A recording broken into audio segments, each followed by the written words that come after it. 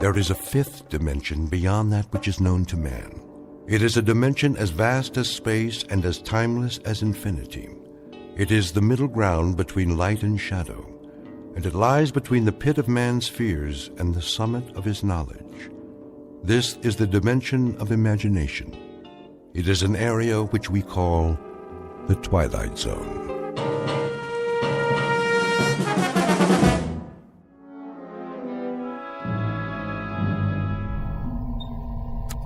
T-minus 1 minute. Count off. Pearson? Here, sir. Corey? Corey here, sir. Hudak? All strapped in, ready to go. Foster? Ready as I'll ever be, Captain. Nolan? Let's light the fuse and go. I second that motion, Captain. Take it easy, Pearson. This isn't a bottle rocket. We're gonna fly higher than anybody's ever flown before. Everyone clear on that? Clear, Captain. Loud and clear. Fire it up. Come on, I got a hot date. Let's get this show on the road. Something tells me we're gonna go on a long, long trip. Just do it. The suspense is killing me. Arrow 1. Come in, Arrow 1. This is Arrow 1. That you, Brandt? Affirmative, Captain Donlin. We read you loud and clear. Well, do we have a go? Weather's holding. Time for a system check. We already did that. Give it to us one more time. On your mark. Fuel supply. Fuel check. Computer presets. Computer check. Air supply and life support. Life support check.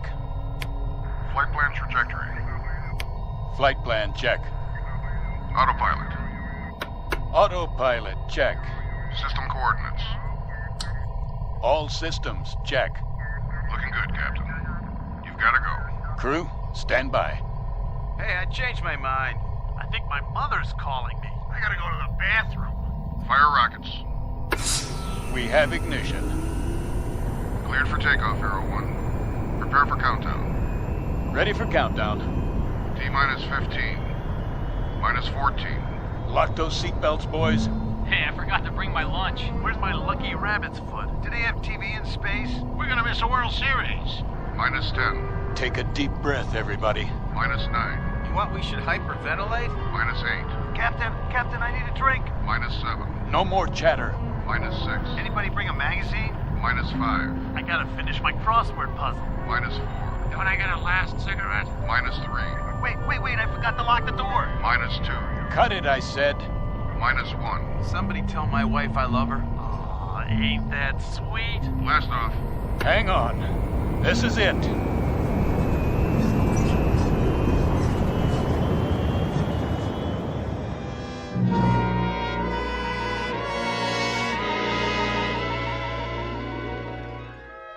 Her name is the Arrow 1. She represents 4.5 years of planning, preparation, and training, and 1,000 years of mathematics and the projected dreams and hopes of not only a nation, but a world. You might say that all of human history has led to this point, with man poised to take one giant step off terra firma and into the void, the unknown that lies beyond the safety of the nest. Because she is the first manned craft aimed into deep space, beyond the moon to other worlds that until now have been the exclusive province of science fiction writers and those given to imagination without bounds. For her hand-picked crew, this has been the ultimate countdown, the last few seconds before humanity takes its best shot and fires a tall silver arrow into the air. But you know the saying about the best laid plans of mice and men. In just a moment, this ship will veer off course and into a region not on any star map for an unscheduled landing in the Twilight Zone. And now, The Twilight Zone and our story, I Shot an Arrow into the Air, starring Chelsea Ross, with Stacy Keach as your narrator.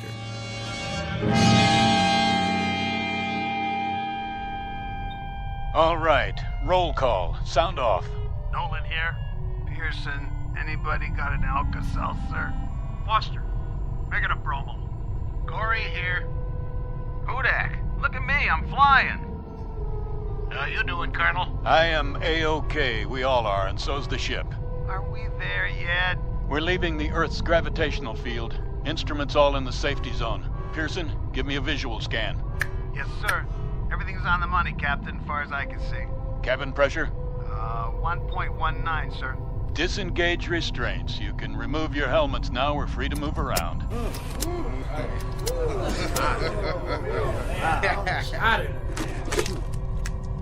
I feel more like I do now than I did when I got here. Nolan, switch on the view screen.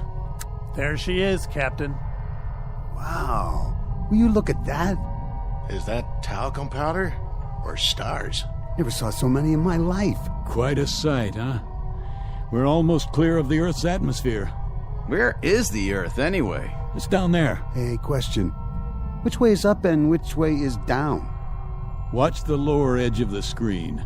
It should come up any time now as our trajectory shifts.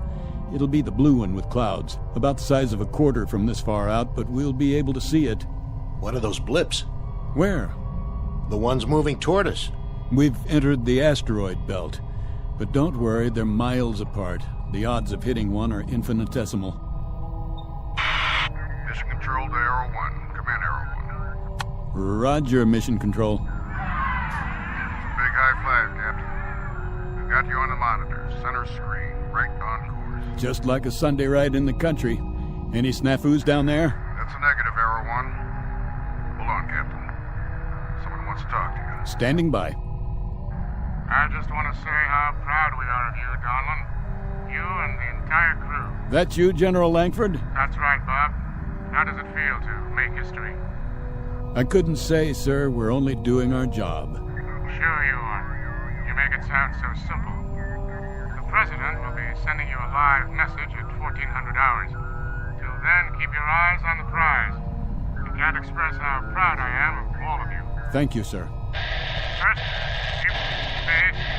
Every American... What's that, sir? You're breaking up. I say, in the world. First stroke.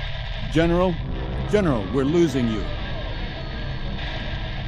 What's going on? Some kind of interference. Look, Captain. What?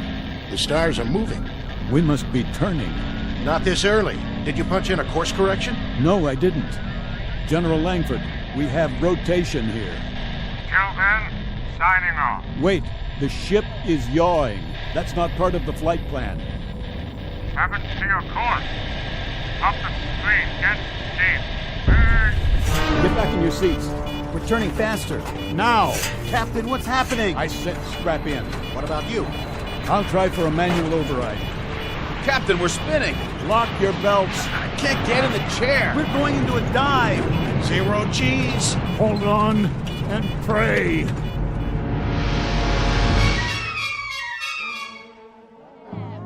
Vector 19. Triangulate with Sydney, Australia, and South Africa. We have no signal. We've lost it. Well, what do you mean we've lost it? See for yourself, General. Good Lord, with 15 monitors going... We could have 15,000 monitors, but the situation would be the same. We've lost contact. Visual and radio?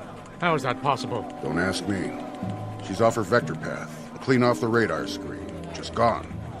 Completely gone. When did you first lose contact? A few minutes ago. There was a short period of heavy interference. What kind of interference? Probably solar. Some kind of sunspot activity. We haven't been able to identify it yet. In any case, when it was over, the contact was broken. Couldn't a change in their course account for that? The course was preset. The captain wouldn't change it without notifying us. Bob Donlin's a solid officer. And even if he did change course, the automatic tracking system would have been activated. It would show up here on the board. So a ship with an 8-man crew just disappears like a puff of smoke. 1 minute she's there, the next minute she's gone. That's not the worst part. What do you mean? Until we regain contact, if we do, there's not a thing anybody can do for them. I shot an arrow into the air. It landed I know not where. What say, General? A nursery rhyme for the age of space. Gentlemen, wherever you are, may God help you. Contact the observatory. There's no readings. It's flat. She's gone.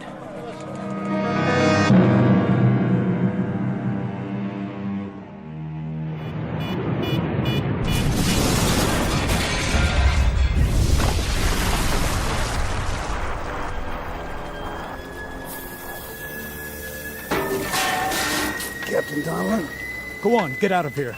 I can't find my helmet. Forget your helmet. Go. My God, look at Grimes. Anderson. And Nolan. And Foster. Help me. It's Hudak. He's still alive. Here, take his legs. Yeah, I'll lift his head.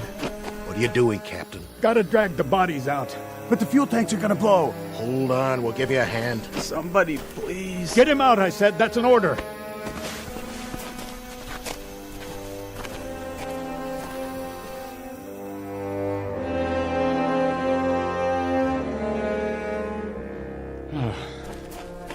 I think that's all of them. That's all of them, Captain. All right. Now, check the forward hold. The fire's spreading. We have to try and get the supplies out. Yes, sir.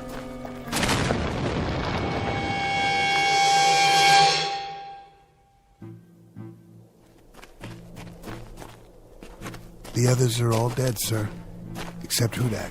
How bad? He's still conscious. He keeps drifting in and out. We should have gotten the supplies out. We did the best we could. We should have done that first.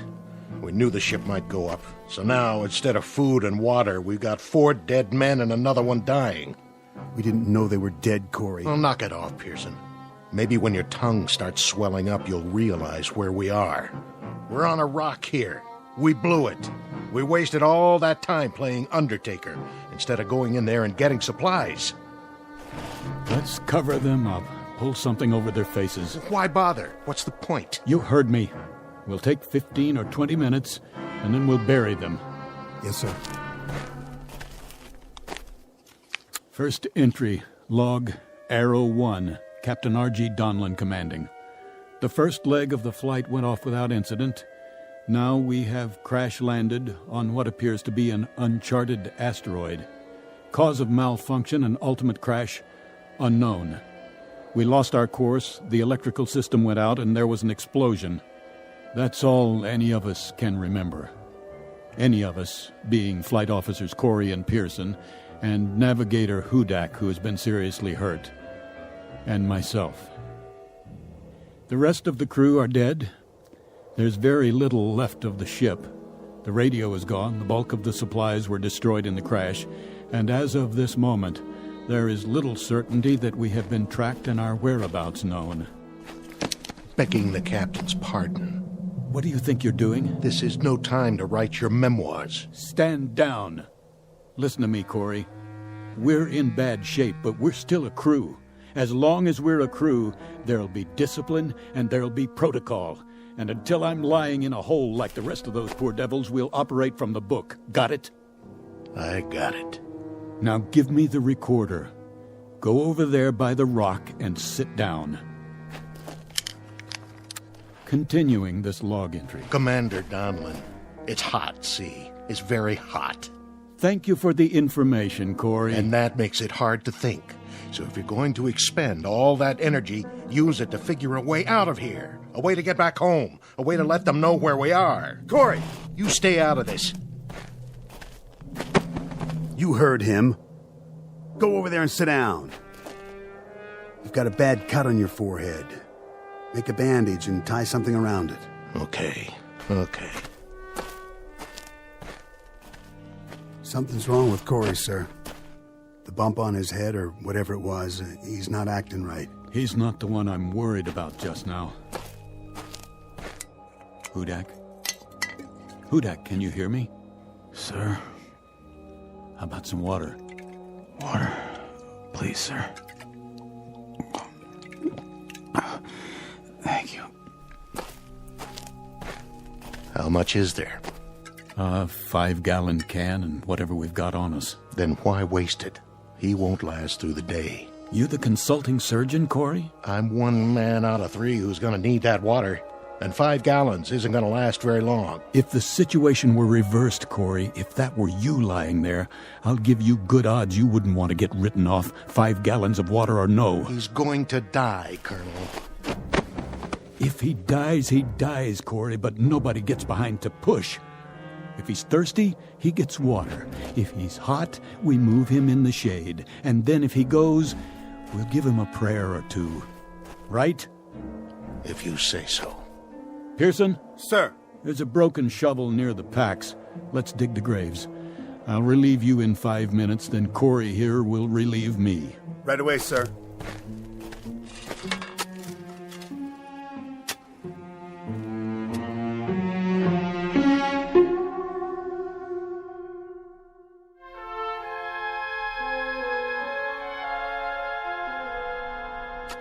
Captain?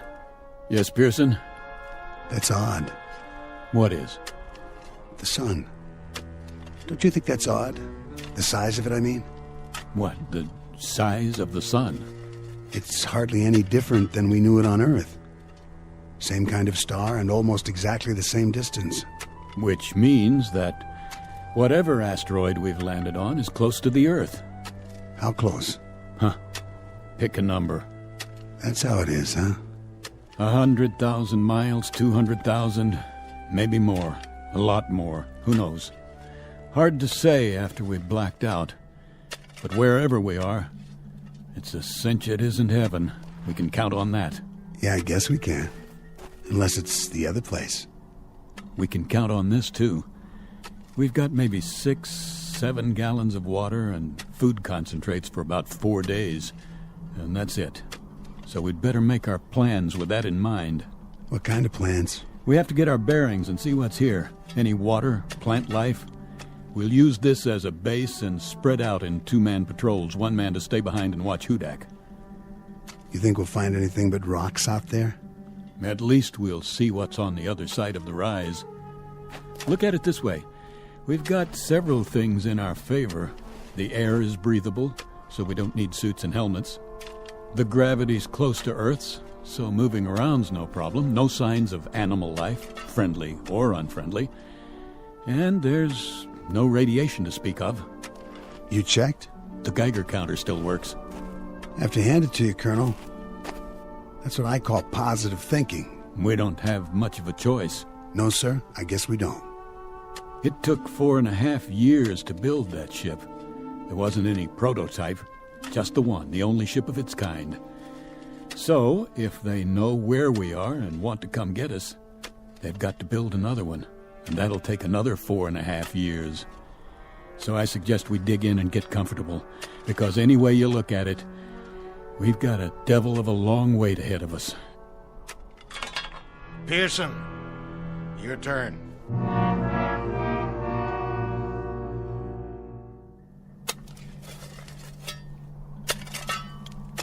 How's it going, Pearson? That's the last grave, sir. 4 of them. Good job. How is he?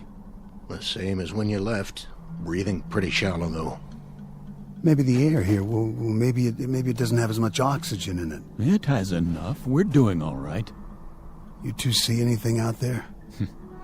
Nothing we can't see from here. Yeah, we saw something. Sand and more sand. Rocks. And those scrubby hills over there. But not a single drop of water. This isn't an asteroid, it's an 8-ball. And hot, Pearson. Hot like nothing you've ever felt before. It'll be cooler at night, sir. I'll head south towards the mountains and take a look in that direction. If there is a night here. There has to be. The sun's moved down to the horizon. That you, Captain? Right here. What are you doing? Giving him his ration of water. Oh, no. Not this time. Corey, take your hand off my canteen. That's an order. Not this time, Colonel. What are you talking about? I want an even shake. I want a chance. You're alive, aren't you? That's a better shake than the men in those graves got. For now. But I want to stay alive. So don't give him any of my water. Your water? That's right. It's ours now. Stand down, Corey. You heard him. How are you doing, Hudak? Hot. So hot. Yeah. Here, take a sip of this. Let go of that. Get off me. I said leave it. Don't you ever raise your hand to me. I'm still the commanding officer here. Do you understand? Captain Donlan? What is it, Pearson? See for yourself, sir. I think he stopped breathing. You'll be pleased to hear, Corey, that he won't be drinking any more of your water. Pearson, get something to cover his face. Yes, sir. You died a long way from home, boy. A long, long way. Rest in peace. Wait till dark, then we'll make some treks over the hills and down to the flats in all 4 directions. We better get to know it, because this is our home now, gentlemen. Such as it is. Corey, what are you doing? What does it look like? I'm taking his canteen off his belt. He can't use it. For the record, Corey, there's just 3 of us now. And the big problem is going to be staying alive. You hear me? The 3 of us! I'll carry the extra canteen. Something's wrong with you, Corey. I was gonna share it. Sure you were. Something's very wrong with you. Something happened to you when you hit your head in the crash. Okay, so you're not responsible for your actions anymore, but if I catch you filching just once, Corey... Let it go. This dirty little grave robbing... I said forget it. Yes, sir. Now, let's all find a place in the shade and sit tight. For how long? Till the sun goes down.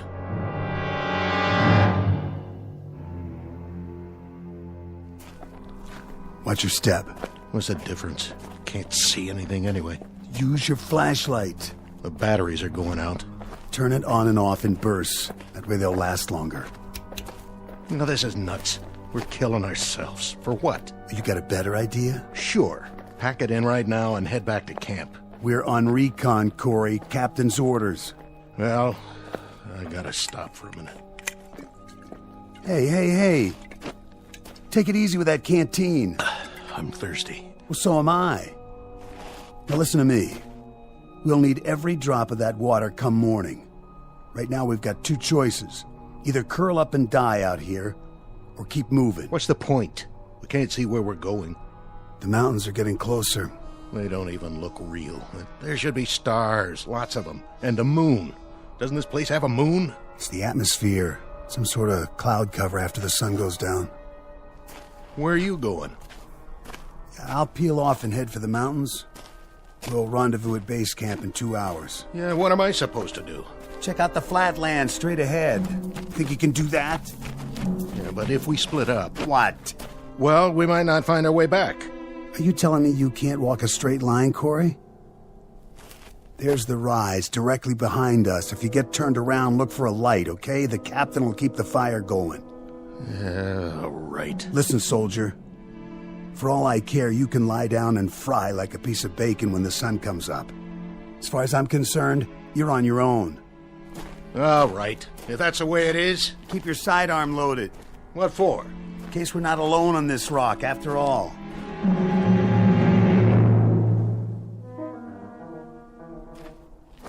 Corey? Are you following me? Corey? If you're out there, something's very, very wrong with you.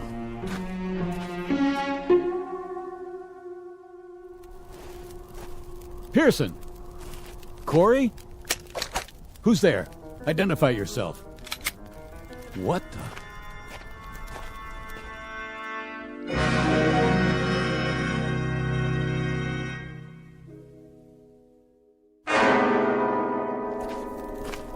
Corey? Hello, Captain. Well? I must have walked 12, 15 miles. Yes, and? Nothing. Not a thing. Sand flats. That's all there was. Just sand. One stretch after another. I thought I could get some kind of a fix from the stars, but it's overcast. I know. What about Pearson? What about him?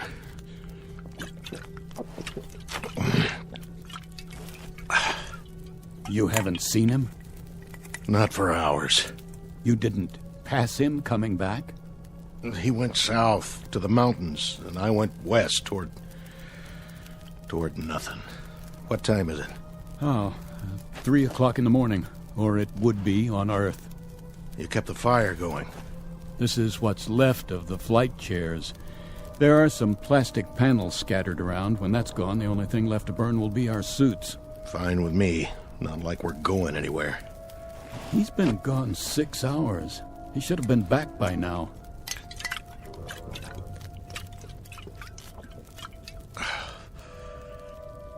Corey? Yeah? You're sure you didn't see him or hear him? I already told you, Captain. We went in different directions. Was it hot out there, Corey? You know it. The sand doesn't cool off much at night. And that made you thirsty, didn't it? All the time. I guess I'm getting used to it. Obviously. Very used to it. So used to it, Corey, that you didn't even need any of your water. I drank some. Hardly any. This canteen is almost full. You were out all those hours and you didn't touch more than a drop, is that right? That's pretty remarkable. Downright amazing, in fact. So put me in for a medal. Buddy, what I'm gonna give you can't get pinned on a uniform. Hey, what are you talking about? I want to know why you started out 6 hours ago with half a canteen and then came back with it 3/4 full. Hey, let me go. Come on, Corey, talk. I want to know where you left Pearson and what you did with him. Now. All right. It was like this. I found him, face down. He must have fallen and hit his head on a rock. That's all I know. He was dead when I got there. And where did this happen? At the foothills. You followed him there? I went looking for him. Sand was too deep, heading west. I had to change directions. It's your story you'd better change. Captain, I swear I didn't touch him. He was dead already. I saw his canteen, and I poured his water into mine. I knew you wouldn't believe me. That's why I told you I hadn't seen him. What's that for? On your feet. We're going to bring him back. No, you're nuts. It's 7 or 8 miles from here. I can't make it again. I'm dead, Captain. Correction. You're almost dead, but you're not quite yet. Let's go, Corey. I want a conducted tour all the way to Pearson's body. I want to see for myself. Let's move out. I don't see him. No, neither do I. But I'm sure this is the place. I'm sure this is where he was. But he's not here now, is he? Just these marks in the sand. Captain, look. He must have crawled away. I thought you said he was dead. I was wrong. I must have been wrong. But you were so sure he was dead. You were so positive, Corey. I was. Did you do anything for him? Anything at all? Did you check his pulse, his respiration? Did you do anything to help him? I checked, I swear. Or did you just steal his water and then make a beeline back as fast as you could? You must have been hit hard in the head, pal. Real hard. It knocked more out than your senses. It turned you into an animal. Captain, please. I thought he was dead. I really did. And I was so thirsty. My tongue was swelling up. I swear on everything holy, my tongue was swelling up and I... Pearson! Pearson! It's Captain Donlan. Pearson, answer me! You can still see the tracks. It looks like he went that way. Pearson, I'm here. You're going to be all right, Pearson. I'm coming. Don't worry, Captain. I'm coming too.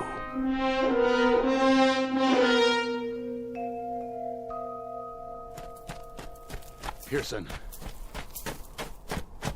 Captain? Pearson, thank God you're alive. Water. I lost my canteen. Yeah, here. Take some of mine. Can't sit up. I'll lift you.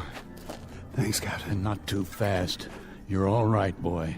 We'll take you back now. I don't know if I can walk. I'll carry you myself if I have to, but you're gonna be all right. Captain. What, Pearson? What are you trying to say? I saw.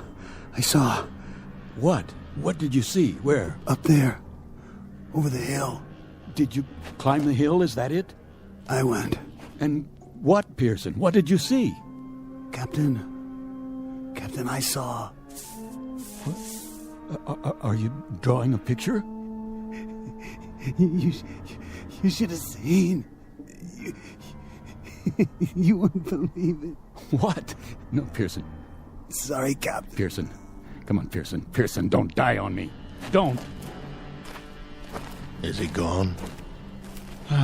Yeah. He drew this in the sand first. Some kind of sign or symbol. What is it? It looks like a T, or maybe a cross. He was trying to tell me something. Well, it doesn't matter now. It might. What do you suppose he... Captain? Corey, put the gun down. Captain, 2 men can live maybe 5 more days. 1 man can live 10. You forgive me, Captain, but... You killed Pearson, didn't you? In cold blood. Maybe I did. What of it? Are you gonna court-martial me? Corey, you're demented. You're a madman. You already killed once. Don't make this any... Go! Corey, you murderer. Sorry, Captain. Real sorry. But in a situation like this, there's no choice. No alternatives. It's not your fault. It just had to be. You can see that, can't you?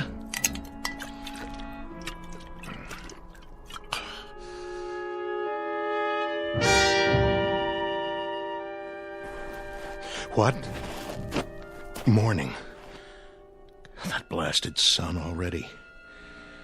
Gotta get a move on. Goodbye, Captain Donlin. Pearson. Now, what were you trying to say, Pearson? Lines in the sand.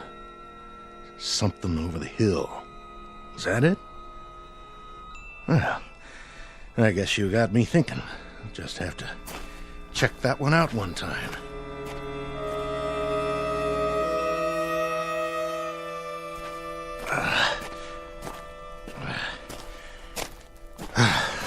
There. Now we'll see what you... What? What in the... Oh, my dear God. It's a highway. Pearson. Now I know what you drew in the sand. It was a telephone pole. You were trying to draw telephone poles. And there's a sign. Reno, 97 miles. Captain Donlin, Pearson, all of them dead.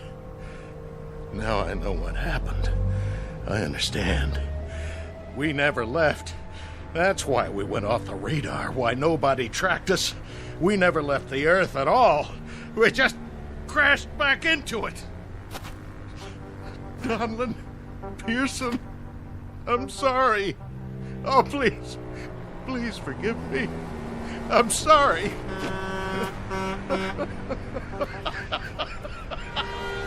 Oh, stop! Please! Stop! Somebody! Anybody! Please! Stop!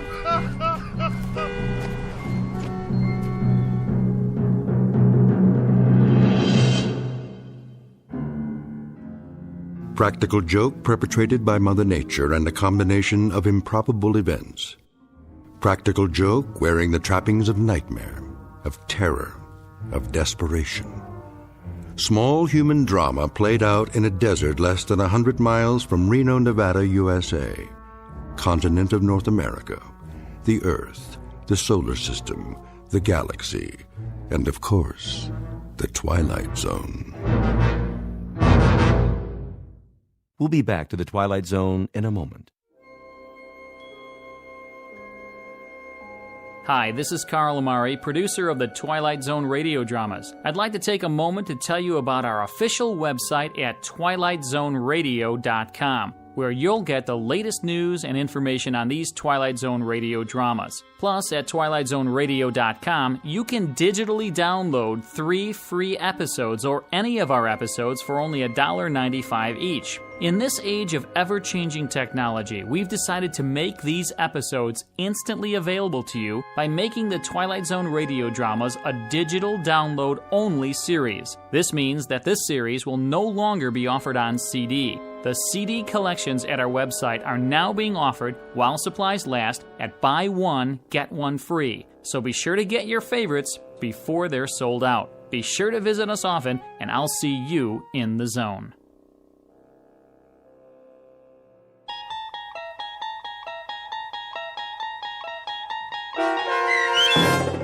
I Shot an Arrow into the Air, starring Chelsea Ross, with Stacy Keach as your narrator, was adapted for radio by Dennis Etchison. and based on a script by Rod Serling. Heard in the cast were Norm Woodell, Roderick Peoples, Jeff Lupetin, David Darlow, Rich Komanek, Turk Muller, Lawrence Nepodal, Carl Amari, Roger Wolski, and Vince Amari. To learn more about the Twilight Zone radio dramas and to obtain audio cassettes and CDs of these programs, visit our website at twilightzoneradio.com. The producers of The Twilight Zone wish to thank CBS Enterprises, Carol Serling, Dennis Etchison, Dick Brescia Associates, Claire Simon Casting, Terry Jennings, XM Satellite Radio, Sirius Satellite Radio, our sponsors, and our radio affiliates for helping make this series possible. This copyrighted radio series is produced and directed by Carl Amari and Roger Wolski for Falcon Picture Group. Doug James speaking.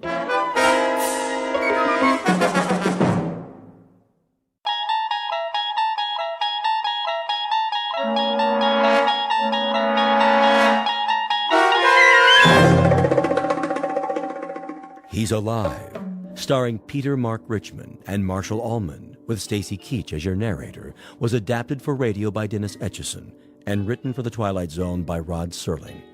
Heard in the cast were Roger Mueller, Jason Bradley, Christian Stolte, Doug James, Jeff Lupetin, Amanda Amari, Elizabeth Lido, Vince Amari, Alex Sopner, Frenette Lebo, Carl Amari, Kurt Nabig, Peggy Roeder, and Jason Mallow.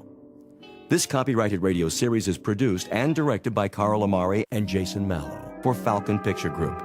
Doug James speaking.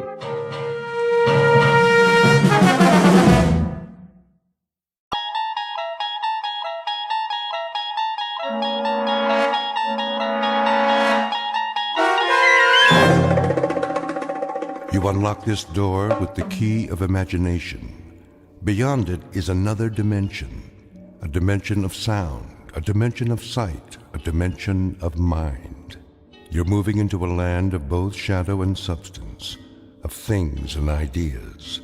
You've just crossed over into the Twilight Zone.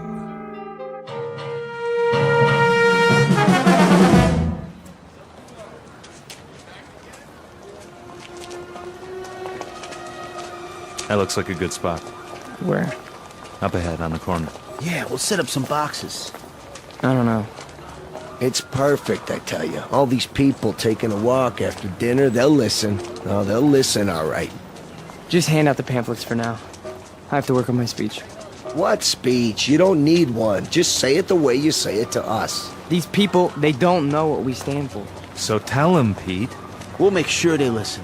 Put the flag up against the building. Which one? Both of them. Ours and Old Glory. The big two. There's some boxes. You can stand on them. I'll go set them up. Man, oh man, this is gonna be the night, huh, Pete? Well, I guess it's now or never. Got that right. How's my uniform look? Here, straighten your tie. The cap, the boots, perfect. You look like a leader. Big time. Go, Pete. Give him a dose of the truth. Hey, mister. Excuse me, little girl. Are you in the army? No army you ever heard of, sweetheart, but you will. My daddy's a lieutenant. Are you a lieutenant? Better than that, kid. A lot better. Now stand back. You're in the way.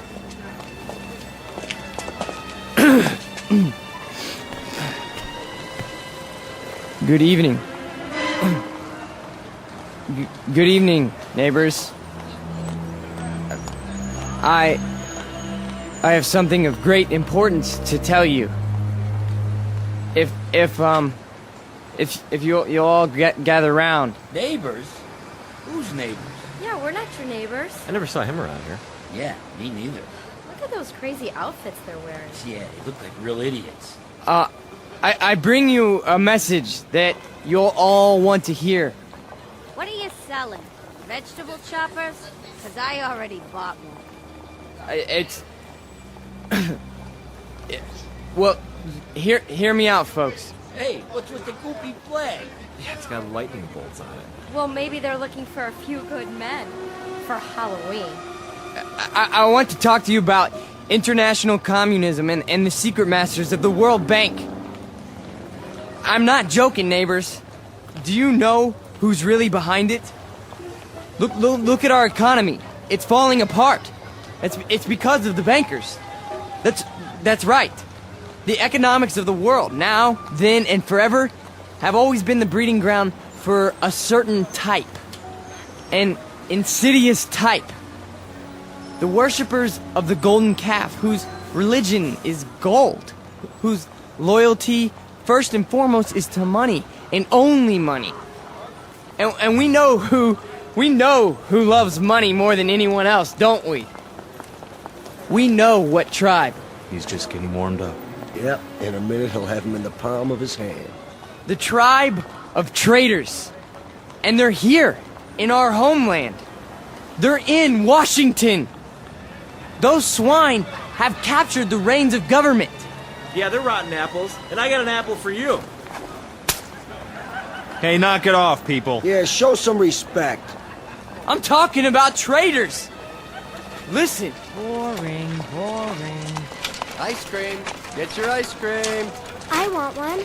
Come on, Angie. We'll both get one. Then we'll go home. Yeah, there's nothing happening here. No. Listen to this. What about foreigners? Huh? Foreigners. Take a look at the way that they're controlling us. The lines lead directly to Palestine and to the Vatican. Yeah, I've had about enough of this. Let's go. It's a conspiracy, I tell you. A conspiracy of men who aren't like us. Yellow men, brown men, black men. They come here and they infiltrate our economy. They're right here on our doorstep. If there's anybody sitting on your doorstep, buddy, it's the man in the white coat. Here, take a tomato with you. You think that's pretty funny, don't you? You think it's funny that your country can be sold out? That they can sell out your flag and your birthright? You think that's funny, huh? Well, the day will come. Oh, shut up. Let him talk. What's the matter? No more big talk? He's just a scrawny kid with a big mouth. Real big. As long as you got a couple of punks to protect you. We gotta do something. Where's Nick? Go on, get out of here. Back off. This here's a real American. Yeah, a real jerk. Why, you? Get out! Cut it off! Cut it off! Right now! Portrait of a Bush League Fuhrer named Peter Vollmer, a young man who feeds off his self-delusions and is left perpetually hungry. Like his goose-stepping predecessors, he searches for something to explain this hunger, to rationalize why the world passes him by without saluting. In his own twisted and distorted lexicon, he calls it faith, strength, truth. But the particular brand of truth he seeks can be found in any sewer. Peter Vollmer doesn't know it yet, but he is about to ply his trade on another corner, an intersection in a strange shadowland called the Twilight Zone. And now, The Twilight Zone and our story, He's Alive, starring Marshall Allman and Peter Mark Richmond, with Stacy Keach as your narrator.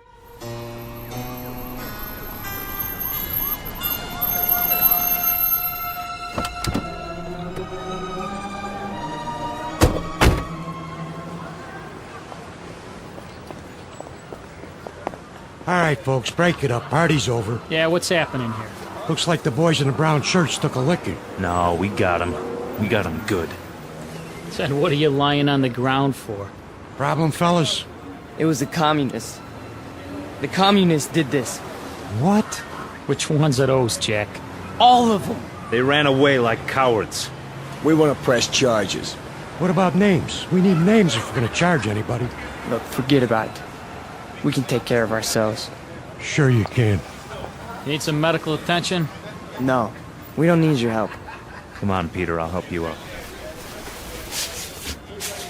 Let's get out of here. Hey, Jack, you forgot your flag. Yeah, your mama made it for you. Give it to me. Sure.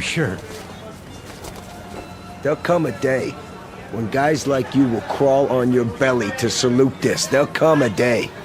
Yeah, well, let me know the date, Jack, so I can stay home sick.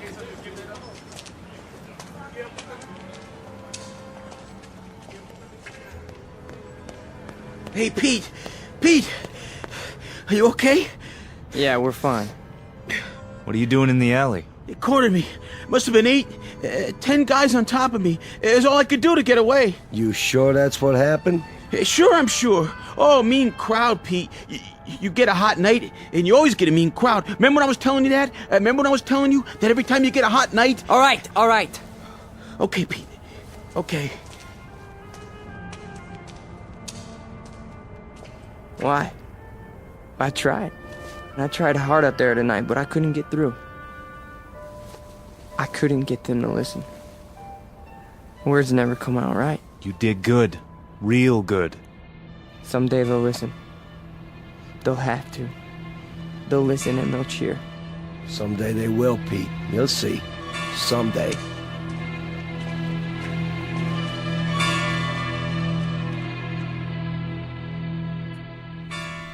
Now, hold still. It's only a cut, not a mortal wound. Wash your face when you get home and put some iodine on it. I think you will survive. Now, do you want a cup of coffee? I'd rather have a drink. A drink, is it? May I have a drink, Ernst? I have some wine. Will that do? Yes, please. Very well. You are a man now.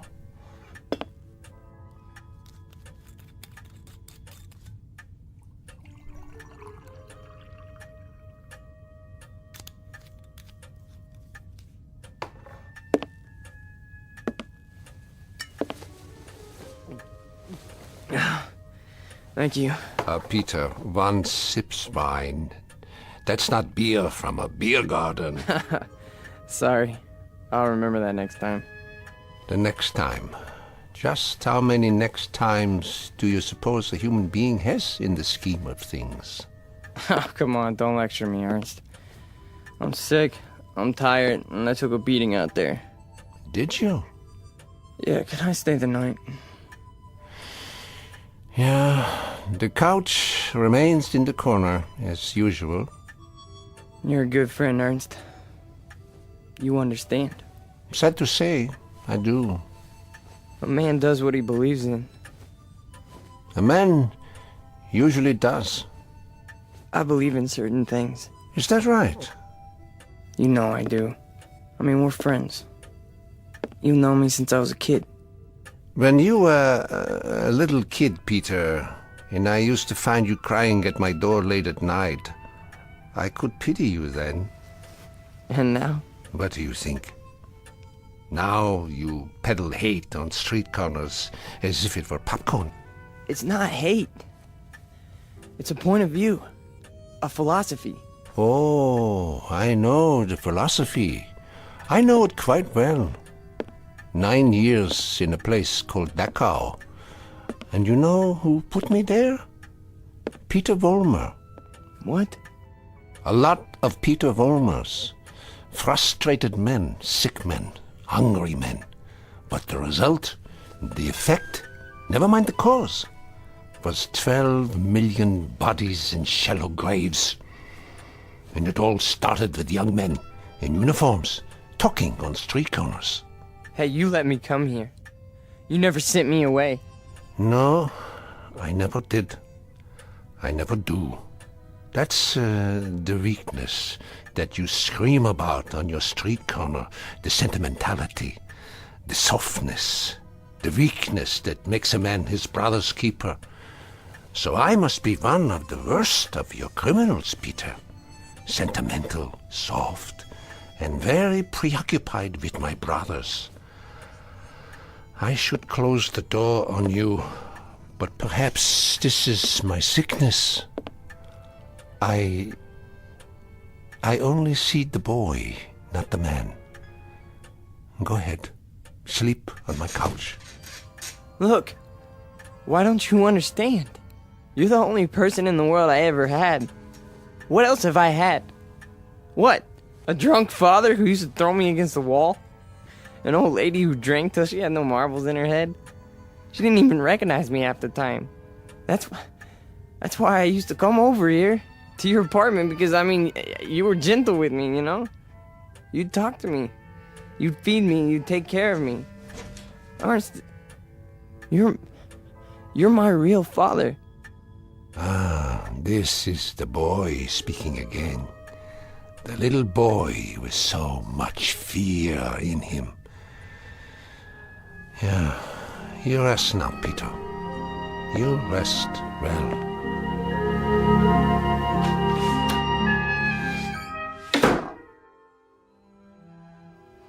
No. No. No. No. No. No. Wait. Eugene.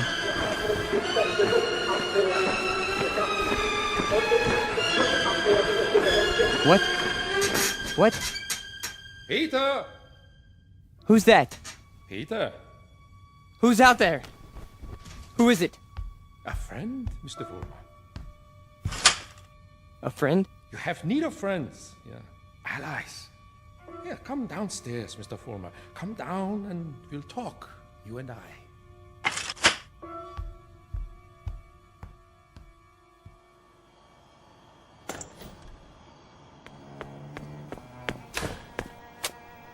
Hello, Mr. Fulmer.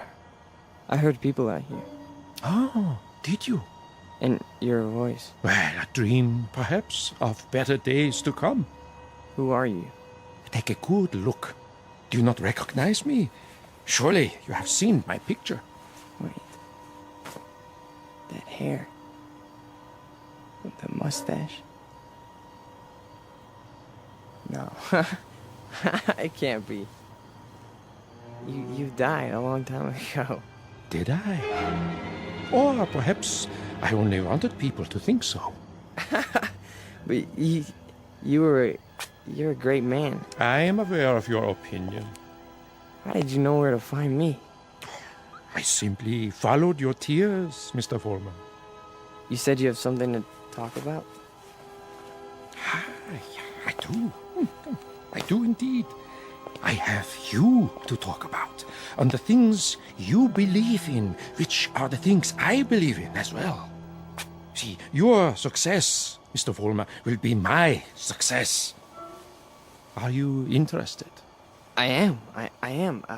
Please go on. Good. Then let us start by discussing a most important point. What are the dynamics of a crowd?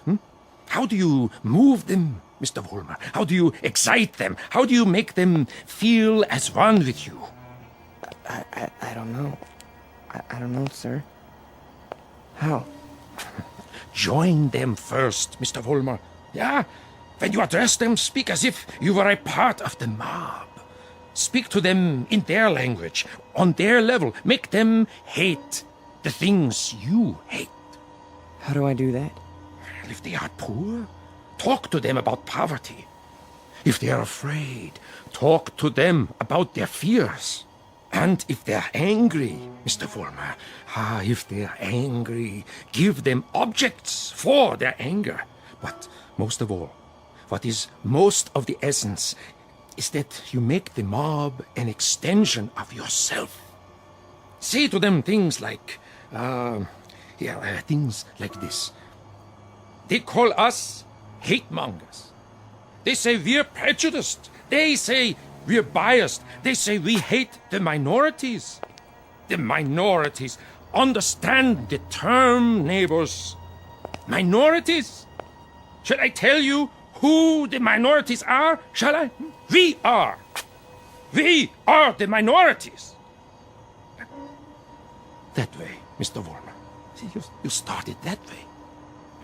I think I understand. That's right.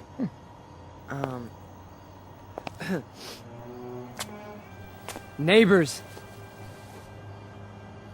Neighbors. They call us hate mongers. That's it, more. They say we're prejudiced. They say we're biased. Yeah, now you have got it. Go on. The minorities? Understand the term, neighbors. The minorities. Shall I tell you who the minorities are? We are the minorities. Because patriotism is the minority. Because love of country is the minority. Because to live in a free white America seems to be a minority opinion. Let me tell you something, neighbors. I want you to dwell on this. Just dwell on it. Once we had an atom bomb, and suddenly the Russians had it. We wanted to send men into space, but it was the Russians who got there first. We had a hydrogen bomb. It was the Russians who exploded theirs. Who gave them the bombs? Who sold us out? Who stabbed us in the back? Well, if it's the minority opinion that we must survive, then we are the minority. And this minority will not stop until it's the majority. This minority will not give up the fight. No, this is the promise, and this is the legacy.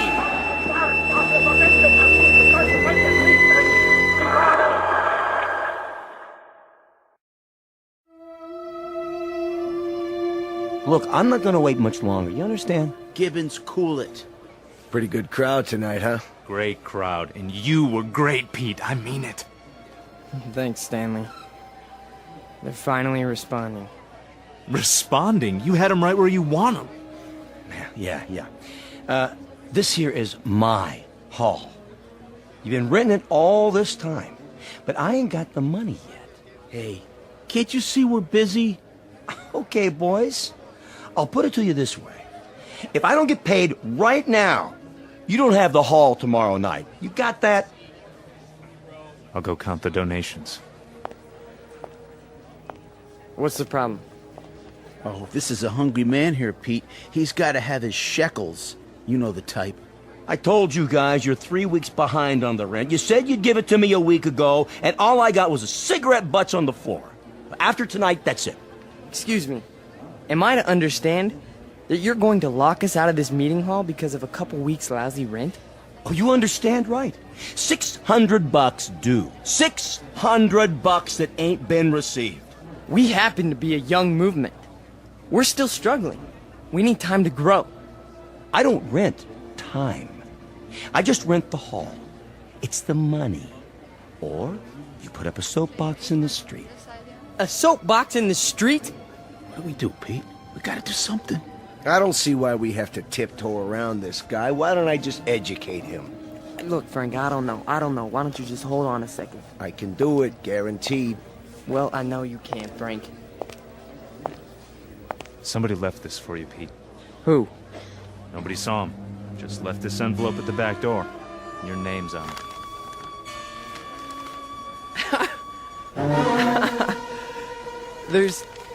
There's money inside. 6 C-notes. Hey, how about that? We need $600, and here it is. Oh, man, how about that? Hey, Gibbons, come and get it. Yeah, it's about time. You satisfied? Then don't bother us. All right. You're paid up through this week. Where'd the dough come from, Pete? You have any idea? We must have a secret supporter. I can see why. You were really something tonight. I can't even tell you how it sounded. You had him. You really had him. Hey, we're gonna make it. And now something tells me we're really gonna make it. You bet your life. You guys go on. I'll see you outside. Sure, Pete. Anything you say.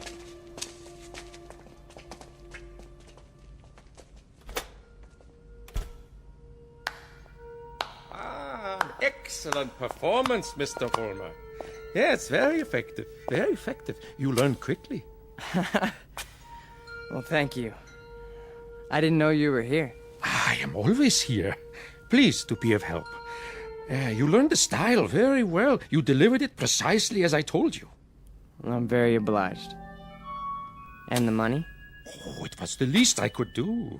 We couldn't have you thrown out into the streets, yeah? I happen to feel that your work is very important. You're with us? With you?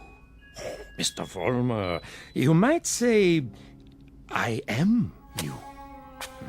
Now, I have some suggestions. I'll continue to give you speeches, but there's a matter of importance that must be taken care of. What is it? An expedient, Mr. Vollmer. Oh, you might call it a cause célèbre. Something to cement the organization together. I don't understand. The organization needs a martyr. A martyr? How do we find a martyr? You don't find one, Mr. Vollmer. You choose one. You pick out the one of least value, and you make him a symbol. You wrap him in a flag, and you make his death work for you. Find a man, Mr. Vollmer, who has no worth while he's alive, but who can serve you when he's dead. Like who? Oh, surely there is such a one. Pete, they're waiting. Be right there, Nick. Okay. Thought I heard voices. You talking to somebody? No. I'm just practicing my next speech. Look, hey, tell Frank to come in here, would you? Right away. Alone. Sure thing, Pete.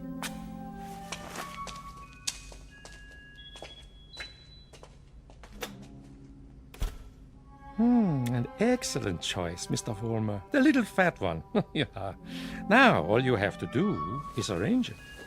The only thing is, I've known Nick for a long time. Isn't there some other way? Other way? There is no other way, Mr. Vollmer. And if you weaken now, there's no point in going on. When Frank comes back, tell him you've discovered an informer. Tell him the informer has done you irreparable damage. The informer must be put out of the way, but cleverly, subtly, so that there is some question as to who is responsible. But Nick's been with us from the beginning. The beginning? Oh, no, Mr. Vollmer. None of you were at the beginning. None of you. Nick's my friend. And this is an act of friendship. We are allowing him to serve the cause. How glorious for him. Nick says you wanted to see me. We got a stoolie in the group, Frank. A stoolie? Yeah. Nick's been talking. And I think he's working for the police. No. I know it to be a fact. Everything we've done, everything we've said, Nick snitched on us. Are you sure? Beyond a shadow of a doubt. Well, what do you want to do, Pete? Get rid of him. Get rid of him so that it looks like somebody else did it. Make it look like someone who hates us. I understand. I understand, Pete. You call it, you got it.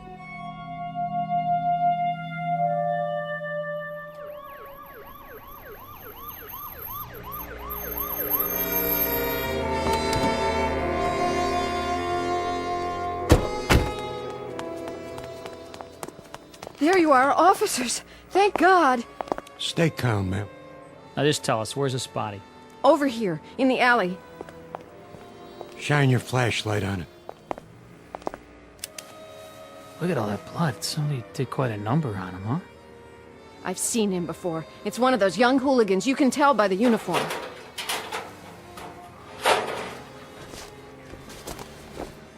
He's dead, all right. Call a meat wagon. What was this one's name? Wait a minute. There's a note pinned to his chest. What does it say? A good fascist. What do you suppose that means? One of their enemies must have put it there after he beat him to death. Yeah, but which enemy? There's a lot of them around here. Fewer and fewer every day.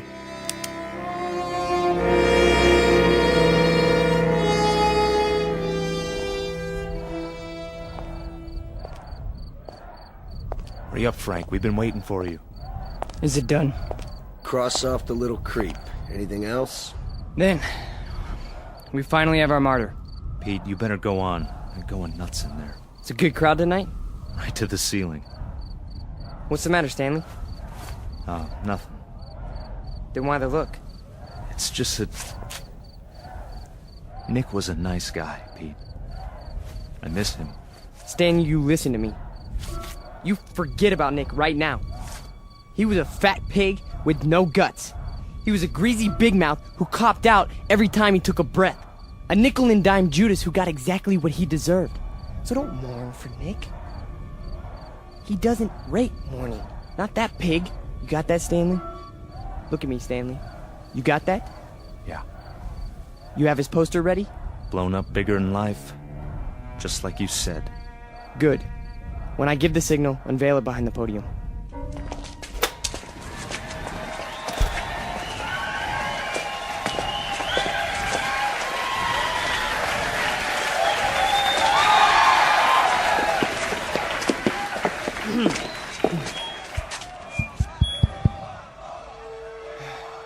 All right, everyone. I have something very important to say. A man of honor has died tonight. A decent, courageous fighter for the cause of freedom. He gave his life. He gave his life for us. Some skulking assassin murdered him. But friends and neighbors and co-fighters, Nick Bloss did not die in vain. They stilled his great heart, but they could not stifle his memory. They could not obliterate his courage. They could not wipe away his honor. He lives, my friends. He lives in you, and he lives in me.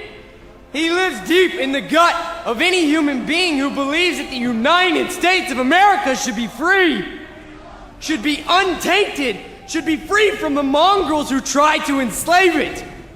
Now, Stanley, look at this portrait of Nick Bloss in his uniform. He wore it proudly. He died for it. And you and I, neighbors, we will live for it!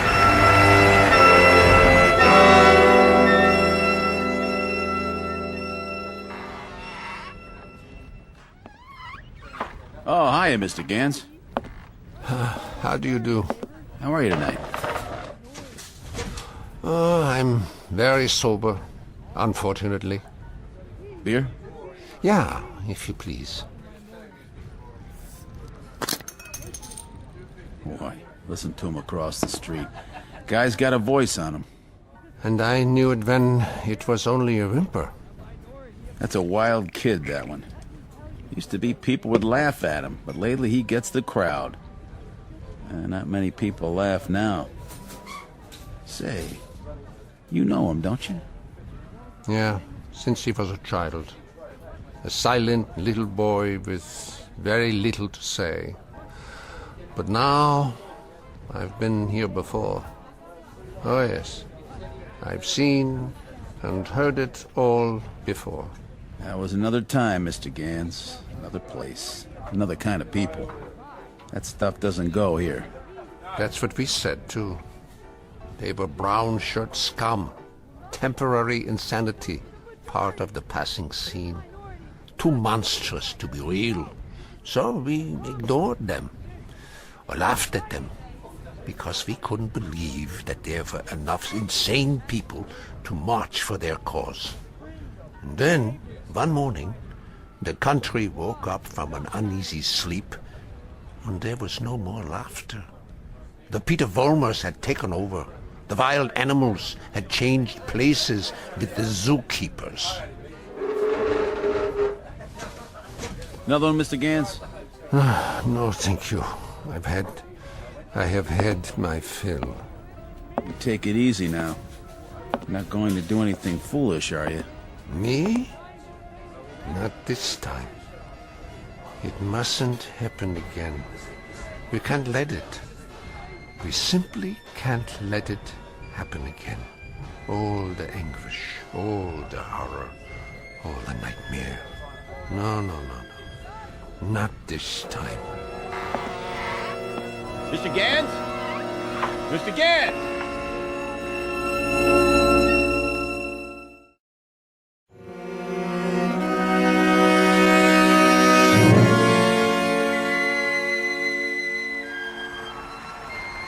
And so I tell you, my friends, we will take it to the streets. There's going to be a big meeting tomorrow night, with searchlights and banners and drums, and armbands. For every one of you who wants to join us, we have armbands. And soon, very soon, we will have uniforms for all of you. When we march! Who's that? Search me. Go on, Mr. Vollmer. You were saying? Ernst, what are you doing here? I can tell them what you were saying. I have heard it all before. I have heard it 1,000 times before. In Munich, in Berlin, on 100 different street corners. It was drivel then, and it is drivel now. Ernst, you've got to stop. And what is this one here? The latest model? A new Führer right off the assembly line? Well, this one isn't so new. He is just a cheap copy. Oh, let me tell you about this one. About the breed, the species. They are all alike. Problem children with illusions. Sick, sad neurotics who need applause like a needle. That's enough, Ernst. Please. Please. Listen to me, Peter, and let them listen, or I will tell them about a quaking, whimpering boy who cried on my couch, who still cries on my couch. Ernst, don't! They need parades and torchlights and slogans like therapy. They need uniforms and armbands, because without them they are naked and pitiful. This one grew too old to bite his nails, so he made believe he could lead others. Pete, don't let him have the mic. Put him down, or I'll put him down. Yeah, put me down, Peter. Shut me up. Stifle me, huh? Why don't you? Why can't you? Because this is your courage right here. The symbol on your sleeve. A torch and a lightning bolt. A crude drawing for children. I'm warning you, Ernst. This patch is your strength. This and the crowds and the sick aisles. And if I tell you to your face, Peter, that your courage is made out of cloth, that your ideas are filthy garbage, and that you are something less than a man, what do you say to that? How do you answer me? Like this! Oh, the rebuttal. The only answer your kind knows how to give. Is that the best you can do? A bloody nose? This is your Führer? He is yours. I give him to you. A gift from the sewers. You see, folks, the way it is. Hey, Pete, don't worry about it. He's just an old man. One crummy old man. The way it is, I knew him. I knew the old man once. Is that a fact, Mr. Vollmer? Yes, that is a fact. I used to know him. And... Who's he talking to? Mr. Vollmer, I have no interest in who he is. My concern is in what he is. He cheapened you in front of these people. You barely had the strength to strike him a slap, like a woman. Your voice is like a lion, but your instincts are rabbits. And you? Instincts like a rabbit. Slap like a woman. You stand in the darkness and plan the battles. But you're never there when they're fought. No. Why don't you come up here alongside me, huh? Why don't you let them see who you really are? Why don't you make a speech? Mr. Vollmer, I was making speeches before you knew how to read them. I was fighting battles when you were struggling to get out of a womb. I was taking over the world when your universe was a crib. And as for my standing in the darkness, Mr. Vollmer, I invented darkness. Then you take the stick. Go on. It's all yours. Pete. Kate, who were you talking to? Where are you going? You can't run out.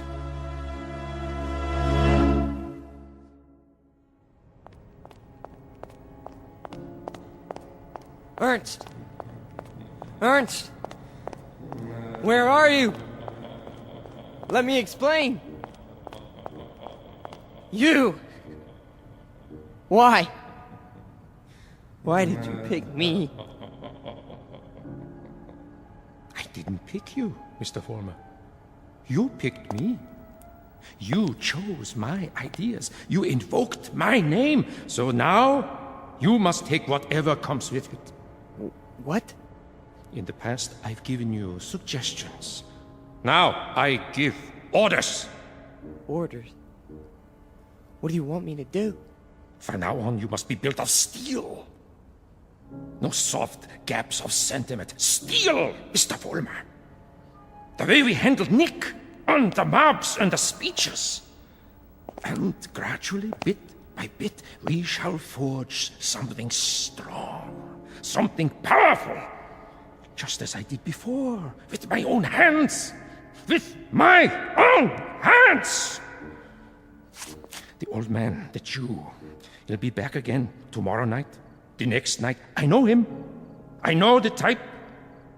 We sent them into the ovens. But always, always, there was a handful left to point a finger. His kind, Mr. Vollmer, his kind are dangerous. See, they talk, they think, they plant seeds, they hold us back. Here, take this. What is it? What do you think? A Luger 9mm pistol. My personal sidearm. Kill him. Kill the old man. Kill Ernst?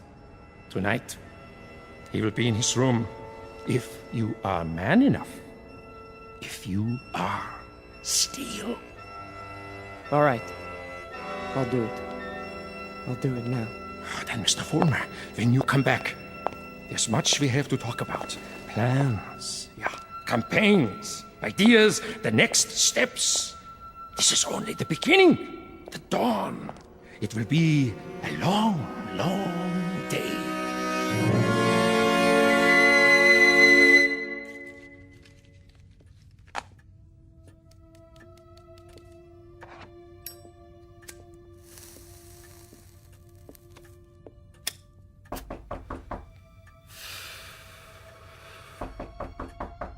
Yeah?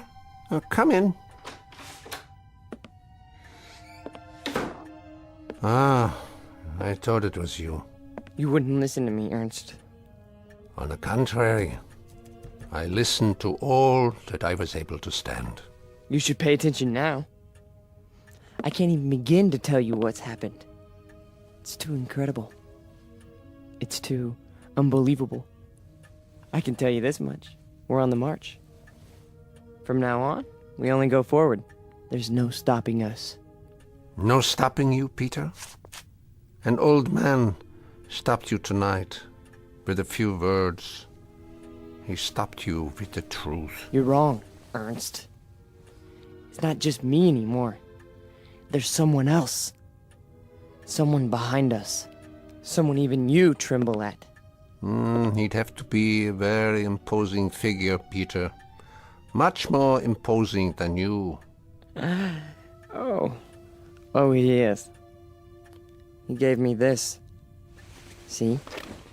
More imposing even than a gun. That's only because you don't think I'll use it. Which only goes to show that you don't know me. I know you, Peter, I know you. From a ravaged little boy wanting love to a torn man looking for respect, identity. I don't fear you. So you may do what you have in mind at any time you wish. With this one last reminder. You can never kill an idea with a bullet. Never. No. I'm all steel now. Ernst, I'm made out of steel. No more sentiment. No more softness. Just purpose. Just will. Then shoot. Kill. Destroy me, if you can. Am I close enough to you? You're frightened. Admit it. Not at all. Impatient and a little bored. With living? With having to live in a time that produces people like you. Once, years ago, you made death inviting. You still do. So do me the goodness, Peter. Get it over with as quickly as possible. I'm waiting, Peter. Kill him, Vollmer. Kill the old man. Kill the Jew. Use strength. Use will. Be made of steel, Vollmer. Kill him! Kill him now! You see, Ernst? I told you! I told you! I'm made of steel. All steel. All strength. But at the expense of things that most other men have. Some fragments of decency that tell them right from wrong. That make them love. Yes, Peter, you have steel, but now you have no heart.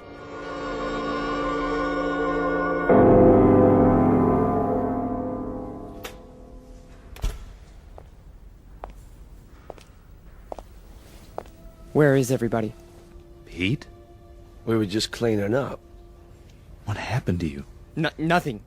Nothing happened to me. You tell them. You go out there and you tell them. But they've all gone home.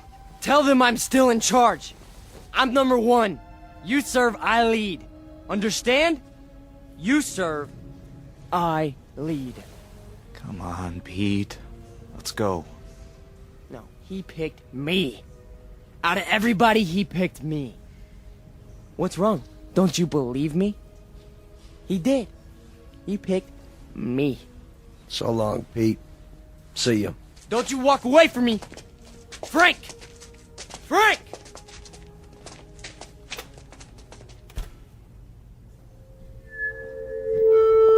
Who's there? Who is that? Vollmer? You.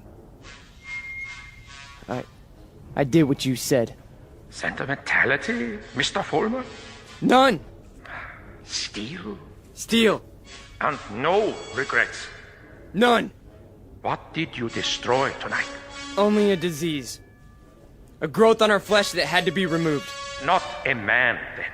No. Hardly a man. How did it feel? It felt like I was immortal. Mr. Vollmer, we are immortal. Yes. Yes.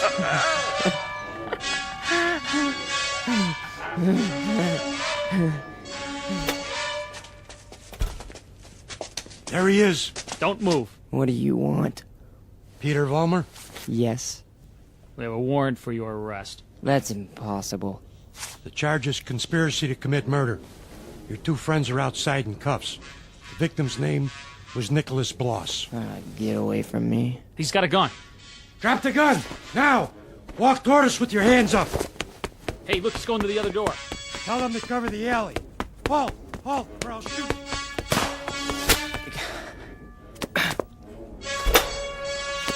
Hold it right there!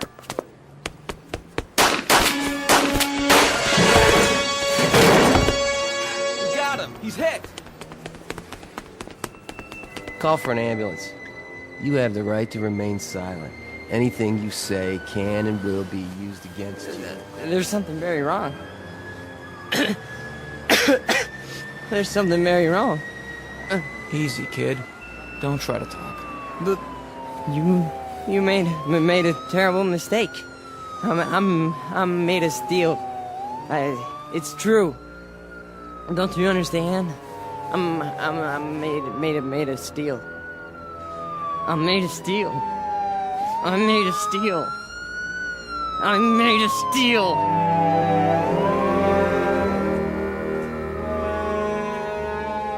Where will he appear next? This phantom from another time, this resurrected ghost of an old nightmare. Chicago? Los Angeles? Miami, Florida, perhaps. Vincennes, Indiana. Syracuse, New York. Any place, every place where there's hate, where there's prejudice, where there's bigotry. Because he's alive. He's alive so long as these evils exist. Remember that when he comes to your town. Remember it when you hear his voice speaking through the mouths of others, no matter who they may be. Remember it when you hear a name called a minority slandered. Any blind, unreasoning attack on a people or any human being. He's alive.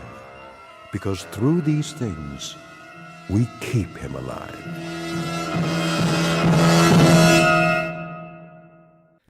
The Twilight Zone continues in just a moment. You are about to enter another dimension. A dimension not only of sight and sound, but of mind. A journey into a wondrous land of imagination. Next stop, the Twilight Zone. Hi, this is Stacy Keach. I'd like to take a moment to tell you about our Twilight Zone website at twilightzoneradio.com.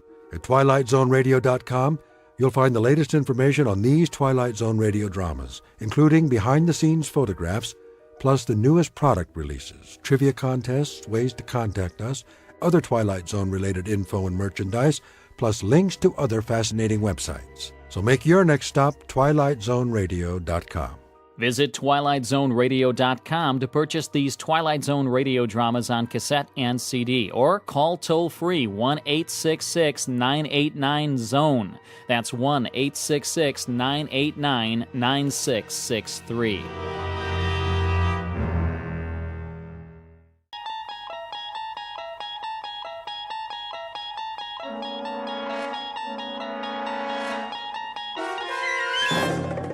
You unlock this door with the key of imagination. Beyond it is another dimension, a dimension of sound, a dimension of sight, a dimension of mind. You're moving into a land of both shadow and substance, of things and ideas. You've just crossed over into the Twilight Zone.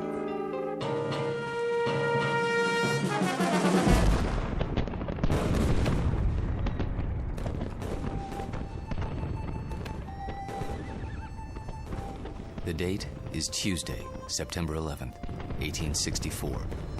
We are encamped outside Atlanta, and the destruction goes on.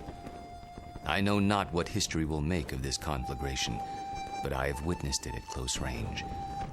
I feel it my duty to set down these observations before the prism of time colors them in a different light. As to the present battle, then my words may seem harsh, but I assure you, this is how it was. We charged the enemy's works and carried them with the bayonet. The earth ran red.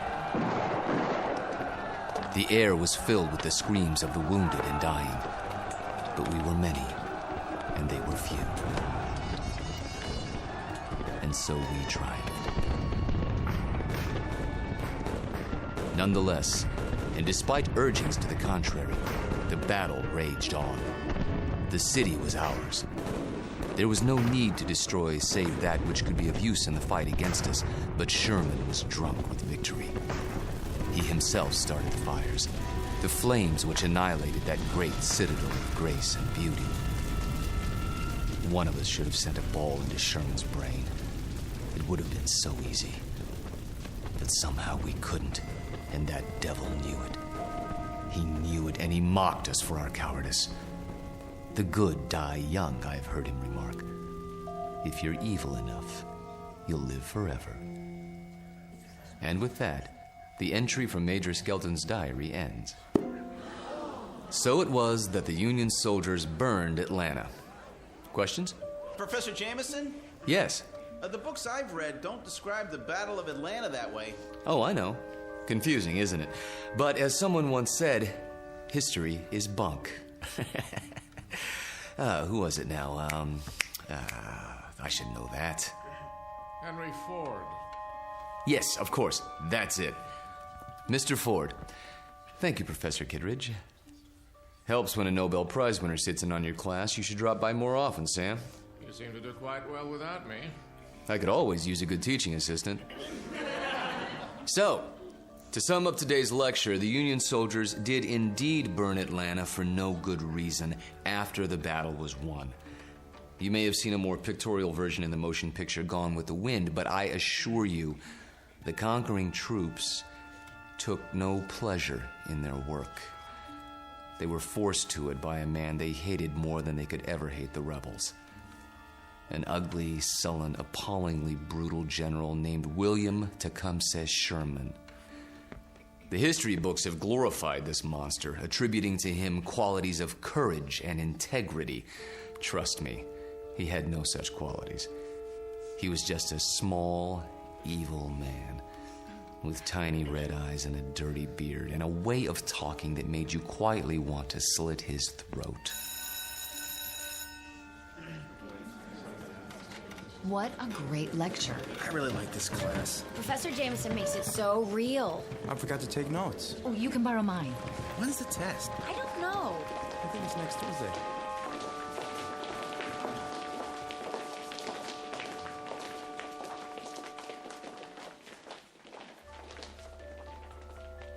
It has been said that universities are worlds unto themselves, inhabited by the young.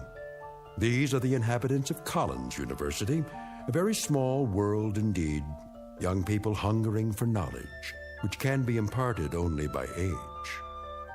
You have just met Walter Jameson, for 12 years the college's most popular and respected history professor.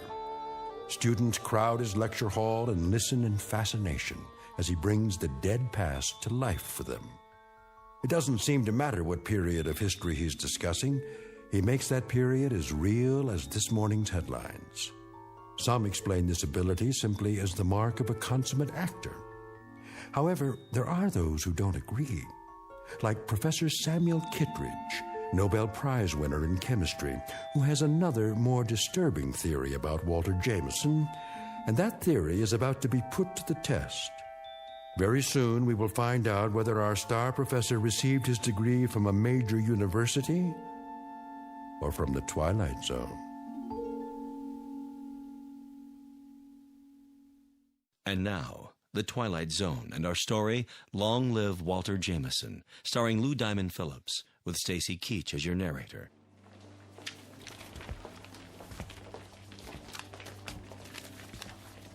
Very vivid, Walter. You had me on the edge of my chair. Thank you, Sam. Coming from you, that means a great deal. Now I see why these lectures of yours are so popular. Is that why you sat in today? Partially. Tell me something, if you have a moment. Certainly. Who was this Major Skelton? Oh, no one important. Just a lawyer who happened to enlist. And you acquired his diary? Yeah, lucky break. As I recall, an auction of Civil War memorabilia a few years back. What regiment? 123rd Illinois Infantry. Remarkable. American history is a hobby of mine, but I must say I've never heard of him. His diary's never been published. A fascinating document. May I see it? Surely.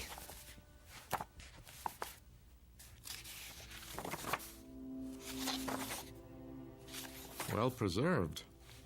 It was stored in someone's attic for 100 years. I don't think it had ever been read. You come across objects like this once in a while, put away in boxes. They didn't know what they had. You could resell it for a nice price, I imagine. Original source materials are hard to come by. Don't suppose I could borrow it? I never lend books to absent-minded professors. Remember the last time? Yes. I guess you're right. Time for some coffee? What? I'm going past the student union on the way to my office. Not today. I have a paper to work on for the conference. Oh, I almost forgot. Can you come by for dinner? Whose invitation? Yours or Susanna's? Mine, this time. Something on your mind? Nothing special, just your company. We have a chess game to finish, if I'm not mistaken. Say 7 o'clock? All right, 7 it is. Good. See you then.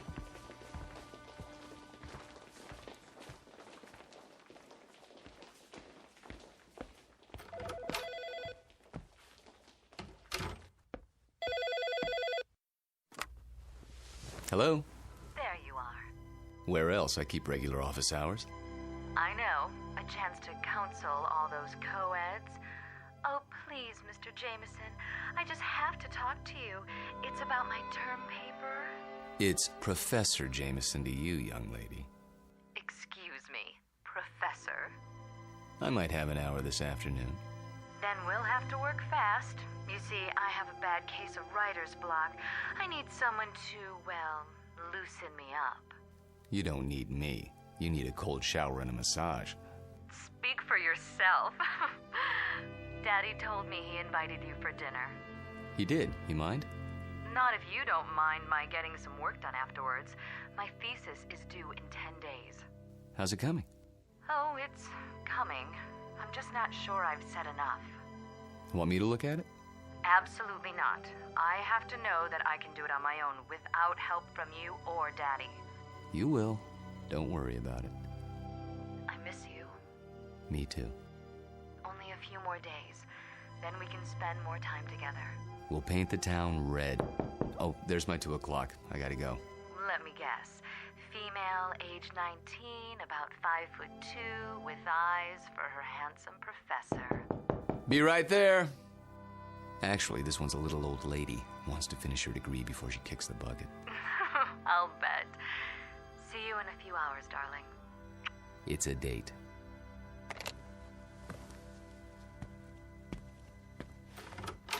Oh, there you are. Come in, Janice. I was afraid I was late. Someone else is waiting for you. You're my only appointment this afternoon. She asked if this was your office. A student? No, I don't think so. She's sort of elderly. She acted like she knew you. Hello? Hello? She'll probably come back. Oh, I'm sure you're right. Now then, Janice, how can I help you? I'm sorry to bother you, Professor, but I'm having trouble with the assignment. Can't find all the books?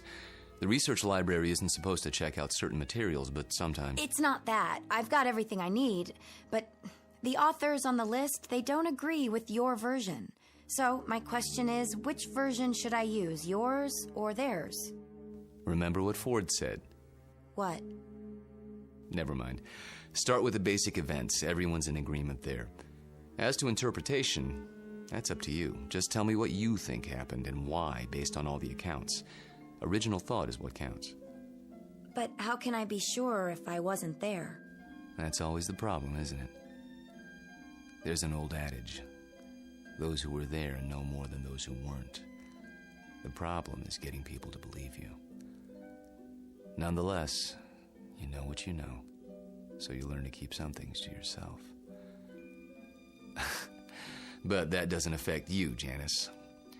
We deal with truth in my class. Nothing but the truth, for better or worse. They say it can set you free.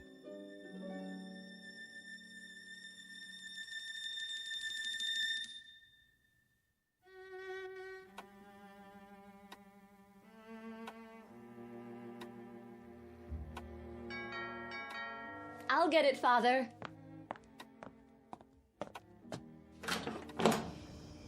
Hello there, miss. I've got a great deal on a set of encyclopedias. Sorry, we don't want any.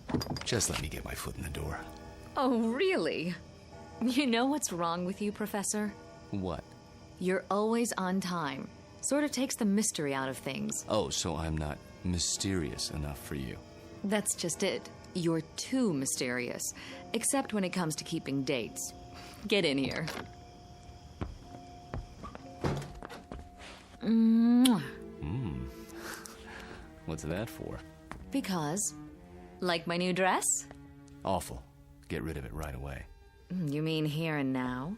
Watch it. You're a PhD, not some sorority girl. And not yet, I'm not. There's a little matter of a thesis, remember? A mere technicality. Anyway, it doesn't matter. You're about to give it all up and become a housewife. The devil she is. Hello, Sam. I didn't see you there. I'm giving you my daughter's hand, not her brain. Which I inherited from you. She'll get that PhD if I have to... Spank her. I know. Well, I like that. Spare the rod and spoil the child. Pour yourself a drink, Walter. Dinner's almost ready. Don't tell me you're the cook again tonight. Indeed. And why not? Don't you think it's about time Susanna learned for herself? He won't let me. Force of habit, after her mother died. Let's go into the dining room, shall we? I'll serve. You sure there's not something on your mind, Sam? Nothing that a good meal won't cure.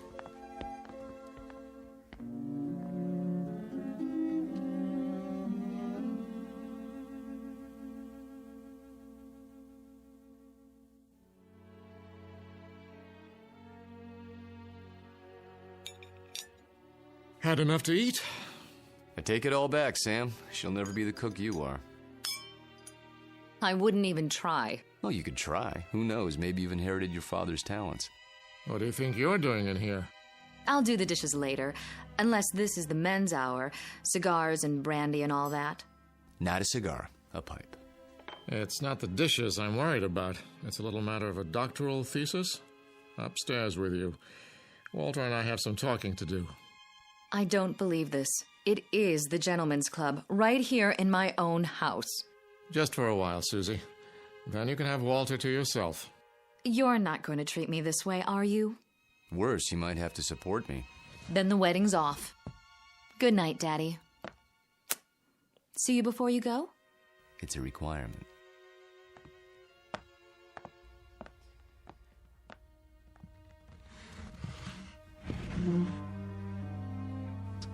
Brandy? By all means. You know, you don't have to worry about her.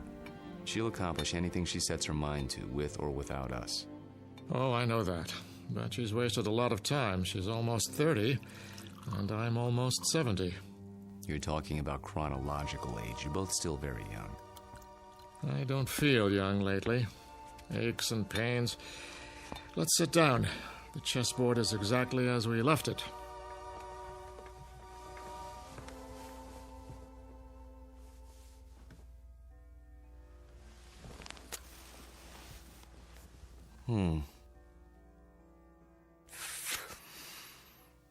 My move, isn't it?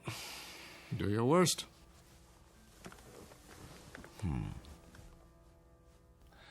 How about pawn to king's bishop 4? Look at that. You don't like it? Not the move. Your hands. What about them? Extraordinary, isn't it? They looked very much the same when we met, those two hands. Firm, smooth, not the slightest discoloration. Time marches on. For some of us. Walter, tell me something. Of course. How old are you? You know the answer. 44. My move. I seem to recall that when you applied for a position at the university, you listed your age as 39. That was, 12 years ago, which would make you 51 now. Come on, Sam. So I'm 51. Too old for Susanna, is that it? In a sense. What are you getting at? This is between the two of us.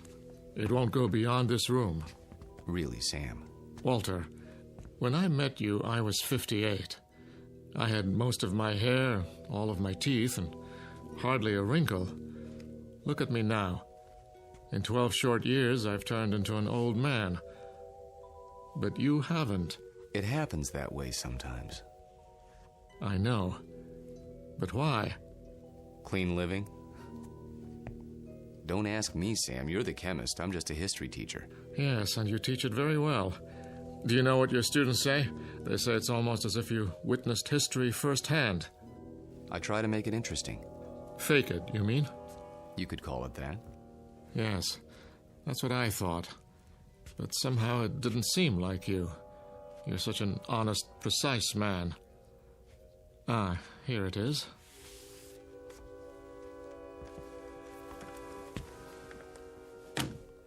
What have you got there? A book, a first edition. Photographs, mostly. Taken by a fellow named Matthew Brady during the time of the Civil War. Well, what is it? You look as if you'd seen a ghost. Perhaps I have. Hand me that magnifying glass, will you? I don't see...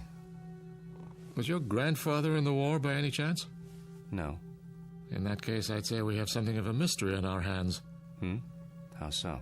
You got me interested in your Major Skelton today. Oh, that. I was curious to see what he looked like. So I went through the Brady pictures, not really expecting to find anything. Here, this is a shot of Sherman and 3 staff officers. Yes, typical of Brady's work. Moody, grim, not a smile between them. Look closely. The one with a pistol in his belt is identified as Major Hugh Skelton. This photograph was taken in the 19th century, and yet it looks exactly like you. I'd know those eyes anywhere. In fact, Walter, I'd have to say, it is you.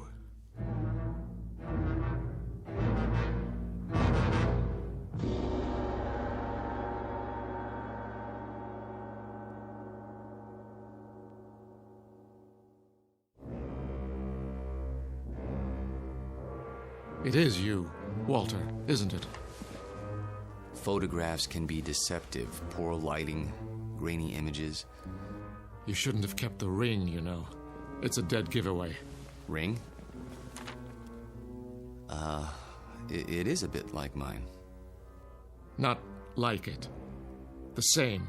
Sam, really, you can't be saying what I think you're saying. That wouldn't make sense. It wouldn't be rational. It wouldn't... Come now, Walter. We're not children. You know exactly what I'm saying. I've been accused of many things in my time, but never of being inarticulate. Oh, you're joking. Just because a man in a picture happens to look like me... And happens to wear the same ring, and happens to have the same small mole on the left side of his face. Did you keep the pistol? Or is it in a Civil War museum somewhere? Oh, Sam. Tell me the truth. You know what the truth is, don't you? You are the man in the photograph, aren't you? Yes. I knew it. I've suspected for a long time. But, of course, it seemed so fantastic. It is. Yes. So, now we're on equal footing at last. The time for lies is over, Walter. Wouldn't you agree? Yes. So tell me, how old are you? You won't believe me. I can believe anything now.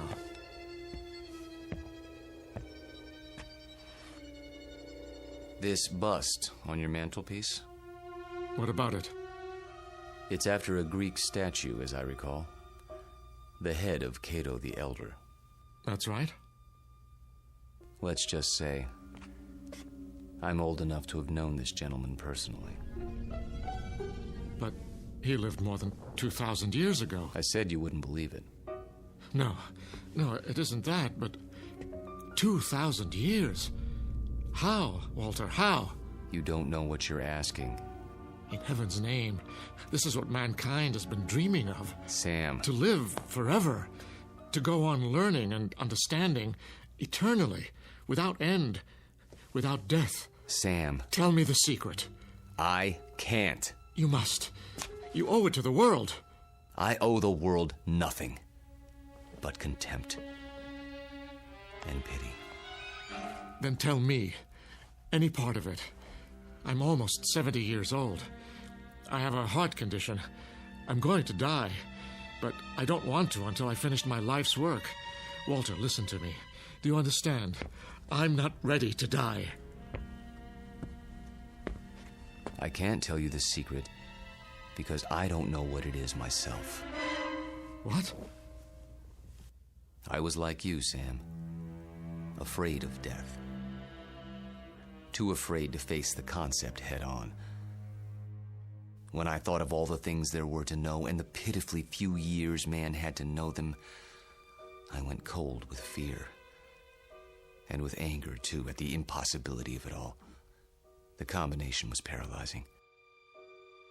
Every night I dreamed, as you dream, of more time, of immortality. Only if man lived forever, I thought, could there be any point to living at all.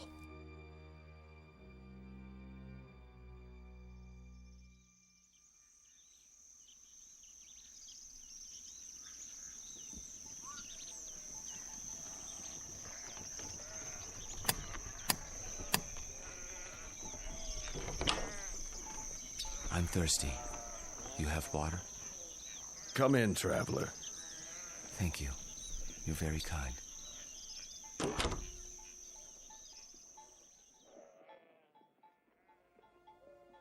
One day, on the road, I met a man, an alchemist. I told him these things and more as I rested with him. He said that he could grant my wish. Only it would cost money. A great deal of money. So I sold everything I had and paid him his money and submitted to his experiments. Drink this, young man. You may remain here until you recover.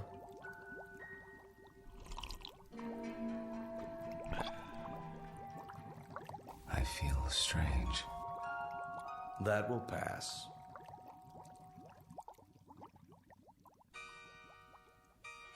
I remember very little of what followed, except that I was in a coma for many weeks. When I revived, I learned that the alchemist had been burned for blasphemy. You're not serious? An alchemist? The only legitimate one that I've ever known. You're asking me to believe something that goes against everything I know. Not without proof. But an alchemist? I'm a man of science. They knew nothing of chemistry. Lead into gold. Just as I thought. You won't believe it. Smoke and mirrors. Their methods were based on superstition, magic. What did he use? Bat's blood and eye of toad? And once upon a time, germs were unknown, and blood cells, and pasteurization, and human growth hormone, and... Sam, all those things and more would have been called magic once. It's a matter of knowing what to measure and how. Do you realize that most of today's medicines come from plants? Witch doctors discovered a long time ago that they worked, even if they couldn't explain the reason. Don't lecture me. All right. But you'll grant that certain phenomena exist before we know why. Science is like history in that respect. A detective story, working backwards from known facts until we understand the cause. And I'm the most undeniable of facts. Unless you can come up with another explanation. Go on. There isn't much more to tell, really. I thought the experiment had failed, of course, because I didn't feel any different. But then, when I saw my wife and my children and my friends aging and growing old, this was a problem I hadn't considered, you see. But surely there's a way to get around that paradox. Such as? There must be. Is there? Think about it. If I tell you that somehow I can stop you from aging, where do you want to be stopped? At 30? Then you watch everyone around you turning old. At 70? Would you want to live forever the way you are now? Sick and weak? It's better than dying. No, Sam. You're wrong. I was wrong. It's death that gives this world its point. We love a rose because we know it will soon be gone. Who ever loved a stone? I'm not a rose, and I'm not a stone. I'm a man. Very old, very frightened. Of what? Death? Yes, of death. You're a fool. I want to die. Then why don't you? Because I'm a coward. Like all men. Because I'm tired of living and scared of dying. That's why. There's a revolver in my desk at home, Sam. The same one you saw in the Civil War photograph. Every night, I hold it in my hand and pray for the courage to pull the trigger.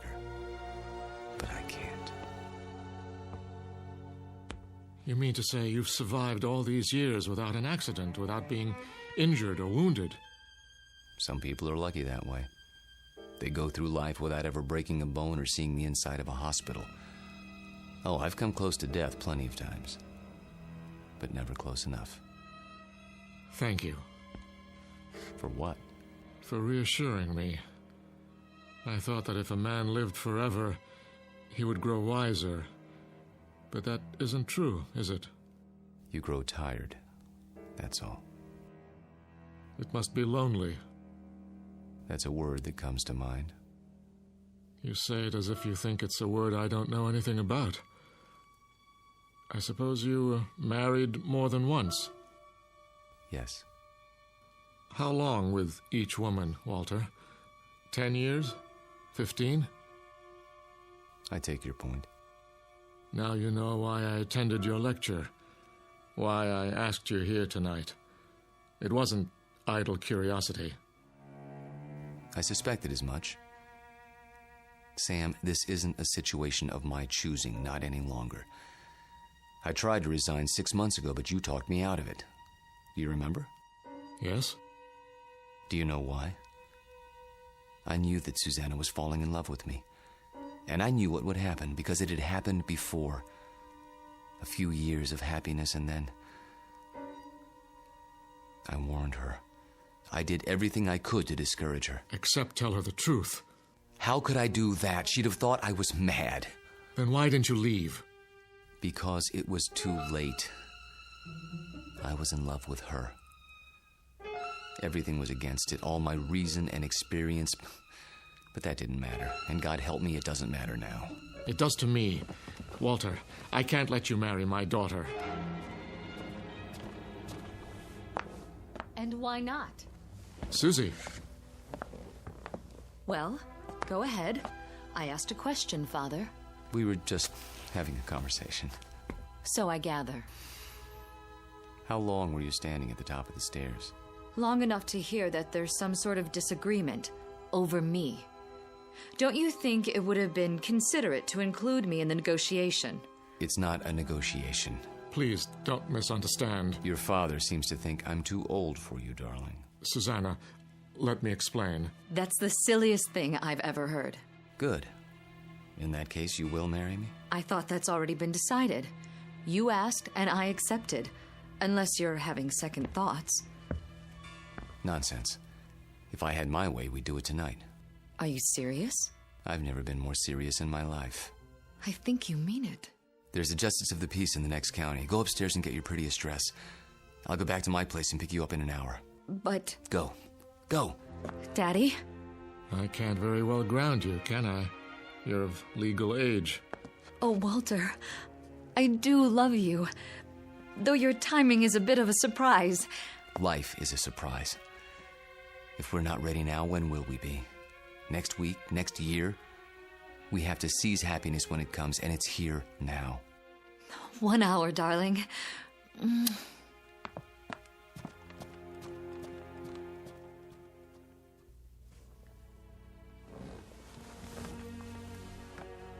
I'll tell her. She won't believe you, Sam. No one would. In fact, by tomorrow, you won't believe it yourself. We'll see. Yes, we will.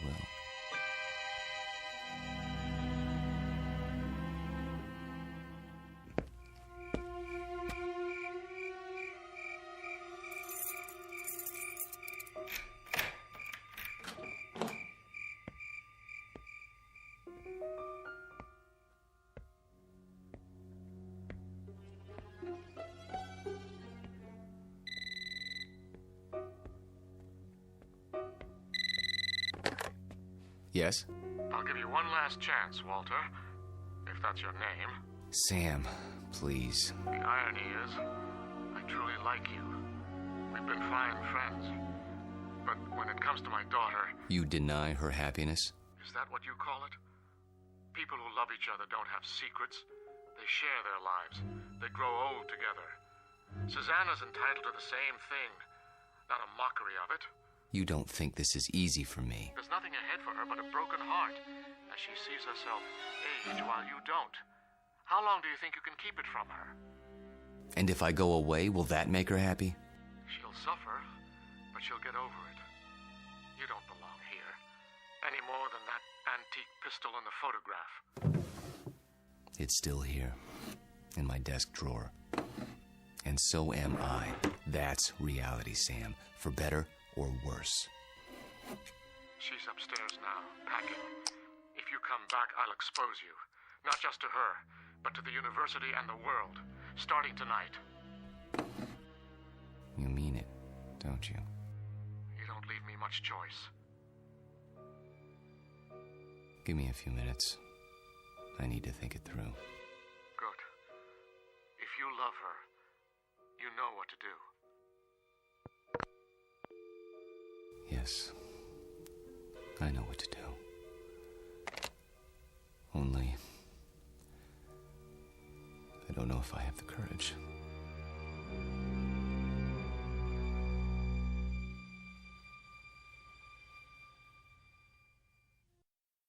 Hello, Tommy. Who are... You needn't stand up. How did you get in? You left the front door open. Who are you? Don't you recognize me, Tommy? No, I don't think I... Look hard into my eyes. You called them the most beautiful you'd ever seen once. A long time ago. I think you've made a mistake. No. It's you, Tommy. My name is Jameson. Professor Jameson. And if you don't leave my house at once, I'll be forced to call campus security. Don't pretend with me. I know who you are. And who is that? Tom Bowen. Tom? My husband. That's impossible. I've never been married. You mean you don't remember? How convenient for you. We married right after the Great Depression. We lost our farm to the drought. Crops died and blew away like dust. And you, still a strong, vital man. So we packed up the car and moved west. The living would be better now, you said. And it was. For a while. We had a little girl. Did you know she passed away last year, Tommy? A grown woman herself, getting on in years. It's not right to outlive your children. But me, I had to keep going. It was like I'd been waiting all these years, waiting to know where you went when you ran off. And now, I found you. My dear lady, perhaps if you told me who you're looking for, I could... Oh, stop. Please, stop. I saw your picture in the paper. I knew it was you by those eyes. And the ring. You always wore it. So I had to see if it was true. It is. No, Lord, look at that. I can't explain it. I only know what I see. I've grown old, and you haven't. Don't. Please. And now you're going to marry someone else and leave her the way you left me. Lorette, for God's sake. I can't let you marry her, Tommy. You're mine. Don't touch me. What's this? Put the pistol down. Oh, I remember that gun. You used to keep it locked away. Said it belonged to your great-grandfather. Take it out and oil it like you knew you were going to use it someday. Is it still loaded? I said put it down. Tommy, what you're doing, it's wrong. You can't go on hurting people the way you hurt me. I won't let you. Lorette, for the love of... What was that? I didn't hear anything. Are you sure? I thought... Thought what? I don't know. Susanna, dear, please wait. Don't try to stop me. I've made up my mind. I know. It's not like I'm going away.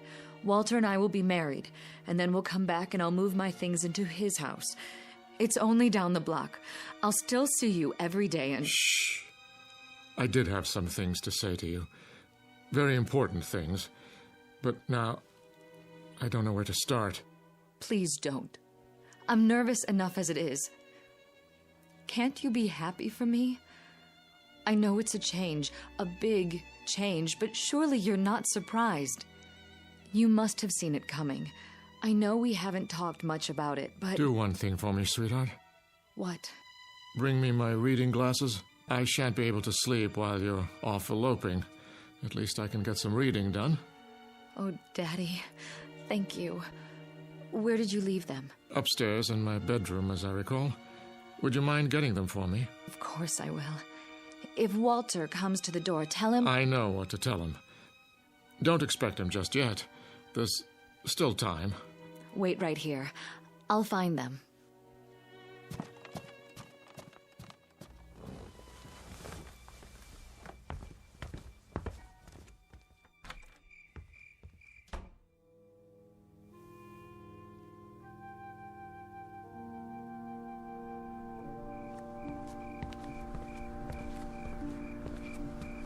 Oh.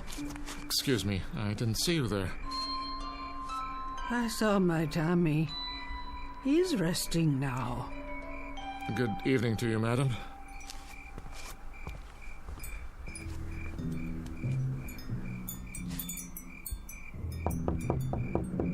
Walter.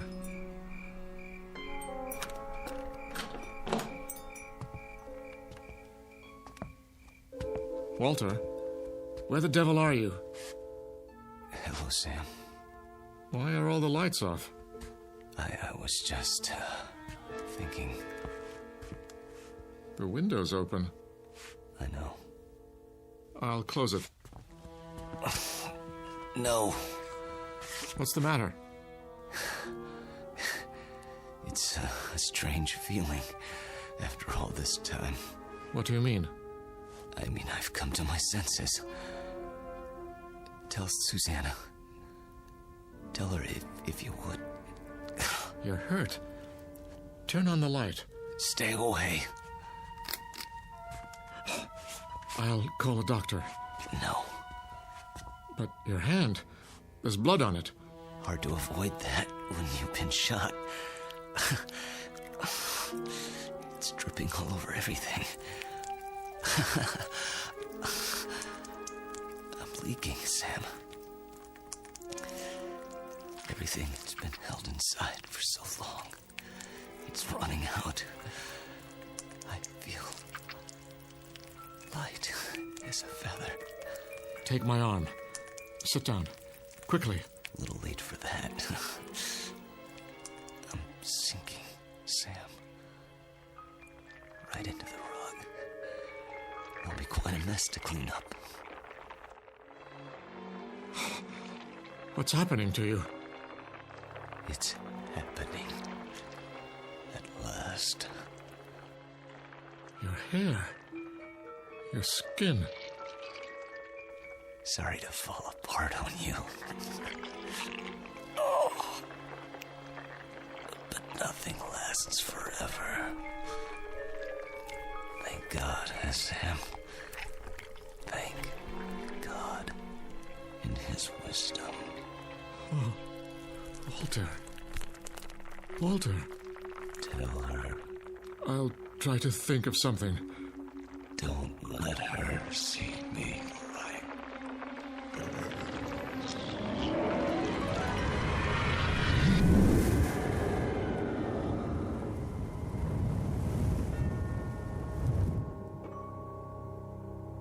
Dad? Walter? No, Susanna. Stay back. Daddy, Go home. where's Walter? Susanna, please, go home, now. Walter? He's gone. Gone where? I wish I could tell you. But there are his clothes, his shoes. Daddy, what else is on the floor? Dust, my dear. Only dust.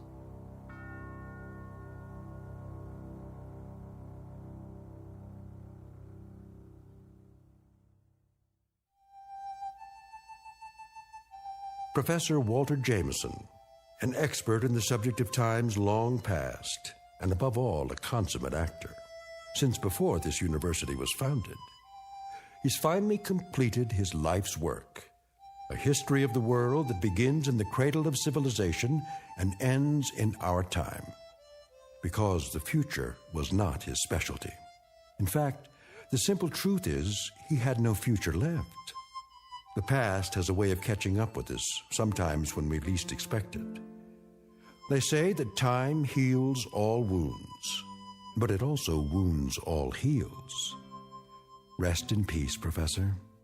You've just passed the ultimate final examination in the Twilight Zone.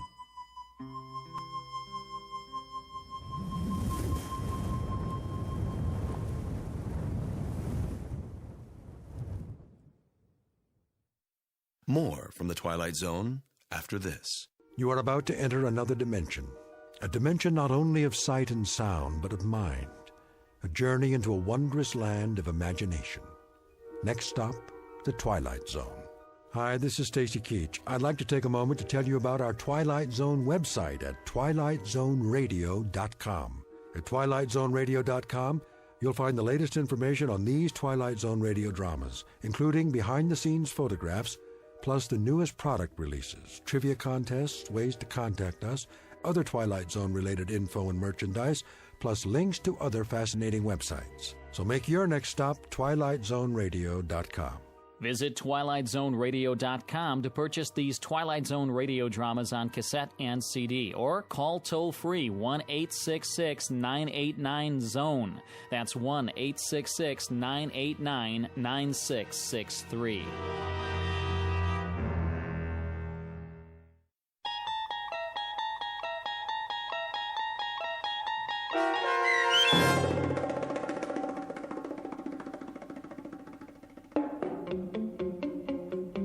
Long Live Walter Jameson, starring Lou Diamond Phillips with Stacy Keach as your narrator, was adapted for radio by Dennis Etchison and written for The Twilight Zone by Charles Beaumont.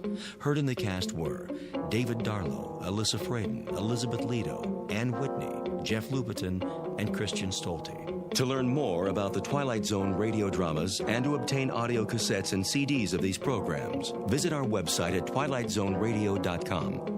The producers of The Twilight Zone wish to thank CBS Enterprises, Carol Serling, Dennis Etchison, Dick Brescia Associates, Claire Simon Casting, Terry Jennings, XM Satellite Radio, Sirius Satellite Radio, our sponsors and our radio affiliates for helping make this series possible. This copyrighted radio series is produced and directed by Carl Amari for Falcon Picture Group. Audio editing, sound design, Foley effects, and mix for the Twilight Zone radio dramas are by Cerny American creatives Craig Lee, Michael Slaybach, Bob Benson, and Jason Rizzo.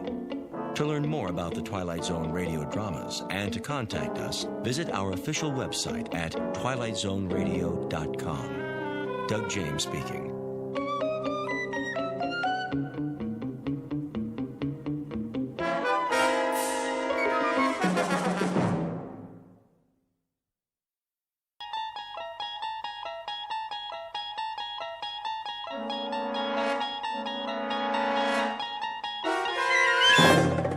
You unlock this door with the key of imagination. Beyond it is another dimension, a dimension of sound, a dimension of sight, a dimension of mind. You're moving into a land of both shadow and substance, of things and ideas. You've just crossed over into the Twilight Zone.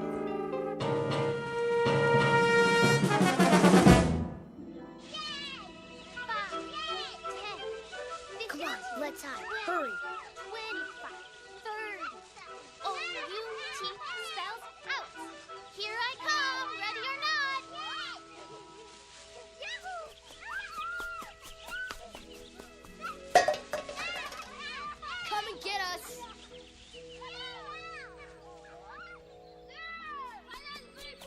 Over here! Look out! Look out!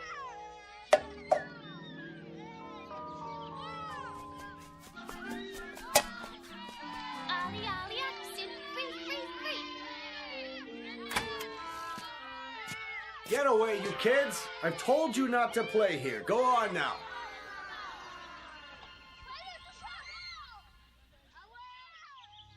It's so noisy. They're gone now. Come along, Mrs. Knaus. This way, everyone. Oh, but Doctor, I have my knitting to do. Another time. Out onto the porch. I didn't finish my crossword puzzle. It will wait, Mr. Agene.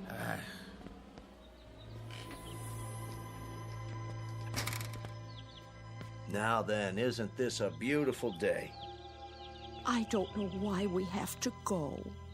It isn't good to spend all your time inside. Everybody needs the sun once in a while. Even you, Mrs. Summers. I've had my share of the sun. Now I need my rest. We all do at our age. Where's Mr. Conroy? He's not feeling so well this morning. Well, I'm not either. What about Mr. Whitley? Why does he get to stay in? He's waiting for an important call. Watch your step. Nurse will bring the picnic baskets. Well, some of us may not want a picnic. A picnic, is it? On the grass? All those ants. We have blankets and chairs. You'll see.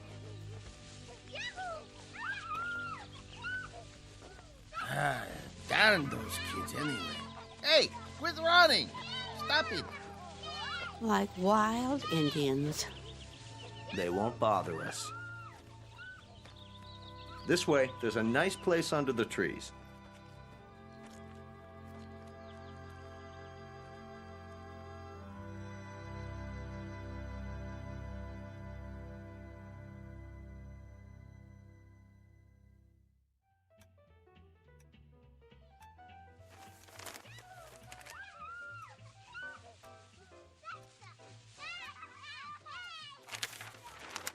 Listen to them, would you? Ah, they're only children. They know they aren't supposed to play on the grounds. How can a body think? Now, Ben, just read your paper. They're not hurting anyone. Well, let them play someplace else. They've got homes, don't they? It's the grass. The what? We have such a big lawn at Sunnyvale. Kids can't resist it. Oh, what are you doing downstairs, Charlie? I thought you had to get ready. Not today. You haven't heard from your son? I thought it was all set. Maybe you didn't get my letter. Oh, he got it all right. They just don't care. Nobody cares anymore. The boy has enough problems. It's a small house and the second baby's on the way. It was a foolish idea moving in with him. They don't need an old duffer like me around. Would you listen to that? It's enough to wake the dead, I tell you. Don't be so hard on them, Ben. They're only kids. A fine state of affairs when your own son turns against you. Mr. Whitley? There you are. Yes, nurse? You have a phone call. I do? I believe it's your son. Well, what do you know? Be right there. I'll tell him. Isn't that something? Guess he got my letter after all. I never get any letters.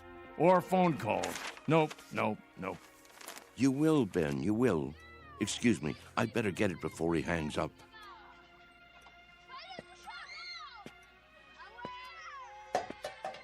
What are they doing out there? Don't be a grouch. It's Saturday. Perfect for kick the can. Perfect for what? We used to play it all the time, remember? No, I don't remember anything of that kind.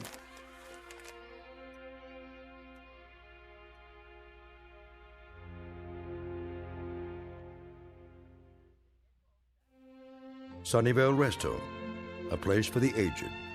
The address is 1275 Tranquility Lane on the outskirts of town. It offers room and board, nursing care, and a kind of refuge from the world. Outside, a common game called Kick the Can. Very shortly, a man will have a choice to make.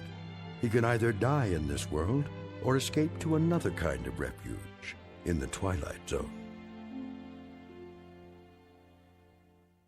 And now, The Twilight Zone and our story, Kick the Can, starring Shelley Berman and Stan Freberg, with Stacy Keach as your narrator. Some picnic. Plastic spoons and forks. Well, the potato salad was good. What do you mean? It was spoiled. No, it wasn't, Emma. They made it in the kitchen just for us. You must admit, it's better when it's fresh. I think I hurt my back sitting down. Oh. The ground was damp. It was. Bad for my arthritis. Will you people please hold it down? I'm trying to read. Oh, you shush, Ben Conroy. No one's bothering you. Easy for you to say. Where is Mr. Whitley? Still in his room, probably, taking a nap. Oh, that's what I'd like to do. And why, may I ask, on such a lovely day? There he is. Going somewhere, Charles? Yes. Why are you all dressed up? It's my son. He's coming to get me. You don't say. He called a little while ago. He did. He's on his way. At least someone gets calls. What's he carrying? Is that your suitcase, Mr. Whitley? Indeed it is. You're going to stay overnight, then? A bit longer than that, I should say. That is, if they have the room fixed up. Room? At my son's house. You mean you're moving in with them? That's the plan. If they'll have me. Well, what about the rest of your things, Charlie? You can't just leave your things behind. No hurry. It all can be packed up and sent over later. Well, we'll certainly miss you. Will you come back to visit us? Of course I will. Meanwhile, I'll call and see how everyone's doing. May we write you? Please, I'd appreciate it. Mr. Cox has the address. Nobody writes. They say they will, but they never do. There he is now. Hey, aren't you going to say goodbye? I hate goodbyes, Mr. A.G., don't you? Take care, all. Here, let me carry that for you. I've got it.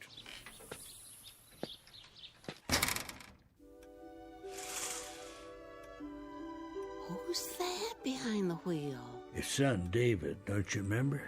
Such a nice young man. Let me see. Some car, huh? Betty costs pretty penny. Everything does nowadays.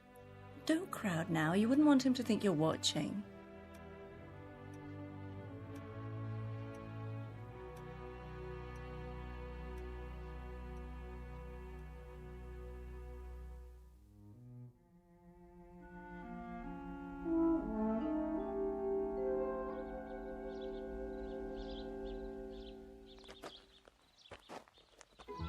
Hi, Dad. David, you're looking well, son. What's the suitcase for? Oh, just a few things for now. I don't understand. Wouldn't want to push you out of the house and home. What? Of course, I don't have that much anymore, but I suppose it could go into storage. Whoa. I think there's been a misunderstanding. There has? Get in. We need to talk. If it isn't convenient today, we can make it another time.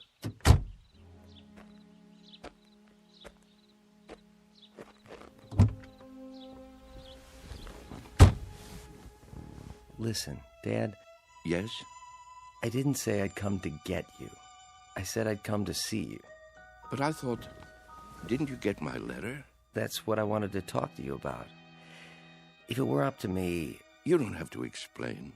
Well, Debbie's turning the extra room into a nursery. Right now it's being painted and... I understand. I don't think you do. Let's drive a bit. Your friends are watching us. It's all right, really. Let's go into town. I'll buy you lunch. That's not necessary. Please, Dad. I want to. This wasn't a good idea. If you'll let me explain. Pull over here, please. I can walk back. But, Dad... The exercise will be good for me. If you just listen... We'll have lunch another Saturday, son. Call first, though. I'm really quite busy these days. You're taking this all wrong. Give my love to Debbie, will you?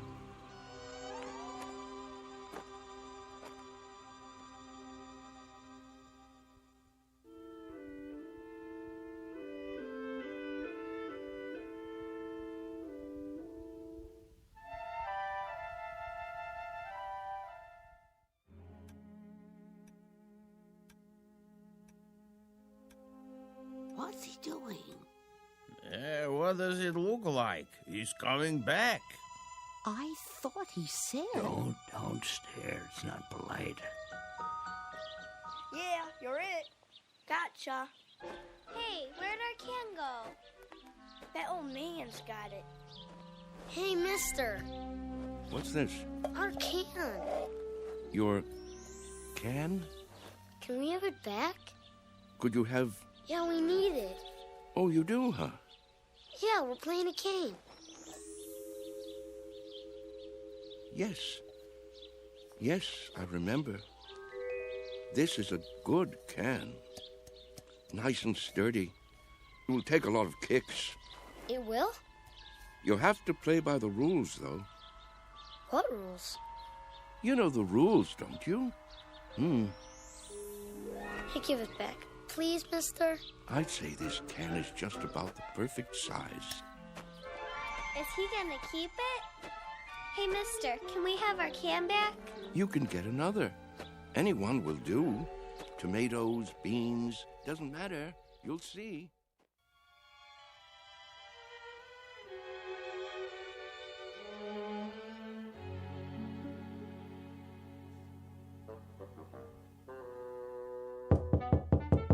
Charlie? You in there? It's going to be a beautiful sunny day today. And Yes? expect much more of the same over the next couple of Just days. wondered You might what wanna do happened some to of you. those outdoor Not a activities. thing, Ben, not a thing. Las Vegas, 68. Los Angeles. Thought I'd lie down for a minute. Come on in if you'd like.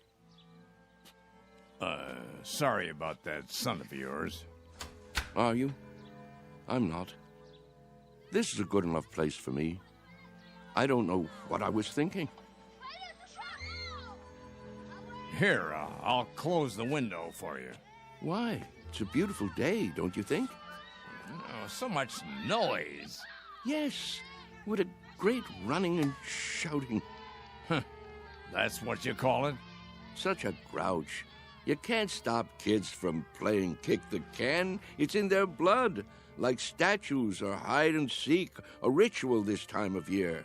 You surprise me sometimes, Charles. And why do you say that? You actually brought that tin can up to your room? Must be filthy. No, it's not. It's been emptied out and washed clean and baked by the sun till it's shiny as the day it was made, tempered by the wind and the grass and the warm summer air. Sure you're feeling all right? Admit it, Ben. Admit what? Don't you ever think about it? You must. I don't know what you're talking about. All kids play those games the same as we did, and the moment they stop, they begin to grow old. Oh, come on. It's almost as though playing kick the can keeps them young. So that's what this is for. Magic. I'm not sure. Charlie, I'm worried about you. You're not yourself. Aren't I? You don't believe in magic anymore, do you, Ben? What are you talking about? But there was a time when you did believe in it. Never. We've known each other since I can't remember. Since we were tow-headed kids. You believed in magic then. Huh, not me. Yes, you did. When we walked on different sides of the street lamp, you'd say bread and butter. When your baby teeth came out, you put them under your pillow for the tooth fairy. And when you went down the sidewalk, you were careful because you knew that if you stepped on a crack, you'd break your mother's back. Oh, you believed in magic all right. What is wrong with you, Charles? Would you like me to get the nurse? What happened, Ben? Where did the robbery take place? Robbery? A thief stole everything away when we weren't looking. Who was it, Ben? Was it time or something else? We grew up, that's all. Everybody gets older. Do they? Think, Ben. How can we be sure? Maybe there are people who stay young, only we don't know it. Maybe they have a secret that they keep from the rest of us. Now, Charles. Is there something kids know that they forget? That they want to forget? They say, when I get big, I'll be a fireman, or a detective, or an explorer. They wish so hard to get older that it finally happens. They get taller and stiffer and forget the magic that made it all possible. There is something wrong with you. I've never heard you talk this way before. Maybe the fountain of youth isn't a fountain at all. Maybe it's a way of looking at things, a way of thinking. Charles? Yes? Stop it. Stop what? You're an old man, don't you understand? Your youth has been gone for 60 years. Well, what I mean is, you lived a full life, Charles. Don't go sloppy now. Don't spoil it by acting like a nut. But it's all so clear. It makes sense.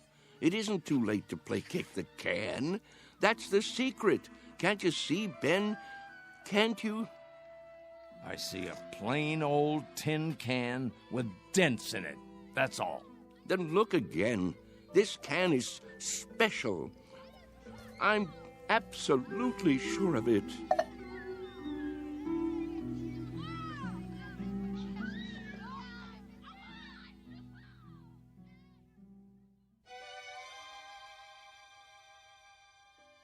And so, that's why I thought I should tell you. I'm glad you did.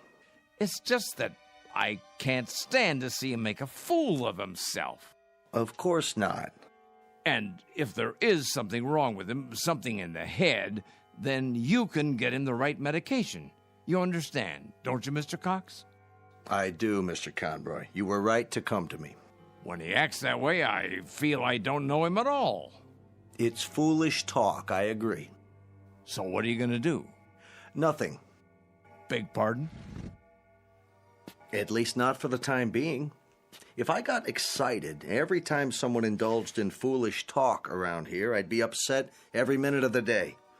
Let him go on about kick the can if he wants. He isn't doing any harm. But I'm worried, I tell you. It isn't like him. He's getting on in years. It's common for folks of a certain age to behave like children once in a while. Oh, nonsense. He's no older than I am. In some ways, maybe, but in other ways, when some people get old, truly old in their minds, they may act strangely, out of character.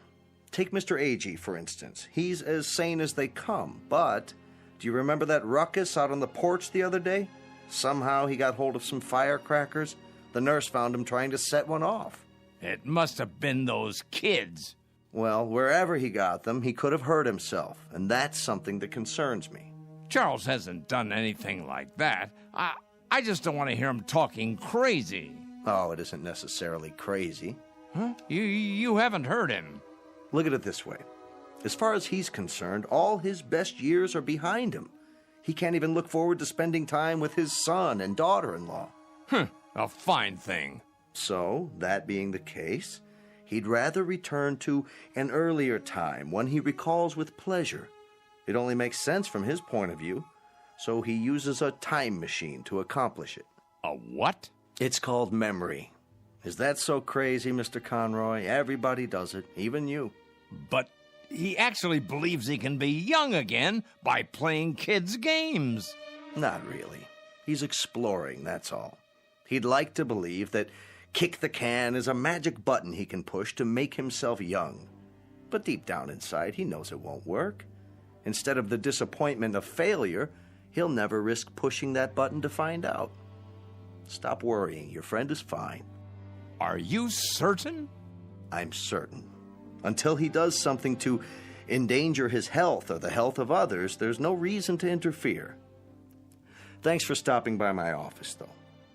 Look at the time. You wouldn't want to miss dinner. Well, in that case, I suppose... It still troubles you, doesn't it?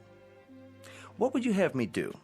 Maybe if you talk to him. It would be a waste of time. But you have a point. Perhaps I'm reluctant to face the facts myself. Every time one of our people goes senile, I get a little cold inside. When I took this assignment, I was 32. Now I'm 43. Everyone grows old, Mr. Conroy. Everyone.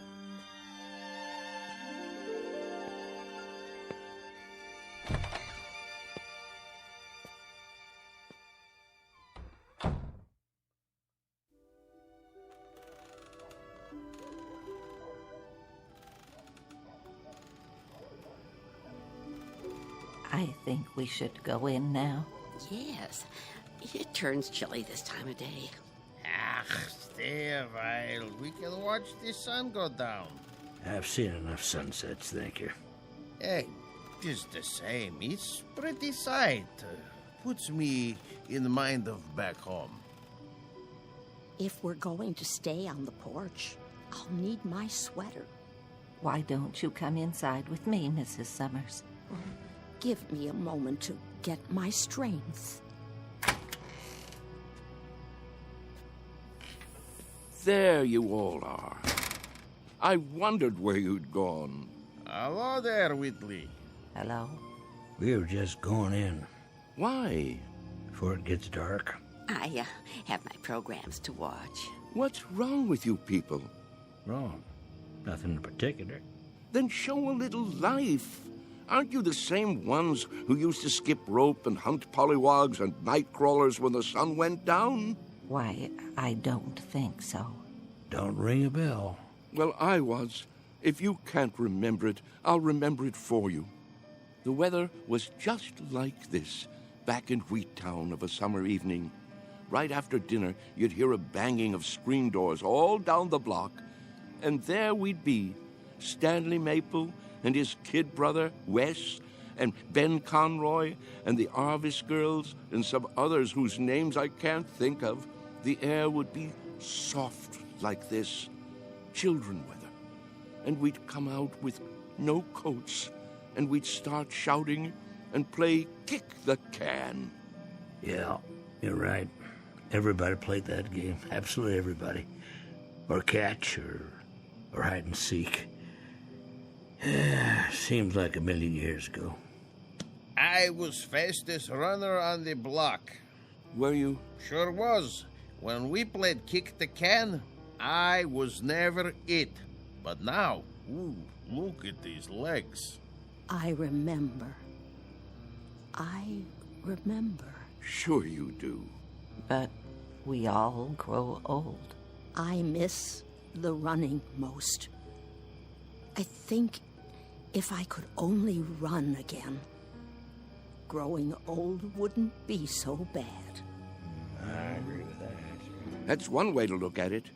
Maybe we can't run as far and as fast, but we can move about, and there are lots of trees and bushes. If the hunted are handicapped, so is the hunter. You can't be serious.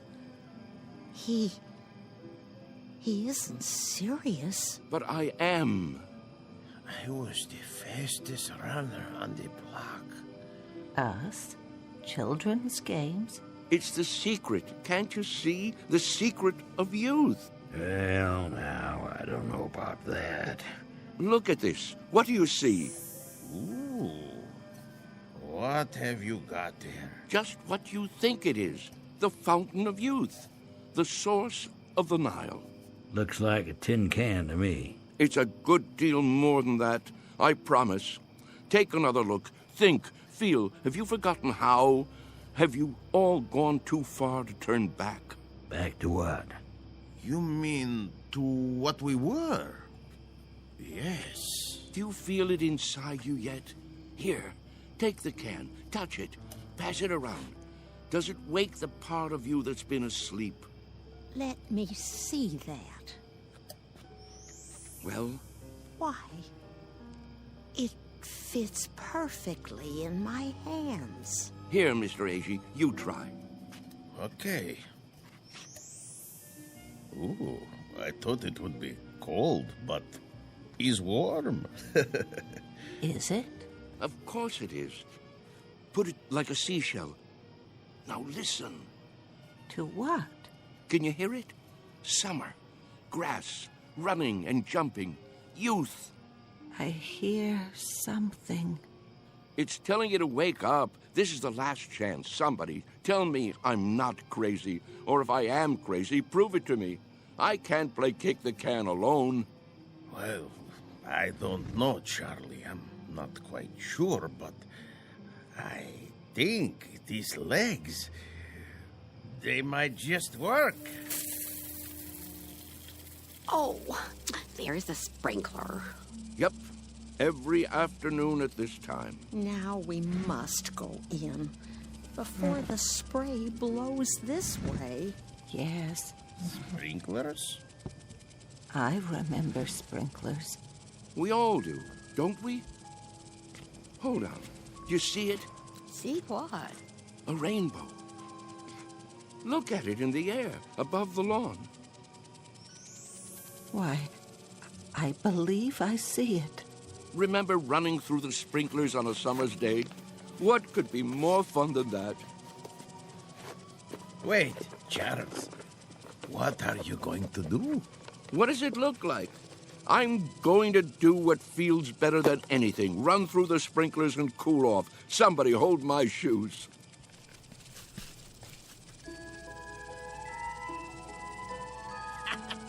Well, look at him, will you?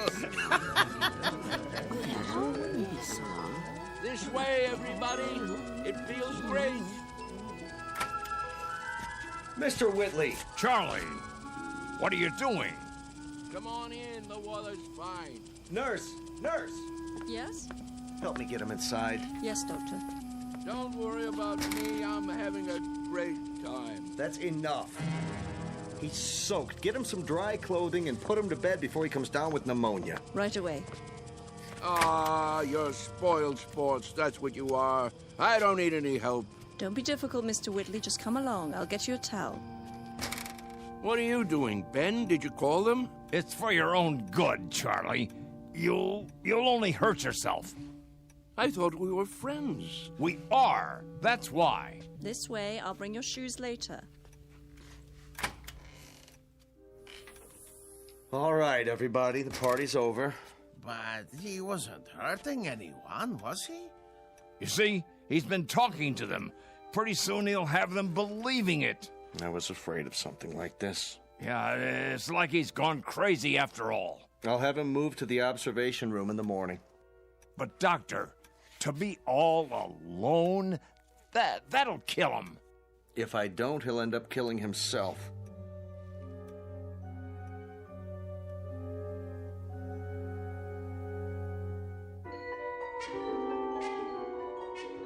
Senile? Me? Mr. Whitley, please try to understand. You want to put me in a special room? Alone? You don't leave me much choice. Why? What rules have I broken? There have been complaints. Oh, there have? Who from, may I ask? That's not the point. Go on, tell me. I want to know. Who thinks I'm breaking the rules? It's not so much a matter of rules as attitude. Look out the window. Grass, trees, a park across the street, all very peaceful. The kind of place people come to for rest and relaxation. It's what Sunnyvale is known for. But if things happen that rile them up, disturb their peace, well then, we can't stay in business. You see that, don't you? So the charge is disturbing the peace. And for that, you want to isolate me from my friends. I hope that won't be necessary now. You've got to go out there and show them you're all right. Cut the crazy talk. Learn to fit in. That's not hard, is it? What a choice. To keep that nurse from pawing at my pulse all day, I have to sit like a vegetable, stare into space. Listen, I'm trying to help you. Keep on like that, and they'll put you away. I won't have a choice. Use your head. Maybe you're right. There. You see? You're an intelligent man. It's a question of playing the game. Isn't that something we all have to do? Yes, I suppose it is. Good, Mr. Whitley. I knew you'd see it my way. Now, why don't you go up and rest before dinner? Tonight's the bingo game, remember? I remember. Goodbye, Doctor. Goodbye, Mr. Whitley. Anytime you want to talk, feel free. I consider it part of my job.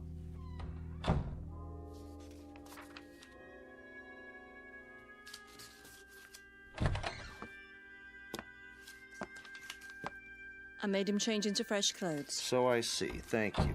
Is he going to be all right? I think so. It must be quite a transition. Remind me of that when it's time, will you, nurse? Time for what? To pack it all in. Personally, I think I'd rather go back to the town where I grew up, instead of rooming with a house full of strangers.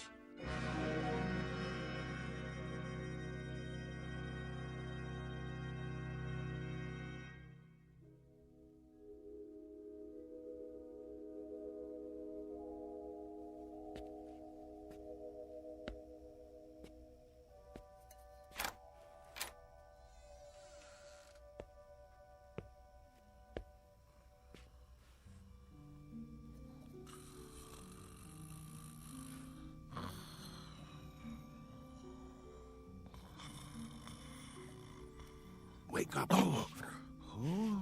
What? Come. Charles, what is it? Shh. Quietly. Come where? We're going to play a game. What do you have there? What does it look like? An empty tin can. We're going to play kick the can now? It's dark outside. It usually is in the middle of the night. Now get your robe and come with me.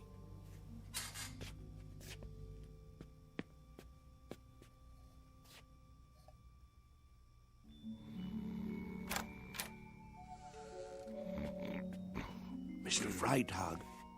It's us. What? What? It's time. We're all gathering downstairs. Why? Something important. It's a secret. What would Mr. Cox say? He'd say it was dangerous and foolish. He'd say it was crazy, and maybe it is. Maybe it's necessary to be a little crazy for magic to work. He'd say we'd be acting like children, but isn't that the idea? Only children can play kick the can. Now get the others. Freitag, wake Mrs. Summers. A.G., you get Mrs. Wister and Mrs. Knaus. Let me see, who else? There's Mr. Carlson. Everyone? Everyone. Well, what if they won't come? They've got to. Don't take no for an answer. Hurry. I heard people walking around. Whoa, what's going on here? Mr. Whitley has an idea. Would you like to come too? Hello, Ben. Charles? What are you doing? Go on. Do as I said. Yeah. Right away. I'll see you downstairs.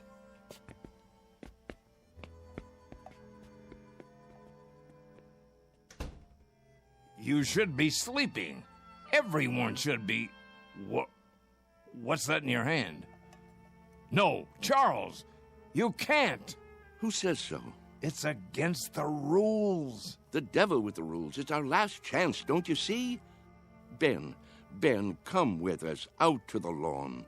Me? Yes, you. Ben, we always did everything together. Let's not stop now. Even if you think it's crazy, come out and play. Come to your senses, Charles. You think I'm obsessed? You think I've got hold of one crazy idea and won't let it go? Well, haven't you? Maybe so, but where I have one idea that's strangling me, you have dozens. You're the one obsessed. Oh, nonsense. Is it? You're afraid of death, but you're also afraid of life. You think age gives you the right to stop growing.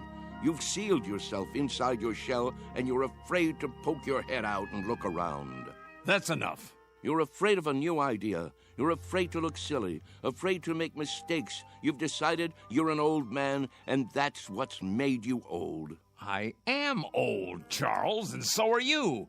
It's a fact. Facts be damned. Your bones are old. They'll break if you try to run with them. Your heart is old. Your lungs are old. Don't you get it? You're used up, worn out by a lifetime. Sit down, Charles, before you fall down. Go back to your bed. I can't do that, Ben. Charles? I've got to find out. Won't you help me, Ben? There is magic in the world. I know there is. When I fell in love with Mary and kissed her for the first time, that was magic. When my boy was born, that was magic. The moon is magic, and the stars. Friendship is a magic thing, too. Life is magic. Maybe I'm right, Ben.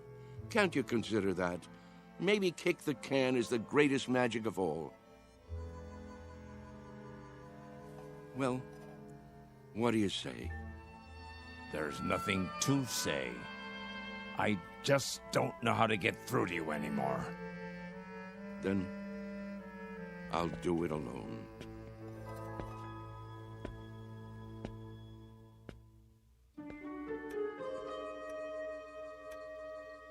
What are we doing here? I'll catch my death. Now, you just wait. Mr. Whitley has something in mind. Yeah, something important. But what could it be? Don't you know? Don't you remember?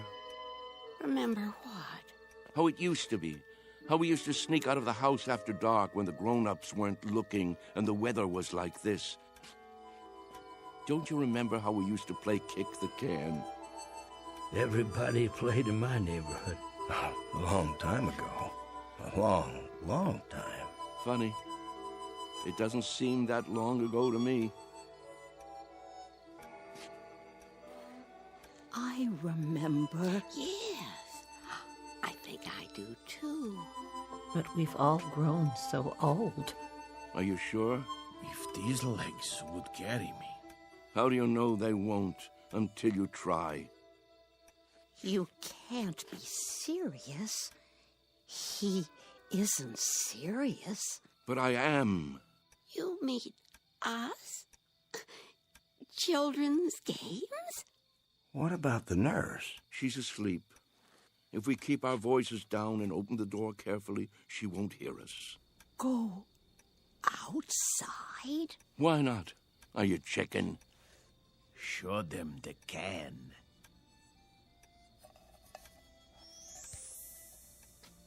Where did you get that? From some kids. They've already broken it in. Well, are you with me? Or do I have to play kick the can all by myself? Who remembers the rules?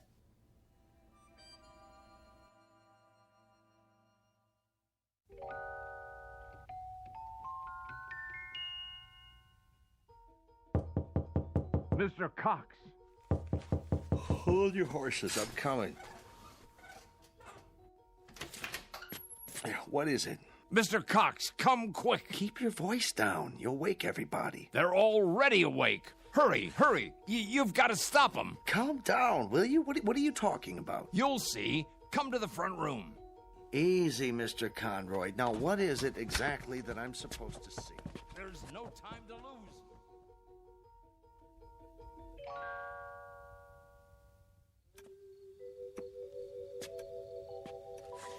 But there's no one here.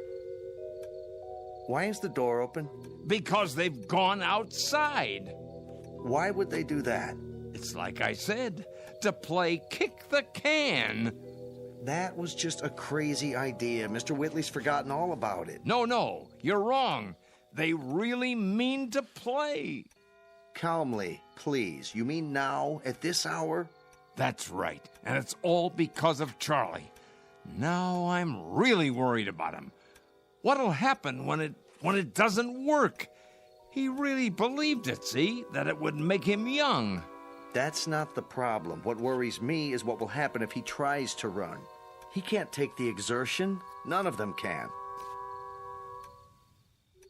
5, 10, Where? 15, Look, 20, the front lawn. 25.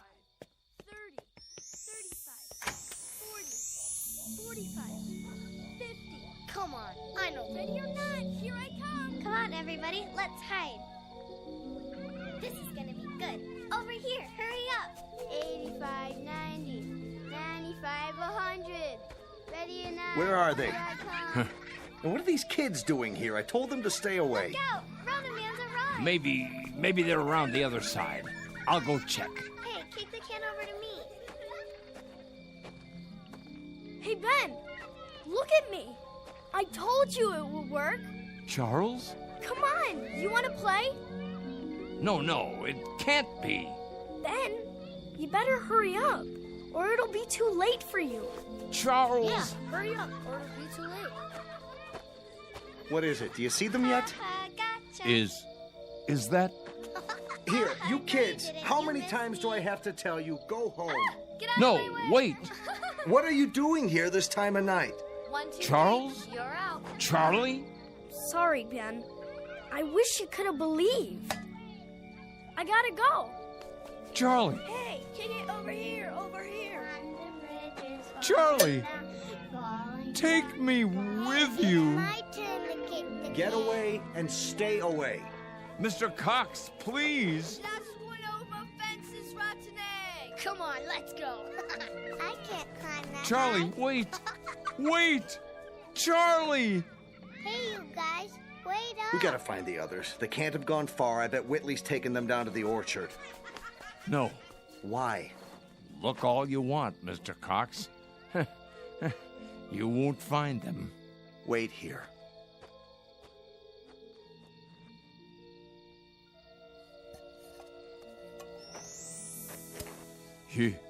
You forgot your can, Charlie. But don't you worry none. I'll keep it for you. Inside. In case you ever come back for it.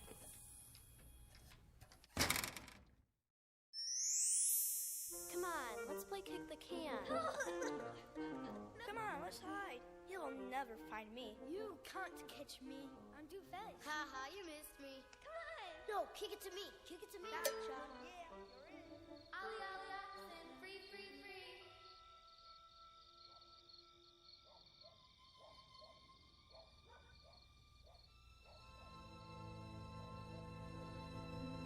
Sunnyvale Rest Home, a place for people too ancient to remember the fragile magic of youth. A place for those who have forgotten that childhood, maturity, and old age are magically intertwined. A dying place for those who have grown too stiff in their thinking to revisit the Twilight Zone.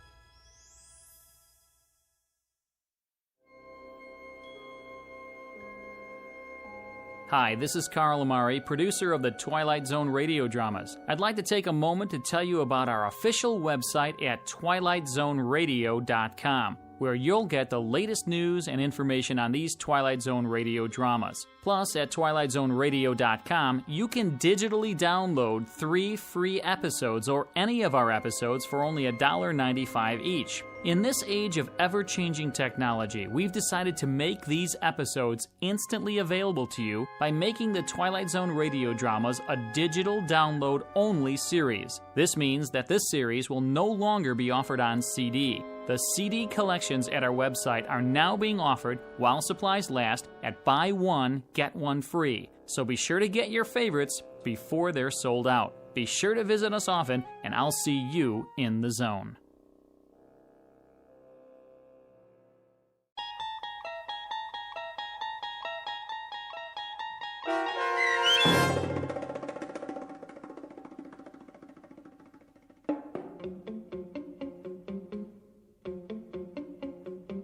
Kick the Can, starring Stan Freberg and Shelley Berman with Stacy Keach as your narrator, was adapted for radio by Dennis Etchison and written for The Twilight Zone by George Clayton Johnson. Heard in the cast were Christian Stolte, Kurt Napig, Herb Graham, Joby Cerny, Doug James, Roz Alexander, Meg Thalken, Renee Matthews, Sarah Wellington, C.J. Amari, Natalie Berg, Amanda Amari, Mitchell Hernandez, Julia Cosmos, Robert Gerdish, Matthew Gerdish, and Braden Looper. The producers of The Twilight Zone wish to thank CBS Enterprises and the Rod Serling Estate for making this series possible. This copyrighted radio series is produced and directed by Carl Amari for Falcon Picture Group and Westwood One. Sound design and custom Foley effects for The Twilight Zone by Cerny American creatives Bob Benson, Craig Lee, Michael Slaybach, and Matt Sorrow. To learn more about the Twilight Zone radio dramas and to contact us, visit our official website at twilightzoneradio.com. Doug James speaking.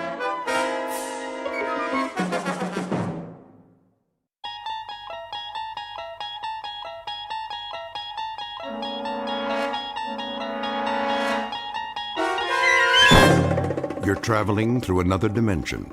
A dimension not only of sight and sound, but of mind. A journey into a wondrous land whose boundaries are those of imagination. Your next stop, the Twilight Zone.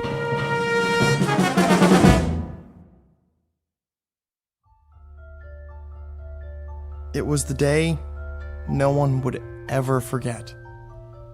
Not next week, next year, or the year after.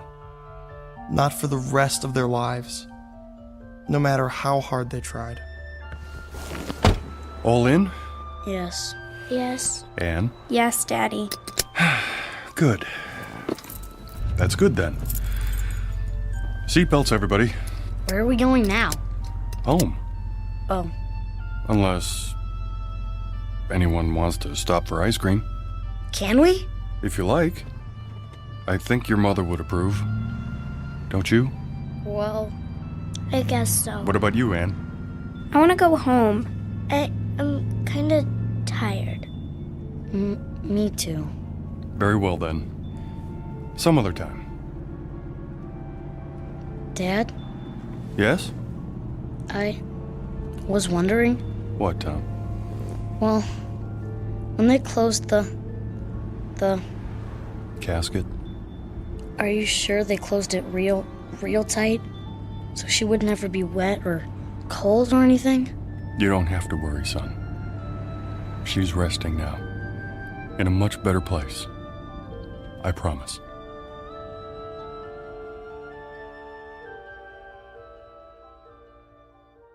It was the week the world ended.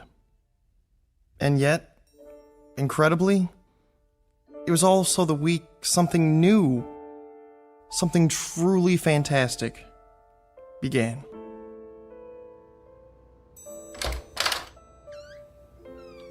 Anne, are you in here? You're supposed to knock. This is my room, too. I'm going to bed. In the middle of the day? It's cold. Tell Daddy to turn on the heater. It is on. It's warmer downstairs. Who's that? Thank you for stopping by. The children need me. Come in. Nice of you to take the time. It's Aunt Clara. We know. Is she here to take us away? Let's go listen. I'll see about a sitter first thing tomorrow. They need more than that. A maid as well. And when you work late? They'll be in school most of the day. And what about after school? And who will see that they're dressed and fed every morning? A live-in maid, then. Ugh, maids and sitters never work out. Beyond intolerable, everyone. I'll do everything I can for them, Clara. It's not enough. They need a woman's touch. George, I'm going to tell you this once. Babysitters and nursemaids are not the same as parental care. It's been a week since their mother died, and little Anne is more withdrawn every day. Can't you see she's miserably unhappy? And it's only going to get worse. You're right about Anne. But Tom and Karen seem to be adjusting. Oh, nonsense. They're only covering up. They're sad, lost children. They have no anchor now. It's going to take time, Clara. Well, that's all well and good. But how much time? This is ridiculous. I know my own children. Do you? Clara, please! Daddy. Now you've upset the children. There they are! How long have you been listening? We were on our way out to play a game. Weren't we, Tom? Yeah. We were just... Oh, come to me, my dears. No. Anne, please don't run away. I should explain. Your father and I were having a talk. A very important one. And I told him I'm not pleased with the way things have been in this house since your mother died. But I have some good news. How would you like to come and live with me for a while? Well, how does that sound?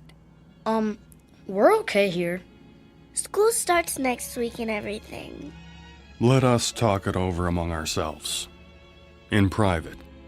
Is that your final word? I'm afraid it has to be. In that case, you'll hear from me, George. You can rely on that, and the next time it may be in the form of legal papers. No doubt. My only concern is what's best for the children. Goodbye for now. Oh, you precious dears.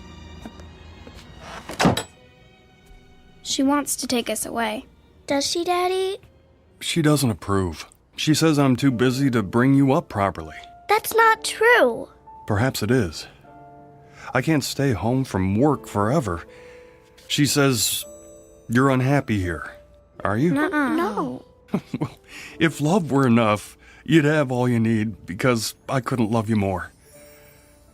Perhaps I can find the right help, the right guidance. Someone who'll be here all the time, someone who cares. But where? Where do I advertise for that? Wanted. One loyal, gentle soul will always... Dad. Look at this. What do you have there? Modern Science magazine? It came in the mail. There's an ad in the back. It says... Let me see. There. I sing the body electric. What does that mean? A line from a poem by Walt Whitman, as I recall. Keep reading. Fantaccini Limited. Huh? It's the name of the company. Inventors and makers of electrical shadows, effigies, mimics, and mannequins. We bring you the answer to all your needs. That's stupid. The first perfect micro-circuited auto-recharging Model Mark V electronic data processing device in humanoid form. Like a robot. Built with precision, designed to accommodate any problem, large or small. Worried about finding the right housekeeper, personal assistant, secretary? Whether you require a teacher, friend, or companion, the Model Mark V will listen, interact, and learn, adapting perfectly to your requirements. A lifetime warranty. It never breaks down. There's no such thing. In male or female form, fully customized, satisfaction guaranteed. Did you hear that? Satisfaction guaranteed. It's a crazy idea. Let's not talk about it now.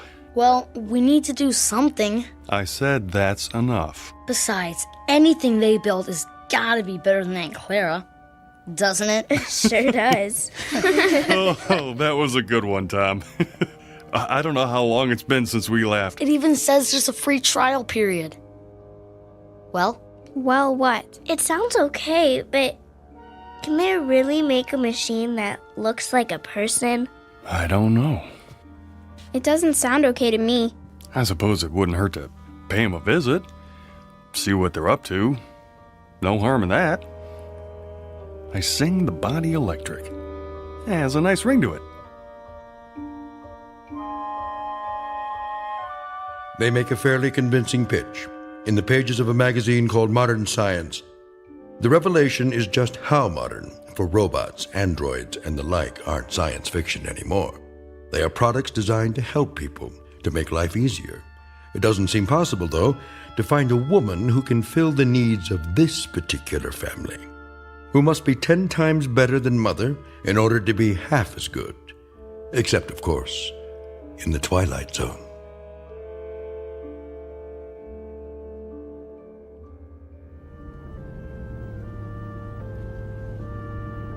There's the sign. Fantuccini. Why do they call it that? Who cares? We'll have to ask. As soon as I find a parking space.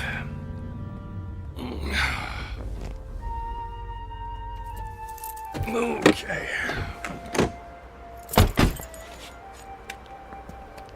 Can I ring the doorbell? You always get to do everything. Now, your brother found the ad. Wow, some bell, huh? Won't you come in, Mr. Simmons? We've been expecting you. You have? I called ahead for an appointment. Feel free to browse the showroom. I'll be right with you. Wow, this is incredible. Look. What's that supposed to be? A whole table full of marbles? I don't think so, son. More like glass eyes. Wow. Blue and brown and hazel and green. I want her to have eyes like this. Well, careful, don't touch them. Oh, please do. Guido Fantuccini at your service. An unusual name. It's Italian. It means, roughly, dream people. Or, as I prefer, shadow puppets. This is my daughter, Karen. Hello. And, Don't tell me. Tom. And you must be Miss Ann Simmons. Age 11? Or is it 12? She's only... I'm going to be 11 next month. In that case, allow me to present you with this golden key. It's awful big. What's it for? To wind her up, of course. To wind what up? Why, your new, let me guess, nanny? Tutor? Oh, that and more, I'm afraid. The children lost their mother recently, and without anyone else at home... Nobody can take her place. Nobody. In that case, might I suggest our grandmother model? It's very popular. Do we have to wind her up every day? The key is symbolic, a way of introducing our product line. What sort of product are we talking about? If you can be more specific. As specific as you like. The end result is entirely your choice. First, you'll select the eyes, any color at all. This color's perfect. Then you'll move on to the hair salon. Our wigs are of the finest quality. Blonde, brunette, brown, red, white, and every shade in between. I want her to have long hair, like this one. Ears, with or without earrings. Arms, slender or sturdy, graceful or strong.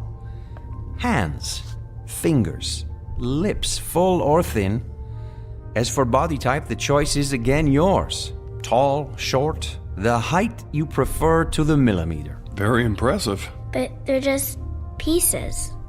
Until we put them all together at the factory. Then they'll become something else, something new. They'll move and walk and talk. Machines don't talk. Grandmothers do. Listen.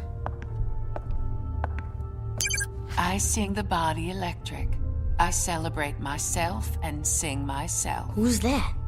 One voice out of many possibilities. Try another. Myself and sing myself. I sing the body electric. I sing the body I celebrate electric. myself. Or another. Sing myself and sing myself. I sing the body electric. I sing the body electric. I celebrate myself. I sing the body electric. Myself.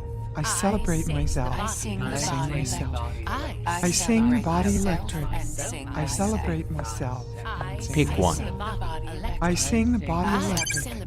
I celebrate myself and sing myself. I sing the body electric. That's not right. I celebrate Too high? myself Too low? and sing myself. Go ahead, turn the knob. I sing the body electric. I celebrate myself and sing myself. I sing the body Could electric. you make her just like my I mother? celebrate myself If you wish. and sing myself. Exactly? I sing the body To electric. a I T. celebrate myself Then and sing myself. I don't want her. Please, Anne. I want to leave. You've dropped the key. Wait. I sing the body electric. I celebrate myself and sing myself. I've I almost sing got the it body right. Electric. I celebrate myself and sing myself. I sing the body electric. I celebrate myself and sing myself. The armies of those I love engirth me, and I engirth them. They will not let me off till I go with them, respond to them, and discorrupt them, and charge them full of the charge of the soul. Grandma.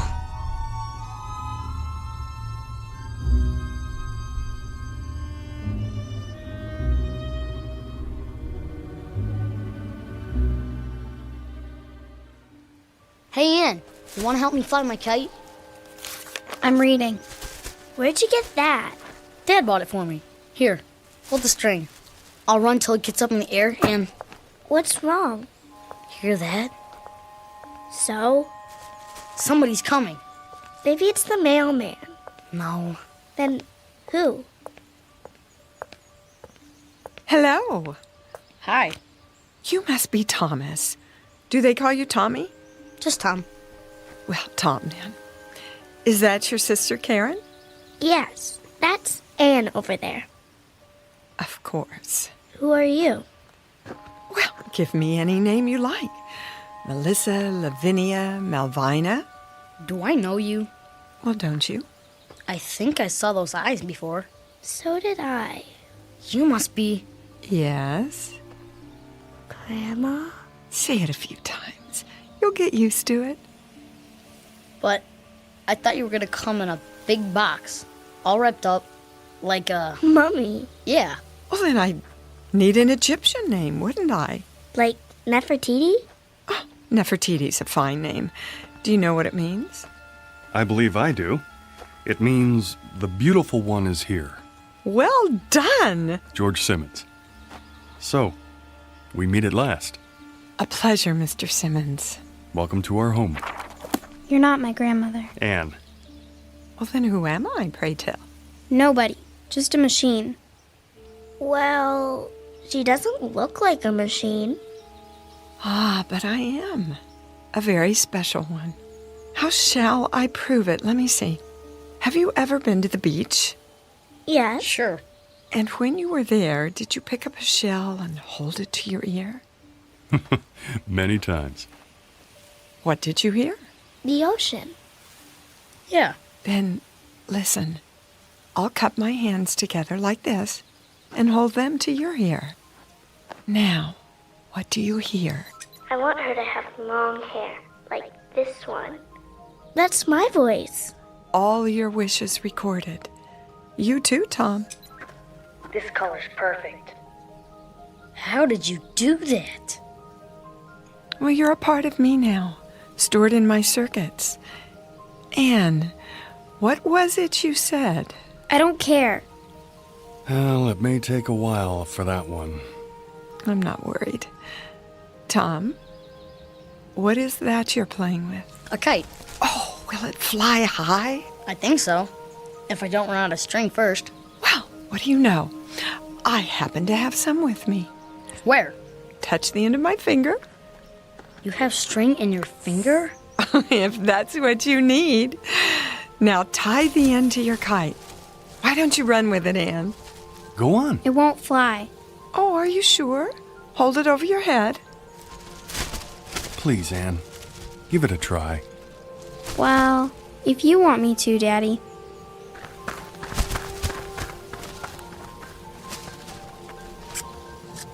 Hey, look at that! Don't let go of the string. Oh, I wouldn't think of it. How high shall we fly? The moon. The moon it is. It's almost out of sight. What do you say? Thank you. Yes. Thanks very much. You're a great kite flyer. Now, what's my name? Grandma. Anne, look at what Grandma did. Anne? I don't want to play.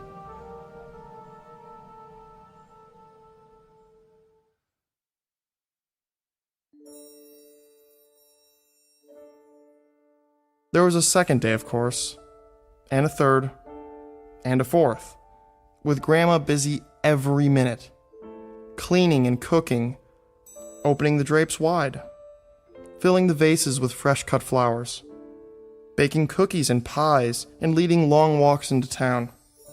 But the most beautiful and special thing was the way she paid attention to everyone. She took time to listen, really listen, and remember every word, every thought, every wish, as if that were her only purpose. She seemed clever beyond clever, human beyond human. Anne finally began to join in, but slowly. To walk if not to run, to listen if not to hear, to watch if not to see. And as the days turned into weeks, Grandma waited. She never tried to urge or force. Sometimes, when Anne didn't come to the table, Grandma left dinner on a tray by her door. Big spoons first, then the little spoons. Is that right, Grandma? Perfect, Karen, dear. Is that your father home already? Yeah. You heard him before he got here. Daddy! Hello, sweetie. How was your day? Grandma taught me how to sew. Did she now? Good evening, Mr. Simmons. Dinner is almost ready. Well, looks like you have a helper. I made the mashed potatoes. Indeed, she did. I'm proud of you, Karen. Where's Anne? She's upstairs doing her lessons. Anne! Come down and help your grandmother! Oh, it's all right. I can handle the rest. That's not the point. Dad, whose car is that out front? Which one? The new one. Oh, well, let me see. Oh, yes. It's ours. It is? I came home early to surprise you. Can we go for a ride? All of us? I don't see why not. We'll take a run to the ice cream parlor after dinner. How's that? Now, go and wash your hands and tell your sister dinner's ready. Okay. Yeah. Thank you for being so good to us. Good for us. And that includes me. I'm sorry about Anne. I'll have a talk with her. Now, don't you worry about Anne. She'll accept me eventually. You seem very sure. Mr. Simmons, children are the most complicated creatures in the world. I could be the greatest cook, the finest, most exciting playmate, the most interesting companion, but those are very small accomplishments. It's the heart I have to enter. A child's heart. It's a deep place, difficult to reach. But that, too, will come. Anne, darling. Are you hungry, dear? Not very. We're, going for a ride after dinner. In our new car. It's beautiful. Wait till you see it. I'd like you to go with us. Is she going? Oh, please, Grandma. I want to ride in the back seat with you. Me too. Then I'll stay home. But why, Anne? I don't like her. You mustn't say that. I don't want her here. Dear child. I never wanted you here. It was them, Father and Tom and Karen. They wanted you. They needed you. But I didn't. Anne, stop it. It's true. You sit and you talk to her and you eat the food she makes and you make believe, Father. That's what you do. You make believe, as if she's real, but she's not. She's a machine. Nothing but an old machine. Anne, listen to me. Machines are neither bad nor good. Some kill, and some make war, and some guide people through the darkness like a lamp. Believe me when I tell you, I cannot lie, or sin, or be greedy or jealous. I don't seek power or riches. I've been programmed for other things. You'd be surprised at how much a machine can do. This one, for example. This machine can love. Love who? Oh, you, Anne. I can love you, and I do. I love you more than tongue can tell. You don't love me. You can't. She said she loved me. She? My mother. She said I love you, but she lied. She lied. You're just like her. I hate you.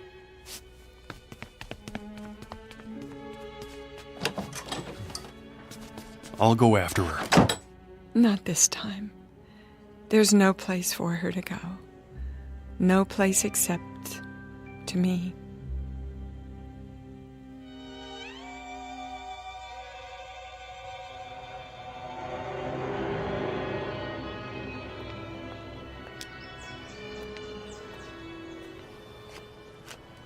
Anne, come home with me now.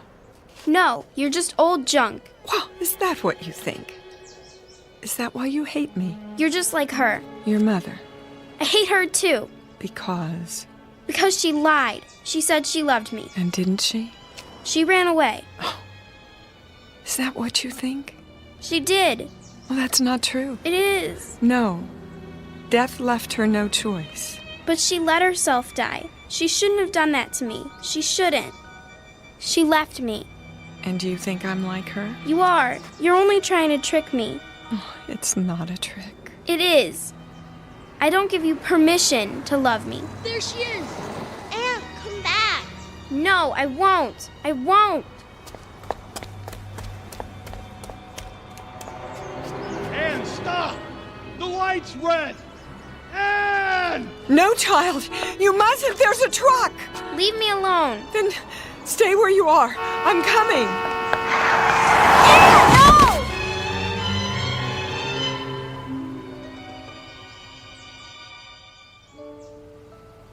They're not moving.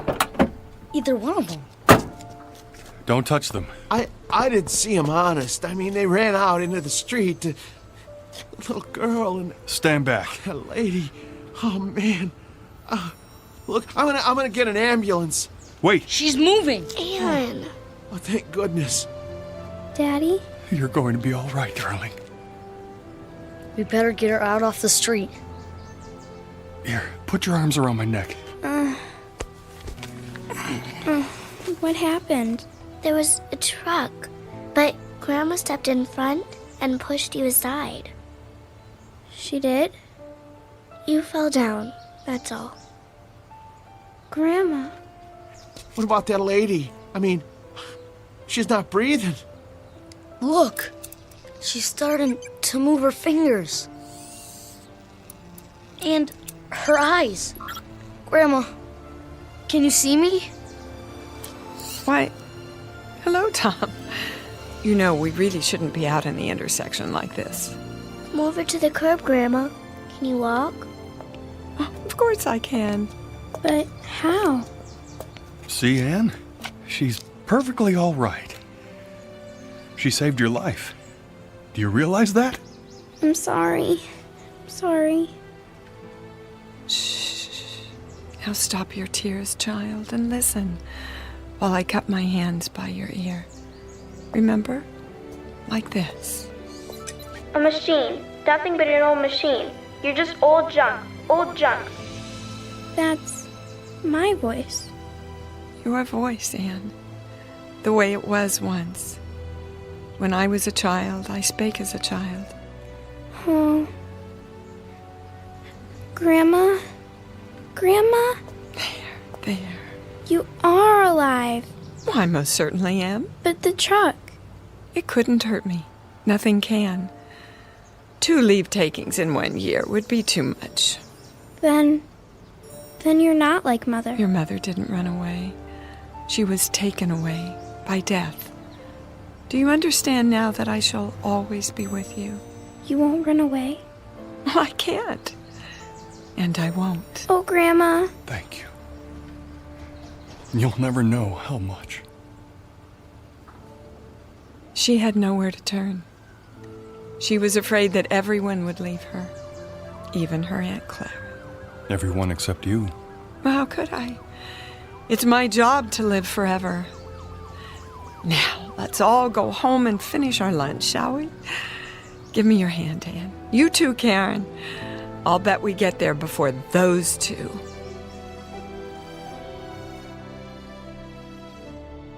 As of that moment, Grandmother became an irreplaceable member of the family, an integral part of their lives. She was more than important. She was vital, the very essence, the most crucial part of being alive.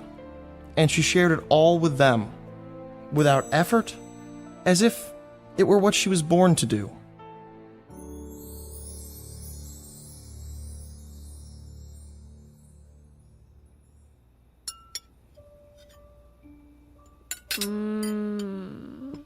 This is so good. Delicious. Thank you. May I have some more, please? Well, if there's any left, I may have had more than my share. I take it you approve, Mr. Simmons. Oh, please. I'd prefer it if you call me George. Clean your plates, all of you, or there'll be no dessert.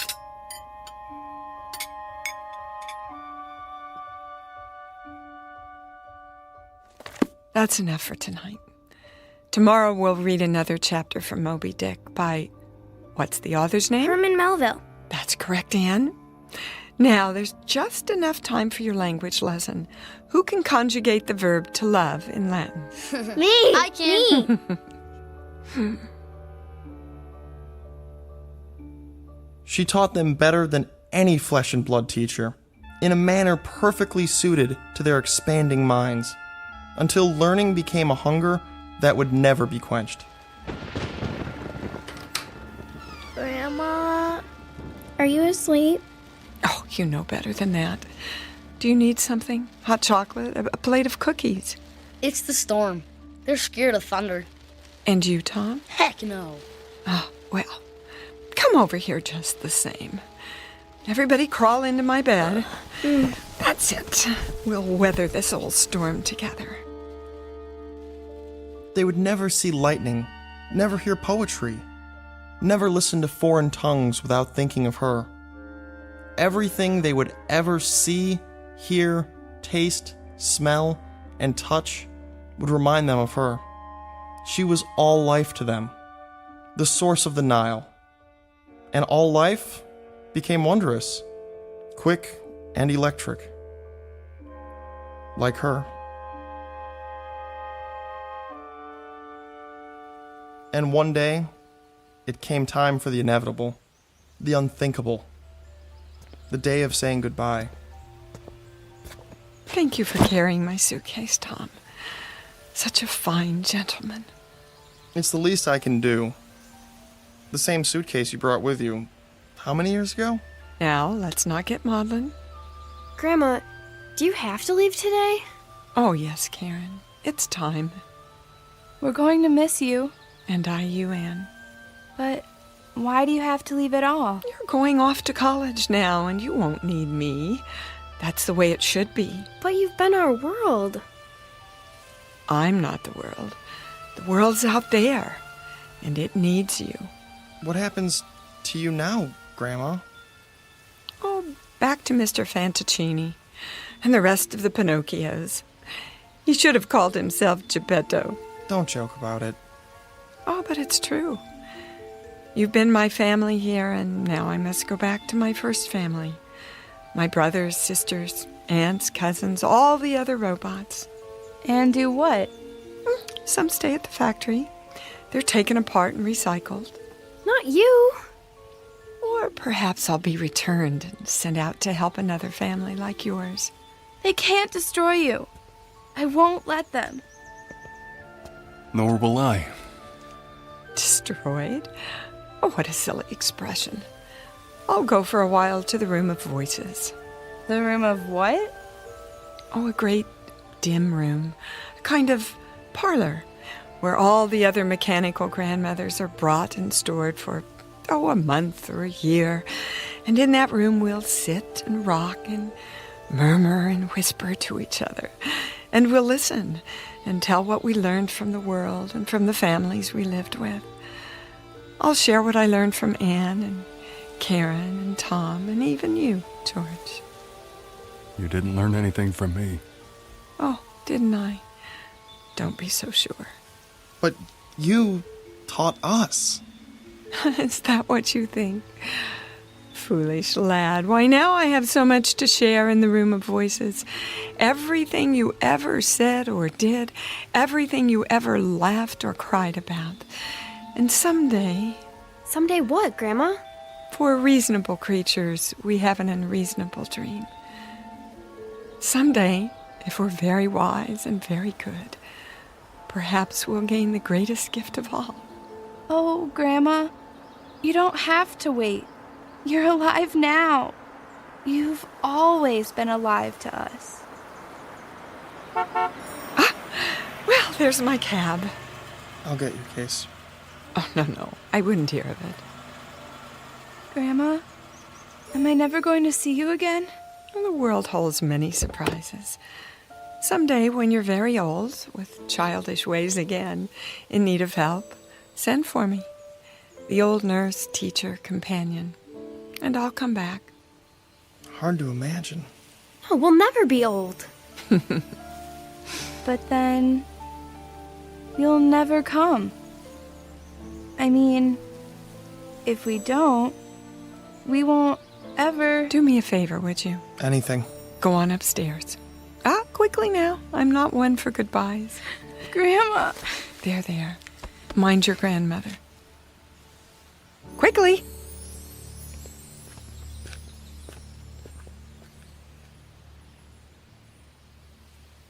She kept her word, as promised. She has remained with us always, to this day. I've saved the key, the golden key, in a special place. Sometimes when lightning rends the sky, I see her face flash before me in the dark. And sometimes I still hear her ticking and humming above our beds in the night, keeping watch. She passes like a clockwork ghost in the long halls of memory. The sound of bees swarming after the spirit of summers lost. I remember the day no one will ever forget. Not for the rest of our lives. It was the week the world ended. And, incredibly, it was also the week that something new, something utterly fantastic, was about to begin.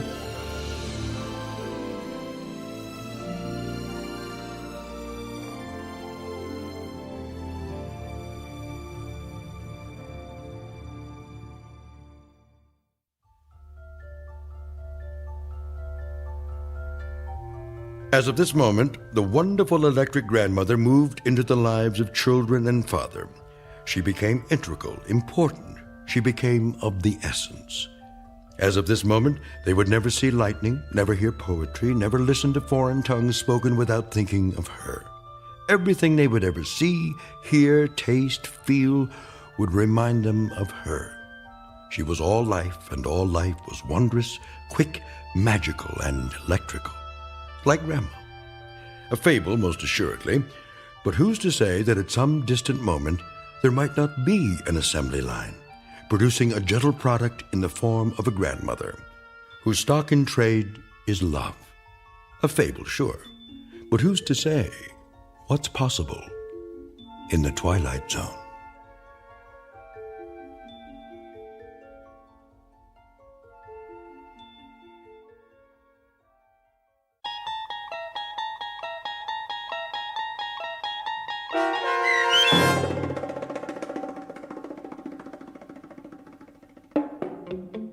I Sing the Body Electric, starring Dee Wallace with Stacy Keach as your narrator, was written for The Twilight Zone by Ray Bradbury and adapted for radio by Dennis Etchison. Heard in the cast were David Pasquesi, Tony Makis Jr., Donna J. Folks, Joe B. Cerny, Patrick Cerny, Haley Nabig, C.J. Amari, Elena T. Wilson, Natalie Pear, and Zoe R. Rand.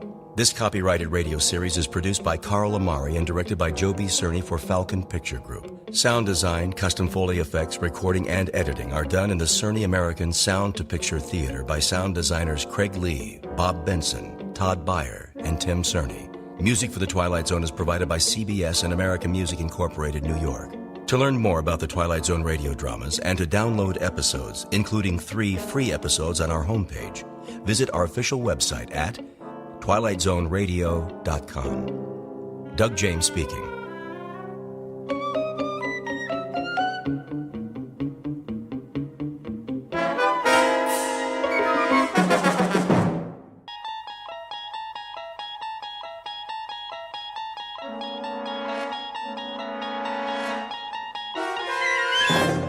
traveling through another dimension. A dimension not only of sight and sound, but of mind. A journey into a wondrous land whose boundaries are those of imagination. Your next stop, the Twilight Zone.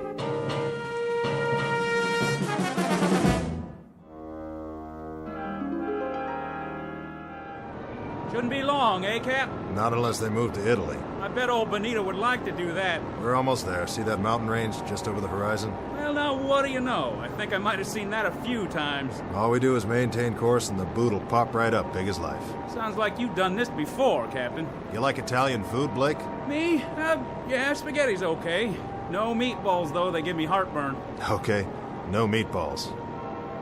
Beautiful day like this, I thought we'd just bomb the supply dump, then sit down and have us some lunch before we head back. How's that sound? You picking up the tab? Don't worry about it. This one's on Mussolini, his own personal mess hall. Yeah? Special orders. I hear the Allies can drop in anytime. Oh, I get it. So we'll quit pounding him, huh? Plus, he wants to show off what a good cook he is. Watch out for the garlic, though. That's his secret weapon. Lousy greaser. I got something for him. There it is. Target in view, Jimenez. How's our time? On the money, Captain. Set the bomb bay doors. Check. Ready to release on your command. Take her down 400 feet. Hope they don't have no big guns today. They don't. That's why we're gonna win this war. Another 200 feet. Let's drop these babies right down the smokestack. Yes, sir. Is that flak? I don't believe it. Give me some altitude. Looks like the jerks finally got some artillery. Pull up on the stick. I'm pulling. That was too close for comfort. Pull up, I said. Climbing, Captain. Higher. We're hit! Kransky, you okay? Waist gun good, Captain. Connors? Missed the tail by a mile. Fine. We took a hit on the starboard engine, sir. Looks like we're losing fuel. Then let's drop our payload and get out of here. Fast. Yes, sir. Mayday, Mayday. This is King 9 calling Firefly. King 9 calling Firefly. Come in, Firefly.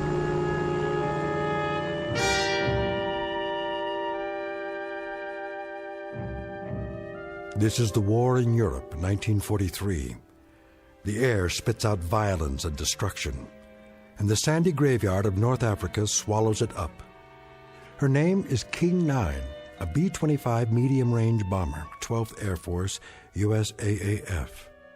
On this hot, still morning, she took off to bomb the southern tip of Italy, manned by a crew who knew the risks when they signed on.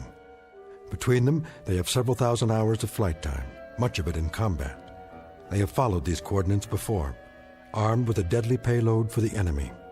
A fairly routine run, certainly not her first, but unfortunately, it may be her last. Because this time she's taken a hit that's forced her off course and into a region not listed on any map. She won't return to home base on this day or any other. But as Captain Robert Embry is about to find out, like a resilient human being, she dies hard. Especially in the Twilight Zone. And now, the Twilight Zone and our story, King 9 Will Not Return, starring Adam Baldwin with Stacy Keach as your narrator.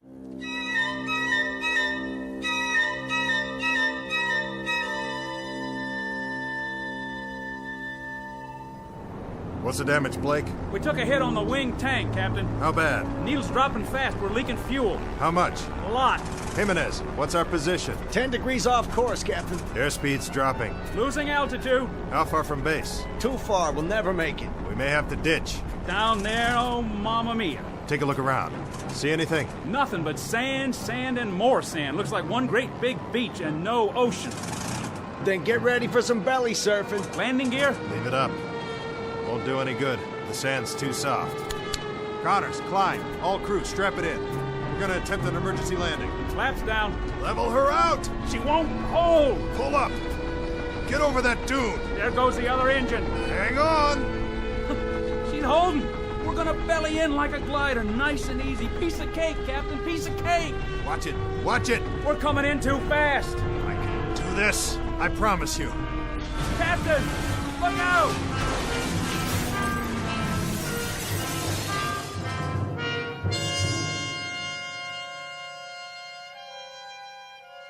I remember now. More and more, one piece at a time. First the wing tank was hit by flak. Then we lost fuel. Fell behind, veered off course. Not the moment of impact, though. The crash, that's still pretty much a blur. But I remember holding the wheel, trying to hold it. The way she bellied in and then yawed at the last second. That brought the nose down into a dune, and all of a sudden it was over. When I couldn't hold her straight, she yawed and skidded through the sand. That must have been the way it happened. It must have been... I honestly don't know how long I was out. It might have been minutes or hours. Hey, guys! Guys! We made it! Hey! Where are you?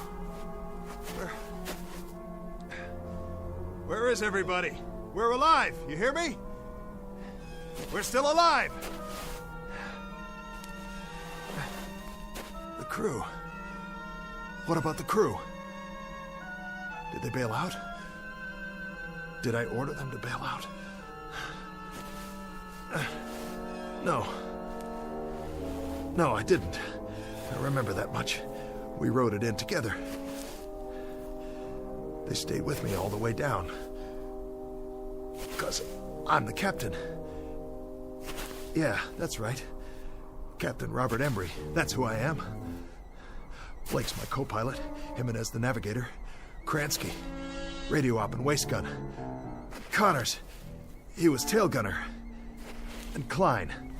Sure. Klein, he was the upper turret gun. Let's see. Who else? Think. Gotta think. It was coming back to me, but I wasn't 100%, not by a long shot. My leg was racked up and my head felt like someone caught me with a left jab and a right hook that put me flat on the canvas. Now I saw the plane about 100 yards away and I knew I had to get back inside to see if the guys were okay. Blake! Jimenez! I kept walking toward it, but it didn't get any closer. That's the way things are in the desert. Something about all that sand and nothing to measure it by. But I kept going. I had to help them if I could. If there was any way, any hope. Are you all right? Connors! I climbed up on the wing and finally got in through the gun turret. I dropped down inside. Blake? Blake, answer me. That's an order. And there was Blake's cap on the co-pilot's seat. I knew it was his, but I turned it over and looked inside anyway. Blake, Gerald S., First Lieutenant, USAAF. And the radio op. His headset still plugged into the radio, but he wasn't there either. Jimenez. And Connors.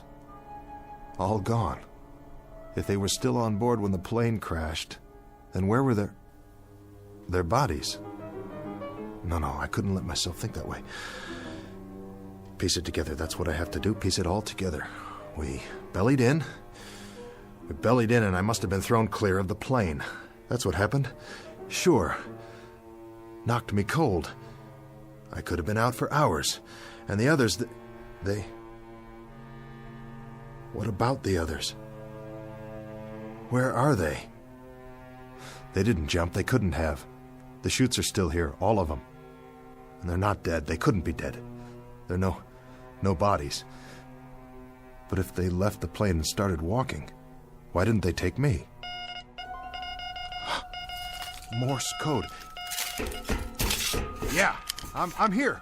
We're here. Wait. Give that to me one more time. Mayday, Mayday, this is King 9 calling Firefly. King 9 calling Firefly. Pancaked in the desert, 1 hour 30 minutes from last checkpoint. Bearing 290 degrees, terrain flat and sandy, low hills to the north. No other landmarks, no sign of crew. Mayday, Mayday, King 9 to Firefly. Come in, please. No answer. Nothing in the headphones, not a blasted thing. Easy now. Easy, don't panic. Go back to where this all started, the last thing I remember. I'm sitting in the cockpit. Right here. We're dipping. The ground's coming up to meet us, and we're sitting down hard. Flat Straps down. Level her out. Get over that dune. She won't hold. I can do this. I promise you.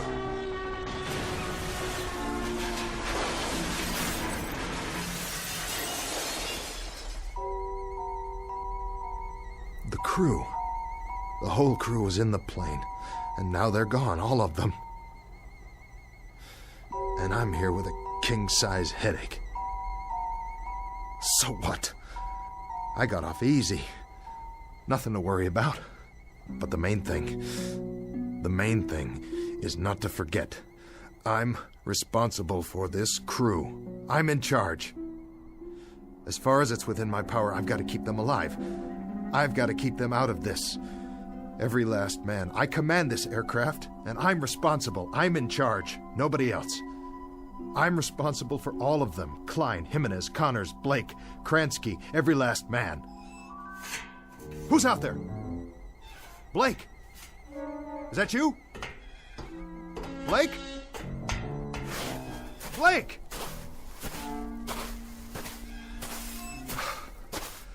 No. It's not you, is it? Just a piece of the tail assembly. Well then, where are you, Blake? Guess you wouldn't leave any footprints. Not for long in this wind. What in the... What is this? Klein, William F., Tech Sergeant, USAAF. Klein? Sergeant Klein, you incredibly stupid jerk. You dropped your canteen. You dumb Bronx cowboy, you idiot. You're gonna need water out here. Don't you know that? Don't you know anything?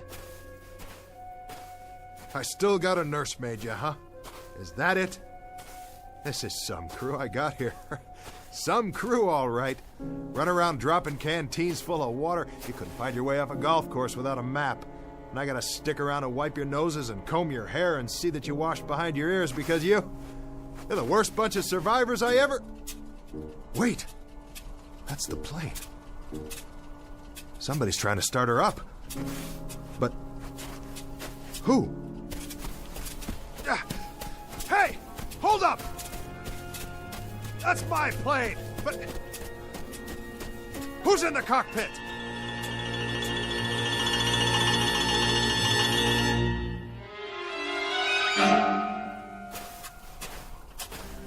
Who's in my plane? Is that you, Blake? Blake! I see you! Right there in the pilot's seat. Don't tell me that's not you. Look at me, over here. I'm over here. Blake! Blake. Blake. Blake, it's Embry. It's me. It's the captain. I'm here. I'm here, Blake. Blake, what's the matter with you? Can't you hear me? Blake. Where are you? Where'd you go? What's the gag, Blake? Hey, come on, fellas. If this is a gag, knock it off. It's not funny anymore. Strictly not funny at all. Why are you guys hiding from me? Don't you get it? I'm only trying to do my job. That was when I knew, really knew, something was very wrong. It was more than the flak and veering off course and the crash and not knowing where I was. Oh, I was in the desert, all right. But where exactly, and where was my crew? If someone was playing mind games with me, the question is, who, and for what reason? Because wherever I was now, I wasn't just in the middle of a desert in North Africa.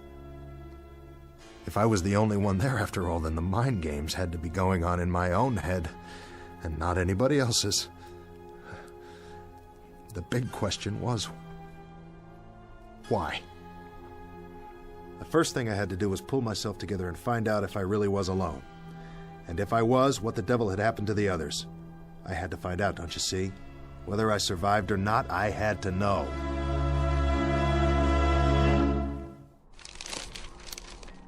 Gonna be a long night. Get a campfire going, then they'll see where I am. Hey! You out there, guys? Sure you are. You started walking, didn't you? With or without your canteens and your rations. But you won't get very far. You couldn't have. I wasn't out that long. Ooh, watch it, boys. The animals are restless tonight. Whatever kind of animals live in the desert. Blake! Jimenez! Connors! Klein! The whole lot of you! This is your captain speaking! Look over your shoulder! Here I am! I'm waiting!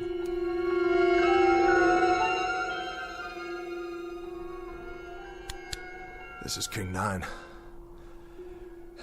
King 9 calling Firefly. Come in, Firefly.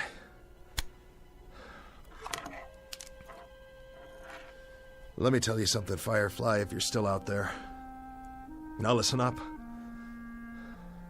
You better respond before the batteries run out, because I might not be here when you fly over. I might not even be here now. For all I know, I'm already dying out there. Lying in the sand with a fractured skull. This is all going on inside my brain-damaged head. For all I know, this whole thing is one big hallucination. Sure. Think about it. If I see something, or if I only think I see something, how can I tell the difference? How could I be sure? Could you? You ever have a nightmare, Firefly? Huh? Really bad nightmare? Well, you were scared, weren't you? Just the same as if it really happened. Sure you were. Yeah. Your eyes moved around and you were breathing fast and your heart was beating a mile a minute. So what's the difference? I mean, really, what's the answer? The only way you ever found out was when you woke up.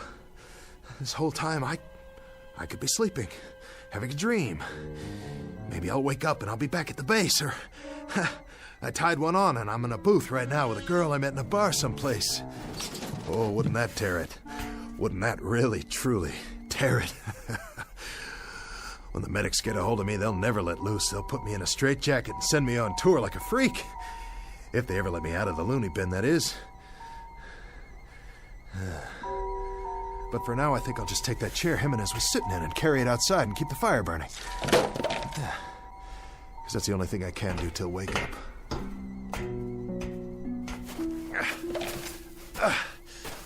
Hallucination, hell. I saw Blake. I saw my co-pilot sitting in that cockpit. That was no hallucination. I saw him. Nobody can tell me any different. Maybe I'm a little woozy, but I'm not that far gone yet. Concentrate. Gotta keep my head clear. Piece it together. I'm Robert Embry, captain. I fly a B-25 bomber. It's called King 9. It crash-landed in the desert. This desert right here. Because I ran out of fuel. Yes, I did. I did that. And now I gotta keep the fire going. So they'll see. And come back. You're responsible for the ship and the men. You, mister. Now you gotta pick up the dice and you gotta throw until you make a pass. That's the hand and you gotta make it. 6 the point. 6 crewmen. They're in your hands.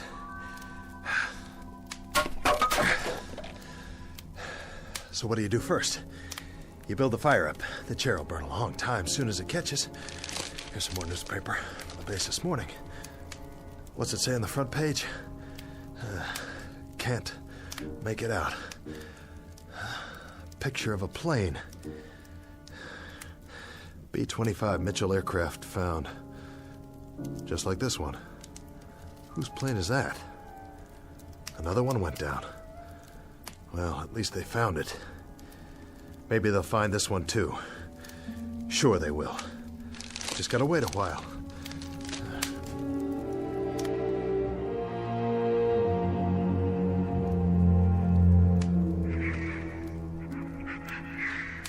Embry, Robert, 24 years old. I took pre-flight training at Amarillo, and then I took multiple engine at Randolph, and I went to England. And then to Africa.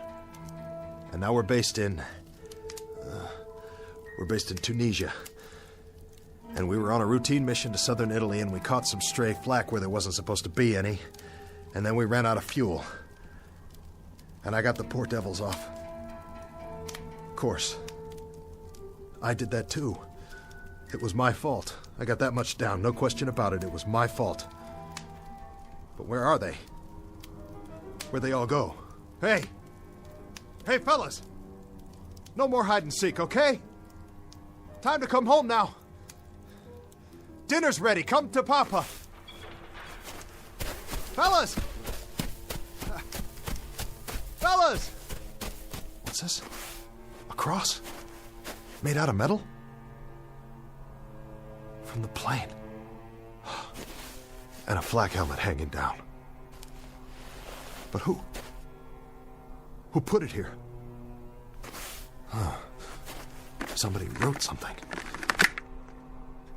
Tech Sergeant William F. Klein died of wounds received in crash April 5th, 1943. Rest in peace, buddy. The crew. Oh, Klein, I didn't know. I didn't know. I'm sorry. I had no idea. Rest in peace, kid. Rest in peace. Captain! Huh. Who goes there? Blake! Is that you, Blake?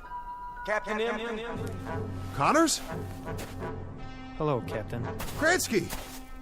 It's you, and who's that? Here, sir. Jimenez!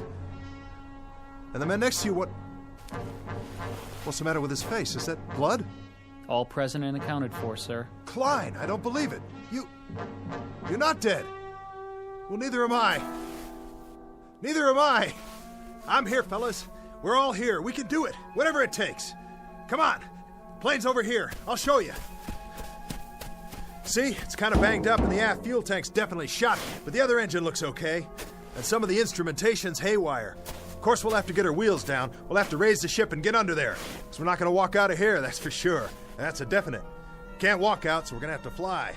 But I'll get her up, boys. You can trust me. I'll get her back up. How does that...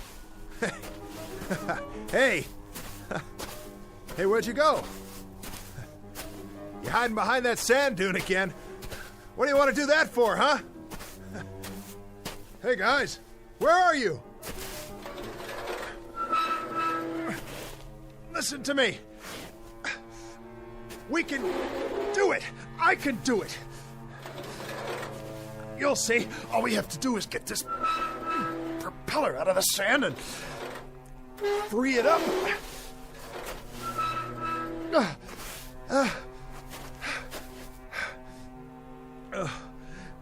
Hey, team. You can talk, you know. Talk to me. Yell at me if you want. Tell me off. But say something. Where are you? Where are you? Where are you? It doesn't matter. You were never here. You were never here.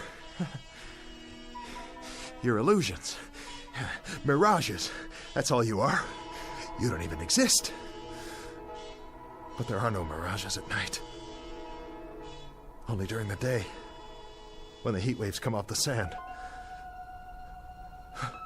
So either I'm dead, or out of my mind, or I'm off in limbo someplace. I'm unconscious, I'm sick, that's it. I'm cracked up in an army ward, or I'm down in the drink somewhere, drowning.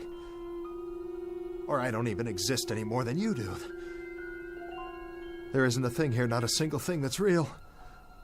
Oh, God. Oh, God, you gotta tell me what's happening here. You gotta tell me. Please. You gotta give me a sign. What? What is that? Aircraft.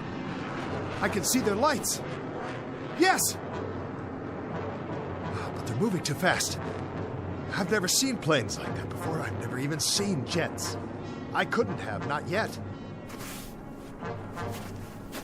Jets. Jet aircraft.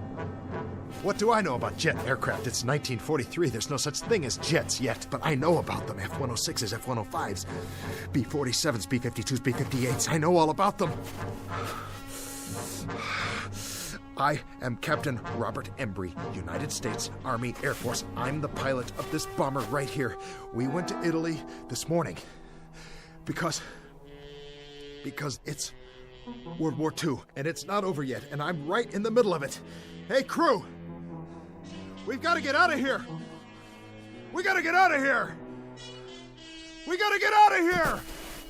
Because if we stay here, I'll have to dig more graves and bury you all with my bare hands. Don't you worry, I'll take care of it because it's my responsibility. Yes. Yes. And I'll dig one more while I'm at it. One for your captain. One for me, too.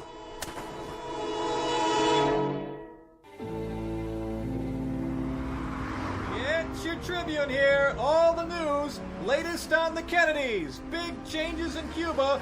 Mystery plane found in the desert. Read all about it. I'll take one. 10 cents. Get your latest news right here.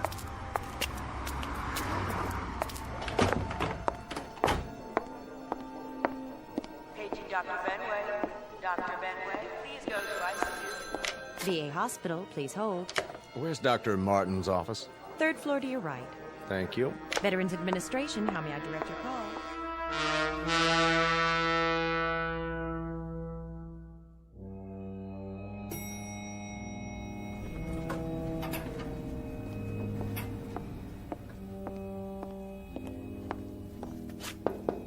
Come in.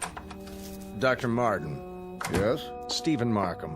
Oh, thanks for coming over on such short notice. Not a problem. Your patient, Embry, is that his name? Robert Embry, age 41. He was admitted a few hours ago. May I see his chart? Happened this morning. He went by a newsstand, looked at a paper, and went into shock. When the ambulance got there, he was almost catatonic. This newspaper? Yes, that's the one. And that's what set him off, the front page? That's why I thought we should have a psychiatrist in on it. Odd. I thought so, too. So after he came around and told me the story, I spent the day digging into the fellow's background. I checked with the Pentagon in Washington. It's all confirmed. The information's in the file. He was a captain in the Air Force. Flew a B-25, Africa and Italy. 37 missions. Discharged in August 1943. Recurrent fevers. Any trouble since? Nothing. But if you look back at his original record, there is some suggestion of a psychological disturbance early on. He was discharged before they could find out much about it. It was all brought out in a Squadron MO's report just before his discharge. And this was his plane? That's the one.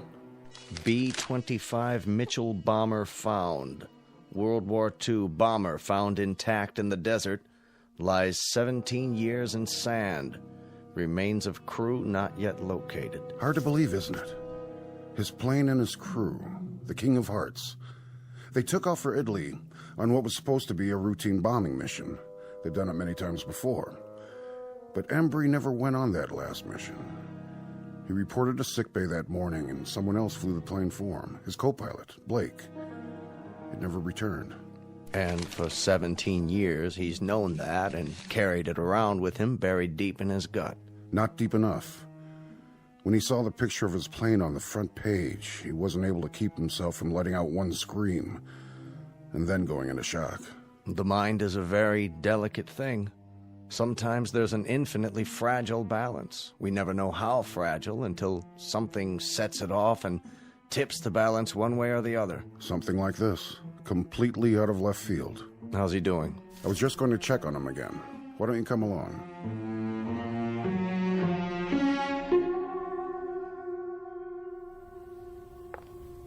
Oh, doctor, I'm glad you're here. Did he get any rest? For an hour or so. He still seems agitated and disoriented. Thank you, nurse. Dr. Markham here would like a word with him. Of course. How are you feeling, Mr. Embry? Sorry, I don't know what's wrong with me. That's what we're here for. To get you back on your feet.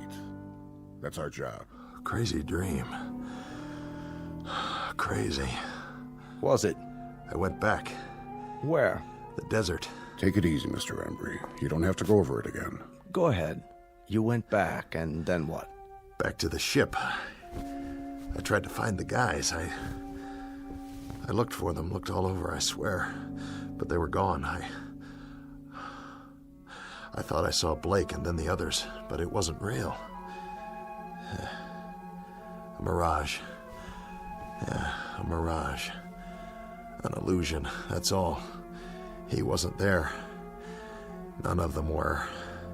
It was an illusion, Mr. Embry. You know that now, don't you?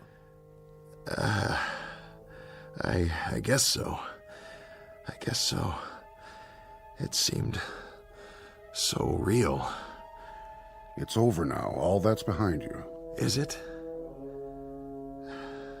I should have been on that plane. I should have gone on that mission. I chickened out. You didn't chicken out.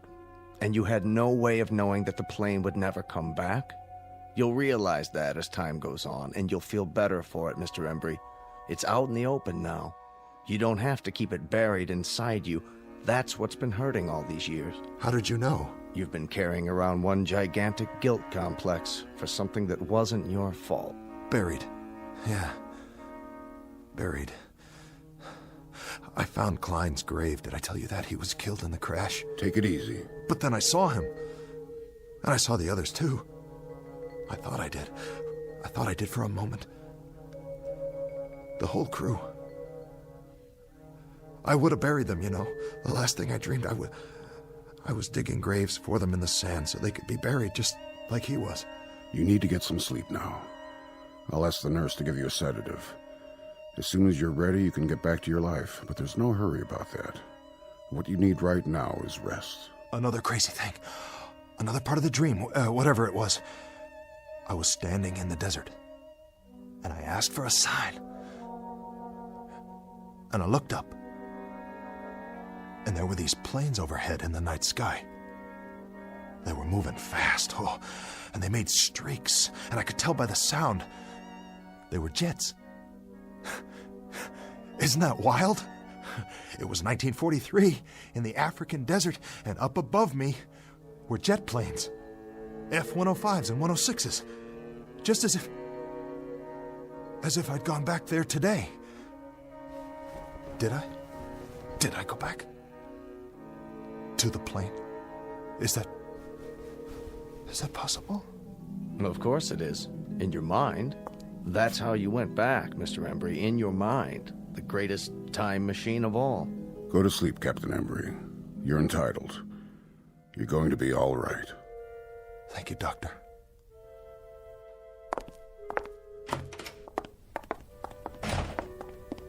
So, what do you think?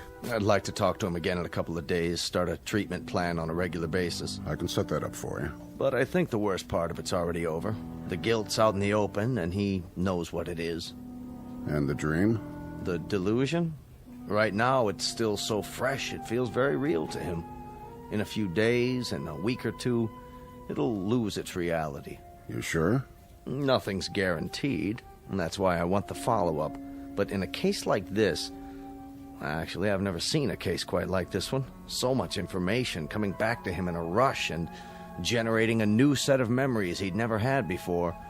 It's going to be one for the case books. Absolutely fascinating. He seems like a decent man. Yes, he does. And that's exactly what got him into this state. His fundamental decency. He has a conscience. If he weren't a good man, he wouldn't be vulnerable. And would have one less patient. I'd have a whole lot fewer. Is that Mr. Embry's room, Doctor? That's right. His clothes are in this bag. It was left in the examination room. You can give it to me, nurse. I'm going back in. Thank you, Doctor. What's that? I really don't know. Looks like sand. Yes, it does. Sand? Now, where in the world did that come from? I wish I knew. It was in one of his shoes. Could be from the seashore, Jones Beach. Or? Where else could it be from? It could come from a desert. Really, now? I read the article in the paper. It said there were no bodies found in the area, not a single one. Well, the sand would have covered them over. The sand didn't cover the plane. It was sitting there, perfectly preserved. There would have been something left of the crew, too, their bones at least. Unless... Unless what? Unless someone dug graves and buried them.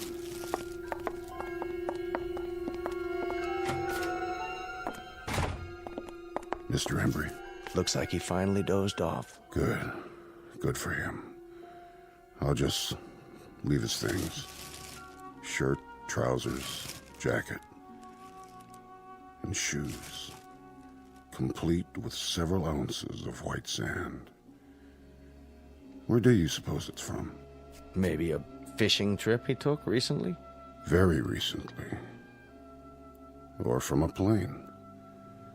From a B-25 called the King of Hearts.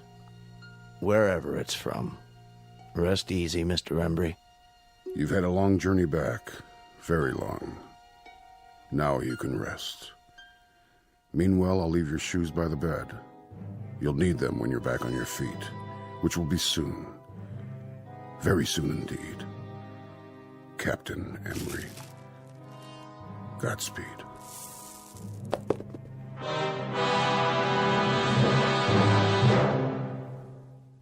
Portrait of an enigma buried in the sand.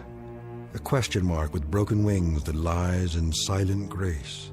A marker in a distant desert shrine. Odd how the real consorts with the shadows. How the present fuses with the past. How could it happen? The question is on file in a barren desert. And the answer? The answer is waiting for us in the Twilight Zone.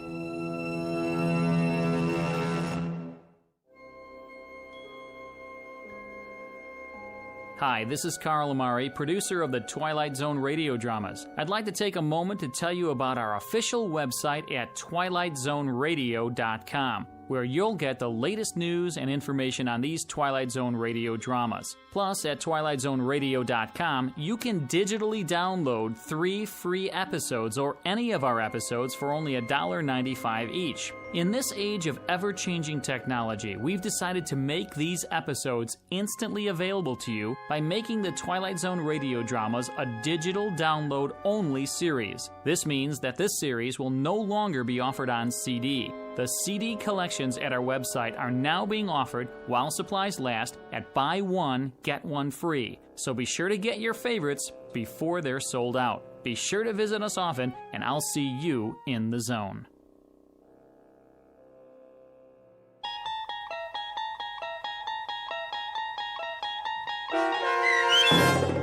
King 9 Will Not Return, starring Adam Baldwin with Stacy Keach as your narrator, was adapted for radio by Dennis Etchison and based on a script by Rod Serling. Heard in the cast were Rich Kominick, Christian Stolte, Craig Wickman, Doug James, Linda Ryder, Michelle Graff, Paul Patch, Carl Amari, Roger Walski, and Vince Amari. To learn more about the Twilight Zone radio dramas and to obtain audio cassettes and CDs of these programs, visit our website at twilightzoneradio.com. This copyrighted radio series is produced and directed by Carl Amari and Roger Wolski for Falcon Picture Group. Doug James speaking.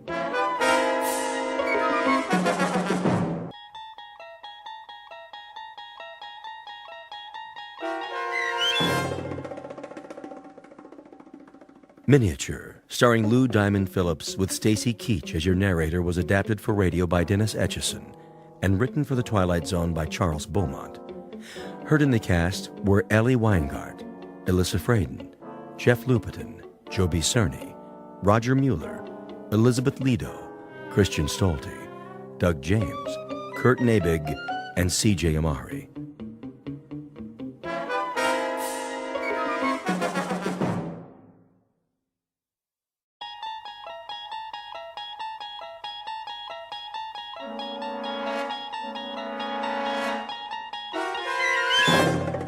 You unlock this door with the key of imagination. Beyond it is another dimension, a dimension of sound, a dimension of sight, a dimension of mind. You're moving into a land of both shadow and substance, of things and ideas. You've just crossed over into the Twilight Zone.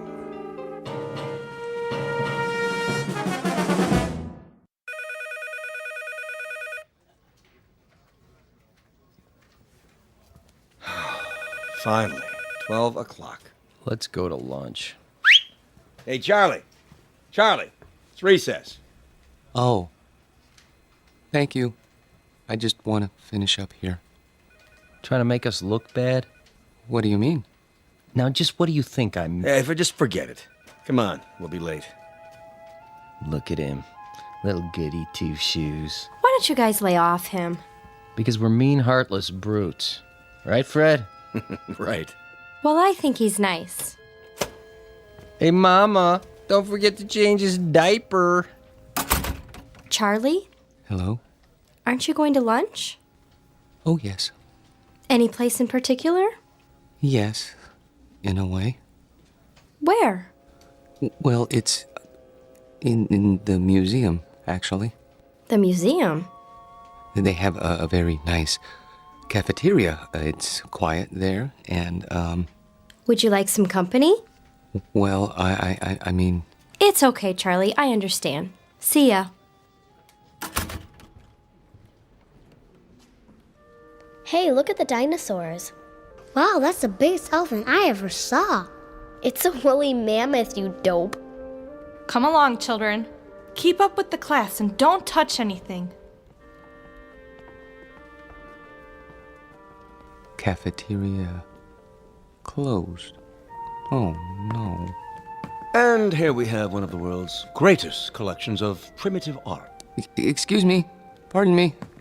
There are selections from every period. I direct your attention to the New Guinea exhibit. Some of the pieces, the sepik shields, for example, are hundreds of years old, but some were made as recently as 1950. This is because New Guinea is still a largely unexplored and therefore unspoiled land. Most natives of the interior will live and die without realizing that the world extends beyond the limits of their jungle. Sorry, I'm not part of the group. Let's stay together, please. Now then, the natives speak over 500 different languages. However, you'll notice that their art has a great unity. Of course, they don't think of their carvings as art, not in our sense of the word. This first piece in the glass case was meant to frighten away evil spirits. This one is a protection against disease. Oh, and this one... If I could just get by, please. I'm on my way out. Help you, sir? What? You look lost. Can I help you find anything? Oh, no, that's all right. I just got turned around. Is the cafeteria closed? For the rest of the week. They're remodeling. Well, I'll be leaving then. Main entrance is that way. Thank you. Have you seen the Egyptian wing? Pardon? Egyptology. They have a nice exhibit. Is that right? Just downstairs, next to the Hall of Miniatures. Miniatures? You know, the model houses. They have the palace at Versailles, a log cabin, a New England church, a whole room full of them, all made by hand, with little dolls inside that look just like real people. Pretty amazing. Have you been there yet? No, I only come here for lunch, you see. Well, you might as well take it in now that you're here. Not many people go there, but it's really something. All right. I think I will. Turn left at the bottom of the stairs. You can't miss it. Thank you for the suggestion. I'll have a look.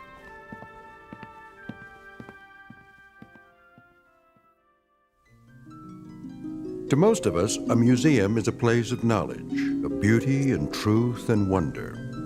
Some people come to study, others to contemplate, others to look for the sheer joy of looking.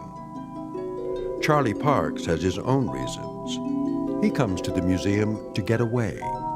It isn't really the low-priced cafeteria meal that draws him in here every day. It's the fact that in these cool, inviting halls, he can be alone for a while. Really and truly alone. Away from his work and from people who don't understand, which includes almost everyone in the world. But Charlie should be careful. He doesn't know it, but there's always a chance he might wander too far and get lost in the Twilight Zone.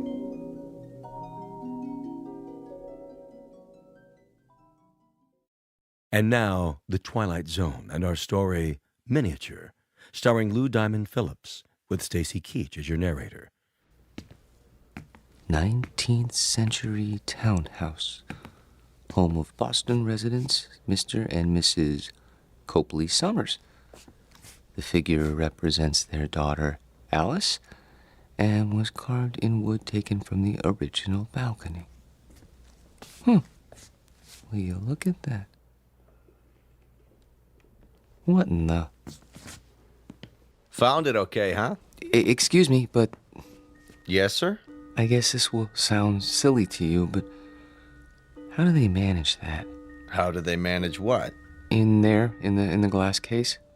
Oh, well, I couldn't say exactly. I know they use magnifying glasses, little tiny tools, single hair brushes, that kind of thing. Must go blind making them so small. But the girl, she's so realistic. Isn't she, though? Long black hair, lace dress. Look at her fingers. They didn't miss a thing. Little rug, chair's got teeny tiny doilies on it. But how do they get the girl to move? Servo motors? Microchips? How's that? The girl playing the piano, it's stopped now. I don't think I... There, see her sitting at the piano? She was playing just a few seconds ago. It was, I don't know, something like this?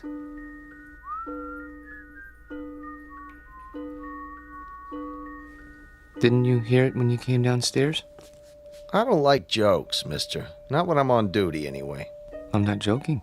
Then you're hearing things. There isn't any mechanism inside that piano, and the doll's carved out of wood, a single block of wood. See the sign? Yes, I know. Carved in wood taken from the original balcony. But I could have sworn... Yeah, it was probably some kid with one of those pocket radios. They sneak them in once in a while. But I saw her move. At least I think I did. Well, you know better now, don't you? Yes, I know better now.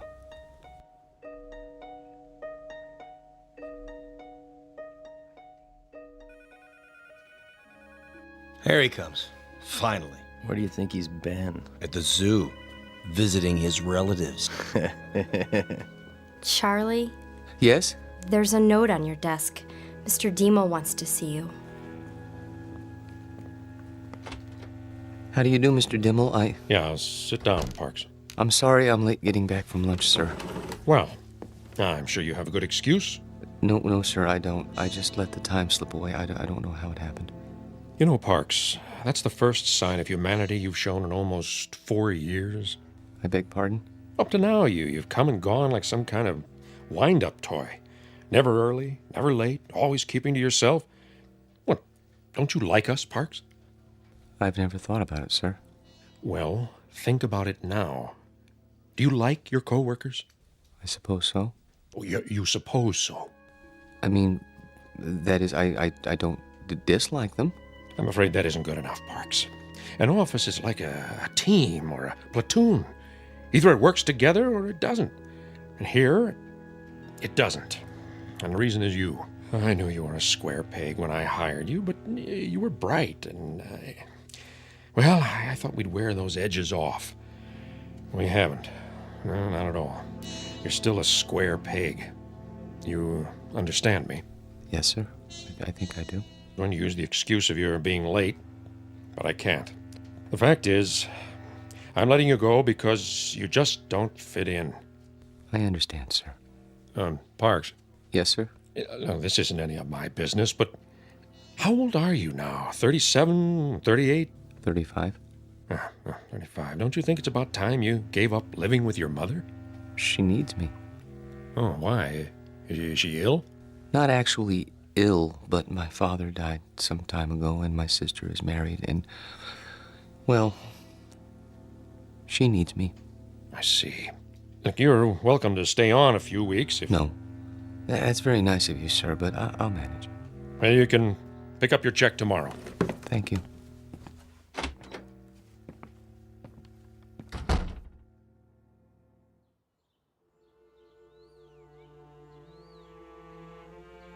He had no right. He had every right, Mother. Hiring and firing people is his job. But why you? He doesn't think I fit in. That's ridiculous. What are you doing? I'm going to phone that man and find out why you're being persecuted. Mother, please, it won't do any good. Oh, Charlie, what's going to become of you? I've worked so hard to bring you up right. Maybe if I'd let your father punish you the way he wanted to. It's all right, Mother. This is just a minor setback. You say that every time. Why can't you keep a job, son? Why do you always end up making people uncomfortable? I don't know. I suppose they blame me. Well, I'm not keeping you here. I know that, Mother. Nothing in the world would make me happier than to see you settle down with a nice girl, raise a family, live a normal life. Please, don't cry. I can't help it. I hate to see you hurt, son. I'm not hurt. Well, you should be. Getting fired. It would have killed your father. It would have absolutely killed him. I'll go to the Employment Bureau tomorrow. Here. Take my handkerchief. Where are you going? To my room. Get me my heart medicine before you do. Yes, Mother. Charlie? Why were you late getting back to the office? I was detained. What's that supposed to mean? Nothing. I was detained. That's all. Open your mouth. Charlie, do you feel all right? Yes, Mother. I'll go to my room now.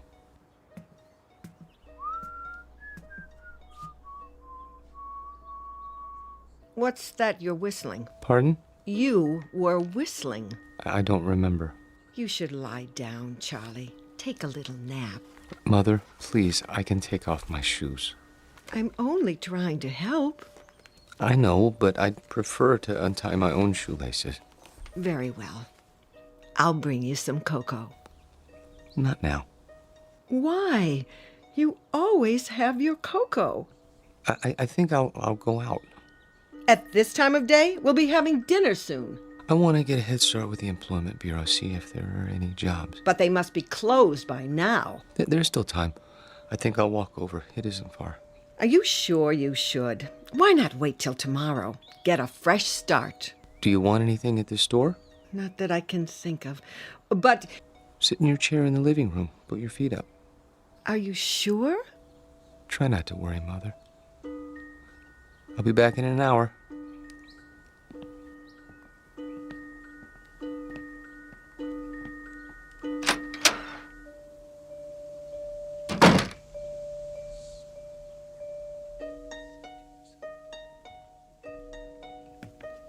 Back again, huh? Yes. Anything in particular? Is it still open? What's that, sir? The miniature room? You know, downstairs next to Egyptology? Oh, sure. Thank you.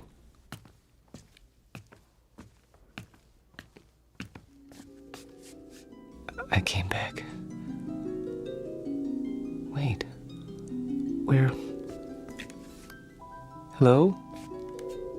Hello? There. I was afraid you wouldn't be here. Oh, no, you've changed your dress. That's a lovely gown. Very lovely. Are you going out? Who's that? Oh, you are going out. That's why he's wearing a cape and a top hat. Your gentleman caller. Oh. Does he have a carriage waiting? I hope so. I wonder where you're going. To dinner? No, something grand.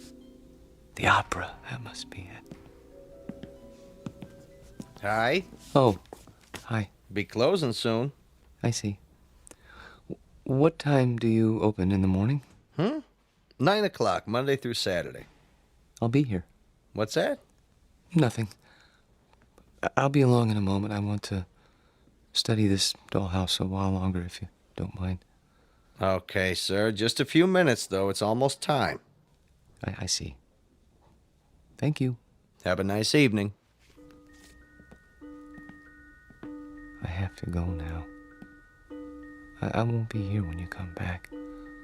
But I hope you have a nice evening, Alice.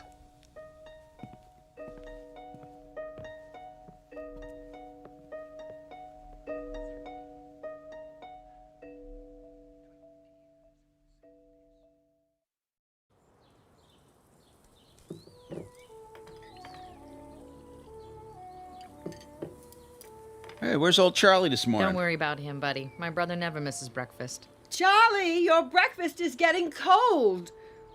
You see, late for his meals, awake every night, tossing and turning.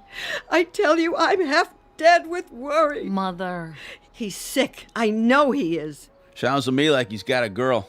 Don't be silly. What's silly about it? He's not a bad-looking guy. A little peculiar, maybe, but, he's not... If he had a girlfriend, he'd tell me. He hasn't told me, so it isn't possible. Okay. Nothing would make me happier than to see Charlie settle down. He knows that. I'm not one of those mothers who won't let go of their children. Ask Myra. Pass the butter. Charlie! I'm here. Your breakfast is on the table. Sorry. Hey, Charlie boy. Hello, buddy. How are you? Couldn't be better, Charlie boy. Couldn't be better. Good morning, Myra. You're looking nice. I wish I could say the same for you. I haven't been sleeping very well. Because of the job? Yes, I suppose so. It's been terribly hard on him, pounding the pavement every day. Boy, that can get you down. Charlie. Yes? We've got a surprise for you. Tell him, bud. Well, it's like this. I heard they gave you the pink slip, and see, I know the dispatcher pretty well over where I work, and I told him about you, and he said... He said he'd give you a job. Yeah. Isn't that wonderful? Oh, yes, I guess so. Charlie! It's very nice of you, buddy. Really. You have experience in billing, don't you? Yes. Then what? Well, you see, I don't know if I'd want to travel that far. It's out of the city, isn't it? Nobody could pick you up. Sure, till you get yourself a car. Charlie, for heaven's sake, Buddy's offering you a job. I'm sorry. I appreciate it, really. But I'm afraid. You got something better, Charlie? Excuse me, I have an appointment. Charlie! Charlie! Oh, I don't recognize him anymore. My own son. Does he have something better, Mother? No, he doesn't have anything. He isn't even looking. How do you know?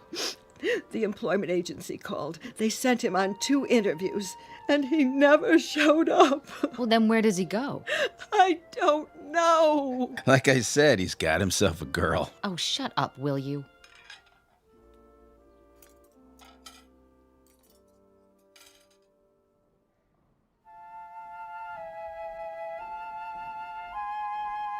Henry, look at that. A real log cabin. Isn't it wonderful? Uh-huh. See, there's a little spinning wheel. Your grandmother had one of those, remember? How did they make it so small? Uh-huh. Oh, 19th century townhouse, Boston. Isn't that something? I've never seen anything so perfect, have you? Just look at the miniature piano and the doll there in her little handmade dress. Come on, let's go.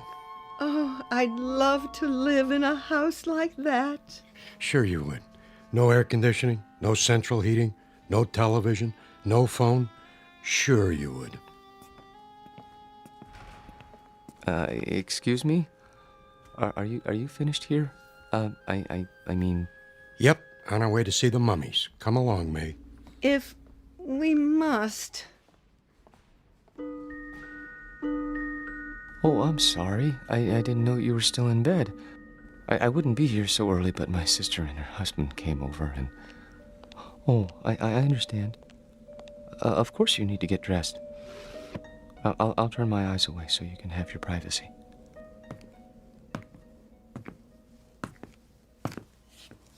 Hi. Little early today, aren't you? Am I? I guess you must get a real kick out of these displays. Yes. This one in particular. What do you see in there, mister? Nothing. Man doesn't stand for 4 and 5 hours at a stretch looking at nothing. I'm not breaking any rules, am I? No. Then leave me alone, please. Suit yourself. Forgive me, it won't happen again. Oh, I see you're having breakfast. It isn't any of my business, but I really do think you should eat more than toast. Mother says breakfast is the most important meal of the day. Have I told you about my mother? She's very nice. Of course, she still treats me like a child, but you can't blame her. I'm all she has. I suppose that isn't very much.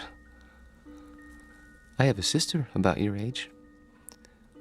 Her name is Myra. She's nice too, but she's not as pretty as you are. I think you're about the prettiest girl in the world. I don't mind saying that because I know you can't hear me through the glass. But I think I'd say it even if you could, because I hope it's all right, but I have to go now. Just for a while. I didn't get much to eat this morning myself. I'd better have something. But I'll be back soon. I promise.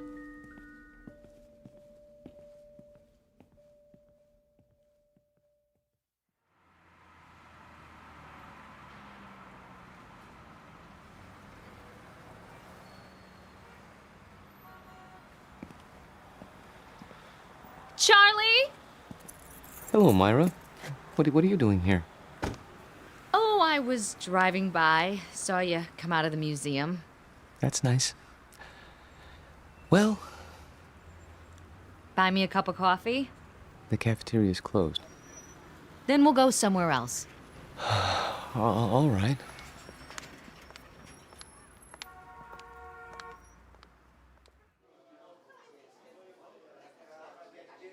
Here you go, folks. Thank you. Charlie, I'm gonna be honest. I didn't just happen to see you today. I followed you. You did? Why? Because Mother asked me to. She's worried, and so am I. You haven't been yourself. No? You go to that place every day? I thought it might be a good idea to improve my mind. That isn't why. I'm your sister, Charlie. I grew up with you, and I know you. You go there because it gives you a chance to be alone. And you want to be alone because you're scared. Myra? Listen to me. This is important. You're over 30 years old, Charlie, but you're living the same way you did when you were 14. Some of it's Mother's fault, some of it's yours. But it isn't natural. It's sick, Charlie, and you know it's sick. And that's why you're scared. You're probably right. Stop agreeing with me. I could say you were a blue monkey and you'd agree. But Look, I don't know about psychology or anything like that, but I think I know what's wrong with you. You need a girl, Charlie. You're at that time in your life. You know what I mean? Not exactly. Well, it's hard to explain, but you've never had a girl, have you? Not as such? That's what I thought. Well, we're gonna change that. How? I'll introduce you to Harriet Gunderson. She works at my office, and she's a lot of fun. You'll like her. Myra, please. Charlie, please. This one time, try. For me. If you do, I promise I won't bother you anymore. All right. Here's her address. You don't even have to phone. Just stop by, say around 7. And you don't have to buy her dinner. Take her for a walk in the park. She'll like that, okay? Okay. Word of honor? Word of honor.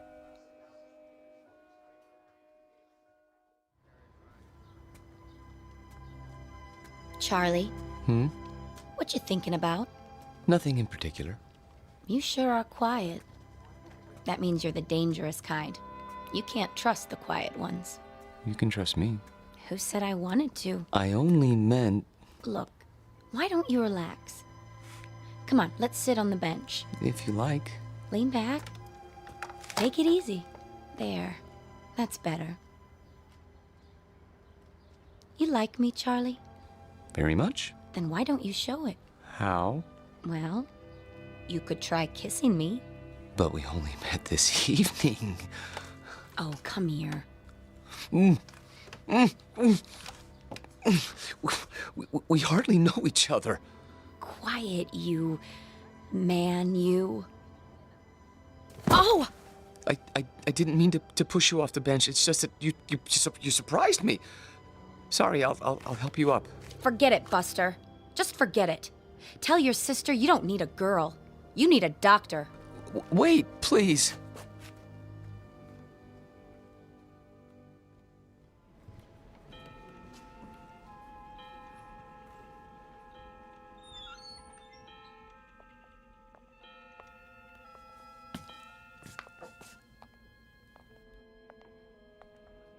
Of course, I realized she was doing it as a favor to Myra, but even so, I didn't mean to be rude to her.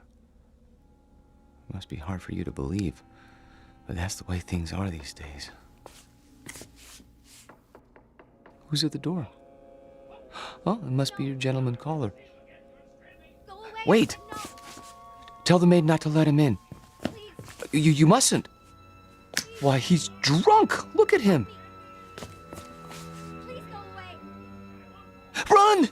Run! Don't touch her! Don't lay a hand on her! Stop! He's got to stop! No, let go. Let go, please. I can't help you! The glass is too thick! I need something to break it!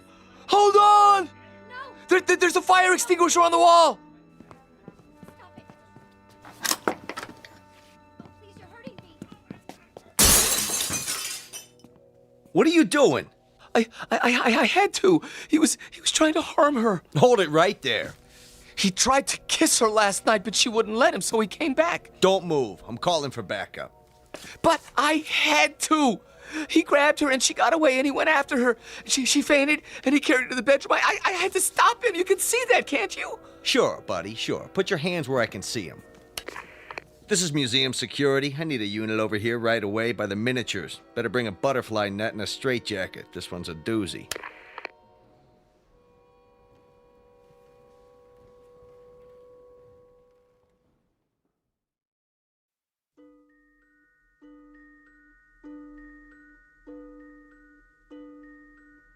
Now, Mr. Parks, I want you to understand that no one is saying you didn't see these things.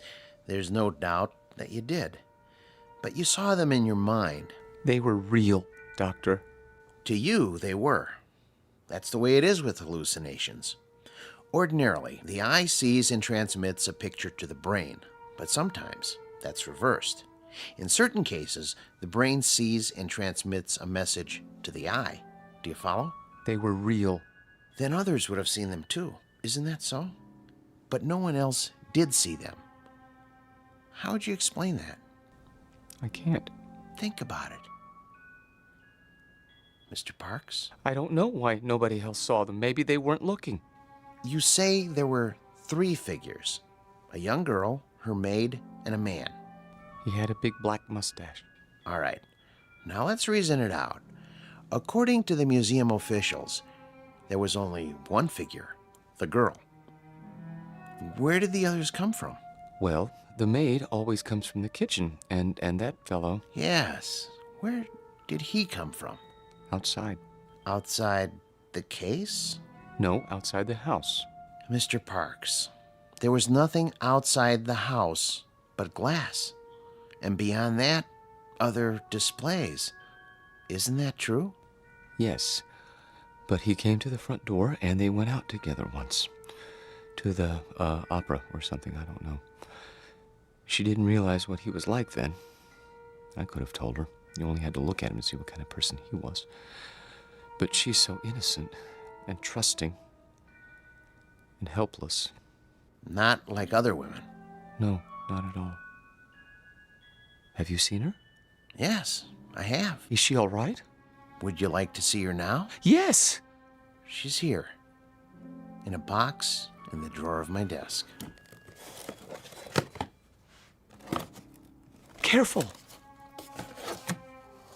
You are holding a piece of wood in your hands. A beautifully carved piece of wood, about 6 inches tall. Do you have to take her back? I'm afraid so. It's museum property. Now, I want you to go back to your room and think about what I've said. Will you do that? And remember, what you saw isn't the important thing. Our job is to find out why. Once we accomplish that, you won't have any more hallucinations.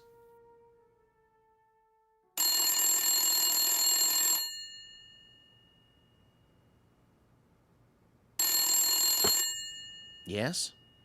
Oh, yes. Send them in. And ask Dr. Geisner to prepare the patient for checkout. Nice to see you, Mrs. Parks. You remember my daughter, Myra. Hello. Hello, Dr. Wallman. And my son-in-law, Buddy. Hi, Doc. Where's Charlie? He'll be along in a few moments. Is he really normal, Doctor? That's a word we try not to use. Why not? Because it's meaningless. It refers to the behavior patterns of the majority. If 99.9% of the people in this country went to bed with their socks on, then that would be considered normal. And if you didn't? I go to bed with my socks on all the time. Well, what I'm trying to say is don't judge Charlie's emotional health by the degree to which he conforms to other people's standards. Don't expect him to be like everybody else. Then you don't think he's sick? Not now. No. He was when he came here. The constant pressure to be something he wasn't, to act and think and feel the way you wanted him to, instead of the way he wanted to, he was unable to cope with this world. So he created another world. But he knew it was false, so he destroyed it, and with that act, he made his first step toward mental health. Of course, he insisted it was real for a long time, but that's standard with hallucinations. Charlie! Hello, Mother. Myra? Buddy? How are you feeling, Charlie? Wonderful, Doctor. Really, wonderful. No more dreams? I've been sleeping like a baby. Not worried about the girl in the glass case? There was no girl. Just a doll. I know that. And I know what made me think I saw what I saw. Thanks to you. Thanks to you, Charlie. You figured it out, remember? I didn't tell you anything after that first day a few weeks ago. Oh, Charlie, I was so worried. Now, Mother. I know you were, but I'm fine now. I'll find a job, and everything will be the way it was. You'll see.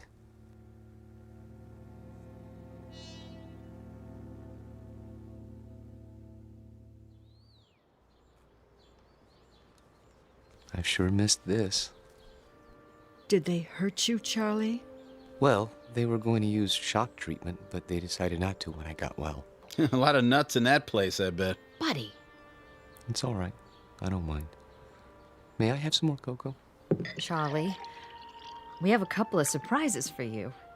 Oh? The job at Buddy's office is still open. Really? And I talked to Harriet. She forgives you. But she can tell you herself. She's coming over tonight. That's great. Thank you, Myra. And thank you, Buddy. Well, it took some doing, let me tell you, after where you've been and all. Well, I'm sure it did. But you won't be sorry. I intend to work very hard. Now, if I'm going to be ready for tonight, I'd better get a little rest. You'll excuse me? Have a good nap, Charlie. Thank you. Would you like to fix my bed, Mother?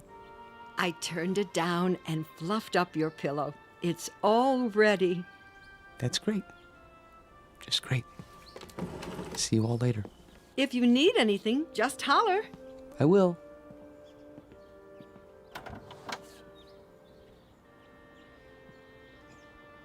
All right, I gotta go by the house. Be back in a while. Okay, honey. You want me to pick up some chow? That's not necessary. We're all going out tonight. We are. Okay, then. See ya. Take your time. Drive carefully, Buddy. Sure. No problem.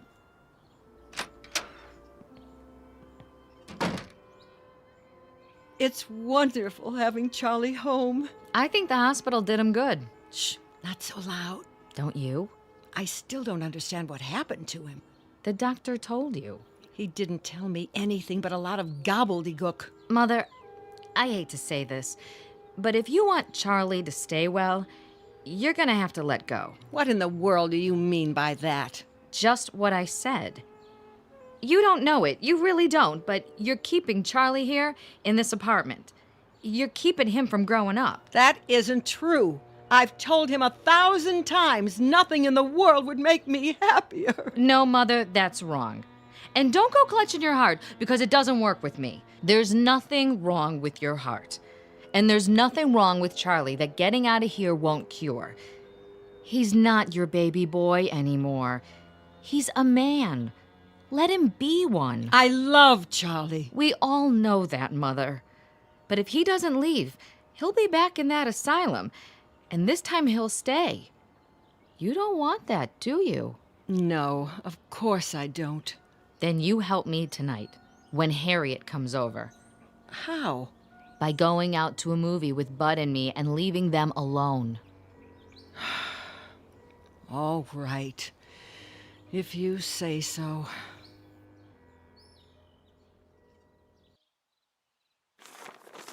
Pass the sports page, would you? Here.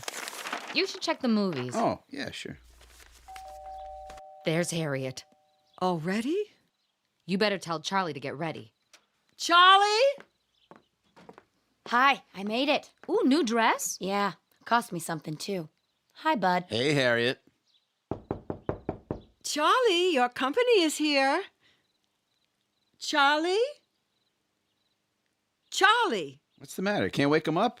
He must be tired. It's locked. Charlie never locks his door. Hey, Charlie boy! Up and at him, pal! Maybe he doesn't want to be disturbed. Nobody could sleep through that. Break it down, Bud. Gee, I don't know. Break it down. Okay. The window's open! Take it easy, Mother. He must have crawled out. Why would he do a thing like that? I don't know. He's your son. Oh, what did I ever do? Mother, be quiet. Hello, operator? Could you give me the number of the City Museum? The main one downtown. Thank you. He couldn't have gone there. The doctor said he was well. Hello? Yes, could you tell me, please, are you open tonight? I see. Thank you. Well? Well, they close earlier tonight. Thank God. But they were open until a little while ago.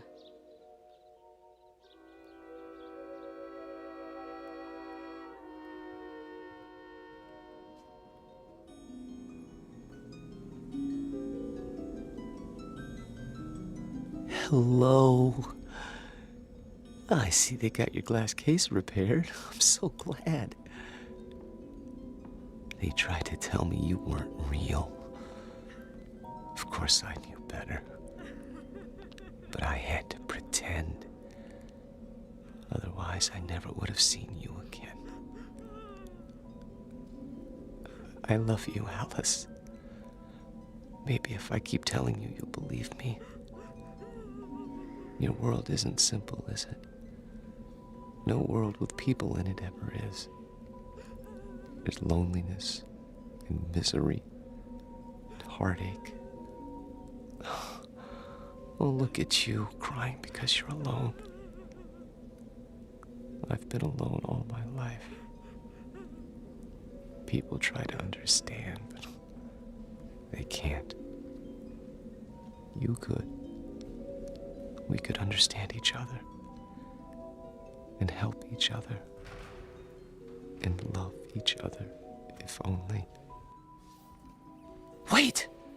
Someone's here. I have to hide. But where?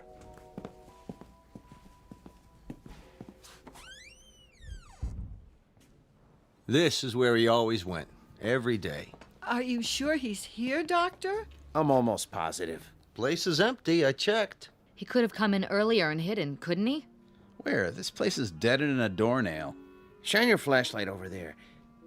What about those Egyptian mummy cases? Say, that one isn't supposed to be open. Could a man hide in there? I guess. Nobody's allowed to touch him. It's against the rules. Mrs. Parks, would you do something? Anything for poor Charlie. I'm sure he can hear you, wherever he is. Are you going to take him back to the hospital? I think it would be wise, don't you? Before anything else happens, call him. Ask him to come out. Charlie? Louder. Command him. Charlie, this is your mother. Come here. Again. Charlie Parks, you come here this second, young man. You hear me? It's too late. He's not going to listen to you now, Mother. Hey, Charlie boy, let's go. What do you say, huh? Can you turn on the lights? Yeah, at the main switchboard. Do it. We're gonna have to search the whole place. Hey, is this the dollhouse? That's the one. And the doll, is that her? Yep. Say, what? There's two of them now. A man and a woman sitting on the piano bench.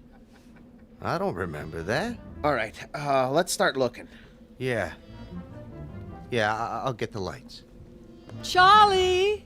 Charlie, please. This isn't funny. Yo, Charlie! Come on, Charlie!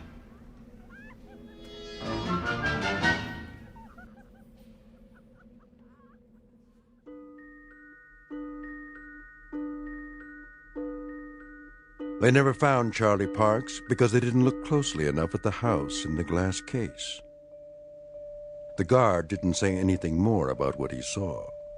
He knew what they'd think, and he knew they'd be right, because seeing is not always believing. Especially if what you see happens to be on display in an odd corner of the Twilight Zone.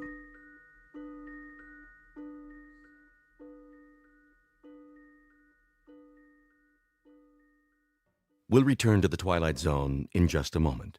You are about to enter another dimension. A dimension not only of sight and sound, but of mind. A journey into a wondrous land of imagination. Next stop, the Twilight Zone.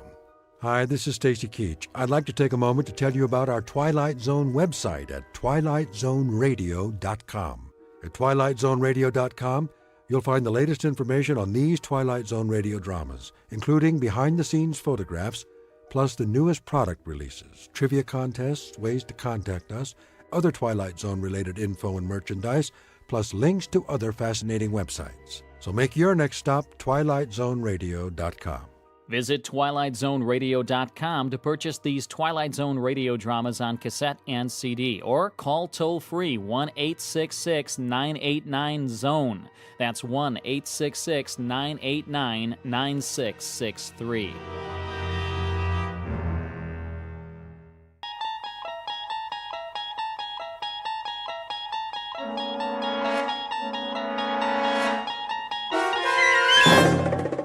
You're traveling through another dimension. A dimension not only of sight and sound, but of mind. A journey into a wondrous land whose boundaries are those of imagination. Your next stop, the Twilight Zone.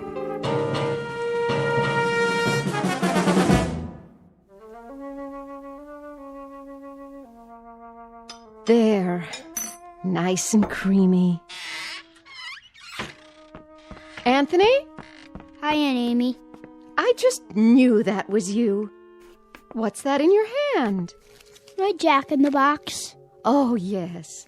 That's such a funny toy. Where's my mother?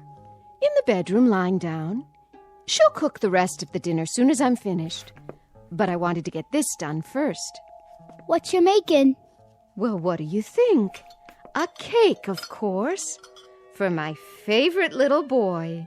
Is it a good one? Oh, yes. A very good one. Very, very good. I just took it out of the oven a while ago. Chocolate on the inside with little yellow swirls? What else? I know what my Anthony wants. See? Doesn't that smell good? Where's the frosting? Right here in the bowl. It's chocolate, too. I blended in a lot of butter to make sure it's smooth. 100 times. By hand. Milk chocolate? You bet. We don't like that dark chocolate, do we? Ugh. No. Hurry up, Aunt Amy. Don't you worry. It'll be ready in a jiffy. Put the frosting on. Plenty of time for that. Besides, We have to let the cake cool first. Put it on, now. Oh, I know what you want. You want to lick the bowl. Well, you'll just have to wait. I don't want to wait. Be a good boy now. I am a good boy. I know you are. I know that. Of course I do. A very, very good boy. I'll just go ahead and frost it now. Why not? No problem, Anthony. None at all. I want lots on the top. Surely. Lots and lots. See how thick I'm putting it on? Swirls of chocolate butter frosting, and all of it for my favorite nephew. There. Some more around the sides. We don't want to forget the sides, do we, Anthony? The sides are good, too. So good. Anthony, stop that. Get your finger out of the bowl. Ow! There'll be plenty left for you to lick when I'm finished. When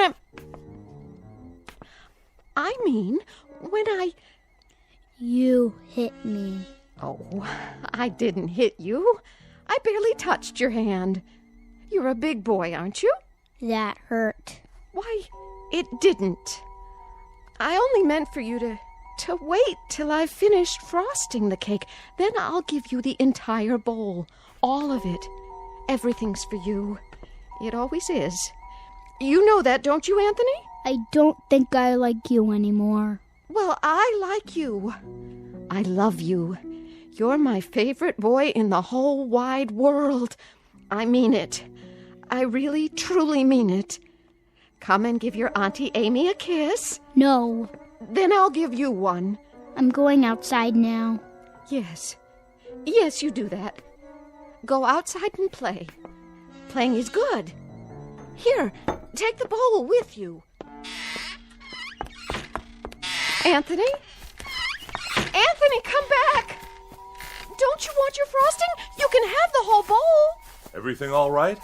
Oh, Anthony. Nice day, isn't it, Amy? Very nice. Something the matter? No, nothing's the matter. Nothing at all. Did anything happen? Oh, I was just frosting the cake, and Anthony couldn't resist tasting it. Well, who could? I used to love frosting when I was his age. Didn't you? It's good, isn't it? So good. Why wait? We can go ahead and have the cake now if Anthony wants. It's perfectly fine with me. Now, Amy, why don't you apologize to the boy? You can do that, can't you? Anthony, I'm sorry. Come on back, boy. Anthony, please. Anthony.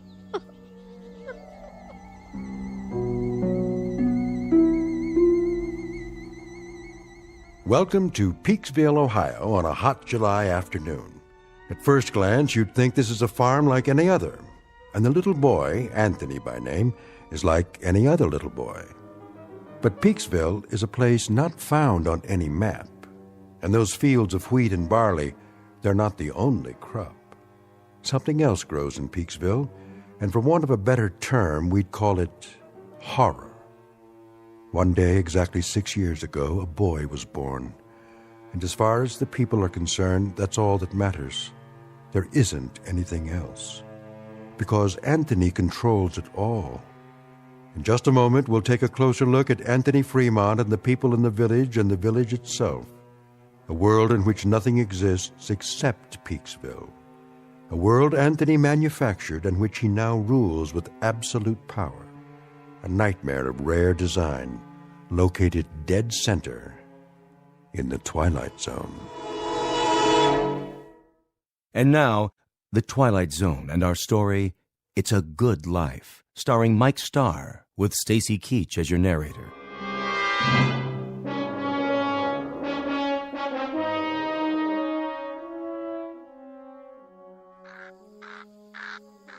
I'll see he gets it, Amy. Would you? Don't you worry none. Look, boy. Look what Aunt Amy's got for you. Your own bowl of chocolate frosting. You like chocolate, don't you, Anthony? I know I do. Chocolate's good. I don't like her. Of course you do. She's your Aunt Amy, and she loves you. You know that. I hate her. Oh, It's a good joke. A very good joke. It's all for you, Anthony, all of it. And after you've finished, I'll make some more if you like. As much as you want. Get away. Oh, now, darling. Don't look at me. What? I don't like you to look at me. Hear that, Amy? Anthony's got a point. Why don't you go back in the house for now, so you can help Agnes cook dinner? Yes. Yes, I'll do that. It's going to be a good dinner, isn't it? I believe it will be, yes. You know, just the way he likes it. Don't you? It'll be delicious, Anthony. You'll see. I told you, don't look at me. She's not... I'll make it so she can't look at me. So she can't look at anything ever again. Watch your step there, Amy. I can't see. What do you mean? Sure you can. That would be some joke. Just go on inside. The light. That's all I can see. The sun. It's so bright. The sun blazing in the sky. Like white fire all around. Amy? Help me. Please. I can't see. I can't see. Help me. It's nothing, Amy. I'll help you up. Sit here in your chair. There you go. That's right. Sit and rock. You'll feel better real soon, I'm sure. It's good to rock, isn't it? Yes, it's good to sit on the porch and rock. There now.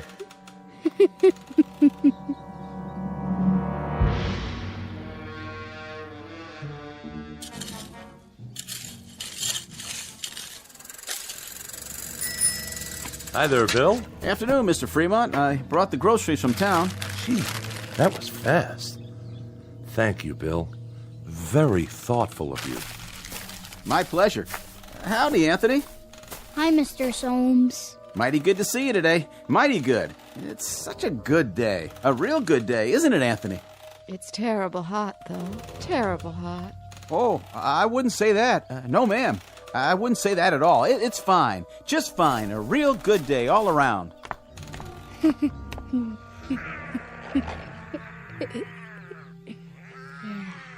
What are you doing, Anthony? Playing. My, that's real good. Whatever it is. You like it? Sure do. I was just wondering, what you were doing. I made something. By golly, you did. Know what it is? Can't rightly say that I do. Take a guess. Oh, I'm not very good at guessing. Guess. Go on, Bill. You can do that, can't you? Well, now, some kind of animal, is it? It's a gopher with 3 heads. See? Oh, yeah. He's a real fine one. I ain't ever seen a gopher with 3 heads before. He's alive, huh? Must be, the way he's moving around. He was. I'll make him dead now. I'm tired of playing with him. Be dead, gopher. You be dead. Now, that's real fine, Anthony. That's real fine, what you done. Sure is. Yeah. You made him dead, all right. Look at him laying there. It's good that you done that. Real good. Tell me what it looked like. Well, it was like a regular gopher, only more interesting. Was it ugly, though? Oh, I wouldn't say that. I wouldn't either. I'll bet it was ugly. Grotesque looking. That's the way Anthony likes things. Oh, what a good joke. You'd better bury him now. Okay. Want some help? No, I'll wish him into the cornfield. You do that. Gopher, go into the cornfield. Go be in the cornfield. Well, what do you know? Ain't that something? What are you doing here anyway? Me? What do you mean, Anthony? I'm delivering the groceries. What do you think? Go ahead and do it then. Why, sure. I'm the delivery man. That's me. You better. You don't want me to wish you did, do you? Why, no, Anthony. No, I don't. But what? But I just wanted to say, you do some real fine things. Real fine. You're a good boy. We all love you. Don't we, Miss Amy? Don't we just love Anthony? Oh, yes. We love him. Everybody loves Anthony. Yes, sir. We sure do love him. We love that boy. Well, hi, Bill. Mrs. Fremont, how are you? I was just checking the roast in the oven. Got everything we asked for? Pretty much. I have your list here. Let me see. Didn't have any laundry soap. General store is all out of the laundry soap. Well, that's to be expected. Not even bar soap, though, huh? All out of that, too? Oh, we've been out for a year. You know that, Mrs. Fremont. We ain't had no bar soap for over a year, so I guess nobody has to wash their hands or behind their ears anymore. That's right, Bill. That's exactly right. I got a couple of cans of soup in there. That's nice, huh? Didn't even know we had them on the shelf. And I remembered Anthony loves tomato soup, doesn't he? So I brought that. How thoughtful. You'll tell him, won't you, Mrs. Fremont? Tell him I brought the tomato soup because I heard he liked it. Tell him I brought it, won't you? Why, of course I will, Bill. I'll tell him. Matter of fact, I'll tell him right now. Oh, no, Mrs. Fremont. You don't have to go to the trouble. I gotta get going anyway. I gotta get back to the store. You don't have to be frightened of him, Bill. He likes you. He told me that several times, how much he liked you. Oh, that's real nice to hear. He's a clever boy, Mrs. Fremont. That he is. About the cleverest boy I've ever seen. Know what he was doing out there? Making something, I imagine. You got it. Yesterday he made some kind of furry animal. I have never seen the likes of it, but he invented it all by himself. Had real sharp teeth, too. Long and sharp. Could have done some real damage. It tried to bite him. I was kind of hoping that it would. Mrs. Fremont. But Anthony wished it into the cornfield before it could do him any harm. I gotta be going, Mrs. Fremont. I'm real glad. I mean, it's real fine that Anthony keeps making these things. Real fine indeed. Yes, ma'am. It's great. See you tonight, won't we, Bill? Tonight? Why, sure. It's TV night tonight. Oh, yeah. Anthony's going to put pictures on the television, and we're going to have a surprise party for Dan Hollis. A real nice surprise party. I'll be there, Mrs. Fremont. You can count on me. Where? What? Nothing. Bye now, Miss Amy. Be sure to say goodbye to your nephew for me. I will.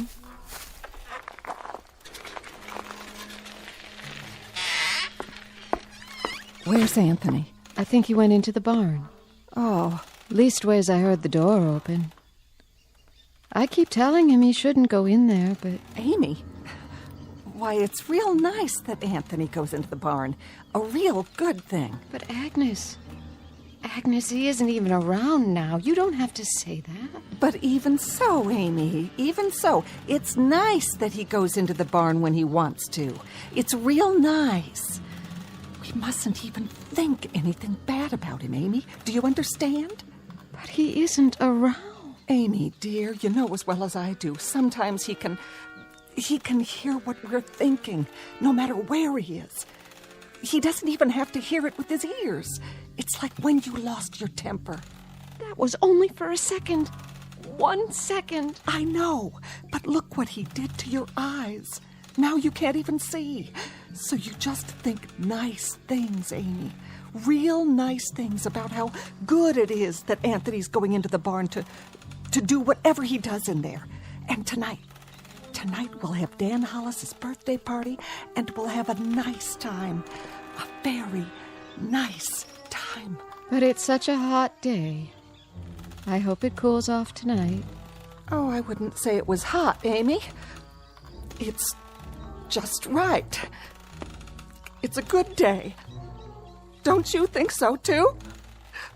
A real good day.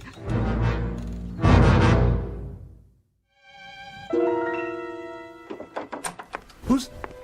Oh. It's you, Agnes. What are you doing?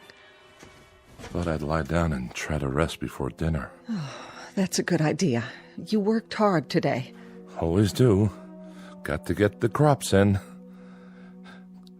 Come in, honey, if you want. And close the door. He's still playing outside. Good. That's good. I put Amy to bed in her room. Did you? I had to lead the way. Is there a cane in the house? Do you remember? She's going to need one. I'll sure check. I told her to try and take a nap. Good. Jeff. Naps are great this time of day, don't you think? Yes, I do. I wanted to talk to you about... Sure, honey. We can talk all you want. Later. I was just going to change my clothes. Why don't you check on the roast while I wash up? How's that sound? All right. I'll do that. And you get a little rest too, if you can. Sounds like a good idea. See you at dinner.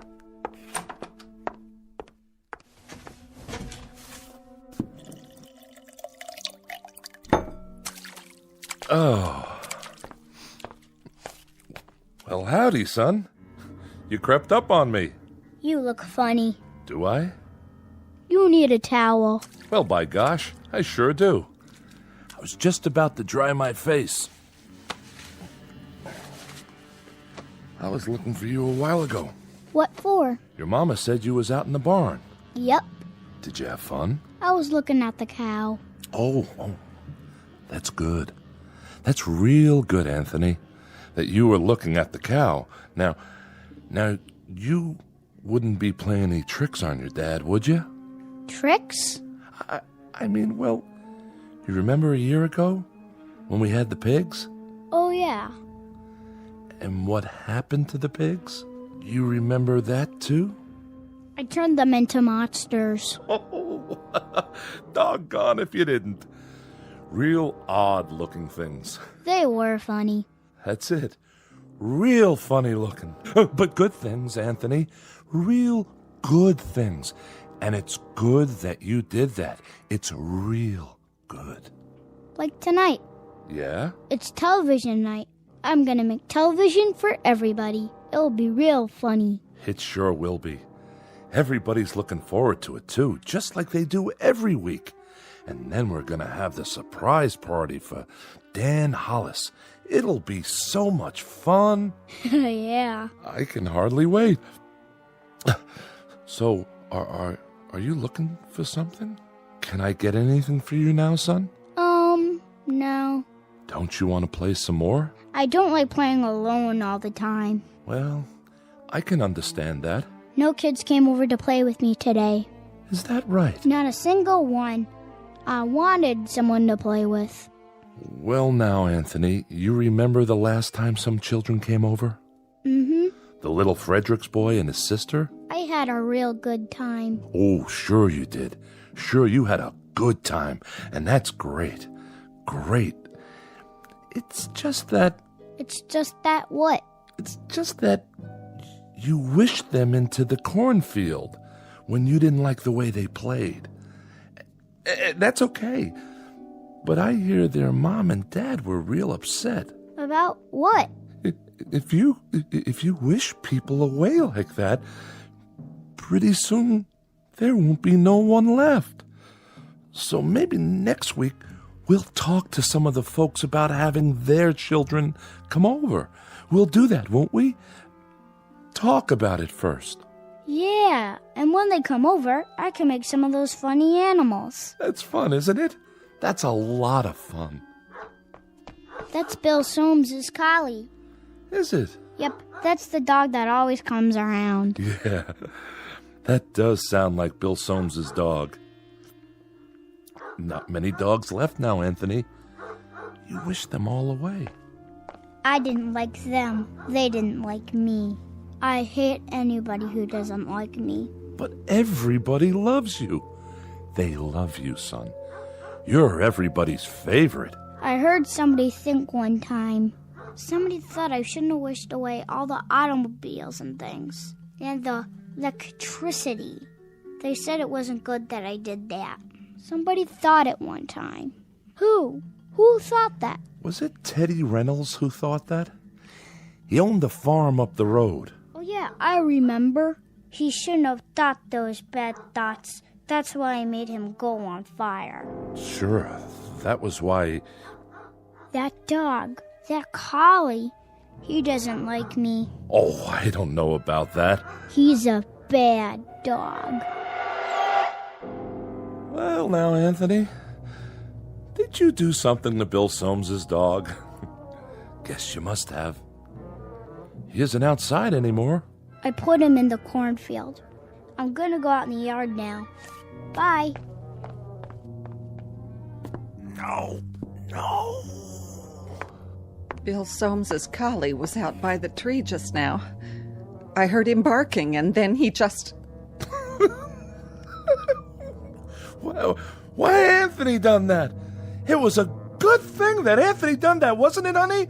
Wasn't it a real good thing? Oh, yes, indeed. It was a real good thing that Anthony did it. Well, I've got to get back and get supper ready. Stay a minute. Ethel's bringing over the candles for Dan's cake. Amy already made it. She got the last box of cane sugar there was to be found. Agnes? The very last box. And Dan hasn't got one single inkling that there's a surprise party for him. Not one. Glad to hear it. And you know how much Dan likes music? Well, last week, Thelma Dunn found a record in her attic. That a fact? Yes, and she's going to give it to him tonight. Isn't that a wonderful surprise? It sure is. A record. Imagine. That's a real nice thing to find. What record is it? Perry Como singing You Are My Sunshine. Well, what do you know? I always liked that tune. How did Thelma happen to find it? Oh, you know, just looking around for new things. Or old things. The ones that are still left. Say, who has that picture we found a while back? I kind of liked it. That old clipper ship sailing along. The Smiths. Next week, the Sipaches get it, and they give the Smiths the old McIntyre music box, and we give the Sipaches... I know. That's the way of things now. There's so little left. But that's okay, isn't it? Everybody keeps a few things for a while, and then they trade off. There's about 3 books left, and each family... Oh, now, honey. And each family can keep it for a week, and then trade it for something else. Like with the stereoscope the Van Usens found in their cellar, or the can of beer that Bill Soames found wedged into an old icebox in the junkyard. I'd better go check on the kitchen. You see, the thing of it is, Anthony fixed it so that we're alone in the world. Nothing new ever gets built anymore. Nothing new at all. That's enough. No, it's not nearly enough. Remember 6 years ago, old Doc Baker, rest his soul, he took one look at Anthony when he was born, and he screamed and dropped him. Tried to kill him right then and there. He knew. Somehow he knew what Anthony was, and he thought it would have been better if he had been born dead.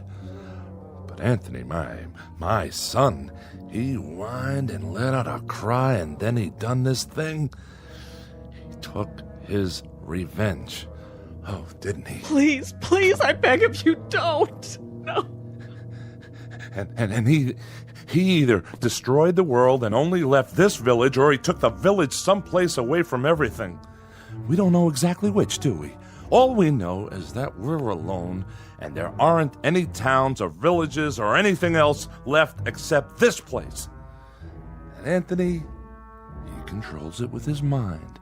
He controls everything. That's right. That little boy in the yard outside. He can make it rain or snow. He can wish people into a grave, or he can turn them into anything he wants. That's why you got to keep smiling or laughing, or you got to mumble something to keep your mind clear, because Anthony can tell what you're thinking.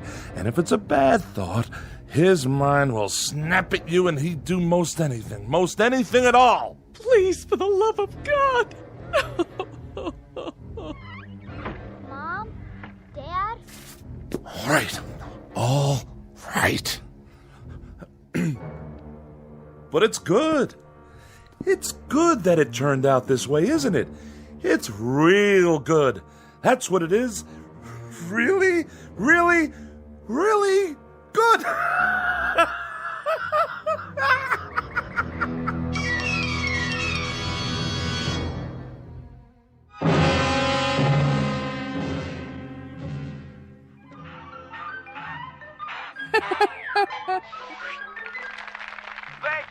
Thank you, ladies and gentlemen, and especially you kids.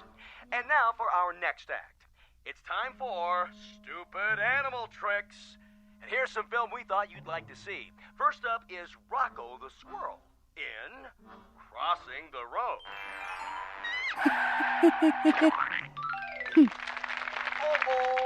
Oh, poor Rocco.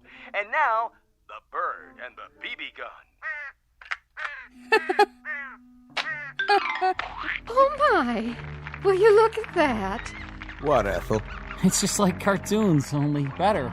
And last but not least, the turtle crossing the street. Well, that's all, folks. And now, time for our next program. Welcome, horror fans, to tonight's episode of Scary Nightmares. This one's a real killer of a story. It's called Pleasant Dreams. Let's watch, shall we? Think I'll go get some fresh air. Shh. Not now, Dan.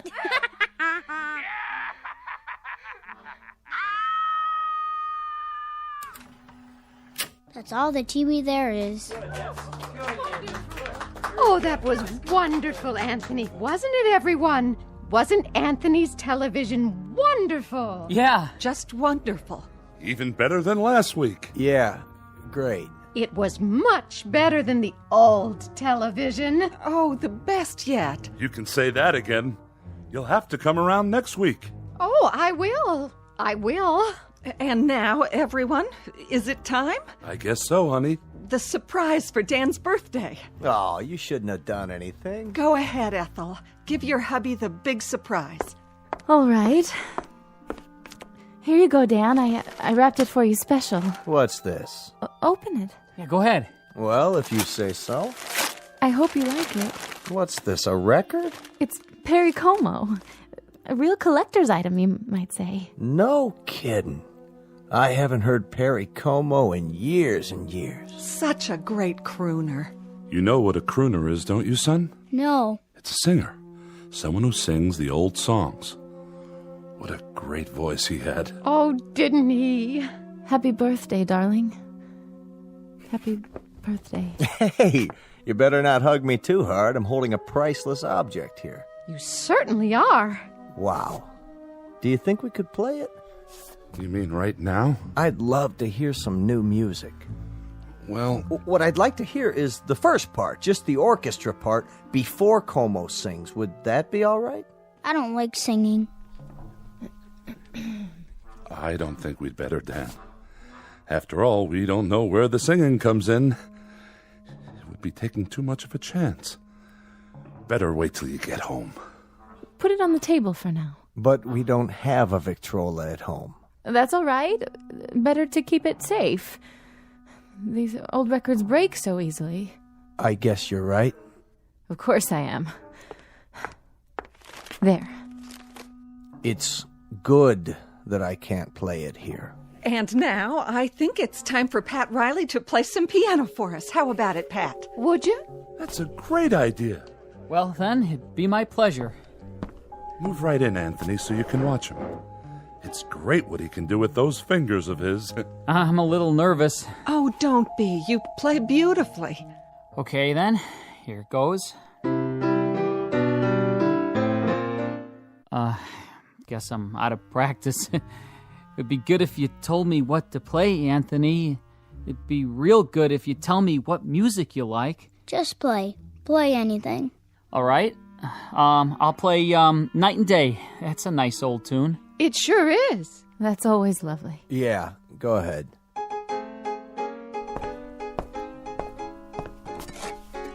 What are you doing? What does it look like? Having another brandy? You've had enough. Not hardly. Stop it. Leave me alone. Put the glass down. Take your hands. Don't make any noise. I don't like noise when the music is playing. I'll drink to that. Oh, don't worry. I'll clean it up. Go on, Riley. Finish the song. Yes, please. It's so pretty. Pretty, all right. Dan, please. Please what? I'm not doing anything. No, darling, but... I'm just drinking this peach brandy on my birthday. That's all I'm doing. Please, Dan. For the love of heaven, please don't say anything else. Who's saying anything? I'm not saying anything. I'm listening. Shh. Play, Pat. This is real good brandy. Real good. You people know something? There's only 5 bottles of real liquor in the whole village. 5. 1 rye, 2 scotch, 1 after-dinner cordial, and this here. And when that's gone, there won't be any left at all. None. Keep playing. Nuts. Nuts! Can't even play my record. Can't even play Perry Como. Don't play that anymore, Pat. That's not what I want you to play. Play this. Happy birthday to me. Happy birthday to me. Dan! Happy... Please, stop! Oh, please, Ethel, be quiet! Dan! Ethel, you have to stop now. Happy birthday, dear Danny. Happy birthday to me. Play it, Pat. Play it so I can sing it right. You know, I can't carry a tune unless somebody plays it. I'll do my best. That's enough. I said that's enough. Go outside for a while, Dan. Get a breath of fresh air. You and her, you had them. You had to go have them, didn't you? If there's any fault, it's yours. You are my sunshine, my only sunshine. You make me happy when I am blue. You monster. You dirty little monster. You murderer. Hey, what you thinking, Anthony? You go ahead. You think about me. You think bad thoughts about me. And maybe some man in this room. Some man with guts. Somebody who's sick to death of living in this place and is willing to take a chance. Maybe he'll sneak up behind you and lay something heavy across your skull and end this once and for all. You're a bad man. You think that, Anthony. You go ahead. I'm a bad man. Keep thinking that. Somebody get behind him. That's all it takes. Somebody end this now. Pick up a bottle or a stick or something, anything, and... You're a very bad man, and you keep thinking bad thoughts about me. But now you can't anymore. You can't even see me. My eyes? Your eyes aren't real. They're like a toy. That's all you are now. A toy Jack-in-the-Box.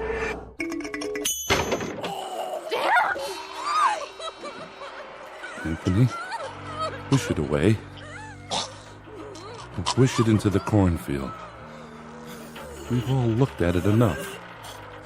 Please, son. Wish it into the cornfield. All right. That's better.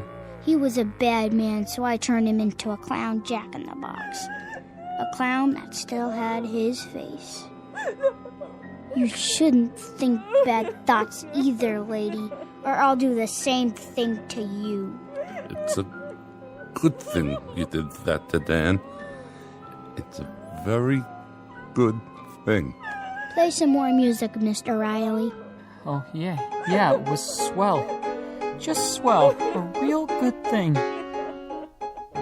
I like that song. Come on, Anthony, I'll lift you up so you can sit on the piano. Would you like that? You know something? What's that, Amy? Careful, watch your step. Why don't you sit down again? I kind of liked it a little bit better when there were cities outside. And we could get real television and radio and things like that. Didn't you? Why, Amy, it's good for you to say such a thing. Very good, but you must be making a joke. Anthony's television is much better than anything we ever used to get. Oh, yes. It's fine.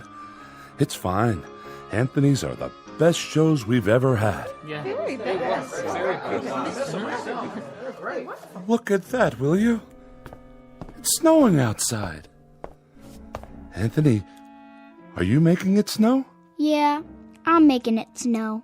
I like snow. So do I. We all do. But that'll kill off half the crops. That's what it'll do, Anthony. And then we won't have anything to harvest or eat. Did you know that? Mm-hmm. But I guess it's good that you're making it snow. It's real good. And tomorrow will be a good day. No matter what. A very, very good day. No profound comment here. No clever words about the human mind and the power of thought or the need to survive. We only wanted to introduce you to one of our favorite citizens, and we do mean favorite, little Anthony Fremont, age 6, who lives in a village called Peaksville, in a place that used to be Ohio. And if by some strange chance you should ever run across him, you'd best think only good thoughts, because anything less than that is attempted at your own risk. In the Twilight Zone.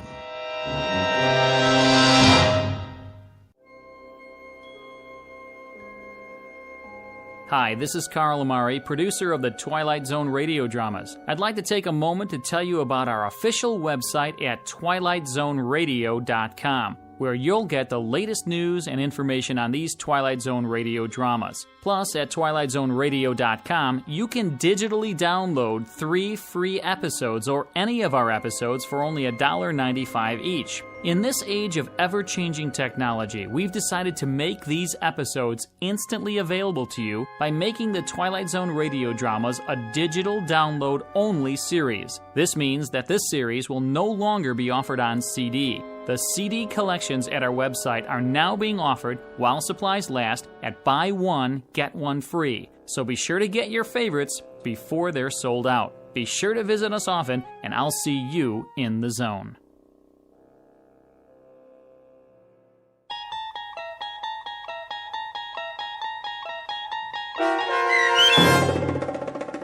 It's a Good Life, starring Mike Starr with Stacy Keach as your narrator, was adapted for radio by Dennis Etchison and written for The Twilight Zone by Rod Serling from a story by Jerome Bixby. Heard in the cast were Meg Falcon, Fernette Lebo, Christian Stolte, Jeff Lupetin, Doug James, Brooke Sanford, Carl Amari. Piano stylings by Daniel Choka. And introducing Zachary Leipzig as Anthony.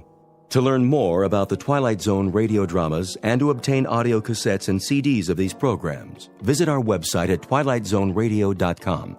The producers of The Twilight Zone wish to thank CBS Enterprises, Carol Serling, Dennis Etchison, Dick Brescia Associates, Claire Simon Casting, Terry Jennings, XM Satellite Radio, Sirius Satellite Radio, our sponsors, and our radio affiliates for helping make this series possible.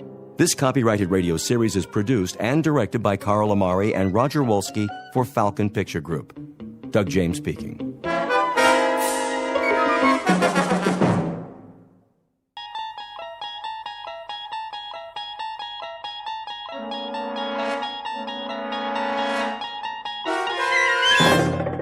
You're traveling through another dimension. A dimension not only of sight and sound, but of mind.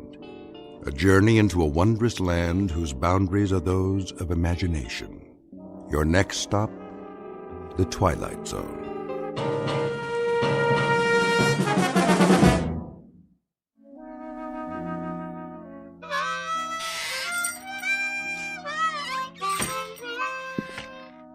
Oh, hi there, Pete. Didn't hear you come in. Why don't you join us? Set a spell. That's all right. I wouldn't want to interrupt you. Well, all right then. Where was I? General Pershing. Oh, yeah. So I said to Jack Pershing, General, I said, there ain't gonna be no artillery support. They're dug in too deep. When was this now? First World War, of course. The Great War, we called it. Yes, sir. So I says to General Pershing, Jack, What we gotta do is we gotta enfilade. Know what I mean? Do what? Enfilade 'em. That's what we're gonna do. Enfilade 'em to beat the band. Frisbee, when are you going to put that mouth organ of yours out of its misery? How's that? Or at least learn how to play it. Helps me relax. Well, sir, old Blackjack knew who he was dealing with. And that was? They didn't call me old enfilade Frisbee for nothing. Horseradish? Huh? Where do you keep the horseradish, Frisbee? Right where it always was, Pete. Third shelf down. Down where? On your left there, next to the pickles. You got catsup? Underneath the cash register, behind the beans. What's your hurry? Come on over. I got another chair. No, thanks. I'll put a new log in the stove. If it's all the same to you, Frisbee, I'll just collect my goods and get on home while it's still daylight. Suit yourself. Oh, well, where was I? Oh, yeah. Well, sir, the following morning, we attacked up and down the line, and the rest is history. Smashed them to bits, we did. And then we went on to Paris to celebrate. Exactly 4.5 hours it took us. We had frogs' legs and cold duck till we couldn't eat no more. An hour later, we was in Berlin. Shall I say it, or do you want to? Be my guest. Frisbee. Yeah? You not only got a pot belly big as that stove, you're the biggest liar who ever sat in that chair. You're doubting my word? You can start with that. Beyond just doubting your word, I'm calling you a liar flat out. How can you go from Paris to Berlin in 1 hour? Find the radishes, Pete? Yep. What about celery? All out. Getting some fresh ones in the morning. We're waiting, Frisbee. How do you go from Paris to Berlin in 1 hour? Oh, hold your horses now. I'm coming to that. It's what made the whole operation so fantastic. I was doing some reconnoitering, and I found me a back route. That's very interesting, Frisbee, except last week you sat right there, big as life, and told us you were in the Balloon Corps. You sure did. And that over the Battle of Marne, you shot down 3 German Fokkers with a pistol and personally directed the artillery so the Marines could win. Oh, I did that too. Only it was a year later. It was, let's see now, April of 1917. That's it. I heard enough. More than enough. I'm getting out of here. Well, now you might want to give that some thought, boys. Looks like rain to me. Rain? Sure enough, gonna be some rain. Tell by the clouds. You can always tell by the clouds, you know. Take that big job up on the hill. That there is a stratocumuloso opacus. Anything you say, Frisbee. You fellas know anything about meteorology? Don't get him started. Well, what do you know? Looks like it got me a customer. Carload full of them. Better get out there and pump some gas before they change their minds. Oh, now ain't no reason to hurry. Them clouds, for instance, they like to take their time. So do I. It's the way Mother Nature made things. Why, did I ever tell you about...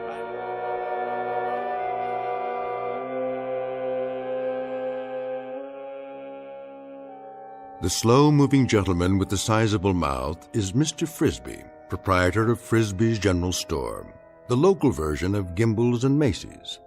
He has all of the drive of a broken camshaft and the aggressive vinegar of a corpse.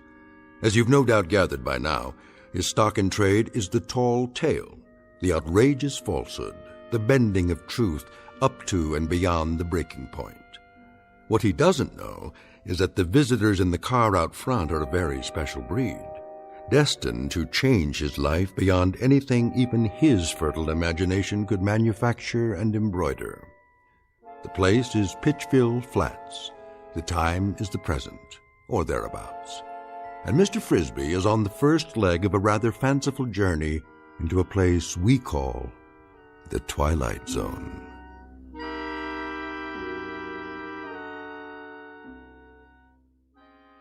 And now, The Twilight Zone, and our story, Hocus Pocus and Frisbee, starring Shelley Berman, with Stacy Keach as your narrator.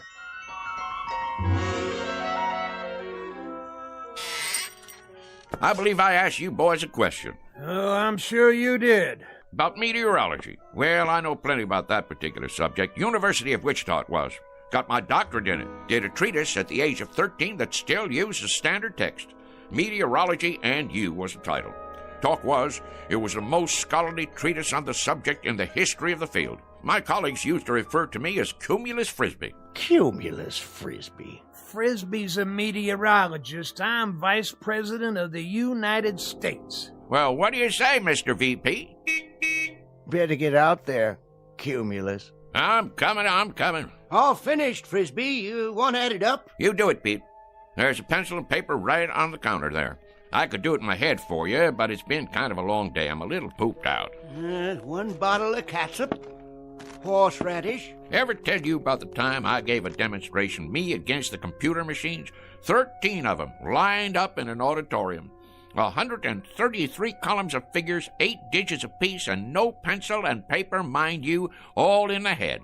Well, sir, people came from miles around. What happened, Frisbee? I thought no one would ever ask. 4 of the machines broke down from overwork. Not you, of course. 2 come up with incorrect answers, and I beat them all by 21 seconds. Ha ha. That does it for me. I simply can't take no more, Frisbee, I gotta tell you. Can't take what? I wouldn't mind if you was a bright liar. I mean, if there was some logic to it, but dadgum, the way you tell it, well, you'd have to be 100 different people living in 200 different places in 12 different periods of American history. Hallelujah and amen. Shucks! What are they in such an all-fired hurry for? Time to do some work, Frisbee. You got customers. You just said a dirty word. Only thing that works in Frisbee's whole body is his mouth. All right. Keep your britches on.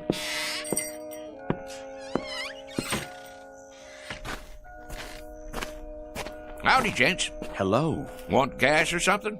Gas? Oh, yes. Sorry you had to wait. Not at all. You know, if you gotta be someplace in a hurry, you could have pumped it yourself. We could. Didn't you hear me yelling? Oh, we heard you. Definitely. We're not too familiar with this kind of car. No. Say, how many of you was in there? 4 of us. It's a bit of a tight fit, I'm afraid. Sure it is. One of them foreign jobs. Not much room inside, huh? We don't know where to put the gas. We aren't familiar at all with these foreign jobs. You ain't? Well, this is your lucky day, 'cause I am. A matter of fact, I'm the one responsible for 'em. For a while there was all rear engine, only in the back. You developed them, did you? Oh, indeed I did. Got a phone call from old Henry Ford one time asking me to fly out to Detroit. Henry Ford? Sure. Well, I did that little thing, and next thing you know, in 48 hours, I went and designed the first rear-engine automobile. Advantages are fantastic, Is that right? Sure. All the weight on the driving wheels gives her better traction, eliminating the drive shaft, lowering the whole car. There's a whole lot better visibility, plus the heat and gas fumes go right on out behind. You're quite familiar with the internal combustion engines, then. That sort of thing. Familiar with them? Why, mister, you're looking at the granddaddy of the modern-day automobile. Henry said to me when I finished that there designing job, rear engine, he said, that's what he called me, old rear engine Frisbee. He says, rear engine, you're an automotive genius. That's what you are. Well, I couldn't very well argue with him, being as how he was Henry Ford.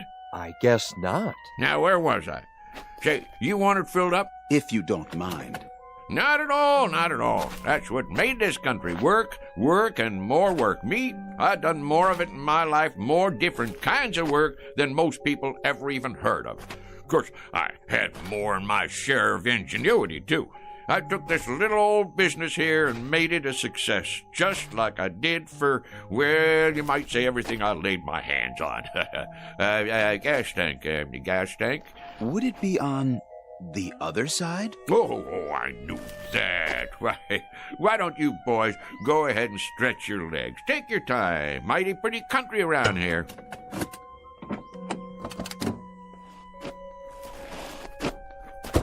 Yes, pretty. Of course, it wasn't very pretty when I moved in. First thing I did was plant all these trees, hundreds of them. I had to import them from my old friend Luther Burbank. You gotta give them just the right amount of water and a special kind of plant food I cooked up. This is the man. Without doubt, Frisbee, is that it? Not a common name. He must be the one. Frisbee.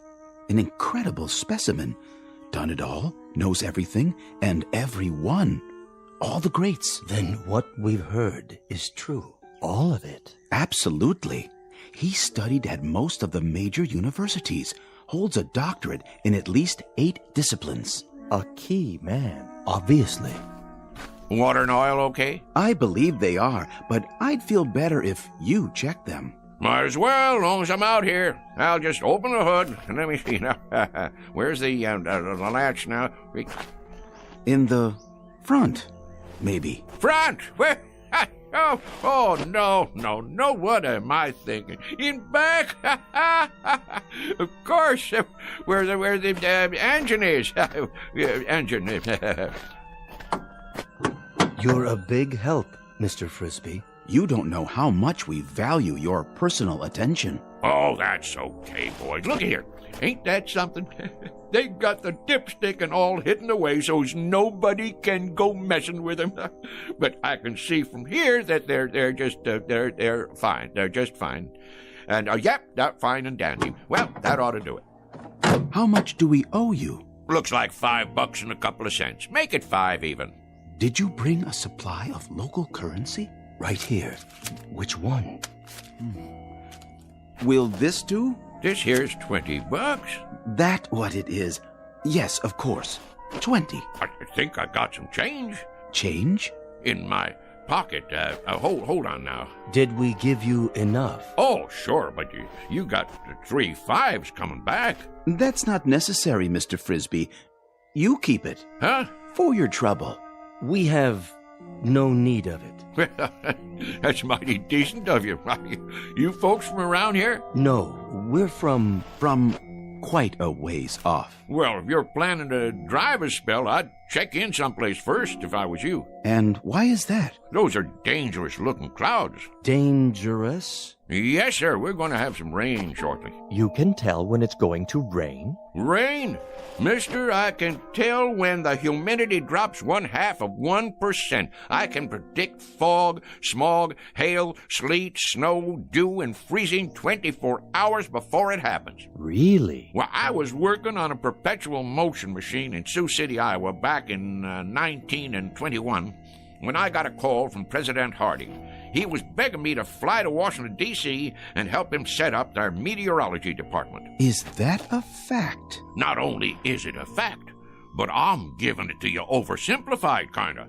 'Cause I'm too modest to say what they put on the medal they gave me after I got 'em on the right track. That's how come you have weather predictions on the news. Mr. Frisbee, we were wondering if... Not yet. We'll see you later, Mr. Frisbee. You will? You may rely on it. Well, that'd be real nice. Stop on back and we'll sit around and talk some more. But mind what I told you about the weather. Best check into a motel or something till she blows over. We'll do something like that. Thank you so much, Mr. Frisbee. Into the car now, gentlemen. Well, you take care now. Oh, we will. We will.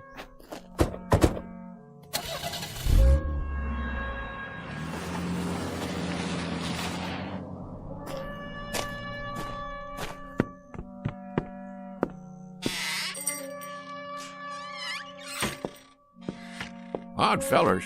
Why, didn't they believe what you were saying? It ain't that. They just seem kinda odd. Wearing suits like business fellows from the city. Handed me a $20 bill like they didn't know what it was. Well, how come you didn't tell them you was Andrew Jackson and that was your picture on it? That's one of the few things I ain't heard them claim. Wait around here long enough and you will. Well, we'll see you tomorrow, Frisbee. Yep, see you tomorrow. Sure enough, boys. I'll be here. Same as always.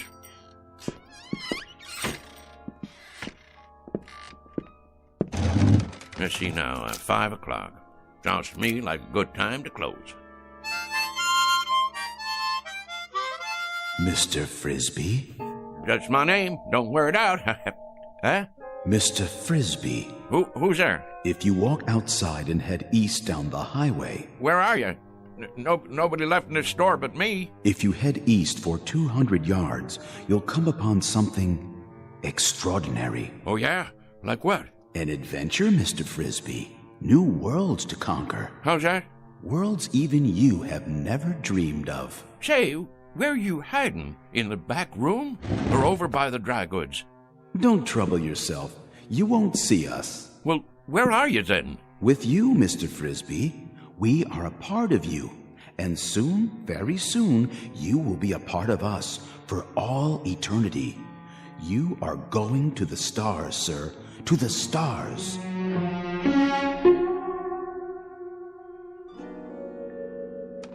What do you mean, the stars? You talking about going to Hollywood? The stars in the heavens. You're not afraid, are you? Afraid? Me? Stonewall Frisbee? Do I, David Eisenhower said to me back when I got onto the very first landing craft on D-Day, Stoney, he says to me, Stoney, you lead the invasion. There'll be mines, German E-boats, Stuka dive bombers, and artillery up against you, but you can do it.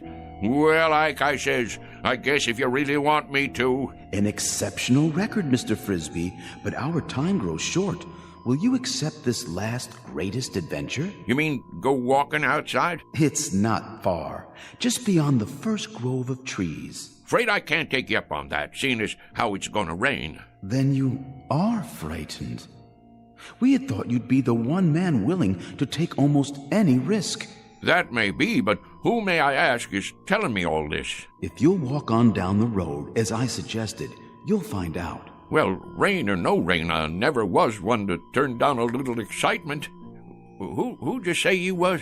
Your questions will be answered soon enough. Well, all right then. Just let me lock up. That won't be necessary. Why not? Because, Mr. Frisbee, you won't be coming back.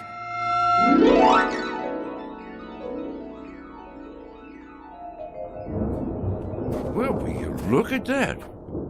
I sure was right. Going to be a big old storm tonight. Hurry, Mr. Frisbee. I'm coming. Don't get your long johns in a twist. Straight ahead. We're waiting for you. Where? Look to your right.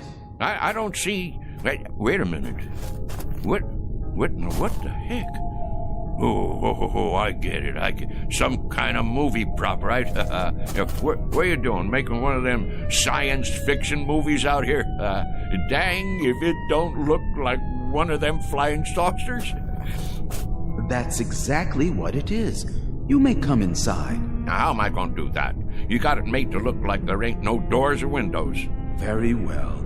In the interest of time, I suppose we can give you a slight assist at this point. Hey! Hold on, Mr. Frisbee. Whoa, Nellie! How'd you do that? Teleportation, Mr. Frisbee, but I'm sure you know all about it. Well, what do you know? You got a nice setup in here. I'll give you that. What's underneath all that aluminum paint? Wood frame or drywall? I assure you, it's all quite authentic. Impressed? Me? Impressed? With this rinky-dink set? Why, shucks, it looks like a flea on a doll compared to the one I designed for the United States Space Agency. Oh, we didn't know they had flying saucers yet. Apollo, of course, and Viking. Well, mine was called a Buzzard. Biggest span you ever saw. And that was back in 51. Old Rocket Thrust Frisbee, they called me. Please, Mr. Frisbee, be good enough to follow me. Well, don't this take all? How do you do, Mr. Frisbee? Welcome, Mr. Frisbee. How do you... So this is part of that movie prop. That's it, ain't it? Some kind of Hollywood thing. Advertising a flying saucer picture, huh? In a word, Mr. Frisbee, no. This is an actual spacecraft. Go on now. And we, my colleagues and I, have come here from another planet. We have indeed. All this way, across the interstellar darkness, to meet you. Well, in that case, I'm leaving. Correction, Mr. Frisbee. You are staying. Wait, let me loose. I can't even wiggle my toes. I suggest you stop struggling against the force field and relax. After all, you're going to be here a while. A very long while in Earth terms. Why not make yourself comfortable while you prepare to meet the others? The others? That's right. the Intergalactic Council.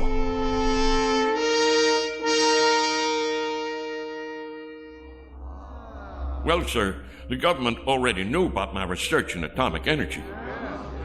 Matter of fact, I suggested it to them as far back as 1923. Spent a whole summer one time with Al Einstein, during which time I gave him the preliminary stuff about that relativity theory of his. Smart as paint, that fella. Smart as paint.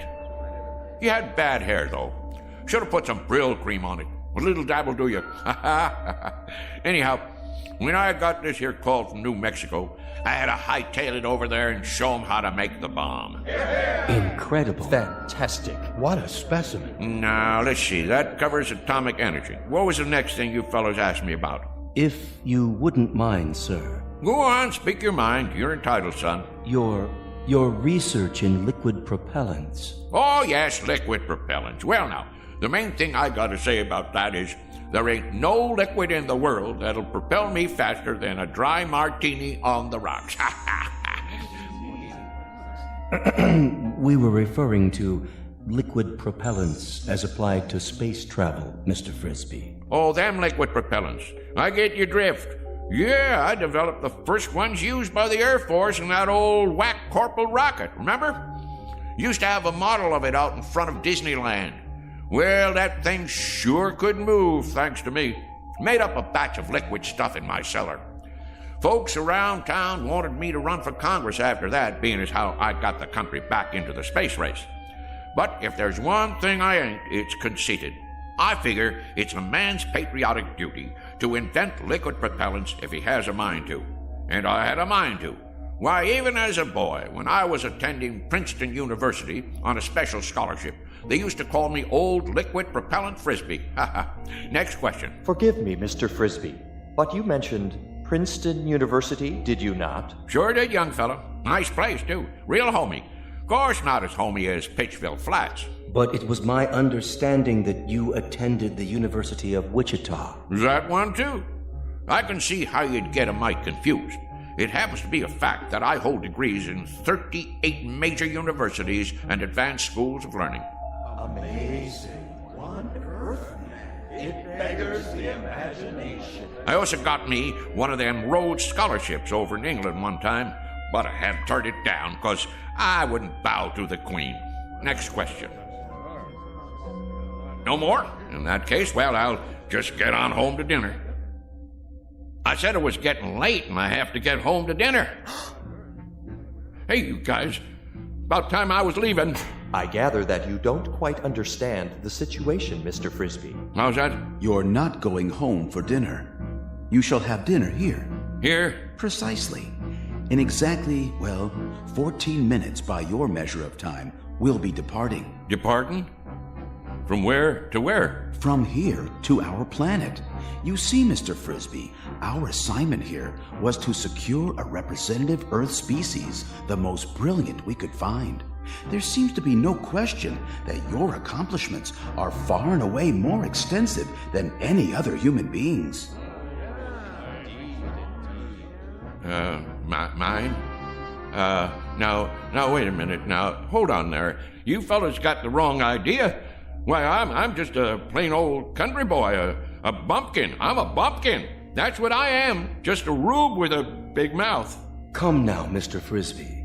You do yourself a terrible injustice. We know all about you and your accomplishments. My accomplishments. Mister, the one accomplishment you fellas didn't pick up on is the fact that I am the gall-darndest liar that ever walked the pike. I spin the longest yarn west of the Rockies, and I'm not talking about exaggerating. I'm talking about lies. I mean lies. Mr. Frisbee. Don't you get it? I'm a liar. I ain't got enough truth in me to raise a bump on a bee. There are some terms that have no equivalent in our language. This word, lie, that you mentioned. Dang right, lie. That there is the opposite of the truth. Don't you have that on your planet? Have what, Mr. Frisbee? Have a fella that runs around talking the bull off a nickel? I'm afraid not. We have no concept of this term. You mean whatever somebody says goes without saying? That is the truth? So everything I told you, every doggone piece of harebrained guff I've been throwing at you, you believe it? And now you're taking me up to your planet so you can stick me in a cage? Oh, hardly that, Mr. Frisbee. It won't be a cage. We'll naturally have to keep you confined, much as we do the other specimens we've collected. We've got a marvelously entertaining Venusian. He sings simultaneously in 8 different octaves, and he accompanies himself on percussion with his tail. Now, you listen to me. I'm a bona fide American citizen, and I got my rights. And furthermore... Please contain yourself, Mr. Frisbee. Since we'll be departing very shortly, you have your choice of dinner now or later. Perhaps you'd prefer waiting. What is your pleasure? I'll tell you what my pleasure is. My pleasure is to punch you right smack dab on the jaw. What the... Don't be alarmed, Mr. Frisbee. That was only a mask, a disguise we use to pass among Earthlings. This is my real face underneath. I hope its appearance doesn't unduly disturb you. Mr. Frisbee? Whoa, whoa! Mr. Frisbee!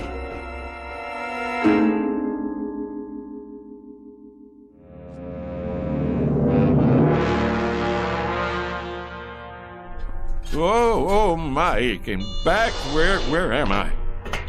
Feeling better, Mr. Frisbee? Better than what? I thought I should tell you.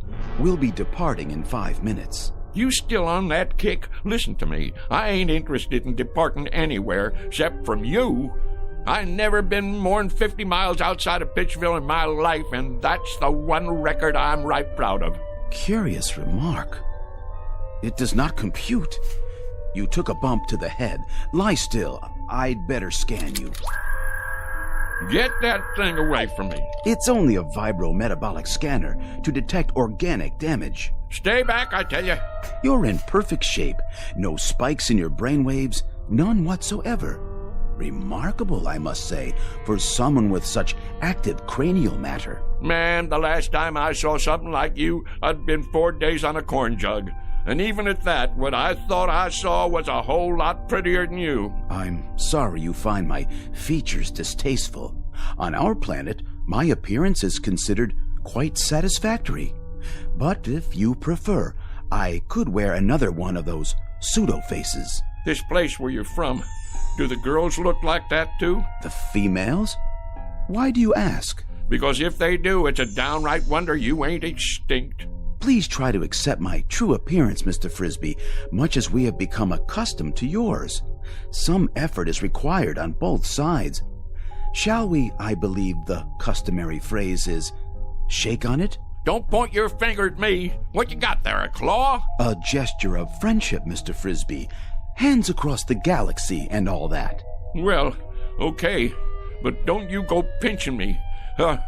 You're built hard as a crawfish, I'll say that. Oh, we are indeed, by your standards, which is quite fortunate for us, considering the gravitational pressures on our home planet. You have a match on you? Pardon? For my pipe. Hold on, I gotta light my overalls. What are you doing? Helps me relax. A pinch of Prince. One time a guy come in my store and he says, "You got Prince Albert in a can?" And I says, "No, already went and let him out." Never mind. You boys wouldn't understand.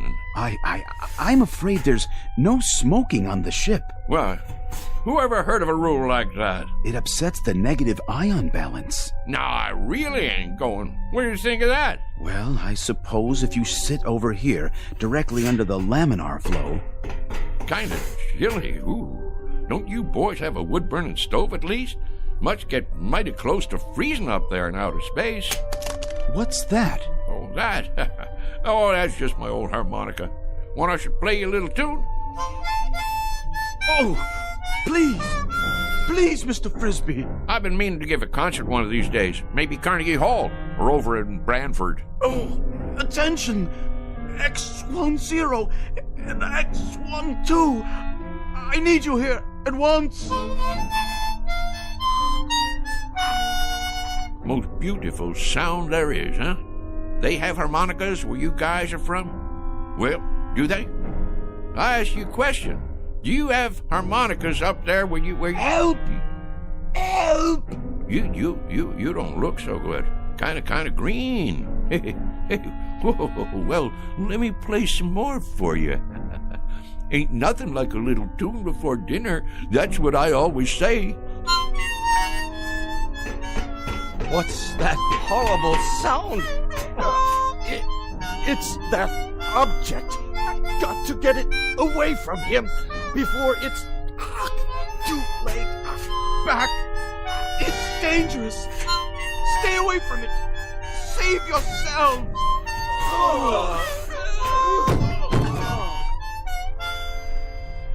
What's the matter, boys? Don't you like my playing? Boys? Oh, boys! Frisbee, old son, something tells me this is your chance. You better make tracks, and I mean now. They didn't call you old mile-a-minute Frisbee for nothing. Get moving. What are you doing out of your room, Mr. Frisbee? Mr. Frisbee! Don't let him off the ship! Quickly, seal the airlock! No, you don't, boy. Get out of my way. No. Don't go after him. He has some sort of fantastic instrument that emits a death sound. I've never heard a pitch like it. It's powerfully destructive. We'd best take off before he warns others of his kind. They may have the same weapon.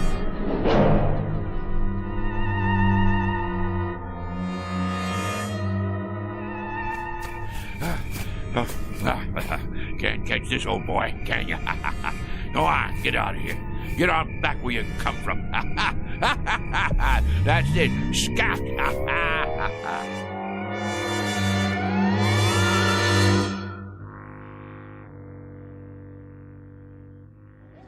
Shh, quiet. Douse the lights. Here he comes.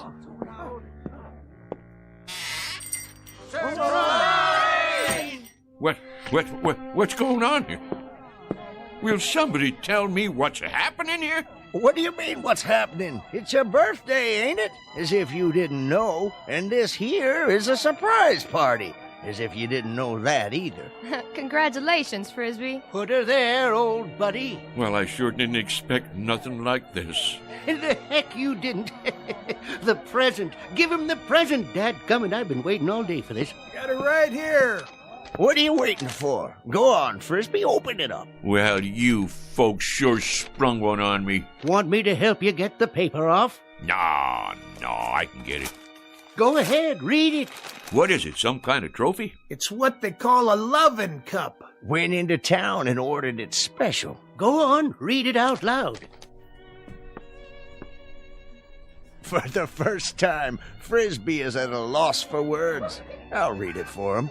World's greatest liar, Mr. Somerset Frisbee, presented by his friends on the occasion of his 63rd birthday. Folks, all I can think to say is, mighty nice of you all. Mighty nice. Ain't you gonna make a speech? Yeah, Frisbee.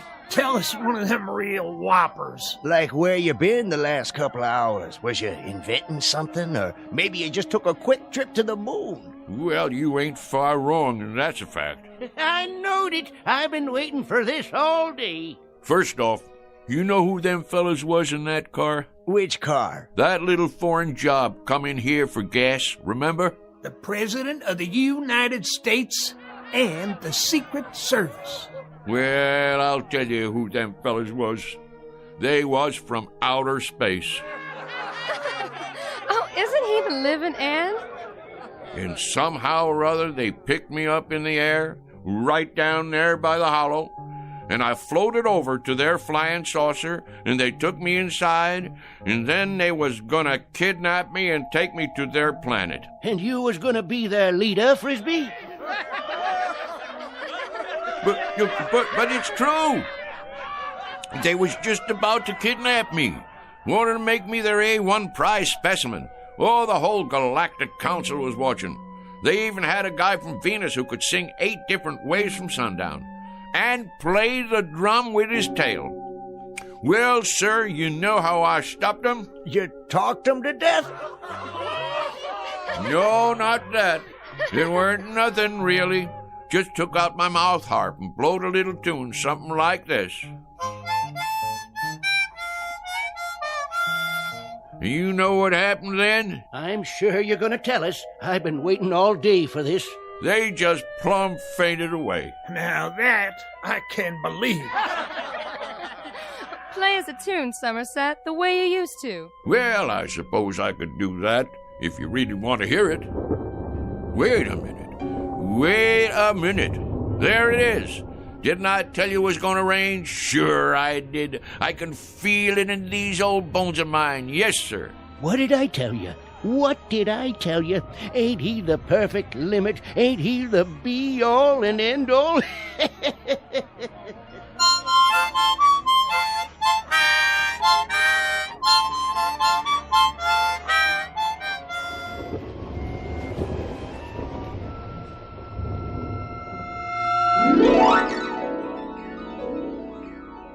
Mr. Somerset Frisbee, who might have profited by reading an Aesop fable, the one about the boy who cried wolf.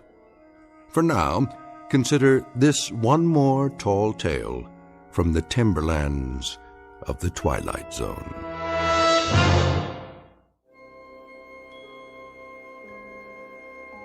Hi, this is Carl Amari, producer of the Twilight Zone radio dramas. I'd like to take a moment to tell you about our official website at twilightzoneradio.com, where you'll get the latest news and information on these Twilight Zone radio dramas. Plus, at twilightzoneradio.com, you can digitally download 3 free episodes or any of our episodes for only $1.95 each. In this age of ever-changing technology, we've decided to make these episodes instantly available to you by making the Twilight Zone radio dramas a digital download-only series. This means that this series will no longer be offered on CD. The CD collections at our website are now being offered, while supplies last, at buy one, get one free. So be sure to get your favorites before they're sold out. Be sure to visit us often, and I'll see you in the zone.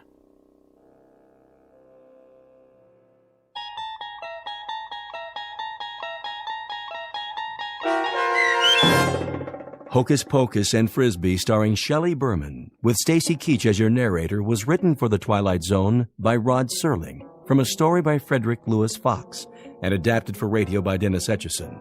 Heard in the cast were Mike Novak, Richard Hensel, Turk Muller, Sarah Marks, Jeff Lupetin, Christian Stolte, and Doug James. To learn more about the Twilight Zone radio dramas and to obtain audio cassettes and CDs of these programs, visit our website at twilightzoneradio.com. The producers of The Twilight Zone wish to thank CBS Enterprises, Carol Serling, Dennis Etchison, Dick Brescia Associates, Claire Simon Casting, Paul Patch, Terry Jennings, the American Forces Radio and Television Service, our sponsors, and our radio affiliates for helping make this series possible. This copyrighted radio series is produced and directed by Carl Amari and Roger Wolski for Falcon Picture Group. Doug James speaking.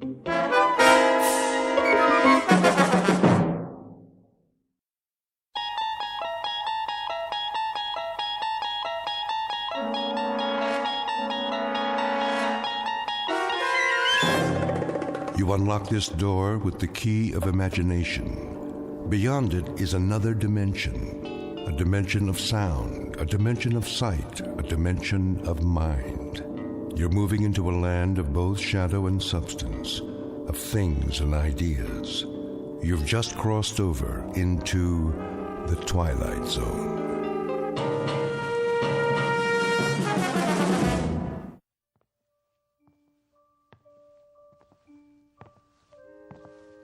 Come on, Mac. Let's go.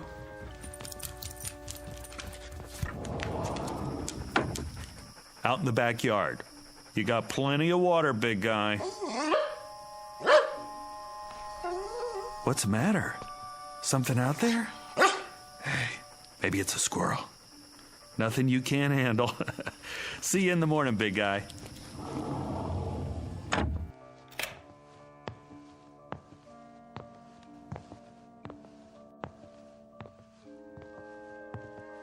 Mommy, I don't like this sleep by myself. I know, honey. It'll be all right, I promise. Daddy and I are in the next room. Hey, sweetie, ready for bed? Daddy, I want Mac. He's outside where he belongs. But I need him. No, you don't. This is where you belong, in your room. But I... You're a big girl, aren't you? Yes. A very big girl. And big girls have their own rooms. In the morning, I'll make your favorite breakfast. Waffles? Waffles. For all three of us. But it's scary in here. Tina, honey, stop it. Will you leave the door open? Sure, sweetie. Plus, you have your nightlight. Come on, Ruth. But, Mommy... If anything frightens you, call for me. I'll come right away. Nothing's going to frighten her. The house is locked up tight as a drum. But what if the bad man comes? Oh, Tina, really? Hey, then Mac'll get him. He's a good dog, isn't he? Yes. Go to sleep now. Can I have a drink of water? Of course. Night-night, sweetheart. Night. Don't let the bedbugs bite.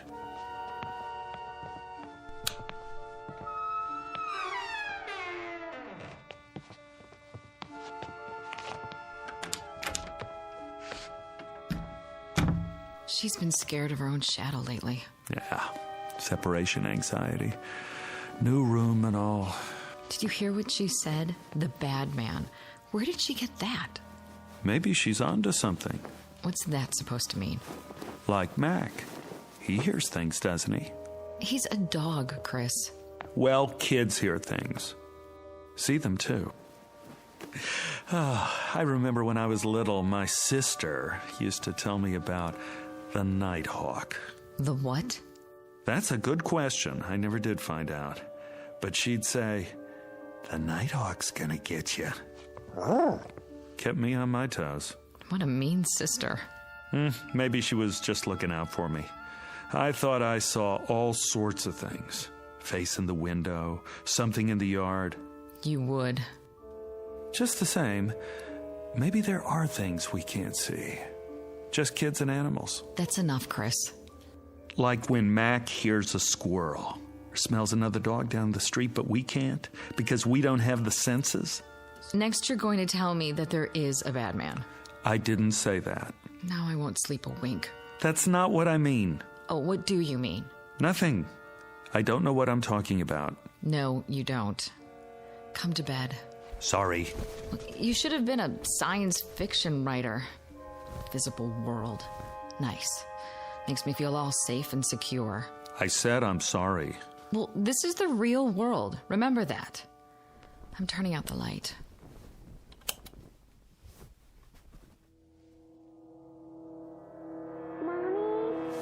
Now what?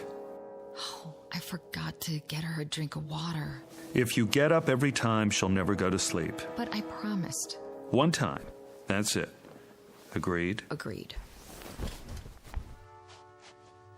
Mommy? Daddy? The voice of one frightened little girl. Name, Bettina Miller. Tina for short. Description, 6 years of age, average height and build. Blonde, quite pretty. Last seen being tucked into bed by her mother only a few minutes ago. Last heard, there's the rub as Hamlet puts it, for she can still be heard quite clearly, despite the curious fact that very soon she won't be seen at all. Not by her father or mother or anybody else. Present location? In the next bedroom, or so it seems. At this moment, it might be more accurate to say that she's just become a resident of an unseen world called the Twilight Zone.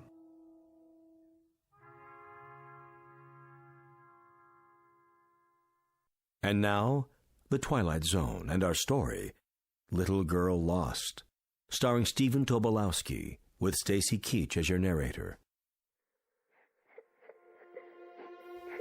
Chris? Not again. But she sounds so scared. Yeah. Listen to her. I'm going. Where are my slippers? I don't know what's wrong now. Yeah. I'll talk to her one last time. All right, sweetie, Daddy's coming. Quiet, Mac! What's the matter now, Tina? Where are you? Against the wall? Here I am. Take my hand. Tina, where'd you go? Did you fall off? I'll lean down and... Not against the wall, huh? Did you roll under the bed? Take it easy, I'm here. Tina, where are you? Over here. Come on out, baby. You must have crawled under the bed. Now reach out. Reach out for my hand. What happened to you? Where in the... Hold on. I'll get the light switch. Daddy, help me. I'm trying, baby, but I don't see... Chris, what is it? I don't know. What's the matter? She's not here. What do you mean she's not? I turned on the light. I can't... Tina? Mommy's here. See for yourself. This is ridiculous. Tina? Tina! I already looked under the bed. All the way to the wall. It's clear. There's nothing. Mommy, pick me up. I'm trying, baby. Chris? Where is she? I don't know. But I can hear her right in front of me. I can too. It doesn't make sense. I'm looking under the bed. The floor's clear. It's absolutely empty. I don't see anything. Honey, I don't know what to tell you. What are we gonna do? Quiet, Mac! Listen, what's happening to her? Where is she? I'm tired, Mommy. Going to sleep now.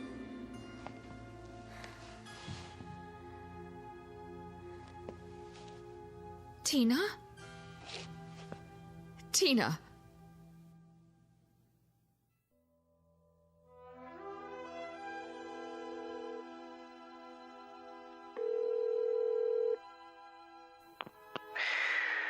Hello?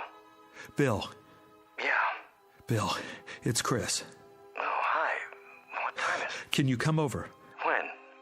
Now? I'm sorry, but it's an emergency. What's the matter? It's Tina. What happened? That's just it. I don't know. You don't... She's disappeared. From the house? You mean she wandered off? No. Somebody took her? She hasn't been kidnapped. Well, then what? I can't explain. She's here. Is she injured? I don't think so, but... So she's okay? I don't know. Let me get this straight. She's there, and she's not hurt, and she's... She's here, but she's not here. I don't follow. Bill, for God's sake, get over here. I don't know who else to call. And hurry.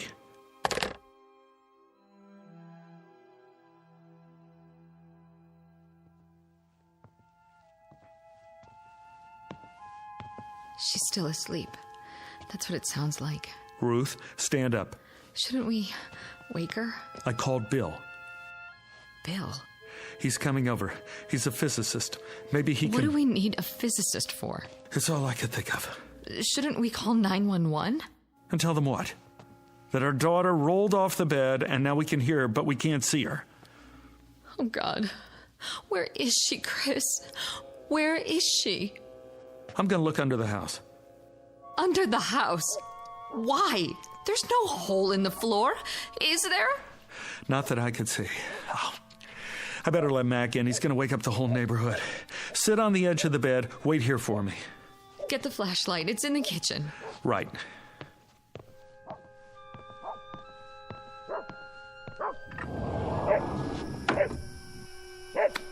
Come here, boy. Mac, where are you going? Mac! What's wrong with him? He's after something. Like he's got a scent. He's trying to get under the bed. Grab him! I can't! Where did he go? I don't know. Step back. He's got to be under there. Mac? Come on out, boy. Here, Mac. He's not, is he? Now, don't jump to conclusions. He's with Tina.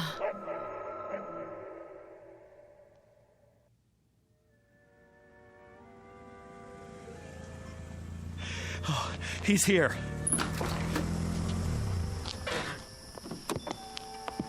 Bill. I got here as fast as I could. Thanks. What's up? I'd tell you if I could, but you wouldn't believe it. Try me. I wouldn't know where to start. You better see for yourself. See what? They're in the bedroom. You remember Bill, honey? From work? Ruth? She's still asleep. Listen. Where's your daughter? Under there? Take a look. I don't see anything. Neither do we. Do you have a flashlight? Here. You were right. About what? Don't believe it. Let's move the bed. Bill, where is she? I'm about to lose my mind. Well, at least she's breathing normally. So she must be okay. Take the other end. Got it. Wait. It's not that heavy. We better mark where the legs were. Why? Do what he says. Anything will work. You know, those books in the corner.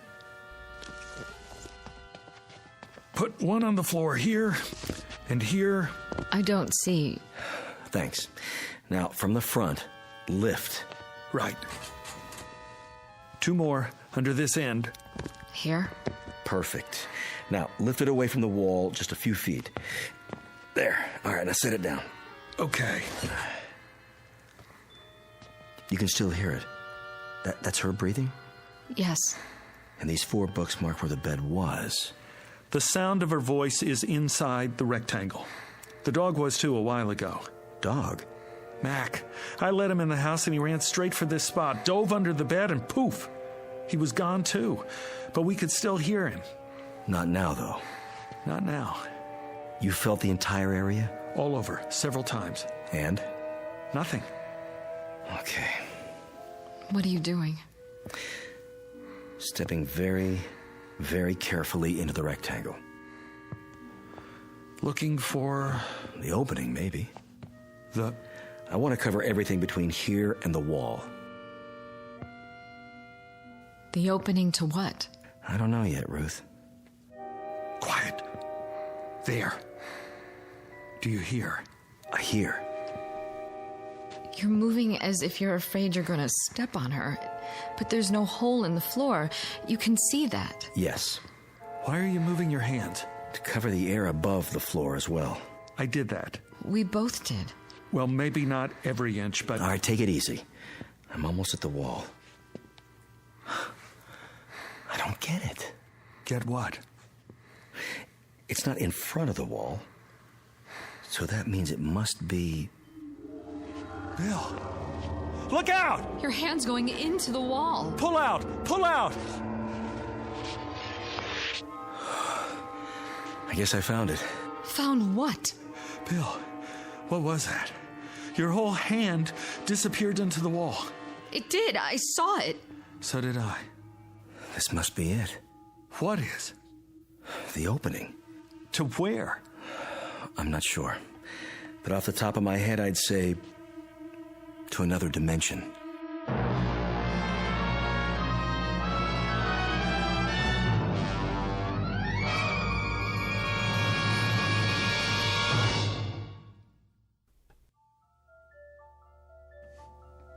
Another what? Dimension. You think this is a joke, Bill? No, I don't. Then why? I don't know if I'm right or not. I can't think of anything else, though. Anything else but... Look, there are 3 dimensions that we can see. Height, width, and depth. The 4th dimension is time. Now, if you know these, you can place anything. Where something is and when exactly. Like, what time is it now? 1:12 a.m. on this particular date in this location. Why are we talking about this? Wait, hear him out. There may be other dimensions as well. Science is still arguing about how real they are. But there could be doorways to these other times and places. Other realms. And some of those doorways have been verified. have you heard of wormholes? I don't see what all this has to do with my little girl. Wait, I think I'm getting it. Tina must have fallen out of bed, accidentally rolled under it, and gone through, like my hand. Did that actually happen? I couldn't believe my eyes. One way to find out. Let's try it again and be sure. Bill, don't. Right about here, wasn't it? I was touching the wall to see if it was solid, and... It's happening again. Oh, this is it. An invisible opening of some sort. I can't see your hand. Pull it back. There. I'm okay. What did it feel like? There was no sensation. It's just that, for a second, my hand was out of the visible spectrum. Where was it? That's what we have to figure out. I don't care about the reason. I just want Tina back. That's where Mac went too? Must be. He's probably with her now. But why? He could have sensed it. Animals are sharper about that sort of thing than we are. He must have known she was in there and gone after her. But we have eyes too. Why can't we see them? Because some things may be right in front of us, but we have a blind spot. Such as? Do you have any change on you? What? Wait a minute, I do. Here's a quarter. Now, hold it out at arm's length, between your thumb and your finger. Yeah, that's it. Now, I want you to stare straight ahead at the ceiling light and move the quarter just off center a few degrees to the right, approximately the 3 o'clock position. But don't move your eyes. Go ahead, try. Wait a minute. What do you see? Nothing. I can't see the quarter anymore. Exactly. But if you move it an inch or two right or left, or up or down. There it is again. It always was there, right in front of you, but you couldn't see it. Do you know why? Because you have a blind spot on your retina. It's a very small area where the optic nerves tie together. You'd never know it. How can you be aware of what you can't see? But whatever's there is still there, isn't it? I mean, whether you see it or not. I never noticed that before. You could go your whole life and never notice it, unless there was some reason to. But it's been there all along, invisible, like the quarter. Well, now that I know where she is, I'm going after her. No. Don't try to stop me. She's my little girl. We don't know what else is in there, or how far it leads. My daughter is in there. I know that, Ruth, but we can't just... Why not? You put your hand in and you pulled it out twice. We don't have enough information yet. Tina is right in front of us, on the other side of this dimensional opening, or whatever it is. All we have to do is reach in and... If it's that simple, why hasn't Mac found her yet? If I'm right, and this is a kind of gap or blind spot, an opening to another dimension, it wouldn't be laid out the same as our world, would it, Chris? There must be something we can do. Listen to the man, honey. You got a pencil? Anything to write with? Check Tina's drawer. Only crayons. That'll do. A black one. Here. Now, let's see just how big this thing is. I'll have to mark up your wall. Go ahead. This is solid. And this. And this. Ooh, but not here. The same spot I touched before. All right, I'll mark it with a dot. Take your hand out first. Right. And all around the edges, where it's still solid.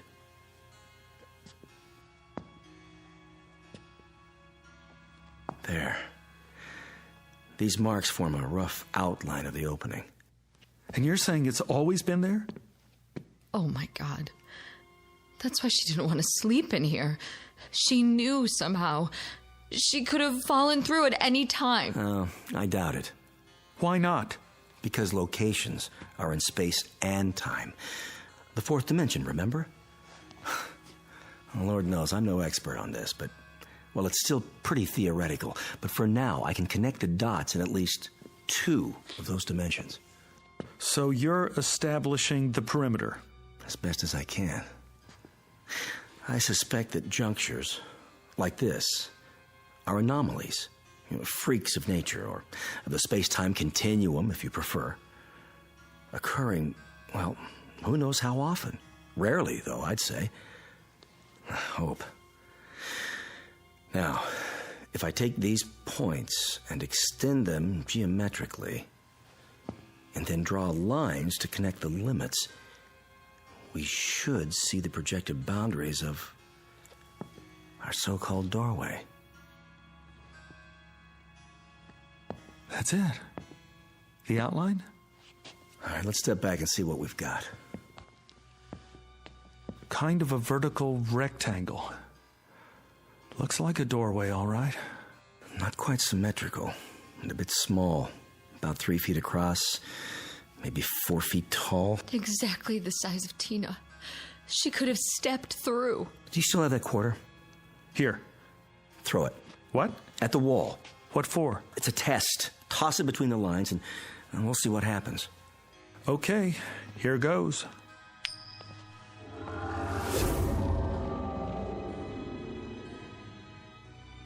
Where is it? It went through. The quarter's in. The other place. Wherever that is. Now what? Well... What are you doing? Shh. This is where I heard her. Where the bed was. The sound was the loudest just off the floor, but now... I can't hear her anymore. Chris! Let me try. Put your head down as low as you can. She's right. I can't even hear Tina's breathing. No. No. Tina? Answer me, sweetheart. Where are you? Tina? What's happened? The temporal dimension may be shifting. In that case, she could be anywhere. Tina! Tina! Hold it down. You hear anything at all? No. She's gone. Get up, Ruth. Move around, both of you, and keep listening. What's the point? It's a chance. Do it.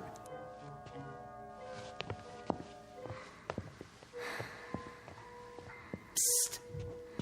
Over here. That's her. In the corner. What in the name of... Quiet. It's getting weaker. Where's she going now? Tina, come back! Keep looking for her. But how? Come on. Where? Anywhere. Try the whole house. I'll take the living room.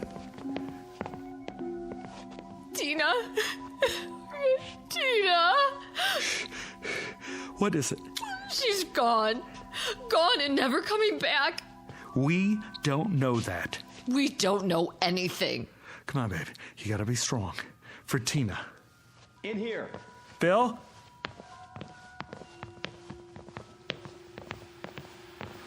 What are you doing by the television set? Put your ear next to mine.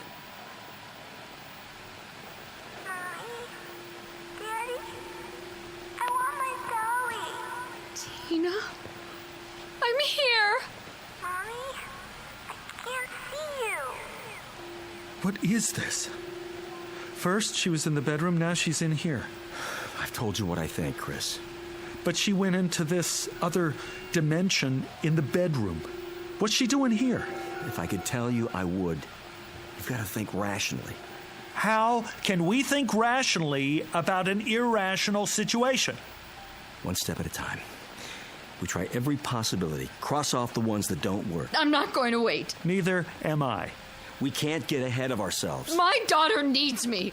I've got to go to her somehow, some way. Mommy? Daddy, help me. Help me now.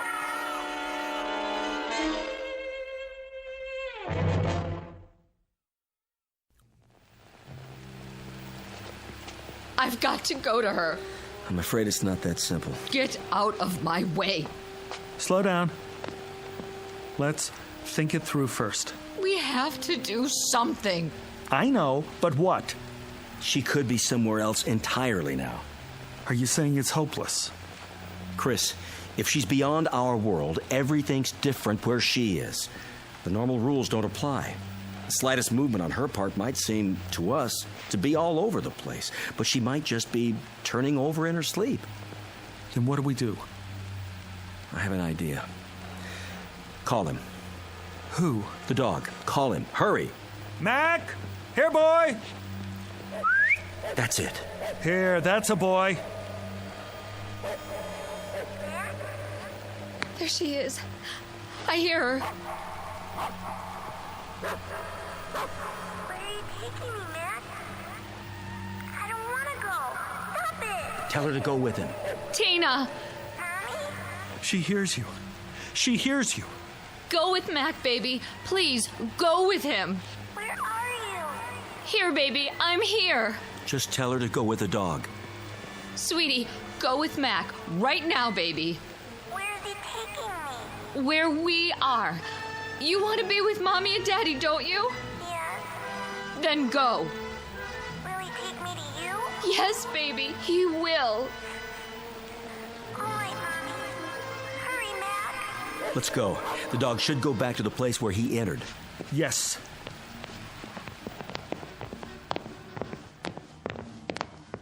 Now, get down on the floor in front of the wall.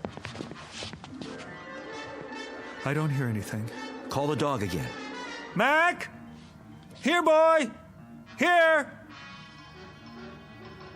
Nothing. Bill, can't we help her?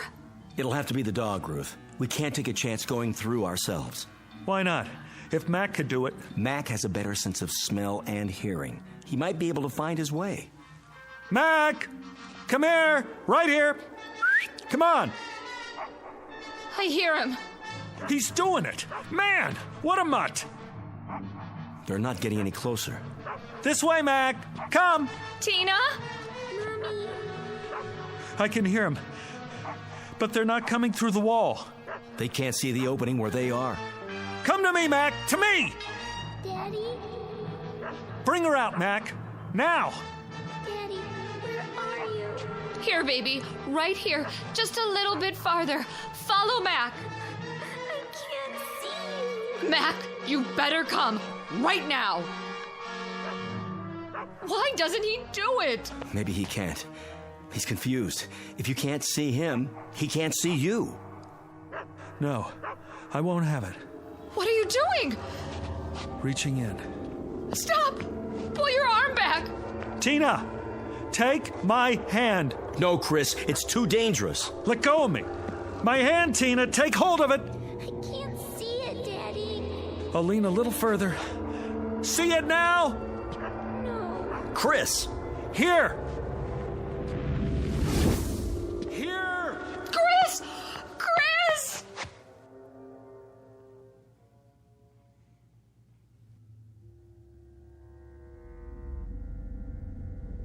Chris? Yes! You all right? I'm okay. I got through. Can you hear me? We hear you, pal. Don't move. But I have to. Don't move an inch, or you'll never find your way out. But I'm just here, on the other side of the wall. What do you see?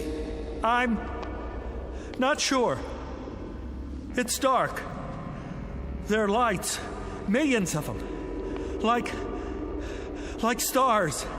Some of them are flashing, moving past, and there's some kind of mist. I can't make out anything else yet. Don't even try. Stay where you are. I've got to find her. Let her come to you, Chris. Call her. Yes, call her. Tina! Daddy? I can hear her. She's close. Where are you? Come to the sound of my voice. I don't know which way. I gotta help her. She can't see any more than I can. Chris, I mean it. Daddy, I'm scared. Don't. Wait there for her. I don't have a choice. She needs me. Tina! Where are you, Daddy? Right here. Where? Is Mac with you? Yes. Grab his collar. Can you see his collar? I think so. Put your fingers under it.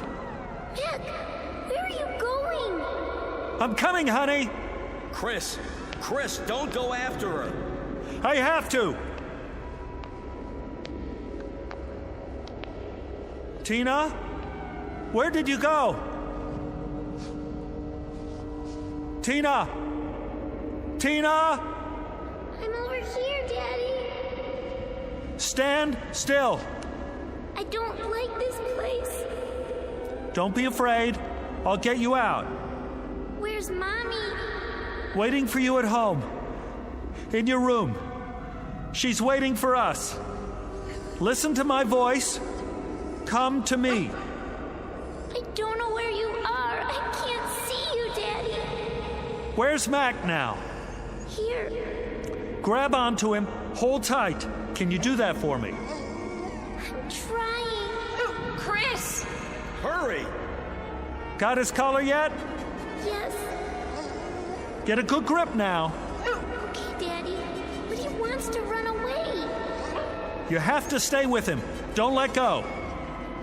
Mac! Bring her here. Bring her to me, Mac. Is he bringing you, Tina? Yes.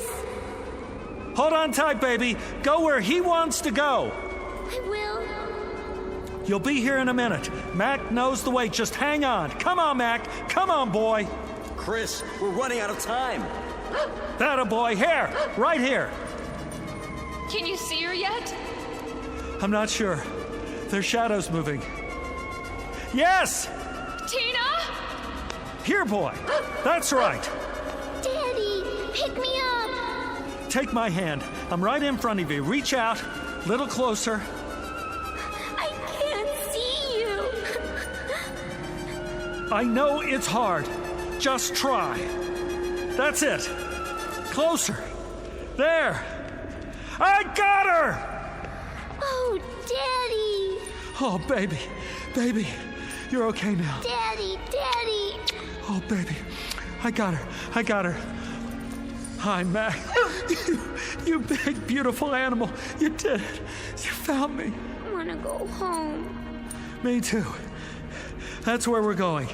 Mac, let me take your collar. Now go. Go to Tina's room. Where is it, huh? Put your arms around my neck, honey.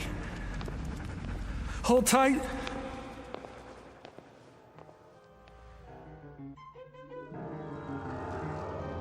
Here they are. Tina! Mommy! Take her. I've got his legs. I'm pulling as hard as I can.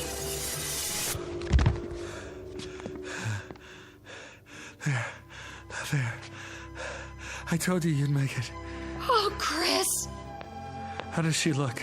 Fine. She looks beautiful. Mommy. Come on, honey. Let's get you out of this room. I better go with him. Sit down on the bed. Get your bearings first. Oh, man. What happened anyway? I pulled you out. Feet first? How did you do that? Half of you was still here. But I was walking around. You only thought you were. I was holding on to you the whole time. I didn't feel it. I know you didn't. How come you kept telling me to hurry? Because. Yeah? The opening was getting smaller. What are you talking about? The time element. At least that dimension was changing, or starting to. And if it had happened, we would have lost the location on both sides. For how long? I couldn't begin to guess. The opening was shrinking? See for yourself. Solid all over, now. Including the area inside the lines. It was closing up the whole time. You mean... Another few seconds, and it would have finished closing. With half of you here and the other half... there. I would have been cut in two. Yeah. Mac? Oh, you did good, Mac. Real good. How would you like to sleep in the house from now on? Keep an eye on things. Yeah, that a boy. Better put some boards on the wall for now, until we can figure out what happened and make sure it doesn't happen again. Can we do that? Well, we can try. Meanwhile, you might not want to let her sleep in here for a while. Are you kidding? No way. Tina will never have to sleep in here again. Looks like she got her wish after all. From the mouths of babes, huh, Chris? From the mouths of babes.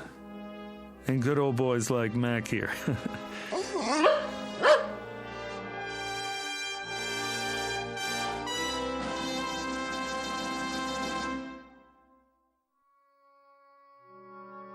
A brief journey into another dimension, perhaps. But which? The fourth? The fifth? Or one not yet charted by theoretical physics?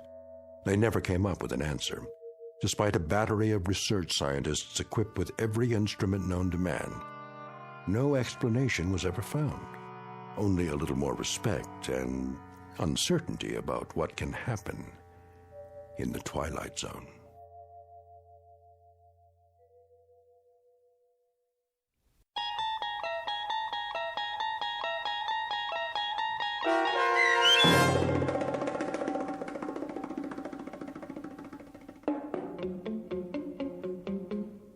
Little Girl Lost, starring Stephen Tobolowsky with Stacy Keach as your narrator, was adapted for radio by Dennis Etchison and written for The Twilight Zone by Richard Matheson. Heard in the cast were Alyssa Fraden, Dana Bokor, and Doug James. The producers of The Twilight Zone wish to thank CBS Enterprises and the Rod Serling Estate for making this series possible. This copyrighted radio series is produced and directed by Carl Amari for Falcon Picture Group. Sound design and custom Foley effects for The Twilight Zone by Cerny American creatives Bob Benson, Craig Lee, Michael Slaybach, and Matt Sorrow. To learn more about the Twilight Zone radio dramas and to contact us, visit our official website at twilightzoneradio.com. Doug James speaking.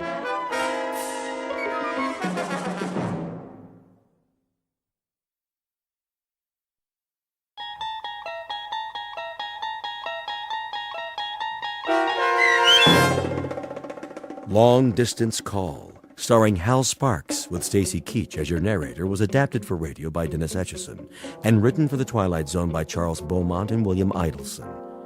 Heard in the cast were C.J. Amari, Fernette Lebo, Rosalind Alexander, Nick Sandys, Jeff Lupetin, Laura Russell, Kurt Nabig, Christina Verba, Doug James, Karen Olson, and Amber Lake. This copyrighted radio series is produced and directed by Carl Amari and Jason Mallow for Falcon Picture Group. Doug James speaking.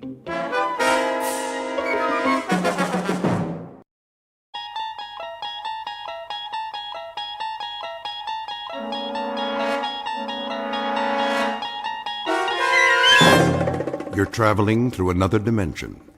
A dimension not only of sight and sound, but of mind. A journey into a wondrous land whose boundaries are those of imagination. Your next stop, the Twilight Zone.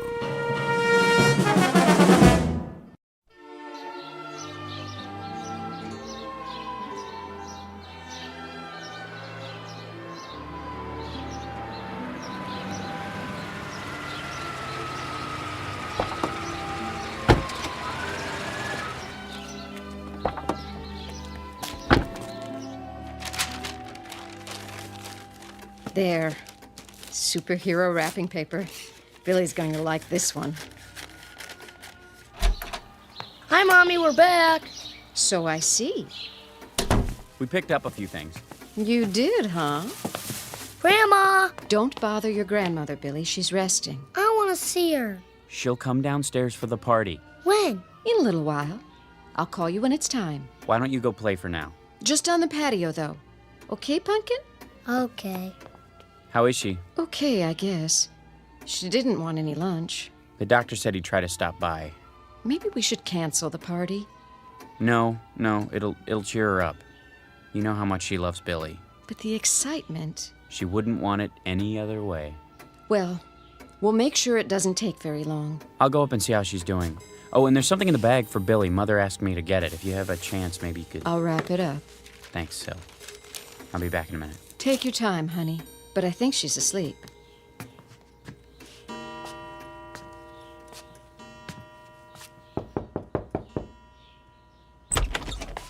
Mother? Is that you, Chris? How you doing? Oh, fine. Just resting my eyes. Well, you go right ahead. We've got everything under control. Where's Billy? In the yard, playing. Oh, such a big boy. And today, another birthday. I can hardly believe it. Neither can I. Did you get him a present for me? I sure did. The one you asked for. Sil's wrapping it up. Good.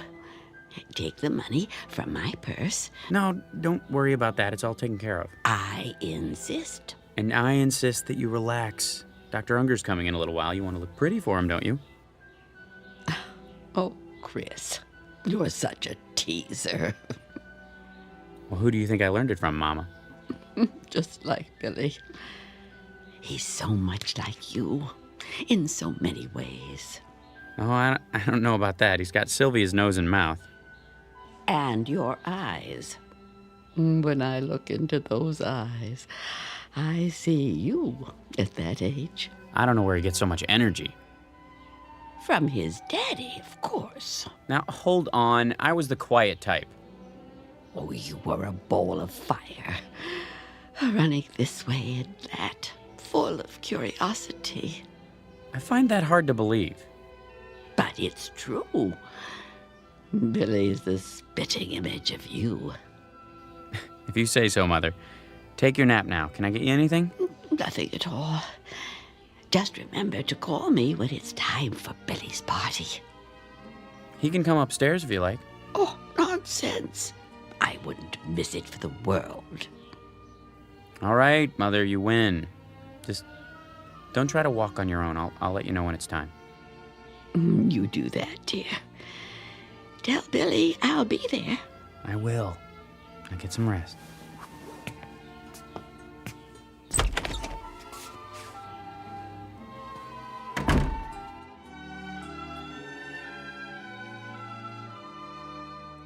As must be obvious by now, this is a house hovered over by Mr. Death, that omnipresent player in the third and final act of every life. It has been said, and perhaps rightfully so, that what follows this life is an unfathomable mystery, a bridge into darkness, passage over which is reserved exclusively for the dead. Or so the philosophic claim.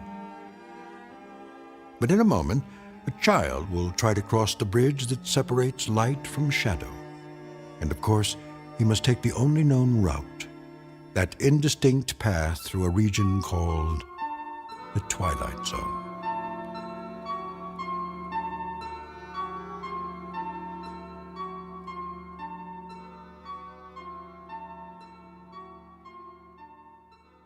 And now, The Twilight Zone and our story, Long Distance Call, starring Hal Sparks, with Stacy Keach as your narrator. That's enough for now, Billy. I like the way it sounds. Can you help me set the table for dessert? Is it time yet? Almost. Where's Grandma? Well, you know, she wanted to come down, but she's awfully tired.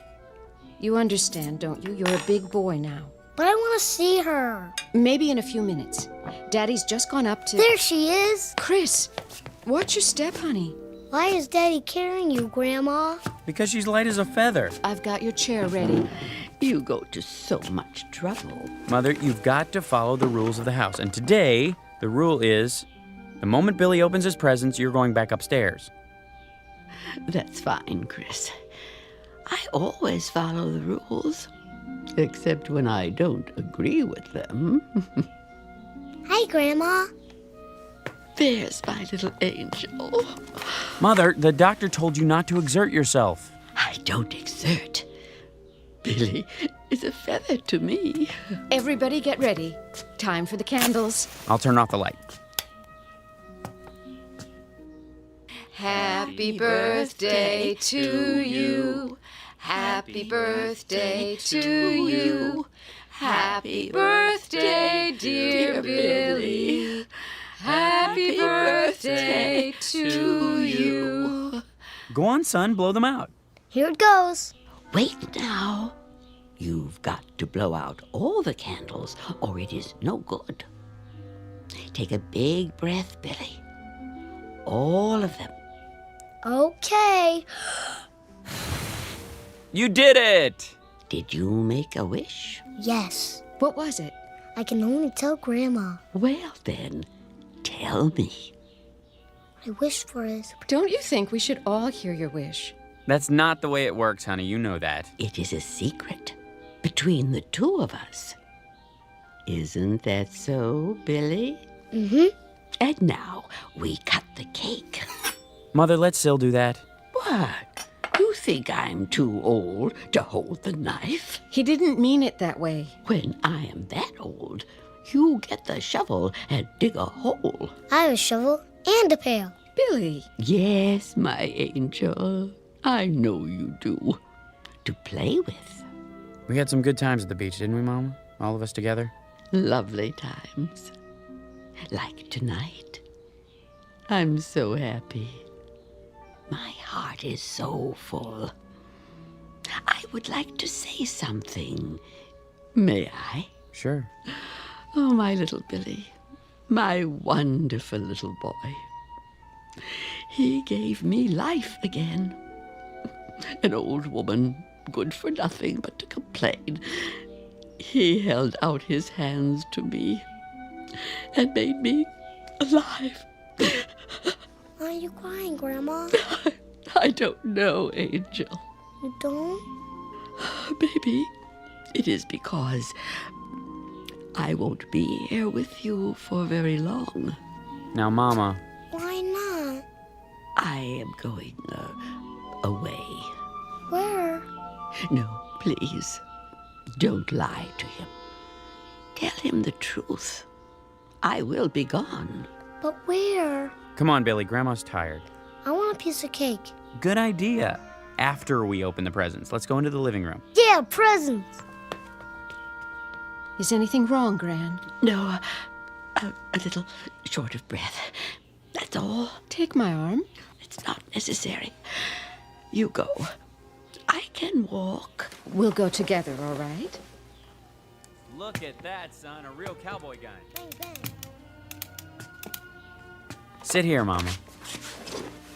Open this one next. Okay. Wait. Billy, do you want to see what Grandma got you? Yeah. Which one is it? Right here, I think. Yes.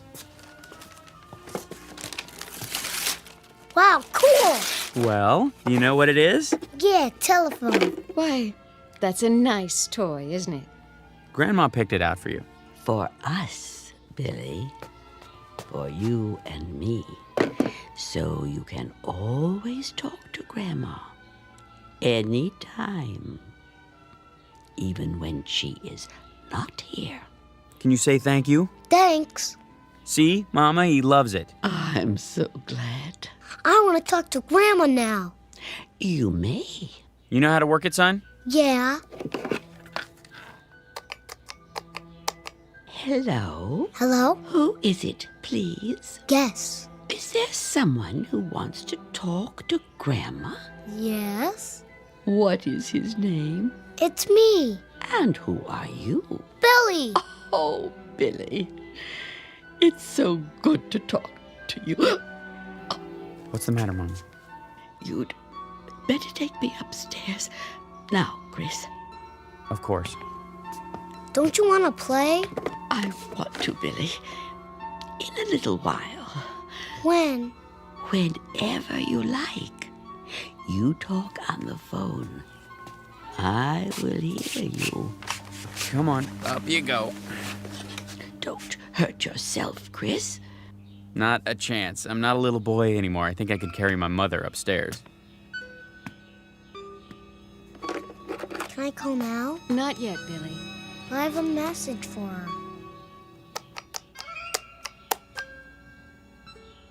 Hello? This is me. Grandma, please don't be sick. Don't be sick, Grandma. Can you hear me? I don't want you to be sick anymore.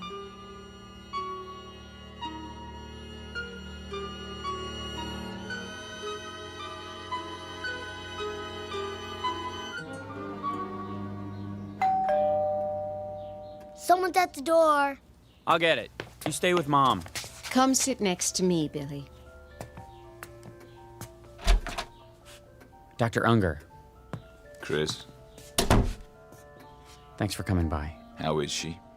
The same. Sylvia, Hello, Doctor. how are you holding up? Oh, don't worry about me. Grandma? Billy, stay here. Is Grandma okay? Of course she is. I'll just look in on her. Let me walk you upstairs. I know the way. Can I go too? Later, Billy. Sit here with us.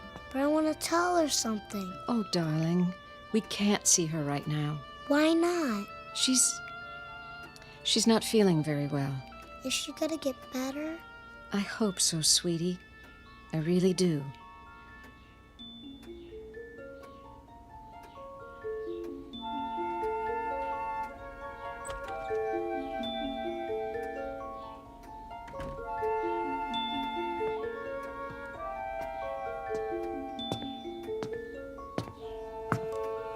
She isn't in any pain. Can we see her? I wouldn't advise it. Not that it would hurt her, but... Well, I doubt that she would recognize you. Oh. We'd recognize her. All right, Chris. Just don't stay long. Me too. Isn't it your bedtime? I want to say goodnight to Grandma. Billy, try to understand. Grandma's sick.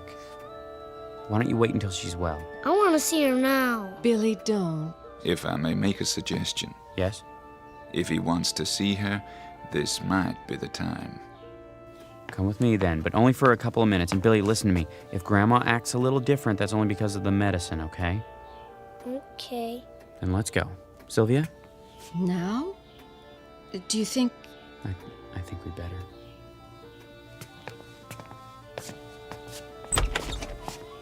Mrs. Bales? Yes? I have some people here who would like to see you. You do? Go on in. I'll wait in the hall. Hi, Mama. What? Grandma! My angel. Are you sick, Grandma? Not anymore. Then why don't you get up? Billy. How you doing, Mama? Who are you? Who am I? I don't know you. It's Christopher, your son. My son was taken from me by a woman. This is my son now. My only son. Little Billy. Does it hurt, Grandma? No. There is no pain. Then what's the matter? It will be so lonely. Oh, Billy. I wish you could go with Grandma. Go where? Away. Far away. Together. The two of us, Billy. I want to go. You and me, Billy. No one else. Just you and me. Grandma? Grandma? Grandma? Oh, Mama. Goodbye, Gertrude. Goodbye. I want Grandma. I want to talk to her. I have to. I need her. I want to talk to her.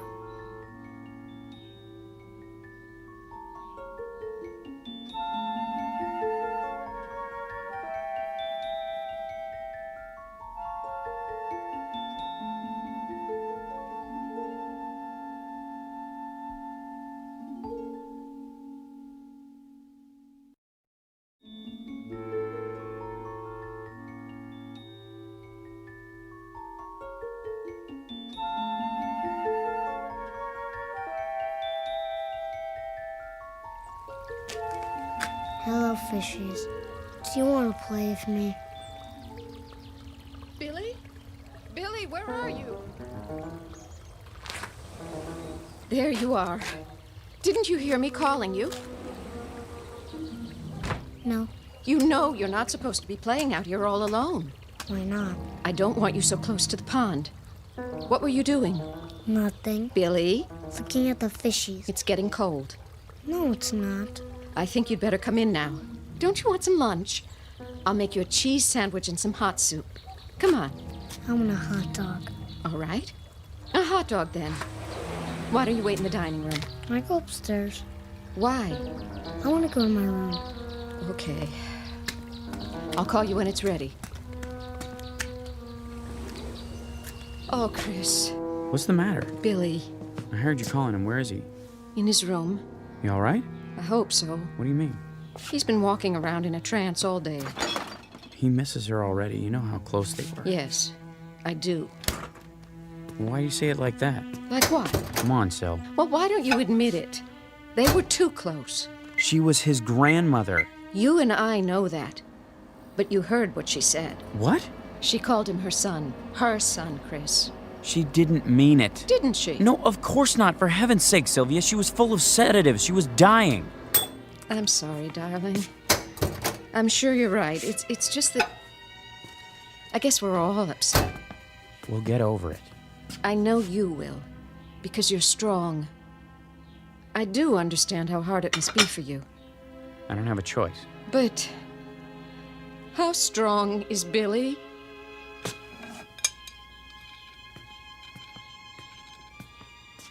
Billy! Lunch is ready. Billy? Are you still upstairs?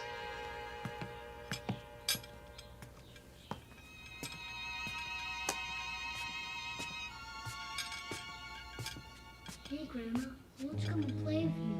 What? Go there? I'm having a hot dog for lunch. What are you having? I couldn't do it. Mommy called me. I was gonna, but... Going to what? Bye. Who were you talking to? Grandma. Billy. She says she's lonesome. She wants me to come and stay with her. Can I, Mommy? Can I?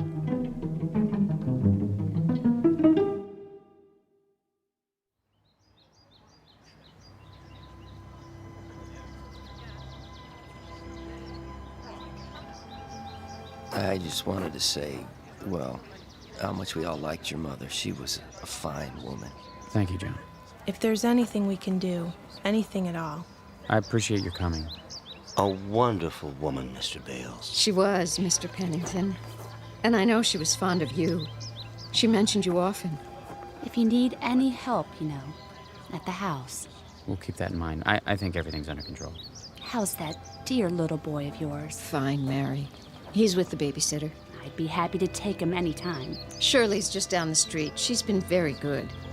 We have plenty of food at home if you want to stop by. That's all right. We should get home to Billy, though. I'll bring over a casserole so you don't have to cook. Bless your heart. I made dinner ahead of time. All I have to do is heat it up. Well, don't be a stranger.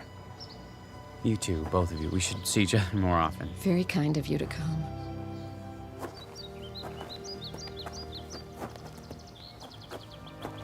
I'm glad that's over. She had so many friends. It was a lovely service, don't you think? You know what I really think? Funerals stink. I know. But it's a way of remembering her. I wanted to remember her the way she was, the way she used to be when she was healthy. Now I'll always think of her like this. How she was at the end. Come on, honey. Let's go home. Billy needs us. Yes, he does. More than ever.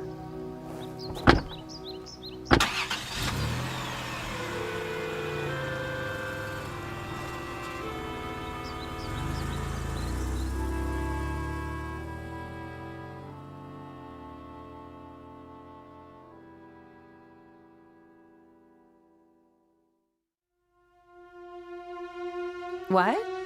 I'm not sure. They went to the funeral. I don't know when they'll be back. Yeah, I'll call you. No, don't come by. I told you I don't know.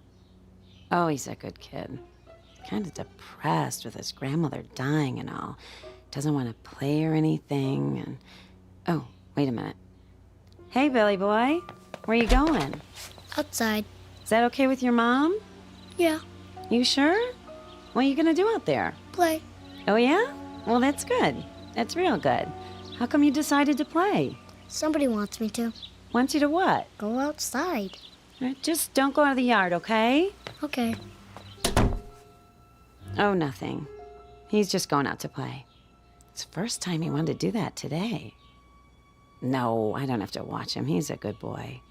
He never wanders very far. He just sits and plays by himself. It's sad. I don't... Wait, what was that? Something's happened. I gotta go.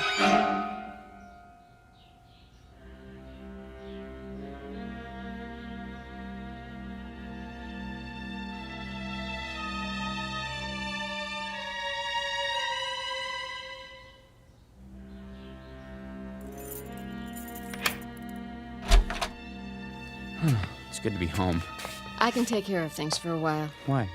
Wouldn't you rather be alone? That's the last thing I want. Oh, okay then. I'll make us some coffee. Sounds good. Billy? Shirley? We're back. Mrs. Bales? Hi, Shirley. Are you in the living room? Is there anything I should... Oh, Mrs. Bales, Who's this? Mrs. Bales, my name's Peterson, Jeff Peterson. I live down the block. Where's Billy? Sorry to bother you at a time like this. I mean, the girl told me about your mother-in-law's funeral. I'm very sorry, but, What's happened? Well, it's about your boy. Billy? What about him? He's all right, Mr. Bales. I put him down for a nap about a half an hour ago. Then what? What about Billy, Mr. Peterson? Well, now, I sure hate to say this, but, your son almost got himself killed this afternoon. What? He ran right out in front of my car, from nowhere. And lucky thing I'm a cautious driver, Mr. Bales. If I wasn't, he might have... Billy! Billy never plays in the street. He never leaves the yard. I know. That's why I didn't mind when he wanted to go out. What happened? Well, there wasn't any sense in putting on the brakes. It was too close, so I cut the wheel as sharp as I could. Just in time, too. Couldn't have missed him by more than a few inches. Not a scratch on him, I'm glad to say. It wasn't my fault, Mr. Bales. Honest. All right, Shirley. Apparently it wasn't anyone's fault. Anyway, Mr. Bales, if I do say so, I think you better have a talk with your boy. He's sleeping. Oh, he's fine, just like I told you. A talk? Why? Well, when I saw that he was all right, I asked him, why'd he do a crazy thing like that, running out in the middle of a busy street? He said, somebody told him to. Somebody told him to? Who? He didn't say. You know I wouldn't tell Billy to do a thing like that. Who else did he talk to, Shirley? No one. All day long, he just sat in his room playing with the telephone. Chris? You believe me, don't you? Yes, I do. Chris. I'm sorry it happened, Mr. Peterson. Don't be sorry. Be glad. The boy's safe.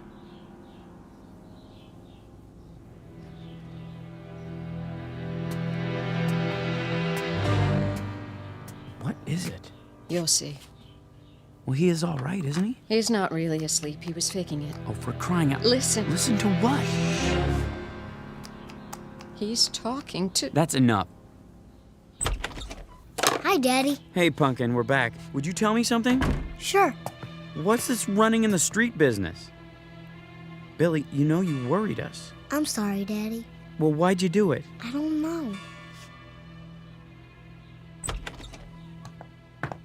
Billy? Who were you talking to on the phone just now? Nobody. I asked you a question, young man. Don't fib to me. Who were you talking to? Nobody. You'll tell me, you hear? Oh, no. Sylvia, let go of him. All right. Let's see what you can accomplish, which so far is nothing. Mommy hurt me. She didn't mean it. She doesn't like Grandma, does she? Of course she does. She's just upset. Why? Billy, I've got to tell you something. And I want you to try to understand, okay? You're a big boy now. What? You won't be seeing Grandma anymore. She didn't go away like we said. She died, Billy.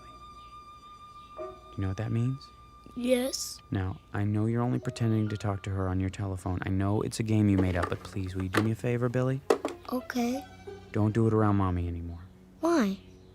Because... Well, just because. I'll explain it to you someday. Deal? Deal. Okay, I'm gonna go talk to Mommy now. I'll see you in a little while, okay? Okay, Daddy.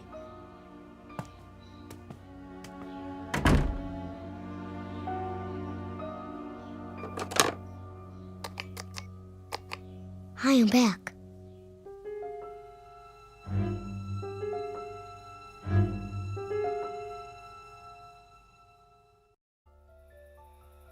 All finished in the bathroom? Shall I turn out the lamp? What? The light. Do you want it off, or do you want to read for a while? Yes. Yes, which? Whatever you like. Oh, Chris. It's not what I want, it's what you want. I don't care. Please, don't shut me out. Sorry, I was just thinking. I know. Sil, Yes? I know how hard it was for you. What you went through these last weeks and months, you did more than anyone. But I hope you understand. Understand what? My mother didn't mean any harm. I suppose not. It's the truth. She had 2 other children before me, and she lost them, and she couldn't let go. I was all she had. Except for Billy. Billy was me again, at least as far as she was concerned. A chance to go back, to pretend that none of the years had happened after Dad died. I know it wasn't right or fair to you, but honey, believe me, whatever she did out of love. Love for whom? What does that mean? I'm sorry, I didn't mean it the way it sounds. Really, I didn't, Chris. You're trembling. It's cold. Pull up a blanket. Let's get some sleep. Yes. It's been a long day. The longest.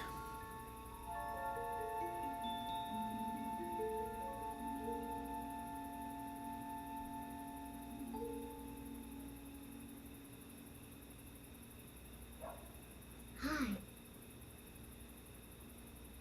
Yeah. Me too. Is it cold there? Billy? You give me an ice cream bar? Oh, that would be cool. How about some candy? Me too. No! I won't have it! Mommy!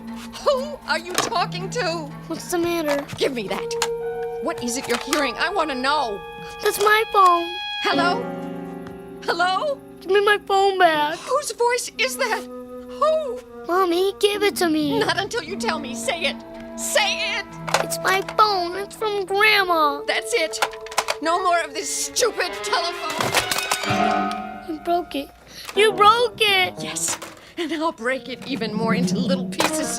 You will never play with this telephone again. It is gone. Do you understand? Gone and never coming back. I don't want it. I don't want it. Why? I want Grandma. Billy? Billy! What did you do? What did I do? What happened here? It was that stupid toy. I woke up and... I'm sorry, Chris. I lost my temper again, but... Why did you break it? I heard her. Heard who? Who do you think? What are you saying, Syl? She was there. On the phone. She didn't say anything, but I could hear her. Breathing. That's crazy. I know. But I heard it. Come on, honey, snap out of it. He was so upset. Of course he was. Where did he go? Downstairs. I'll go after him. We both will. That's the back door. He's gone outside. Billy! Billy! Where is he? In the patio. Billy, come here, son. The fish pond. Billy! Oh, no. He's not breathing. I'll give him CPR. Go inside and call 911. Dr. Unger, too, now!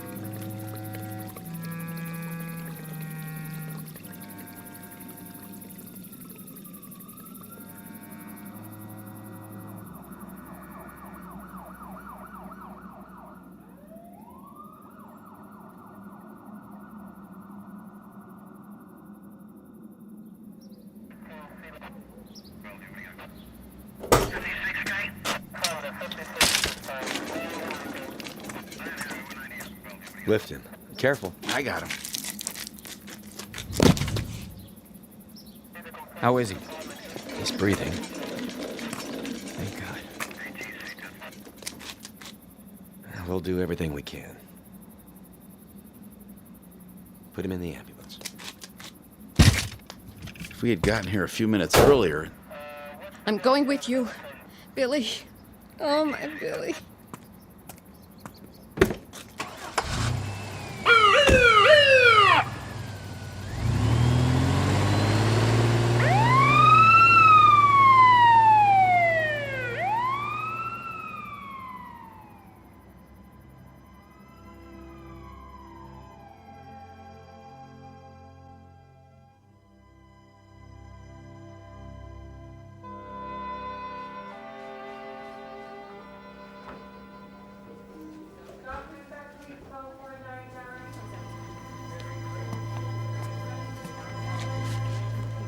Excuse me. Yes? My son, the little boy. Oh, yes, Mr. Bales. How is he? He's out of IC. They're moving him to a private room. Is he conscious yet? I'm afraid not. I brought some of his things. He's gonna come out of it, isn't he? We're doing everything we can. My wife's having a hard time. The doctor will be here in a minute. He'll give her something. Please tell him to hurry. Now, if you wait over there. Yes, of course.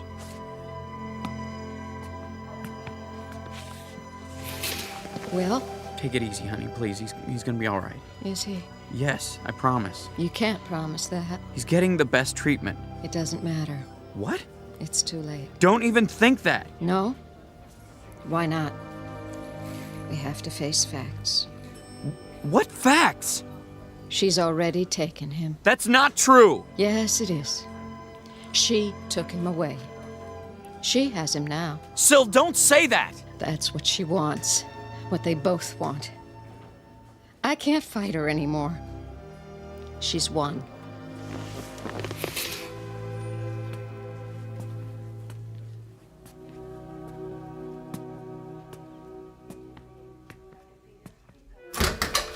Just a minute, sir. Is this room 511? Yes, but no visitors are allowed. I'm his father. I brought some of his things. You can leave him with me. Give me a minute with him. Well, just a minute, until Dr. Unger gets here. Hi, Pumpkin. It's Daddy. Can you hear me? You're gonna be all right, you know. I swear you are. Why did you do such a crazy thing? Going in the fish pond. Mommy and I will take care of you from now on, you'll see. She doesn't mean to get you all upset. She's sorry. She's so sorry. She only meant you don't need that telephone anymore. It was Grandma's idea, but I'm the one who got it. I shouldn't have listened to her. Grandma's at peace now. You have to accept that. Please, Billy, try. She didn't want you to do anything like that, I'm sure of it. Anyway, I brought your telephone so that I can use it one more time, okay? Just once, and that's it. I have to try. You hear me? I know it's silly, but I have to. It's the most important call I've ever made.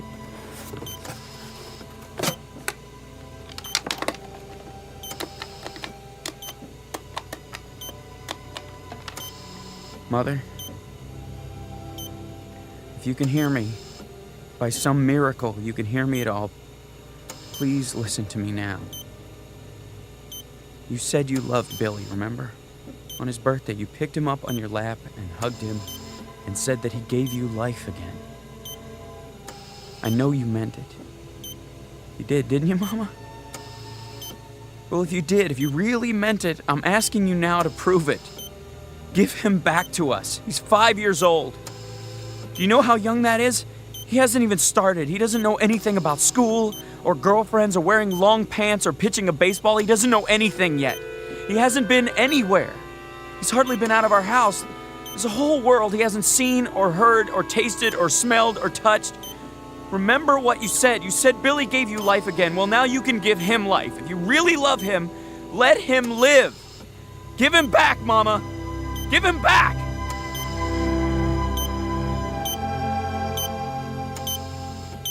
Nurse! Nurse!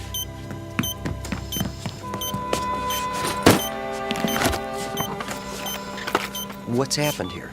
I don't know, Doctor. His heart! It's not stopping after all. It's stronger. And his breathing. Blood pressure's rising. Heart rate's up. Thank you. Something's happened here. What? His vital signs are stabilizing, Doctor. Take a deep breath, Mr. Bales. Then go tell your wife. He's come back to us. I don't know how or why, but we've got him. He's going to be okay.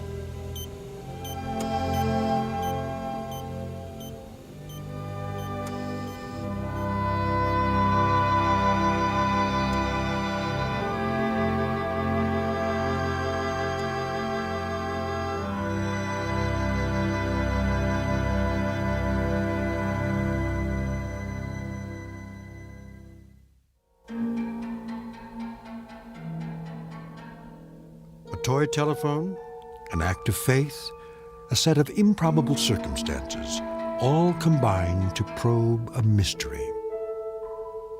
to fathom a depth, to send a facet of light into a dark after region.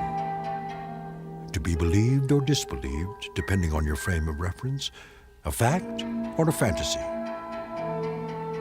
a substance or a shadow, but all of it very much a part of the Twilight Zone.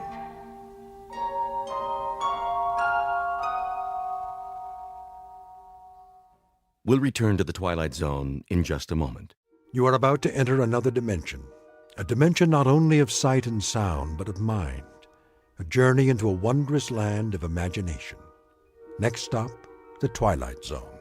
Hi, this is Stacy Keach. I'd like to take a moment to tell you about our Twilight Zone website at twilightzoneradio.com.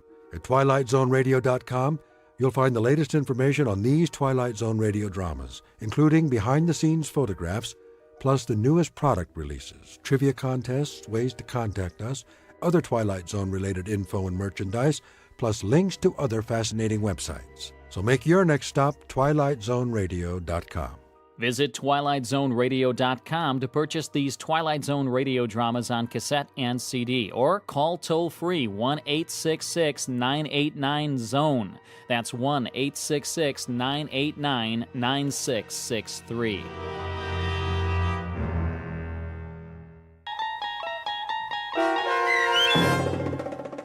In Praise of Pip, starring Fred Willard with Stacy Keach as your narrator, was adapted for radio by Dennis Etchison and written for the Twilight Zone by Rod Serling. Heard in the cast were Mike Starr, Chad Reinhardt, Christopher Bolf, David Darlow, Linda Reiter, Jeff Lupetin, Peter DeFaria, Doug James, Joby Cerny, Kurt Nabig, Anna Savrutsa, Jason Mallow, Carl Amari, and Amanda Amari. This copyrighted radio series is produced and directed by Carl Amari and Jason Mallow for Falcon Picture Group. Doug James speaking.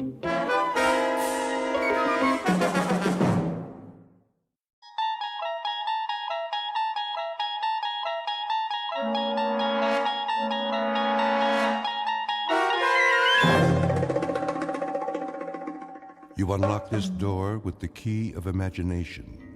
Beyond it is another dimension. A dimension of sound, a dimension of sight, a dimension of mind. You're moving into a land of both shadow and substance, of things and ideas. You've just crossed over into the Twilight Zone.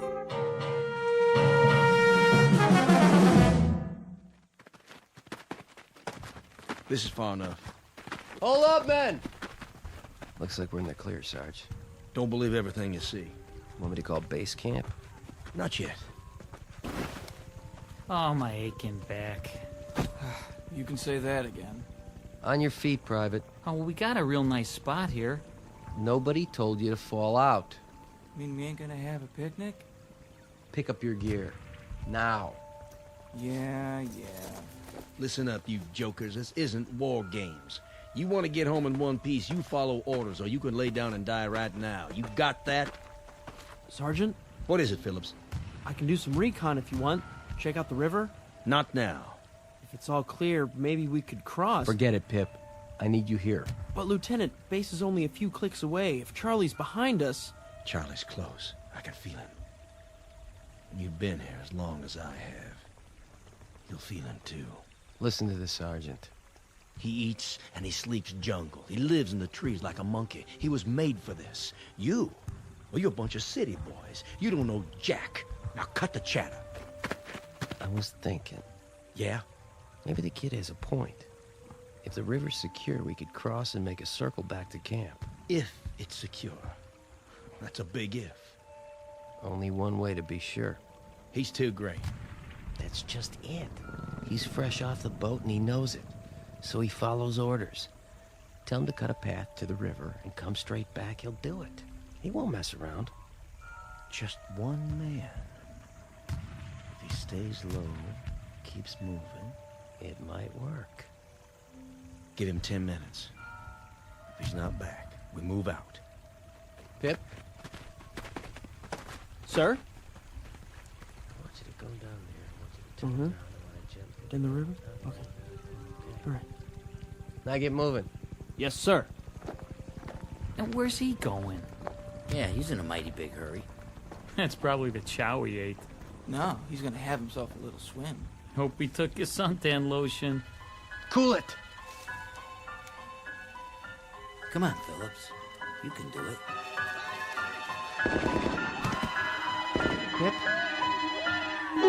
Pip? Pip! Pip? Pip! Mr. Phillips? Mr. Phillips? Yeah, I'll be right there, Mrs. Feeney. I was just resting my eyes. Must have been dreaming some nightmare. Mr. Phillips, are you in there? Sure, Mrs. Feeney. Just let me get the locks on the door. Hey, you got a message for me from Pip?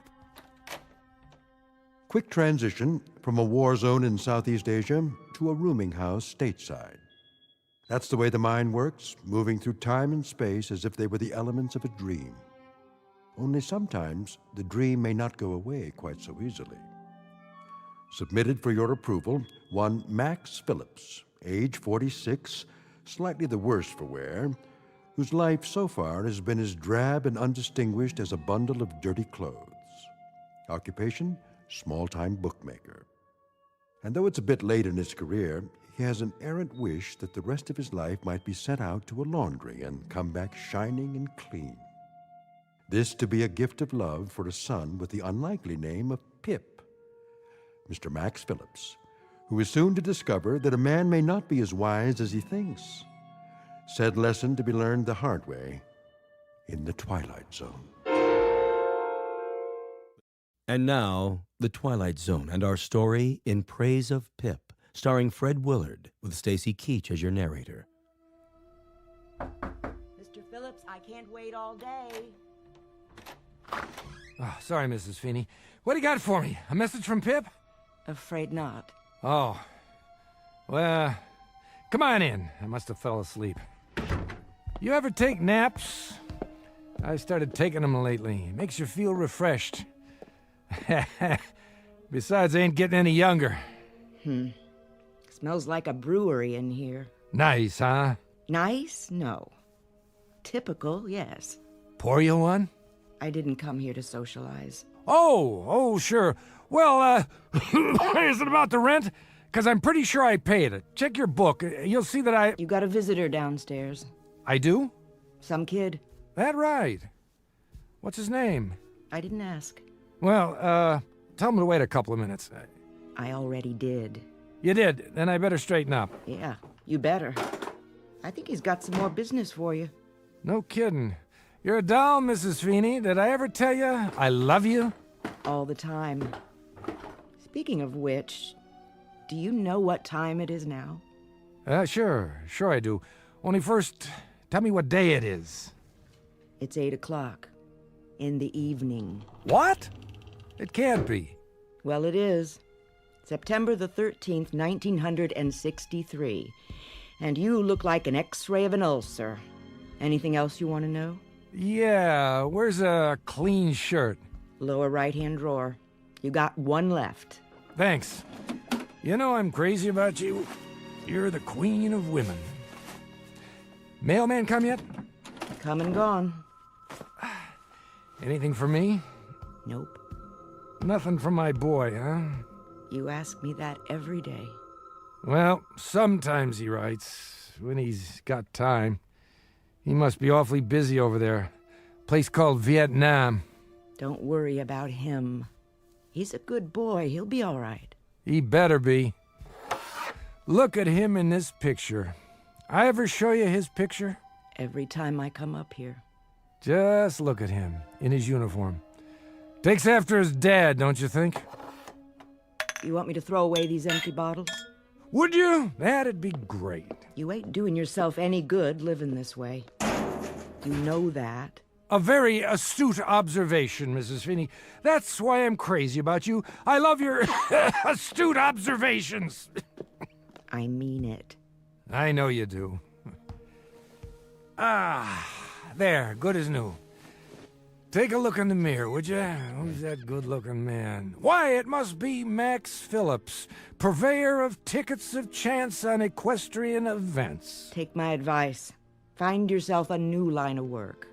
Well now, here's an observation of my own, Mrs. Feeney. One of these days, I'm going to drink my last drink, accept my last bet, perform my final con, and then I'll be ready to go out and meet Pip when he comes back. And you know what I'm going to tell him?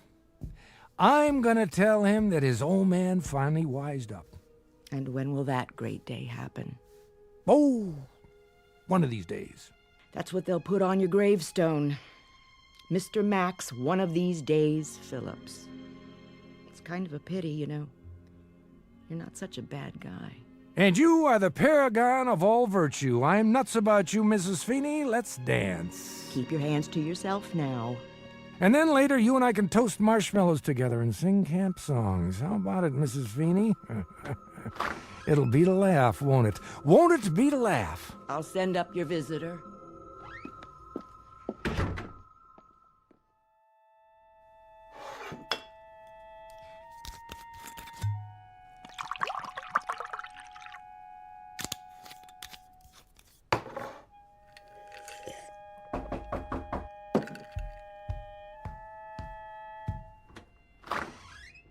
Ah, well, hi there. Pete, isn't it? George. Georgie, that's right. Hello, Mr. Phillips. Please, step into my office. Thanks. Drink? I've got a bottle. No thanks, Mr. Phillips. How about a cigarette? I've already got one. Oh, you got two by any chance? Oh, yeah, sure. Thanks, kid. I just ran out. There, that's better. Well, Georgie, what can I do you for? Another bet? Mr. Phillips, Shady Boy lost yesterday. He sure did. That's the way of the world, Georgie. The rich get richer and the long shots lose. So what's to do? But you told me he had a good chance. Did I? Well, see, the thing of it is, though, it rained yesterday. Tears up the turf pretty bad. You said he ran good on a wet track. I said that? Yes, sir. Proving how little I know about handicapping. Now look, Mr. Phillips. What, George? Sure you don't want a drink? Just a little one? Look, I bet every nickel I had on him. Ah, that's a real shame. What am I going to do? I give up. What? Well, I was hoping, maybe we could work something out. Like what? You know, George, it's funny, but I can't think of a single thing. Can you? It's funny, all right. Just a big joke to you, huh? Lots of laughs. Where'd you get the money, George? What do you care? I'm serious. Where'd it come from? Doesn't matter. I got it, all right? You borrowed it? Sort of. From where? The place where I work, all right? The place where you work. An office. A white-collar crime, huh? I told you, I only borrowed it. Sure you borrowed it, without anybody knowing that you borrowed it. How right am I? So what happens now? What do you think happens? I'll go to jail. Now that I'll make book on.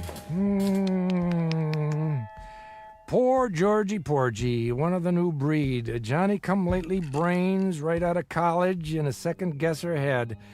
What a shame. So I ask you again, Georgie, what's to do? Well, that's why I came to see you. I have to put the money back by tomorrow morning. If I don't, they'll know I did it. Make a note of this, George. I'm about to slip you a real tip. Guaranteed the truth of the day. What's that?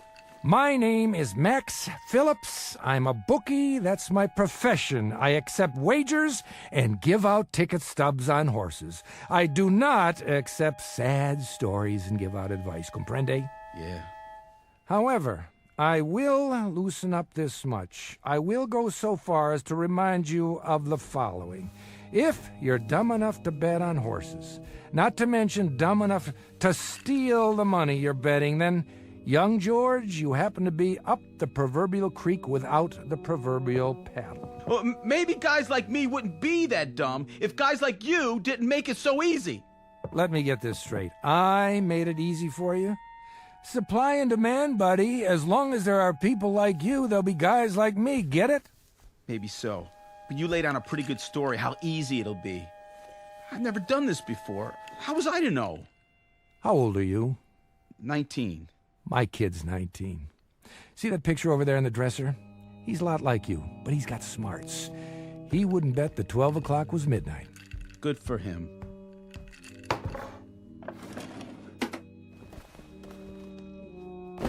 Here. What's this? Your dough, all of it. But how can... I didn't even send it over to Moran. You want to know why? Mr. Phillips... I'll tell you why. 2 reasons. 1, I have fleeced 12 kids like you this week. Cleaned them out and left them to bleach. You'd make number 13. I'm superstitious. And the other reason, that boy in the picture there, if he ever did anything as dumb as you, I'd count it as a favor if somebody straightened him out. So, why don't you run along now before I change my mind? Man, Mr. Phillips, what about Moran? You're referring to the gentleman who employs me. What'll he say? I mean, I hear he's a pretty tough character. Wrong. He's an angel, a kindly, sensitive man. Salt of the earth. If he finds out that you gave me back my money, he'll say it was a welch. Oh, no doubt. But it'll be my problem, not yours. Thanks, Mr. Phillips. Thanks a lot. Let me tell you something, George. You can welch on a bet. That's SOP. But don't get like me. Don't welch on your soul. Then you wind up hating what you see in the mirror, and that can make it rough when you shave. Good night, Mr. Phillips. Good night, Georgie Porgy. Sleep tight. You saved my life. God bless you. This one's for you, Pip. Oh, and Pip, can you hear me, son? Please take care of yourself. Take real good care.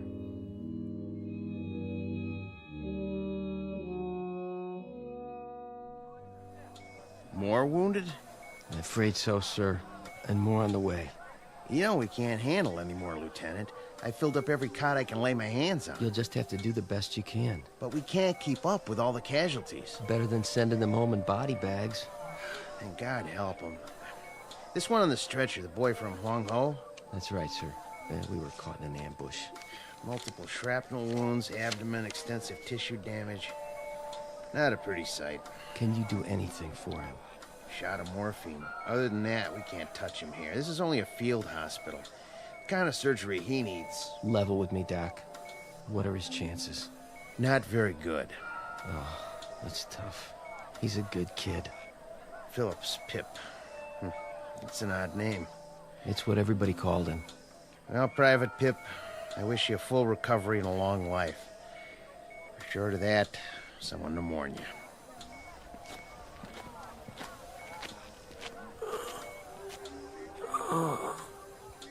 Dad? Dad, I need you. Help me.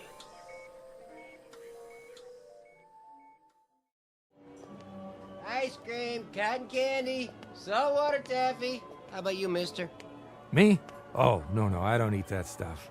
My boy, though, used to like ice cream cones when he was little, the kind with nuts. That right. Ice cream, cotton candy.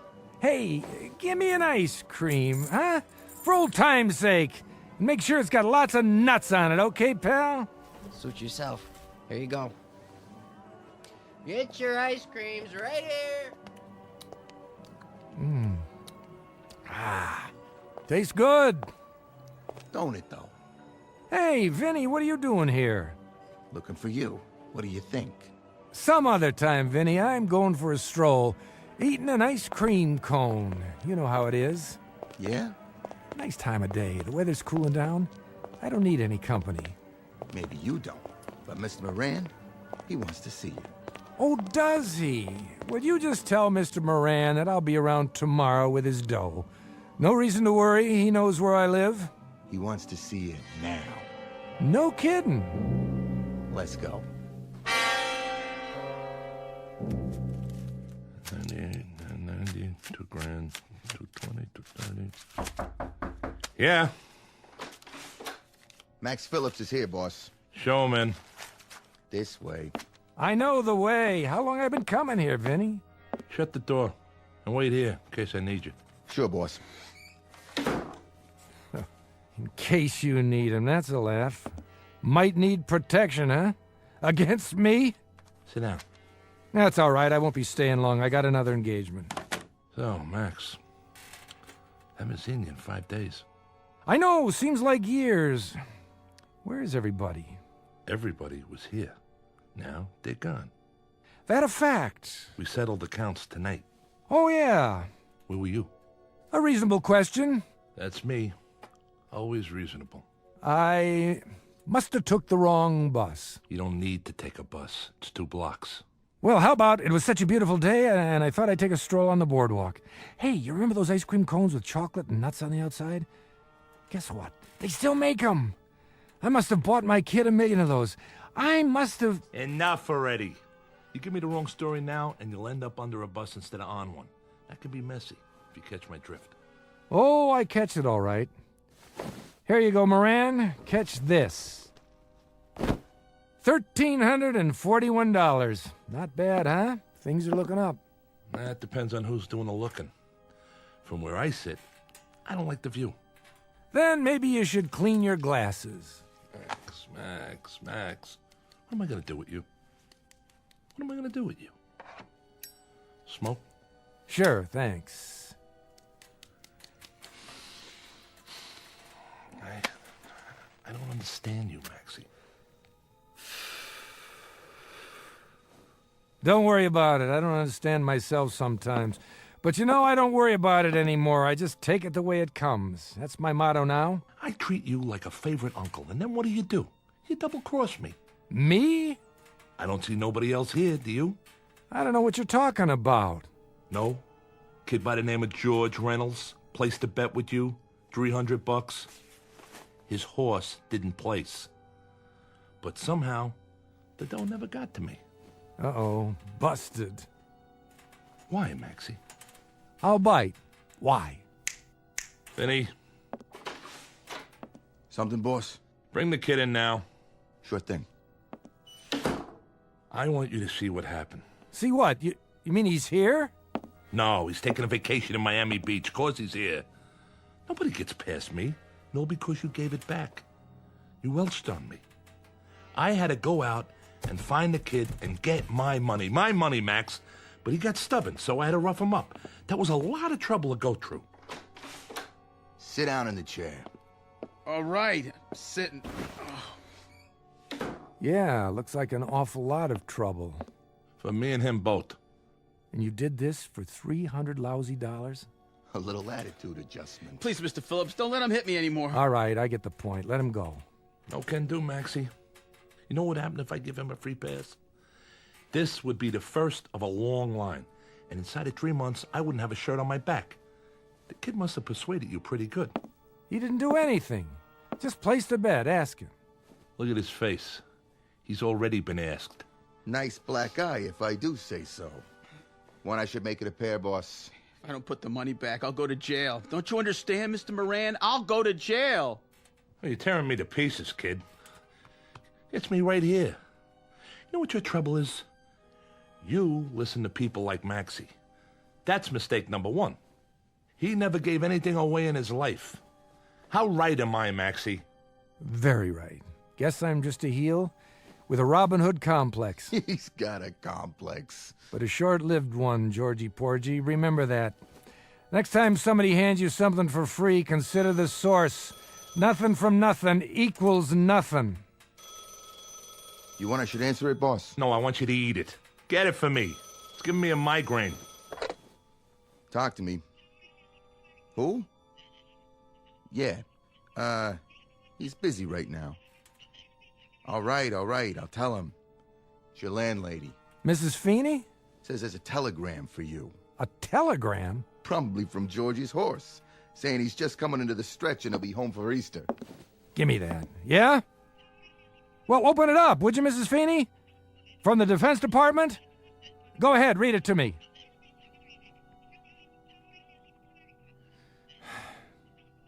Thank you, Mrs. Feeney. No, I'm all right. Thank you. What did it say? Pip's been wounded. My son is dying in a hospital somewhere, a place called Laos. There isn't even supposed to be a war there, but my kid is dying. It's to laugh.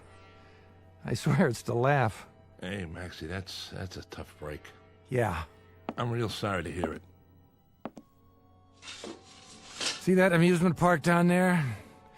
My kid loved to go to amusement parks. That one especially. I used to take him on Saturday nights. Just the two of us, like tonight. This is a Saturday. Oh, look. He ain't dead yet. What I mean is he, When I wasn't too drunk, or when I wasn't out conning somebody for you, Moran, I'd take him to the amusement park and we'd have a ball.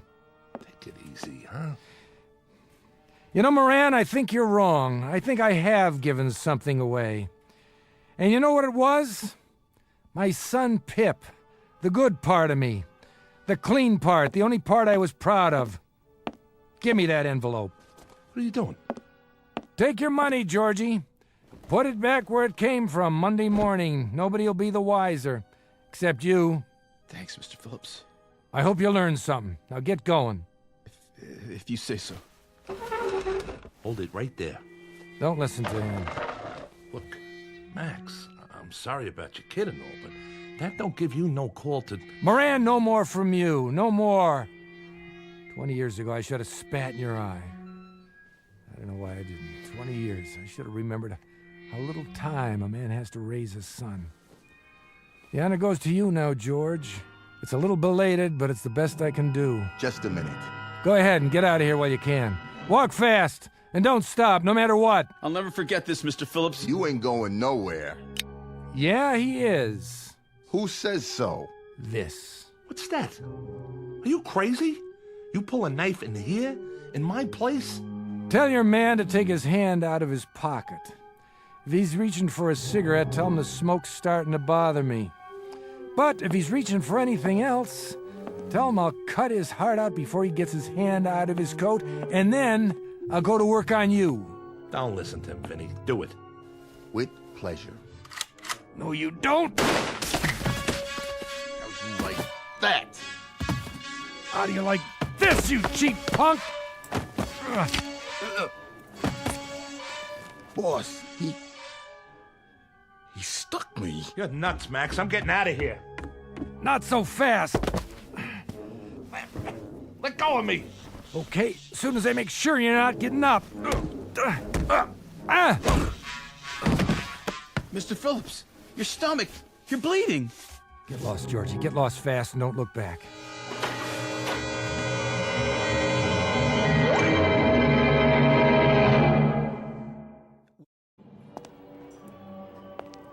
Can't get my breath. Now I'm having trouble seeing and hearing. What's going on? Maybe it's too late.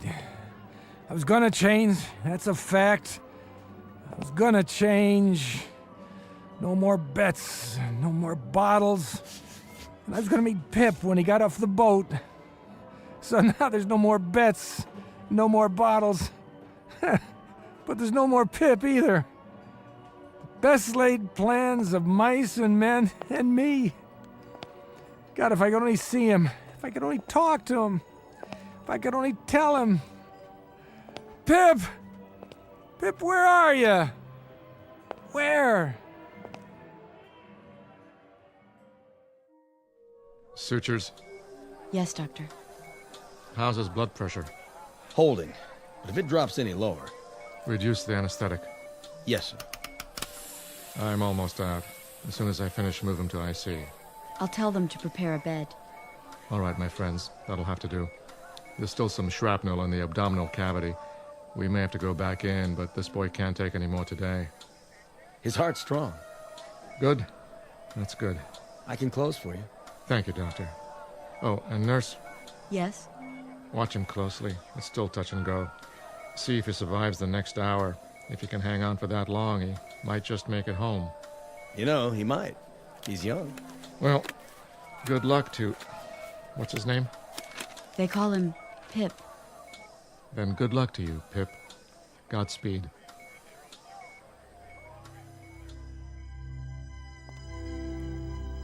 Why'd they shut this place down? It's early. Isn't anybody here to sell tickets? Wait a minute. Who's that? It can't be. Hi, Pop. Pip? Hey, Pip! Hurry up. What? What are you... You slowpoke. What took you so long? Pip, I can't believe it. Where were you? I've been waiting a long time. Pip, is it really you? Your hair, your face. Let me touch you. Quit with the mushy stuff, okay? Hey, Pip, you still got your freckles. But how old are you? 10. What do you think? How come, Pip? How can you be? That's what I am, Pop. I'm 10 years old. It's Saturday night, and you said to meet you on the boardwalk. I was worried you wouldn't come. Pip, I don't understand. Explain it to me, will you? Well, sometimes you don't show up, Pop. Sometimes you're sick or something. Yeah. Sometimes I'm... Yeah, sometimes I am. Hey! Pip, remember what I used to say to you? I used to say, "Hey, Pip, who's your best buddy?" Yeah. Attaboy, let me see that smile. You always had the greatest smile. Hey, Pop, you know something? You're my best buddy. That I am, Pip. That I am. From now on, you can count on it. Hey! So what do we do first? Well, how about some rides and some cotton candy? Sure, anything you want, anything at all, Pip, just like old times, but you're 10 years old again. How can that be? Don't worry, Pop. We're here, and we're together, and we can go on some rides. Sure we can. Sure we can, Pip, only looks like they shut the place down, the lights, the rides, everything. I got an idea. We can go someplace else. We don't have to. Take a look, Pop. It's just like it used to be. Why, you're right, Pip. How'd you do that? I didn't do anything. Come on. Sure, Pip. Let's go. We'll ride the roller coaster, the Ferris wheel, everything they got. I can go slow if you need me to. What's the matter? Don't think your old pop can keep up? Well, you keep holding your stomach. It looks like you're bleeding. Ah, no, I'm not bleeding. It's soda, that's all it is. I spilled it on my shirt. Come on, let's get going. Let's have some fun. Ice cream, cotton candy. Can I have some cotton candy, Pop? Of course you can. 1 cotton candy, please. Here you go. Hey, you got ice cream too? The kind with chocolate nuts on it? You used to like that, didn't you, Pip? Mm-hmm. Make it 1 of each. You got it. Ice cream, cotton candy. Let's go on the Ferris wheel.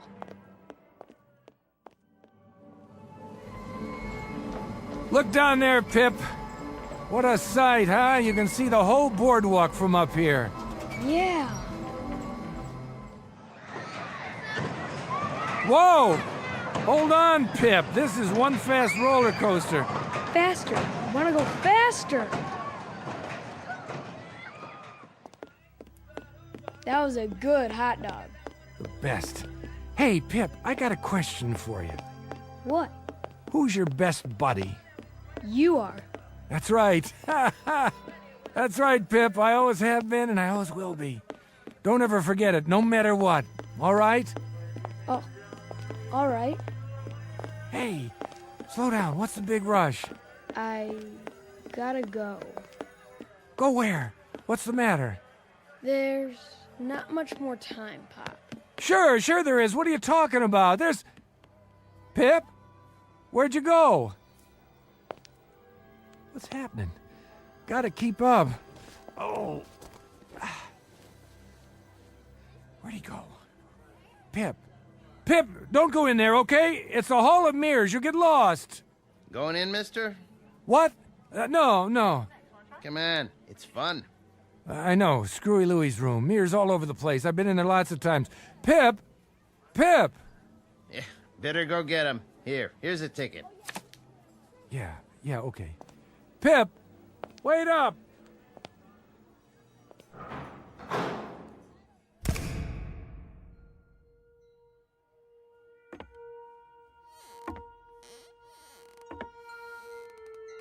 Pip? Pip, please, what's the matter? Did I do something? It's late, Pop. What do you mean? There you are. Hold up, Pip. I want to tell you something. Didn't see the glass. I thought you were... Is that you, Pip? Or a reflection? Dad? Where are you? Where Where'd you go? I can't find you. Where are you, Dad? It doesn't matter. Pip, you have to understand.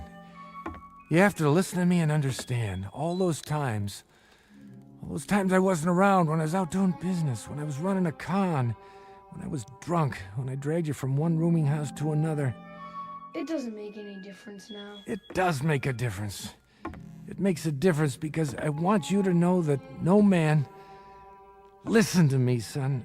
No man ever loved a boy any more than I loved you. Do you hear me? All that stuff, it was because I was weak. Because I was always dreaming instead of doing. I always wished, but I never tried hard enough. Pip, as God is my witness, I loved you. I have to go, Pop. No. Pip, you can't leave me now. You can't just go away. All these mirrors. I only had an hour, Pop. But why? Because I don't belong here. The hour's up, and it's time to die. What? Not you, Pip. You're just a kid, a little boy.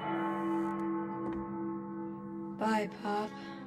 You can't die, Pip. There's too much I have to tell you. Too much I have to make up to you. I want to spend the rest of my life being your dad. That's all I have to live for now. Nothing else means anything. Pip, come back. I promise no more bottles, no more lousy crooked jobs, understand? No more waiting for when I don't show up. No more lies. Come out of the mirrors and let me see you. Stop hiding from me. Which one, Pip? Which one is really you?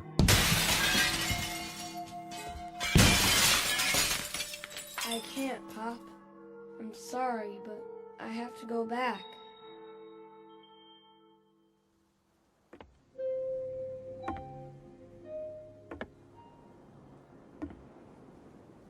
Hey, God. Hey, God, I'll make you a deal. I give you the carcass of a weak old idiot.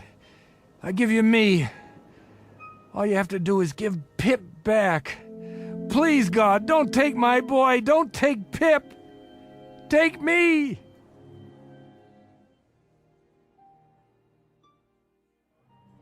Get your ice cream and cotton candy. Tickets right here for all the rides. How many, little lady? Lots. Give us a stack of tickets, will you please? My daughter loves the rides. Sure thing. Thank you. There. Now, sweetie, which one do you want to go on first? The Ferris wheel. Are you sure? That's a mighty tall ride for such a little girl. Oh, please. Oh, all right. You run ahead and get in line. I'll be right there. Yeah! Hi, Mrs. Feeney. Oh, Pip. How you feeling today? Fine. Just fine. I won't need this cane much longer. Good. I was so sorry about your injury. But at least you came back to us in one piece. That I did. Even got a Purple Heart out of it. That's nothing special, though. Oh, you look so handsome in your uniform. Thanks. See you back at the rooming house for dinner? Sure will. Come on, Mommy. I'm coming. That little leprechaun wants to ride the Ferris wheel. Would you like to go with us? No, I think I'd just like to walk around. It's a beautiful day. Your father, God rest his soul, used to love taking you here. He talked about it all the time. I remember. We had some good times. We had some wonderful times. Mom! Well, maybe I'll see you when we get off the Ferris wheel. Sure. Have a good time. Hey, Pop, you know something? You're my best buddy. You always were.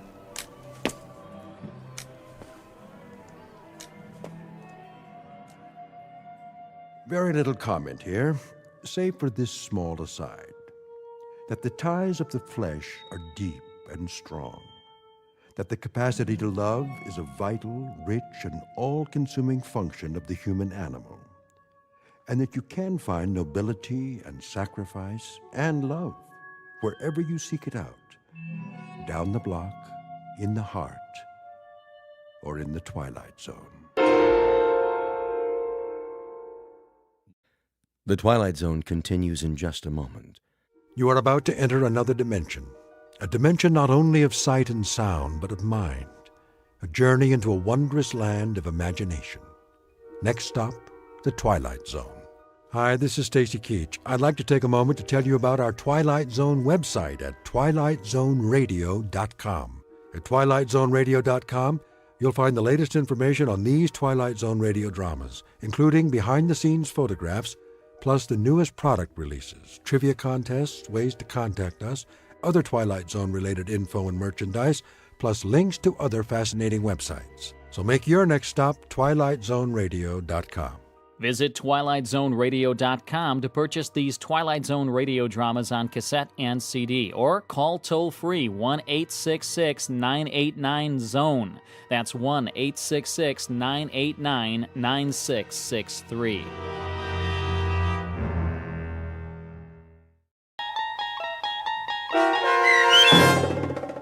Gentlemen, be seated, starring Stan Freberg and Mike Starr, with Stacy Keach as your narrator, was adapted for radio by Dennis Etchison and written for The Twilight Zone by Charles Beaumont. Heard in the cast were David Darlow, Anna Savrutsa, Doug James, Joby Cerny, Kurt Nabig, Jeff Lupiton, Carl Amari, Linda Reiter, Christina Verba, Peter DeFaria, and Chad Reinhardt. This copyrighted radio series is produced and directed by Carl Amari for Falcon Picture Group. Doug James speaking.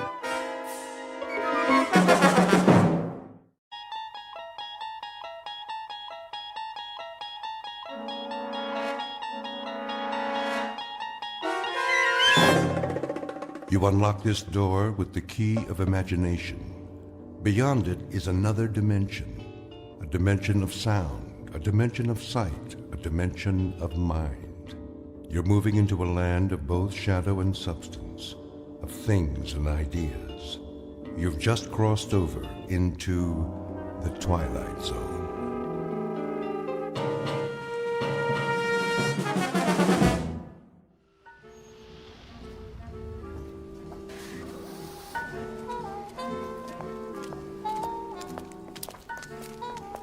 Welcome to the Madison Avenue track. Step onto the moving sidewalk. Single file, please. No pushing or shoving. The time is 8:37 a.m. Excuse me. Certainly. I'm in line here. Yes, of course. I was next. I don't believe... I have to get to work. Do you? We all do. If you don't mind... Make room, please. I'm late. The line starts back there. Are you being rude? Why, no, I don't think I am. But if we all enter the pedwalk at the same time... You stepped on my toe. That wasn't me. I believe it was. I believe that's the imprint of your heel on my shoe. If it were, you'd have even worse fallen arches. I don't appreciate that attitude. I have a suggestion. If we all go barefoot, there'd be more room. You know, more foot space per square inch. Squeezing heel to toe, so to speak. Why, I never. Of course, if someone fat comes down too hard, those little piggies would suffer, crying, wee, wee, wee, all the way home. Or to work, as it were. Your remarks are most distasteful. Not making a joke, is he? No, I assure you. He was. Completely inappropriate. Yes, indeed. This is a serious world we live in. No place for that sort of thing. None at all. I've a good mind to report him. I give you my word. I would never make a joke about anything. That's better. Unless someone weighs over, say, 250 pounds. It'd be hard to take that lightly. Did you say something? Me? You. Not at all. Well, see that you don't. Absolutely. I should hope so. You have my word. Some people. Not another syllable. You gave your word. Positively. These are serious times. For serious people. It's a necessity. With all that's going on in the world? I couldn't agree more. Well, then, see that you do. My lips are sealed. Madison Avenue, next corner. Step off the moving sidewalk. Single file, please. No pushing or shoving. The time is 8:39 a.m. Excuse me. I have to get to work.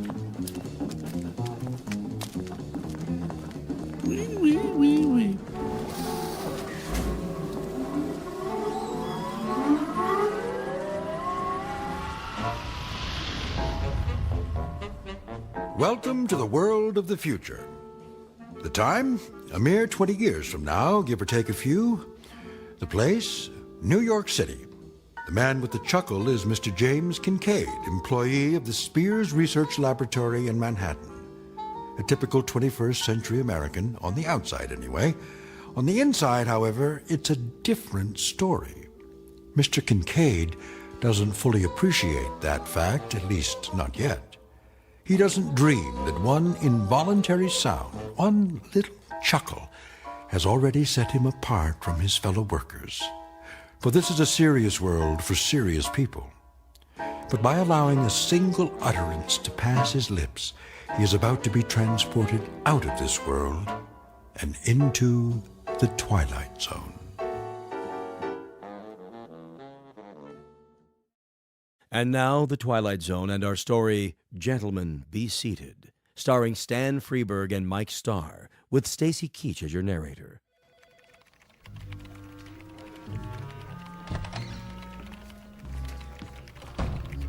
Morning, Kincaid. Morning, Miller. Not late, am I? You're cutting it pretty close. Sorry, Lindsay. Little skirmish on the pedwalk this morning. Skirmish? So many people nowadays. I hear there used to be cabs in New York. Think of it. Cars with drivers that took you all over. Up one street and down another.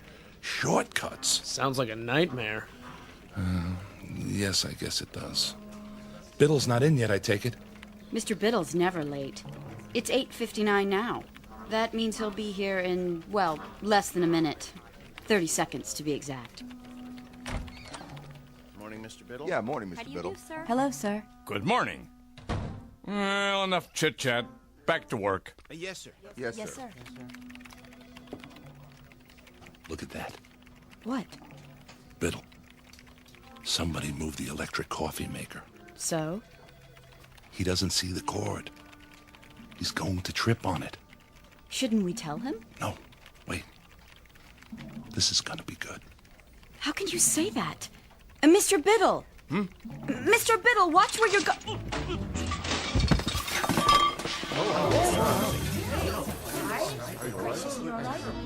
Oops.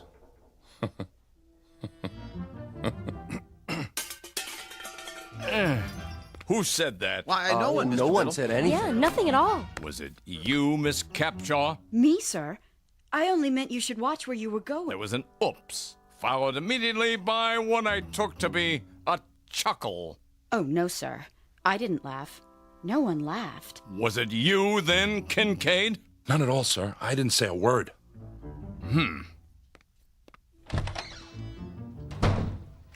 Are you crazy? Pardon? Laughing at him like that. But I didn't. I don't know how to laugh. Nobody actually laughs anymore, do they? And a good thing, too.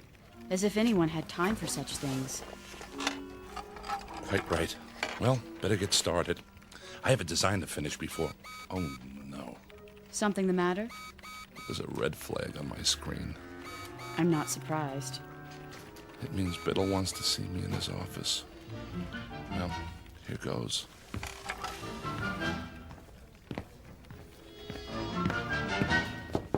Yes. Kincaid here. Come in. You wanted to see me, sir? Sit down. I could come back later if you That want... chair right there. Yes, sir, Mr. Biddle. I suppose you're wondering why I called you in. Not really. What? I mean, yes, I am. What was that? The door. I locked it so we won't be disturbed. Is that necessary, sir? Cigar? Beg pardon? A cigar. They're quite good. Oh, I don't smoke, sir. Pity. I have them made special. I thought there was no smoking in the building. Oh, it's all right. This office is airtight and soundproofed. Are you absolutely sure? Quite sure, but thank you anyway. Now then, as to that difference, how significant it is, I I don't know, but you may recall that a few minutes ago, on my way to my office, I tripped.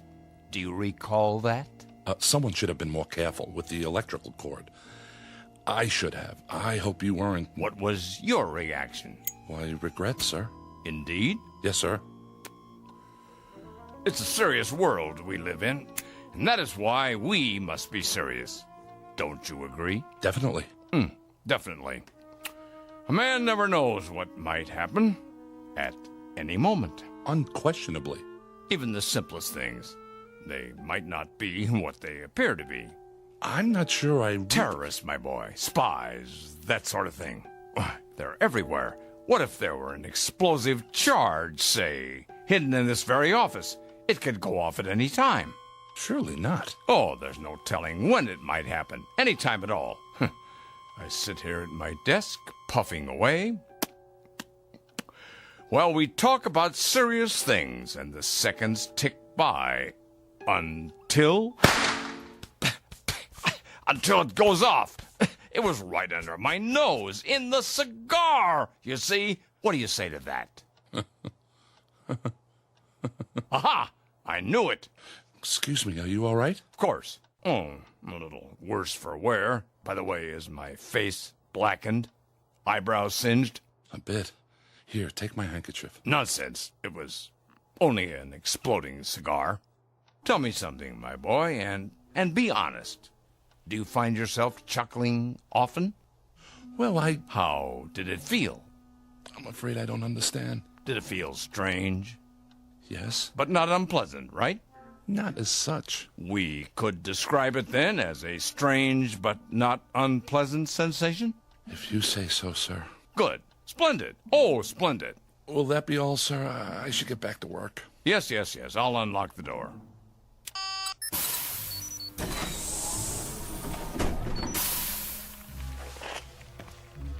Thank you, sir. Look at them out there. Pardon? Do you see any smiles, Kincaid? Even one single little grin? No, sir. And do you know why? Because they've forgotten how, that's why. Note the emptiness in their eyes, the deadness, the utter nothingness. Like machines, Kincaid. Machines! Circuit boards with legs. I don't understand, sir. Not as yet, perhaps, but soon. Oh, my boy, if there ever is to be joy again in this world, and love, and happiness, and laughter, especially laughter, it's going to depend on you and those few like you. Oh, trust me on this. Me, Mr. Biddle? And now, a report from the executor. It's the morning report from Washington. Eyes forward on the big picture. Isn't he handsome? Just like on the posters. All right, everybody, stand up. He's gonna speak. Citizens, I greet you. It pleases me to report that our gross national product is up 2.3% over a similar period last year. However, that is far from the goal we have set. The goal we promised ourselves. Kincaid, bigger, better I have country. one more question World for you. Council shows a decrease in hydroponic Why do firemen wear red can only point to suspenders? inefficient use of available time. You will, poor boy. You will. Dawdling creates Tonight. waste, and waste is the cardinal offense, as we know all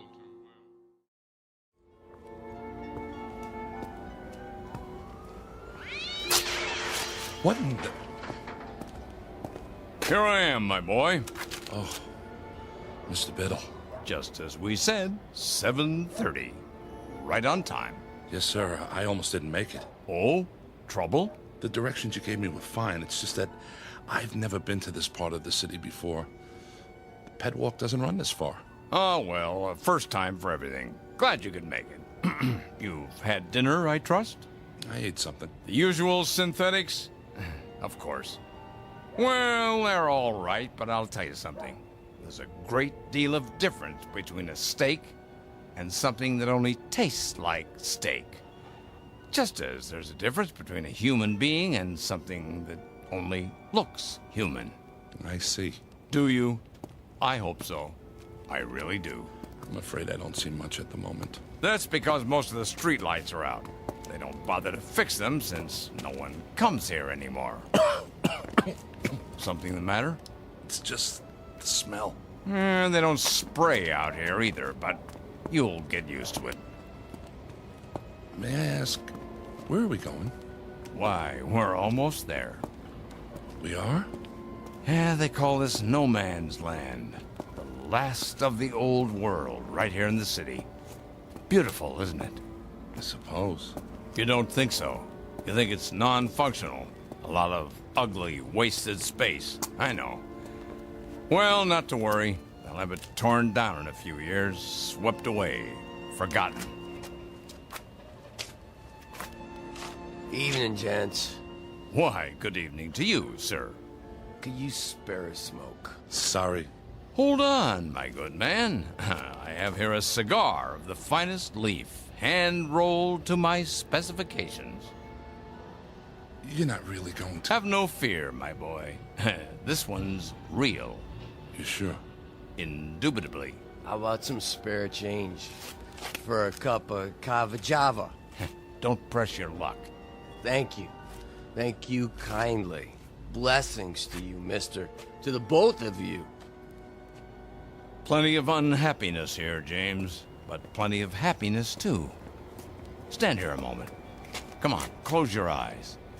Can't you almost hear the crying and the laughter? Don't move your head, please.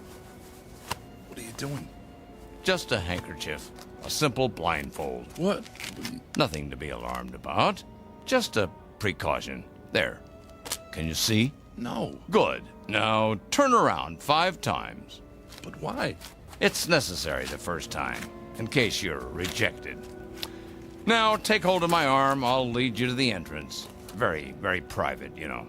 That's it. And away we go.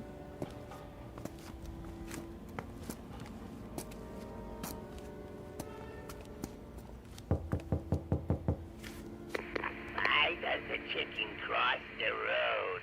To get to the other side. Come along, my boy. You can take off the blindfold now.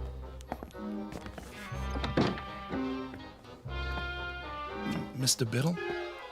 What is this place? The foyer, of course. Those 2 chairs, they look like thrones. What else? But, Mr. Biddle... What can I do you for? Good evening. Is he in? Let me see. Maybe yes, maybe no. Tell him number 709 is here with the recruit. Alrighty then. Try not to miss me while I'm gone. In the meantime, gentlemen, be seated.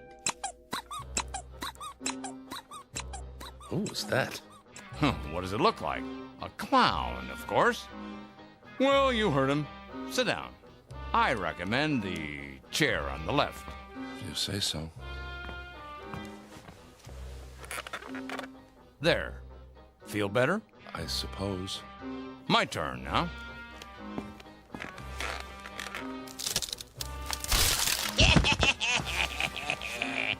Mr. Biddle, are you all right?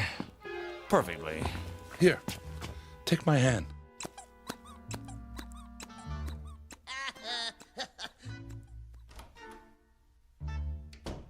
I'm disappointed in you, Kincaid. You are?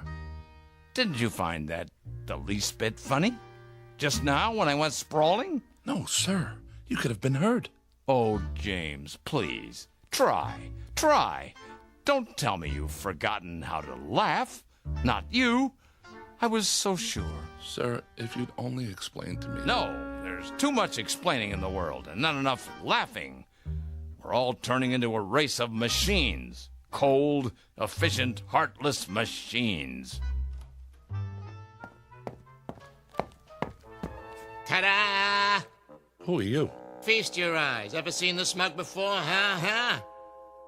The executor. He does wonders with makeup. For a court jester, that is. The face doesn't quite go with that 3-pointed hat. What's the matter? You don't like it? I didn't say that. Then I guess The yoke's on me. Well, don't just stand there with egg on your face. What goes up the chimney down, but not down the chimney up, huh? Quickly. I don't understand the question. Would you repeat it? Too late. Timing is everything. Go on, tell him. An umbrella. What? An umbrella. I don't know, Biddle. I'm very dubious. He chuckled. So you say. I haven't heard anything.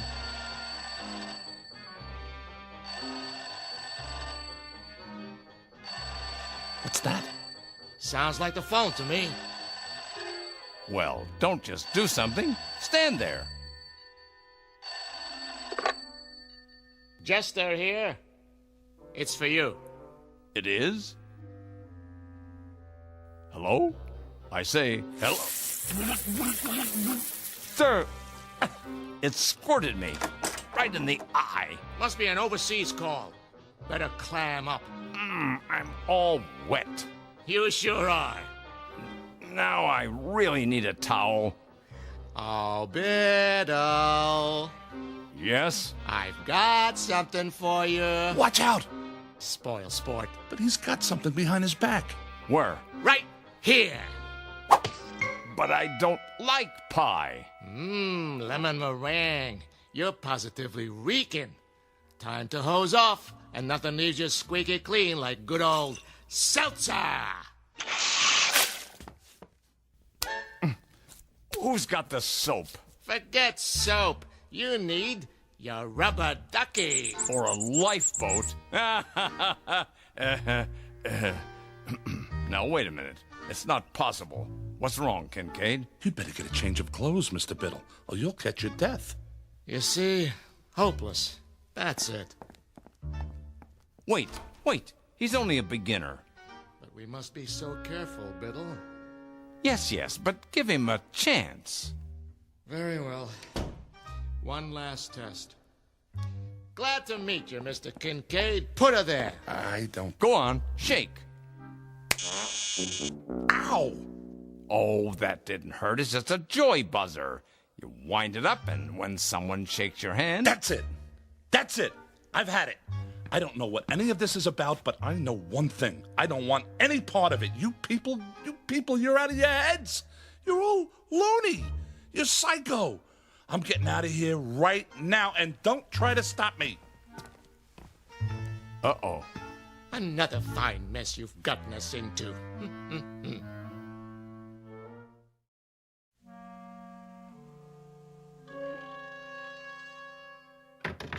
Let me out of here!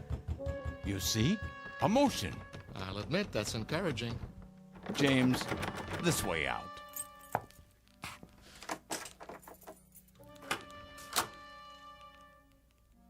If you please, it's just through here. No tricks this time? No tricks. Wait, this is a library. A small reading room for our members. Members? Mr. Biddle told you nothing? He asked me to meet him. I thought it was about work. What is this building? Used to be offices. Now it's abandoned, so we made it our headquarters. Headquarters of what? The SPOL. The Society for the Preservation of Laughter. Have a seat. Oh, no. Now, this one's a real chair, I promise. Well, just for a minute. Oops. Hey, that was not me. You sure, my boy? Sorry, I must have left an old whoopee cushion under the seat. Collector's item now, you know? Here, let me get it. Go on, make yourself comfortable while I explain. You see, James, we're a secret organization. A kind of underground, if you will. Running counter to established law in the Commonwealth. Most of what we do is either frowned upon as bad taste or legally forbidden. We are, in short, outlaws. I don't like the sound of that. An old tradition. Ever hear of something called speakeasies? They were secret clubs that sold liquor during Prohibition. Well, this is a laugh easy. All these books, the posters on the walls, Laurel and Hardy, the Three Stooges. Who are they? All great clowns from the past. There's Perot, Punch and Judy, Bozo. We try to keep the tradition alive. What tradition? You see, Mr. Kincaid, The world has forgotten how to laugh. There are some of us who regret that fact. Unlike those in power, we feel that laughter is important enough to be preserved, at any cost. Am I getting through to him? What the jester is trying to say, well, the world used to be a pretty terrible place, you see, James. We had disease and war and depression and prejudice and a lot of unpleasant things. The people couldn't change it all, but they could do their best to endure it. How did they endure it? By laughing at it, ridiculing it. They laughed at everything then.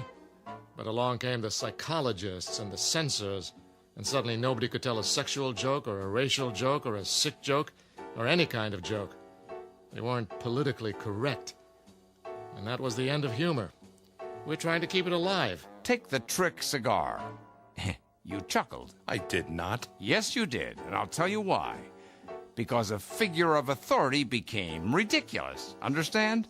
Oh, James, try. A laugh cannot be forced, Biddle. You should know that. I do, but... Let's get to the main test. It's just through here, the last door. Everything should be ready. No false laughs now. We can spot them a mile away. Understand?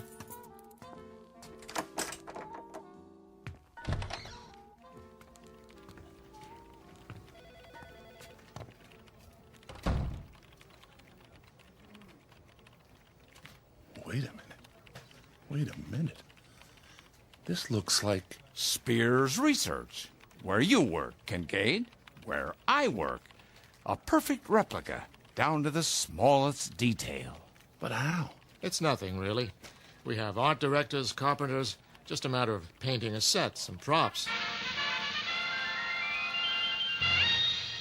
And now, the music and the screen. The executor. Is he giving an address?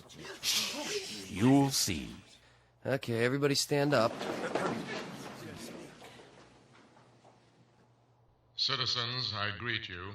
It pleases me to report that our gross national product, however, that is far from the goal we have set.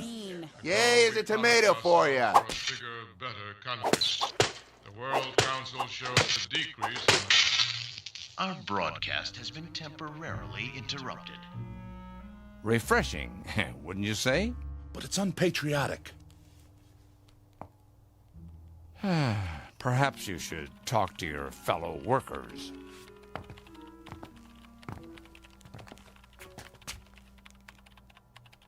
Miller? Is that you? Who wants to know? It's me, Kincaid. But how? A rubber mask. Realistic, if I do say so. Watch this. He's about to reboot his computer. Now, boss? Now.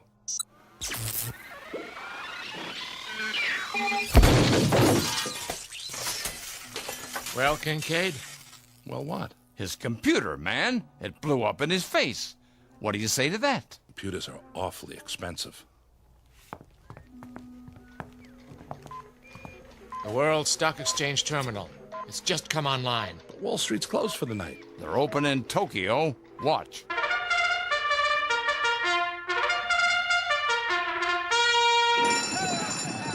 And they're off. Dow takes the lead, followed by DAX, NASDAQ, Fortune 500, and gross national product.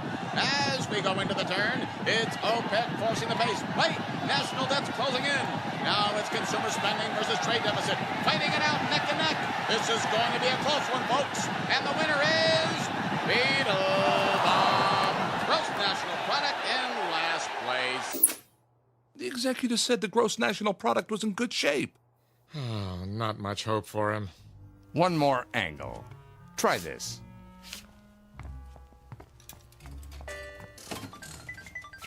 Lindsay? Hi, Jim. But this isn't your computer. I traded it for a video poker machine. Got a quarter? A quarter? Come on, I'm on a roll. One more win and I'll buy lunch. What do you say? All right.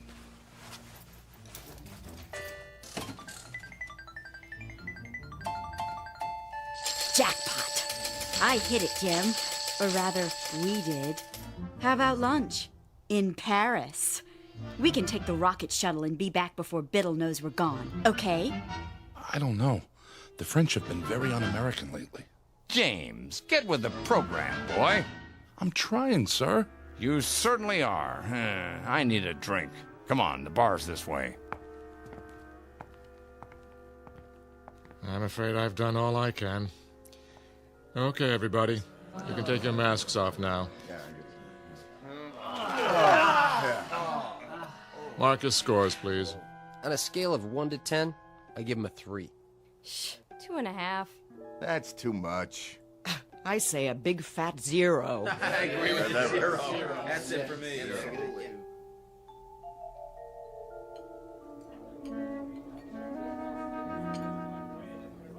What'll it be, germs? I mean, gents? Martini, double. And one for my friend here.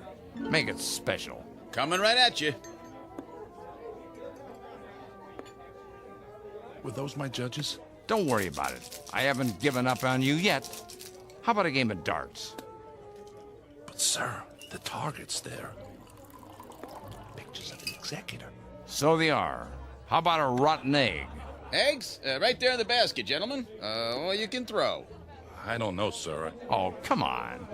This is the man who destroyed fun. Who took away the good times. But you've hated me, haven't you, James? As a boss. No, you have. I know. And with good reason. I've been a stern, pompous ass. But I'm competent at my job. The company can trust me. I know my role. But I'm not at work now. Oh, good one. Yeah. Good one. Right in the old schnozola. Try one? Well, okay. Good boy. Got him right in the eye. Another? If you say so. He took it on the chin. Now try the neck. That's always funny. 2 martinis. Wait, drinks first. This one's yours. Well, through the teeth and over the gums. Look out, stomach. Here it comes. My glass is leaking. Of course it is. That's what's called a dribble glass. See the little slits in the side? When you tip it to drink, voila! Doesn't that tickle your funny bone? It's a start. 2 more. No problem. Here's your drinks. Thank you, my good man. Cheers. I think I'm starting to like these. Keep 'em coming. My pleasure, sir.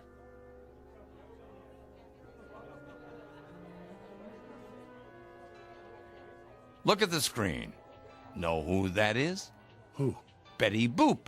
A flapper, they called her. Always doing the Charleston. Here, turn it up. Want to dance, Mr. Biddle? Do I? Hold my drink, James.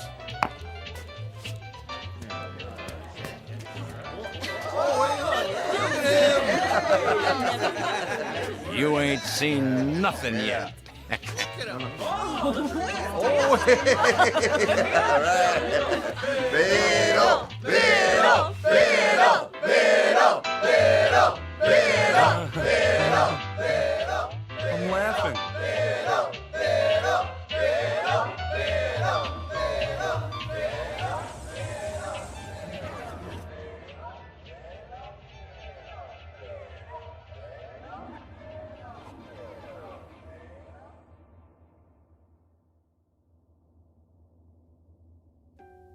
Mr. Kincaid. Did I pass? Huh? What did the judges say? If I could have a word with you outside? Tell me, I'm laughing. I must be. See? I've never felt this way before. Sorry, Mr. Kincaid.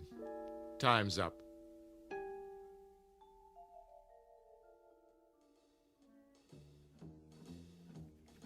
Morning, Jim. Morning, Lindsay. You're looking sexy as usual. What? Later, alligator. We're on for Paris, by the way. I don't know what you're... The rocket shuttle? Oh, that's right. It wasn't really you. Well, I'll explain. As soon as I talk to old man Biddle. Jim, have you been drinking? Yes, the wild crocodile. Come in. Hey! You are 17 minutes late. I know. Those martinis, whatever they were, they really got to me. Martinis? I hadn't even tasted this stuff before last night. Sorry. I was pretty plastered. Who took me home? I don't know what you're talking about. About last night. SPOL. Hey, why does the fireman wear red suspenders? What? To keep his pants up! Are you sick, Kincaid? Oh, come on, Mr. Biddle. I know I was a disappointment to you, but it was also new. They're not going to hold it against me because I didn't laugh, are they? I didn't know how. But I do now. Listen.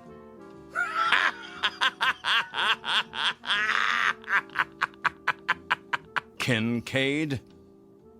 Yes, sir? You're fired. So the judges ruled against me. I don't blame them. You can fix it, can't you? Get out. All I want is a second chance. Is that too much to ask? I can learn.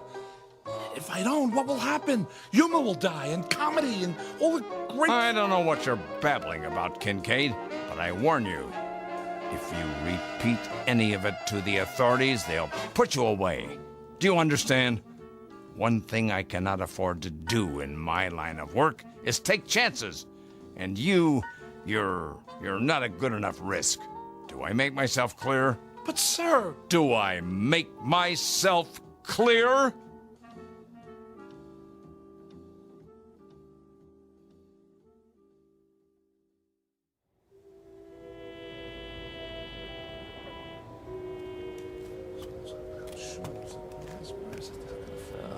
Evening to you. Evening? I was wondering, can you spare a smoke? Sorry, I don't... Wait a minute. Have you ever seen me before? You? Well, no, Did you smoke a cigar last night? Oh yeah. I think I did. Here. Get yourself a cup of Cava Java. Hey, thanks. Can I ask you a question? Yeah? Would you happen to know where it is? Where what is? The place where they laugh. That's a good one. No laughing around here. It ain't allowed, you know. I know. Well, evening to you. Yeah. See you in the funny papers. A section of the city known as No Man's Land. Mr. James Kincaid, once 39, but a lot older now. He frequents this neighborhood every night, perhaps hoping to hear the lovely, desperate sound of laughter echoing from a dark, unmarked building somewhere in the faraway reaches of the Twilight Zone. The Twilight Zone continues in just a moment. You are about to enter another dimension, a dimension not only of sight and sound, but of mind, a journey into a wondrous land of imagination. Next stop, the Twilight Zone. Hi, this is Stacy Keach. I'd like to take a moment to tell you about our Twilight Zone website at twilightzoneradio.com. At twilightzoneradio.com, you'll find the latest information on these Twilight Zone radio dramas, including behind-the-scenes photographs, plus the newest product releases, trivia contests, ways to contact us, other Twilight Zone-related info and merchandise, plus links to other fascinating websites. So make your next stop twilightzoneradio.com.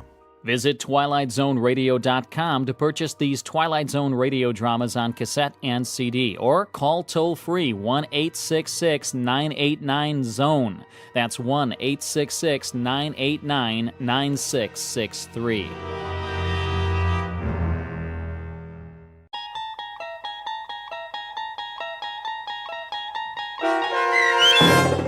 The Jeopardy Room with Stacy Keach as your narrator was adapted for radio by Dennis Etchison and written for The Twilight Zone by Rod Serling. Heard in the cast were Yasin Peyankov, Jamie Vann, Terry Berner, Katrina Lenk, Ned Noyes, Anna Sverutza, and Lisa Dotson. To learn more about the Twilight Zone radio dramas and to obtain audio cassettes and CDs of these programs, visit our website at twilightzoneradio.com. The producers of The Twilight Zone wish to thank CBS Enterprises, Carol Serling, Dennis Etchison, Dick Brescia Associates, Claire Simon Casting, Terry Jennings, XM Satellite Radio, Sirius Satellite Radio, our sponsors, and our radio affiliates for helping make this series possible. This copyrighted radio series is produced and directed by Carl Amari and Roger Wolski for Falcon Picture Group. Doug James speaking.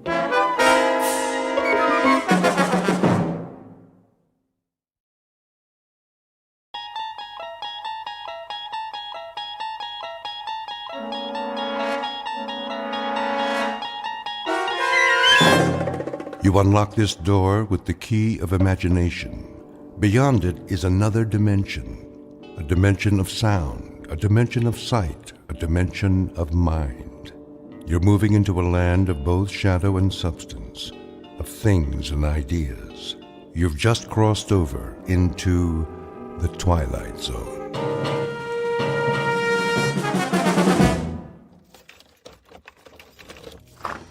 Here is your room, gentlemen. Thank you. I'll turn on the lamp. Leave it off for now. As you wish. I am sorry it's so small, sir. It suits our purposes. Where is the bath? Down the hall. The hall? I can give you one with a private bath if you prefer. No. I said this will do.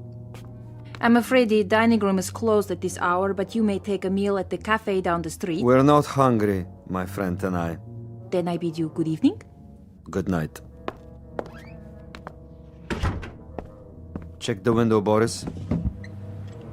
You chose the right room. Of course.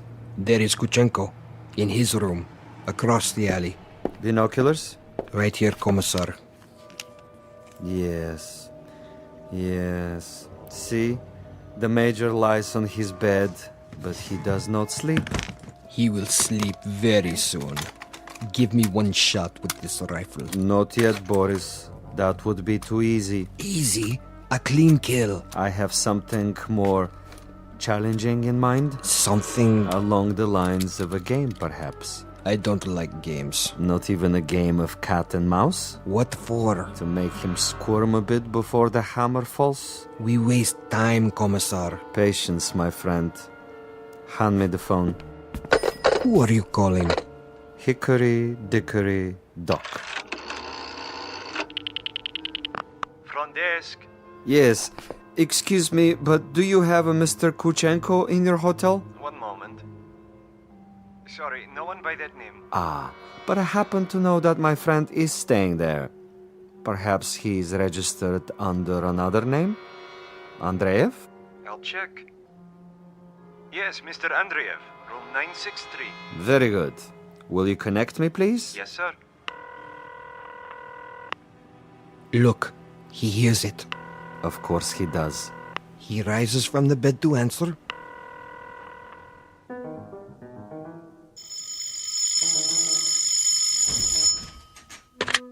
Yes? This is Major Kuchenko. Hello? Major? Are you there? Major?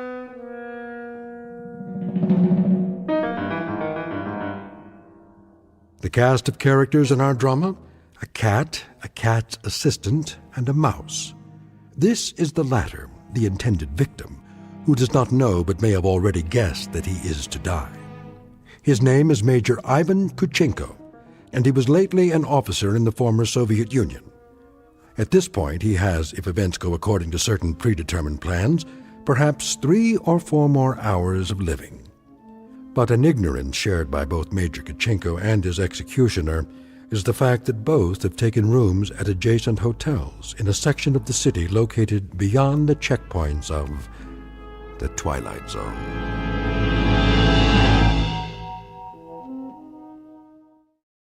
And now, The Twilight Zone and our story, The Jeopardy Room, with Stacy Keach as your narrator. This is Major Kuchenko? Who is calling? Major Kuchenko, you don't know me. Who is this? But I have heard of your recent arrival here. You have the wrong number. And I wanted you to know that you have friends in this city. Friends, you say? And they would be... Good friends, Major. Staunch friends. I know no one in this city. May I impose upon you to remain in your room for a little bit? Your friends will make themselves known. And who is this speaking? Is this a friend also? A good friend, Major.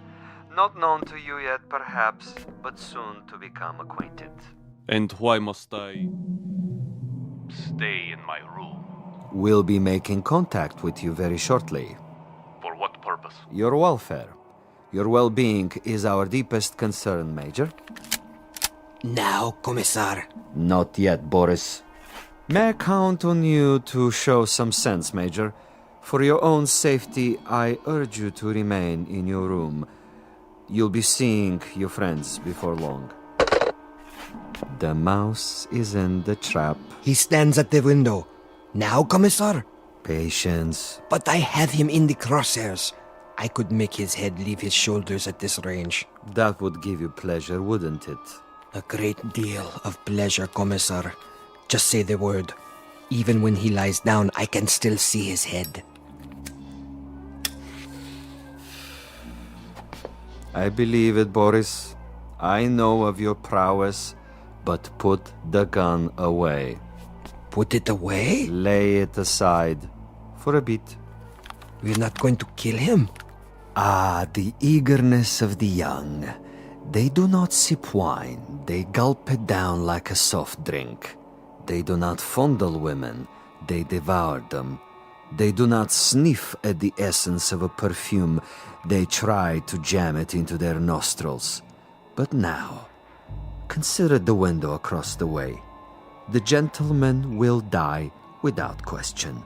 But I want him to die, Boris, with finesse, with subtlety, with a degree of thought and care. A killing is a killing. And if a man is to die, what does it matter how he dies? Ever been to a bullfight, Boris? A bullfight? No, Commissar. I've never had that pleasure. A bullfight might serve to make the distinction. In such a contest, if the matador kills with grace, that is considered a good death. So, there are good deaths and bad deaths, are there? Precisely.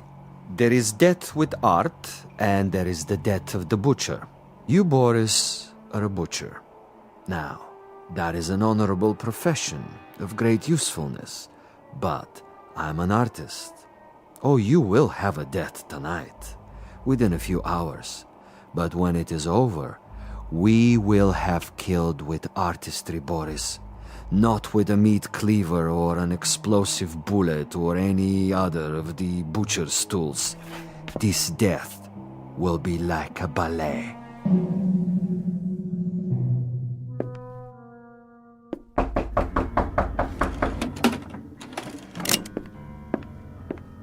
Yes? Major Kuchenko? Who is it?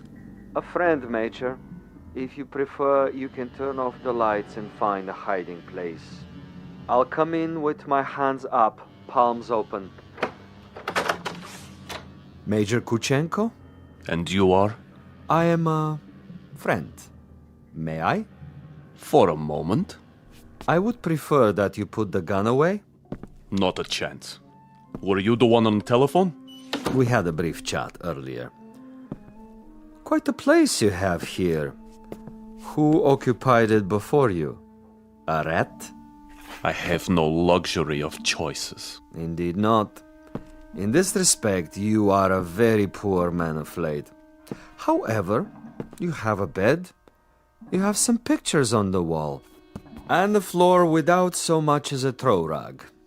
An adequate accommodation, and a view of a brick building alongside. I suppose there are worse places to spend an evening, Major? I know. I've been to many of them. Indeed. Indeed you have. Siberia is cold this time of year, is it not, Major? I'm told it's a most uncomfortable climate. You've been told quite correctly. It's a freezing jungle. A freezing jungle. Marvelous. Lovely imagery. Siberia is a freezing jungle. It was. When it was part of the Union. You make reference, of course, to the people who inhabited it. I make reference to some people. Those who were in charge of that private resort. It must have been unpleasant for you?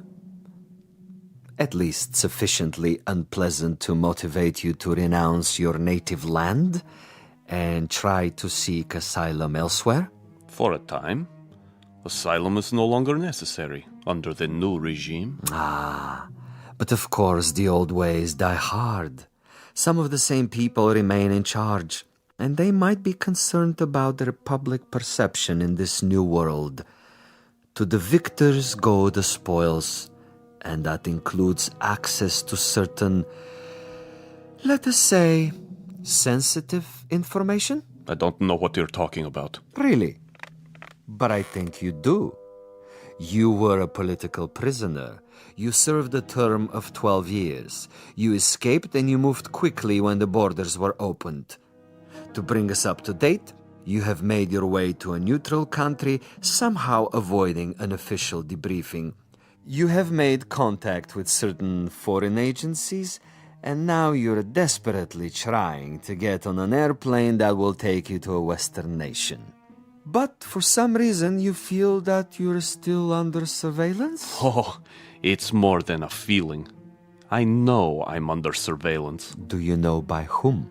I know very well. Can you tell me who they are? Look in the mirror. Commissar Vasilov. Very discerning, Major. You remember faces? I remember pain. I remember some interrogations that went on for many weeks. I had no calendar, but I made marks on the wall of my cell. How resourceful. I remember one particular man who smoked Balkan cigarettes in a long holder and stood in the corner of the room, smiling and nodding, making jokes, while I went from agony to agony. So, Major, now we may dispense with the amenities. The masquerade, the little give and take of two strangers feeling each other out. Agreed. Now we get to the point. Do you honestly think that we would permit you to book passage on an aircraft out of here? That would be quite impossible. As a former member of the military, even as far back as 12 years ago, you have information that we would find embarrassing were it to be released elsewhere. Why, if the government we worked for no longer exists? Because the new government contains many of the same players reshuffled into different positions, and they have their new careers to consider. Consequently, Major, it is not to our advantage that you leave. It would, of course, be simpler and more convenient if you accompany me back to our embassy. I am sick, tired, and torn, Vasilov. But I am not insane. I would sooner cut my wrists over a sink and bleed to death. That would be my choice in the matter.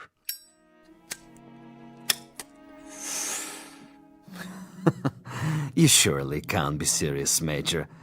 I'm rather a connoisseur of the several hundred ways for a man to depart the earth.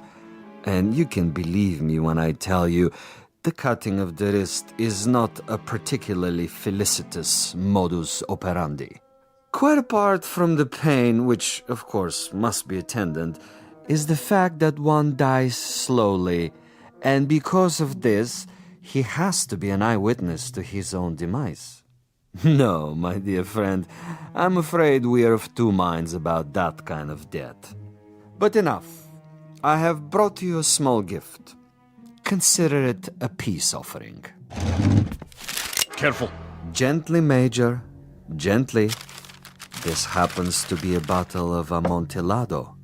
Quite rare and most pleasing to the palate. I have to repeat what I told you before, Commissar. I'm not insane. I'm quite aware of what would happen to me if I drank any of that. Why, Major, I'm disappointed in you.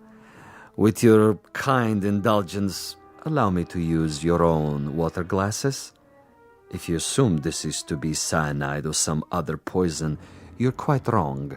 Am I? Undoubtedly. You see, I don't share your death wish. I'm a healthy man with excellent expectations as to my longevity. No, indeed, Major. I was about to propose a social drink. The two of us. I'll drink first, and then you. Satisfactory? Such ritual, Commissar. Such tribal rites. Yet you have only one purpose with me. Why don't you get it over with? If you're trying to disarm me and make me get rid of this pistol, it'll take more than a social wine. Indeed, Major. Now, as to my business with you, we both know what that is. Go ahead and say it. Very well. I'm to see that you're dead by tomorrow morning. Is that plain enough? Quite plain. And you shall be, Major. With a degree of immodesty, I can say that I've killed 800 times you. But I've done it, Major, with subtlety, with originality, with ingenuity. I'm the last of the imaginative assassins, an artist of the profession, as it were. Excellent. Flavor. Bouquet, just the proper dryness. Really quite an exceptional wine. Join me, Major? And now? And now I will tell you something else. I will tell you something about you and me. Please. You, Major, are a malcontent, a genuine curiosity, a rebel with no cause to speak of. You have to go to prison camps, to interrogation centers, or hide in filthy little rooms. You can never accept that which is ordained. And you? I, on the other hand, am a survivor. I adapt to my situation. I haven't a large salary, and my job, at least the way it's laid out, is a rather dull one. Finding defectors and traitors and subversives and doing away with them. Now, I could do that with a high-powered rifle. I could do it with a homemade bomb. But I choose to exercise imagination and taste. In your case... In my case? In your case, I choose to prolong the game. And in the process of this prolongation, I've come up with what I think is a most bizarre and novel method of execution. One designed especially to challenge your talents. For we are worthy adversaries, you and I. I feel weak. I feel... Tell me what you feel, Major. Exactly. I want to know. Why, you monster. You drugged me after all. Indeed I have. And that poses an interesting question, doesn't it? How is it that we both can drink of the same wine, and yet I'm unaffected? Isn't that an interesting question, Major? Major?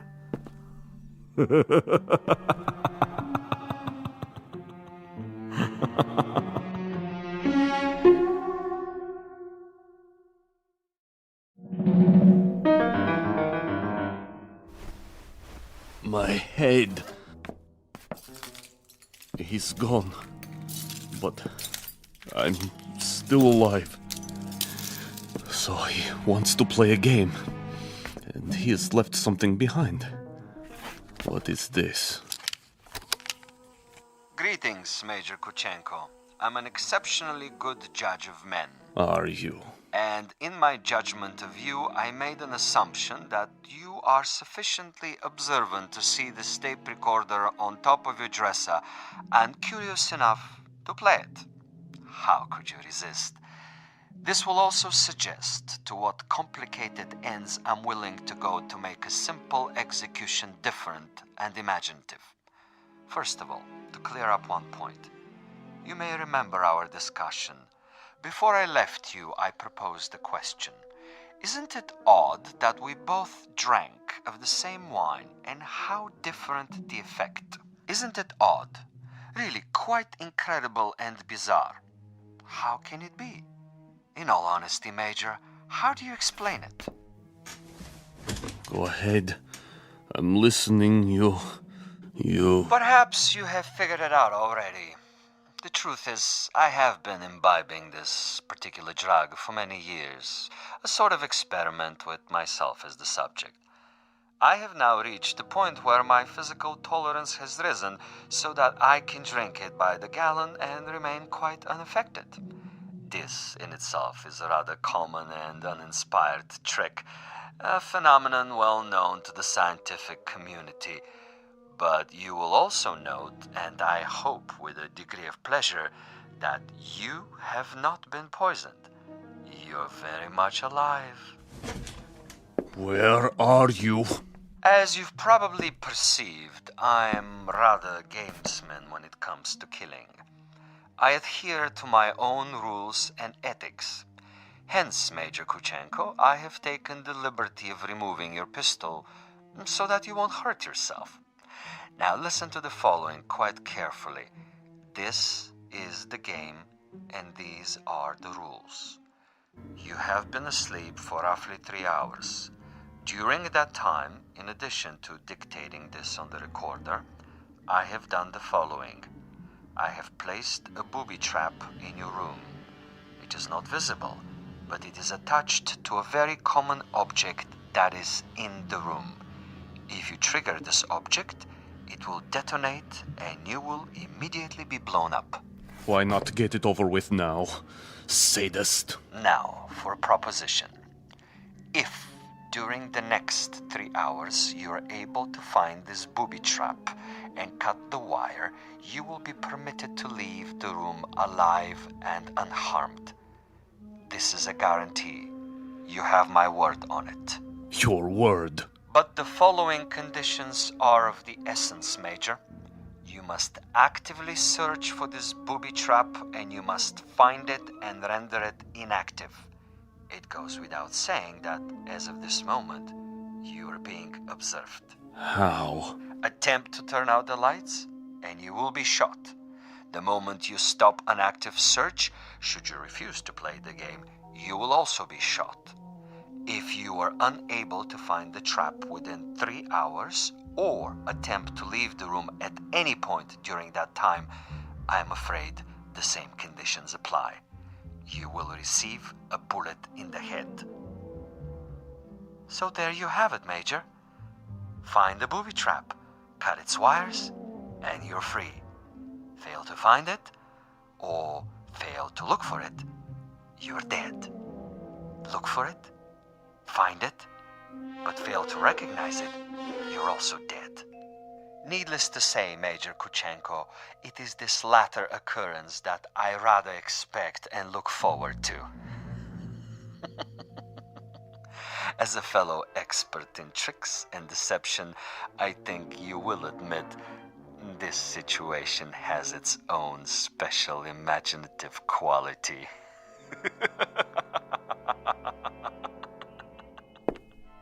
Where are you?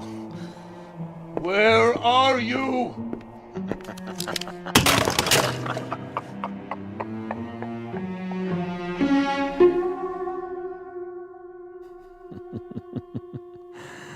Over here, Major. Just across the way. So near and yet so far. Can't you see me? Doesn't the light reflect in my binoculars?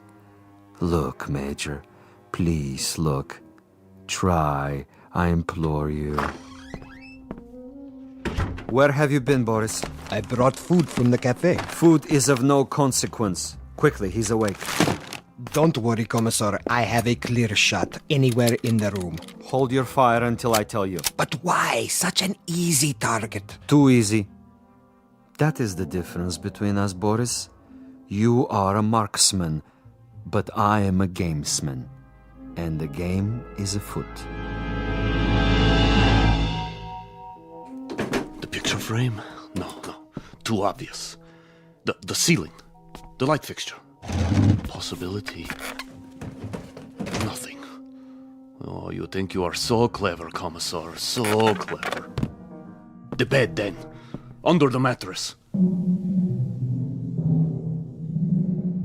The bed springs? It might be. Not the chair, though. Still possible. Where? Ah, that would be telling. Go ahead and eat, Boris, before it gets cold. He's busy with the hunt for now.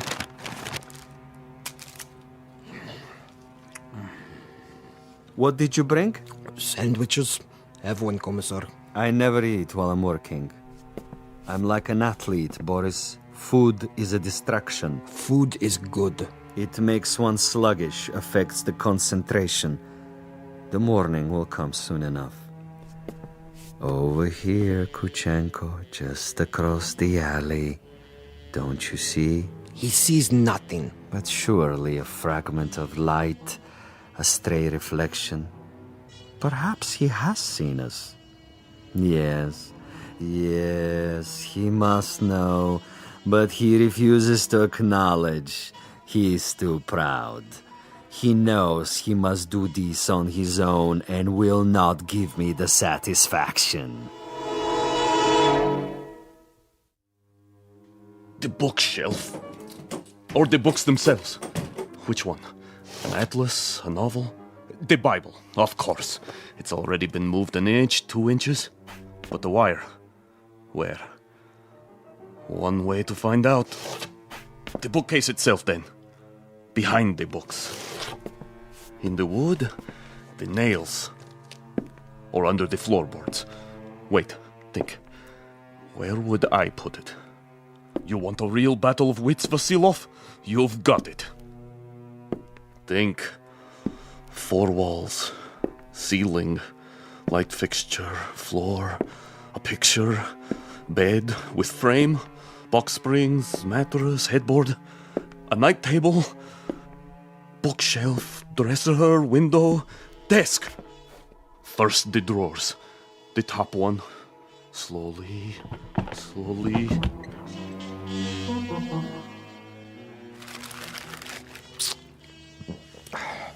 What is he doing now? The desk. He's down on his hands and knees removing the 2 bottom drawers so he can see what's under the top one.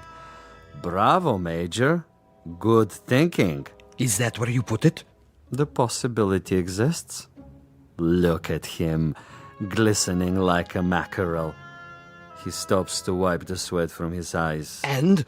And now he looks under the top drawer, crawling on his back. Yes! I think he's got it. Let me kill him. Don't be a fool. There are rules. Now he sees a length of wire. He grasps it between his fingertips very, very carefully, and he has removed it. Something is wrong with the bomb? I doubt it. Then it was not in the drawer? Oh, there is a piece of coat hanger I placed there. A decoy. A drawer would be common, uninspired. And I'm not, you'll forgive the immodesty, a common executioner. Where is it, Commissar? In a most ingenious place. Really, quite an ingenious place. Not in the books, the desk, the mattress. Think of another common object in that room, Boris. I have it. Yes? The doorknob. Interesting idea. Then where? I'd rather not tell you at the moment, Boris. I think you'll enjoy the next few minutes more if you share the Major's ignorance. You seem very sure. Sure? That he'll find the trap. You take a risk. Not at all. That's not what I'm sure of.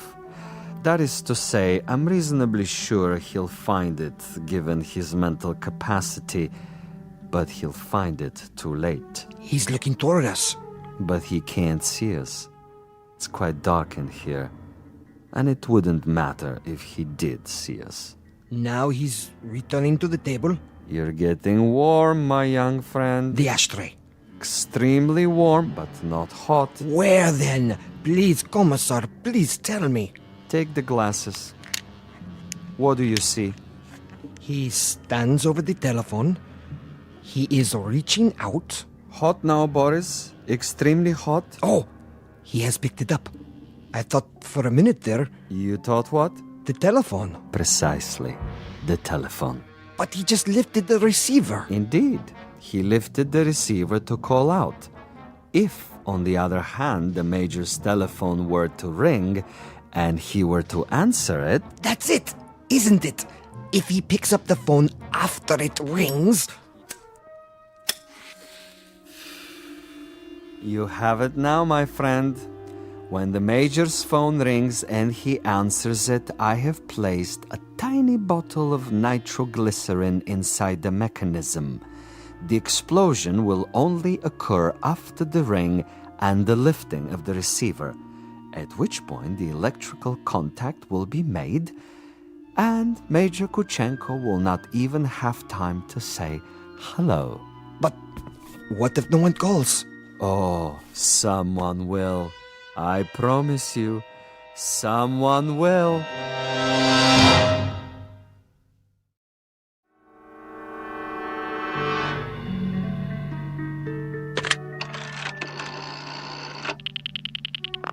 Front desk. This is the party in 963. I was wondering... Yes, sir? I was wondering if you might have the number of another hotel. Another hotel? The one next door, across the alley. That would be the Grand. You can find it in the directory, in the table by your bed. Dial 9 first, then the number. I see. Thank you. Vasilov? I know you're there, Vasilov. The game is not over yet. Do you have the time, Boris? What? The time. 10 minutes to 5. Almost done, Commissar. He's tried almost everything. He has 10 more minutes. Hadn't I best go over there now and finish it? No, my young friend. That would be impetuous. It would also be a bit embarrassing if someone were to see you. At this hour, the streets are empty. Quite apart from the fact that I wanted this to be imaginative, I also wanted subtlety. I should like our quarry to die in his room without our being there. Opportunity is running out. Then I do believe that it's time to, shall we say, accelerate the process?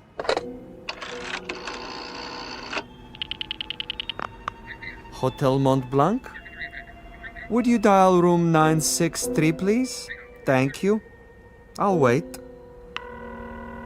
There it goes. He's walking toward it. What's the fool doing? Why doesn't he answer it? I can't tell. He has his back to the window. Turn around so I can see. Now, Commissar? No. Would you dial 963 one more time, please? Yes, I know it didn't answer. Ring it again. What's he doing, Boris? His back is still to me. It can't be busy. I don't know. What's he doing? Use the glasses. He's turning around, lighting a cigarette. He's mocking me. Now, he suddenly dropped from sight. Kill him. I can only see the top of his head. He's moving across the room. Do it! You missed, you fool. He's at the door. Again. He's gone out of the room. And you missed him.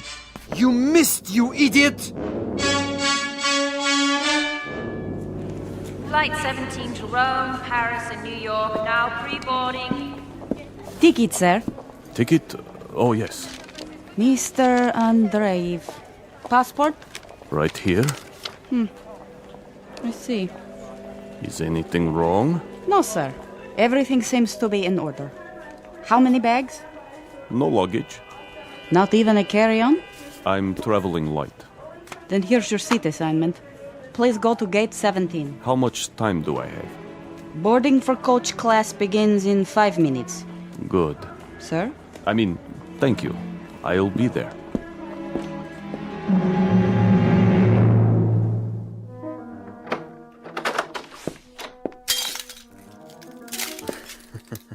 What a mess he left behind. Like a pigsty. He tore the bed apart. And the furniture. Oh, just look. Oh, even my poor little tape recorder. Commissar? Yes, Boris? It would have been better, wouldn't it? What would? If I had taken his head off in the first place. You mean if we had slaughtered him like an animal? I love your style, Boris. You should have been a pig farmer. Our man would have been dead by now. He would have been dead if we had beaten him to death with mallets too. But anyone can die that way. And any stupid, insensitive fool can kill that way. No, this is a man of quality, with a resourceful mind, similar, you might say, to his executioner. He deserves a better ending, as do I. But that's all right. I have time. I'll get him in the next city, now that I know my adversary. We will be able to track him? Most certainly. The old network still functions, though in a much different way. I have the same contacts, no matter what they now call themselves. Importers, exporters, businessmen of various stripes, here and abroad. It's marvelous, you know? Really marvelous. Think of the possibilities. Other, even more ingenious methods of doing away with Kuchenko and his kind. I still think we should have chased him. Not at all. He would have gotten away. And even if he hadn't, it would mean that a thick-headed clod like you is more efficient than I. And this I reject, Boris. This I reject in toto. Look at this. A bottle of wine. I can only find one glass. Throw it away. One drink, Commissar. I said no. But there is more than half left. This is not for you. But why? Do you know much about Amontillado? I know about vodka. Of course, you and all the other potato growers. Give me the glass. Here. Believe me, it wouldn't agree with you. It's an acquired taste. Yes, Commissar. If you say so. I say so. There are some secrets that you're not ready to learn. But in time, Boris. In time. For now, I need you awake and alert. That's right. I do what you say, as always. But so far, your methods are not very effective. The men who pay us, they will not be impressed. And you will make a report? Only I can do that. I am the one they listen to. I can request another assignment. You're free to do so. Until then, I take no further orders from you.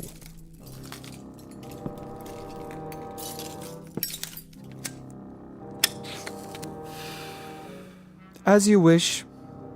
You might want to reconsider, though. The resort in Siberia may be closed, but there are others. We have allies. All it would take is a single phone call. Comrade Boris, uncooperative, recalcitrant, unwilling to follow instructions. In this new order, there are not many positions for the uneducated, the blockheads with families. Yes? Well, You want to say something? I withdraw my complaint. What's that? I didn't hear you. I am tired, Commissar. I say many things when I am tired. You wish to apologize? Yes. Very well. I will take it under advisement. In the meanwhile, see if Major Kuchenko left anything behind. Check the closet, the drawers. Yes, Commissar. And life goes on. The sun comes up and we arise to meet another day, to prevail by our wits and our wits alone. I'll get it, Commissar. No, Boris! I don't You fool, no! I'm sorry, sir. Your party doesn't answer. No? It doesn't ring at all now. You're sure? Mont Blanc Hotel, room 963. Strange. The line is suddenly dead. Thank you, operator. That means my message got through. Flight 17 Transocean Airways now departing for New York City via Belgrade, Paris, Rome, London, final call.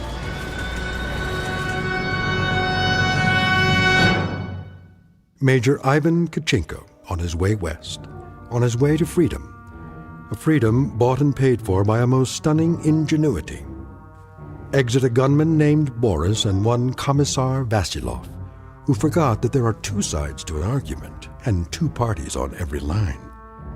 This has been a collect call, placed direct to you from a phone booth located somewhere in the Twilight Zone.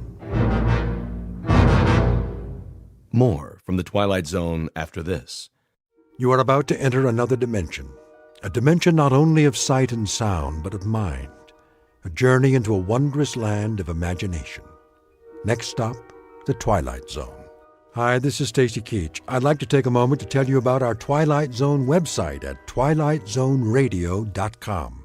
At twilightzoneradio.com, you'll find the latest information on these Twilight Zone radio dramas, including behind-the-scenes photographs, plus the newest product releases, trivia contests, ways to contact us, other Twilight Zone-related info and merchandise, plus links to other fascinating websites. So make your next stop twilightzoneradio.com. Visit twilightzoneradio.com to purchase these Twilight Zone radio dramas on cassette and CD, or call toll-free 1-866-989-ZONE. That's 1-866-989-9663.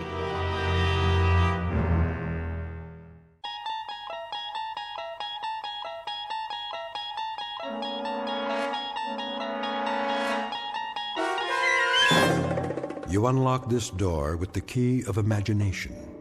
Beyond it is another dimension, a dimension of sound, a dimension of sight, a dimension of mind.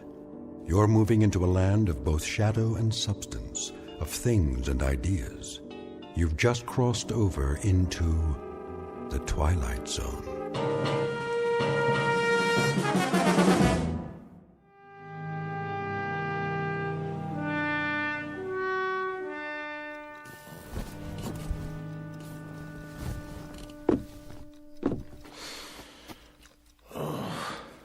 Charlie? Go back to sleep. It's early. What time is it? I don't know. My watch stopped. Oh, look at the clock. It says 7, but it's wrong.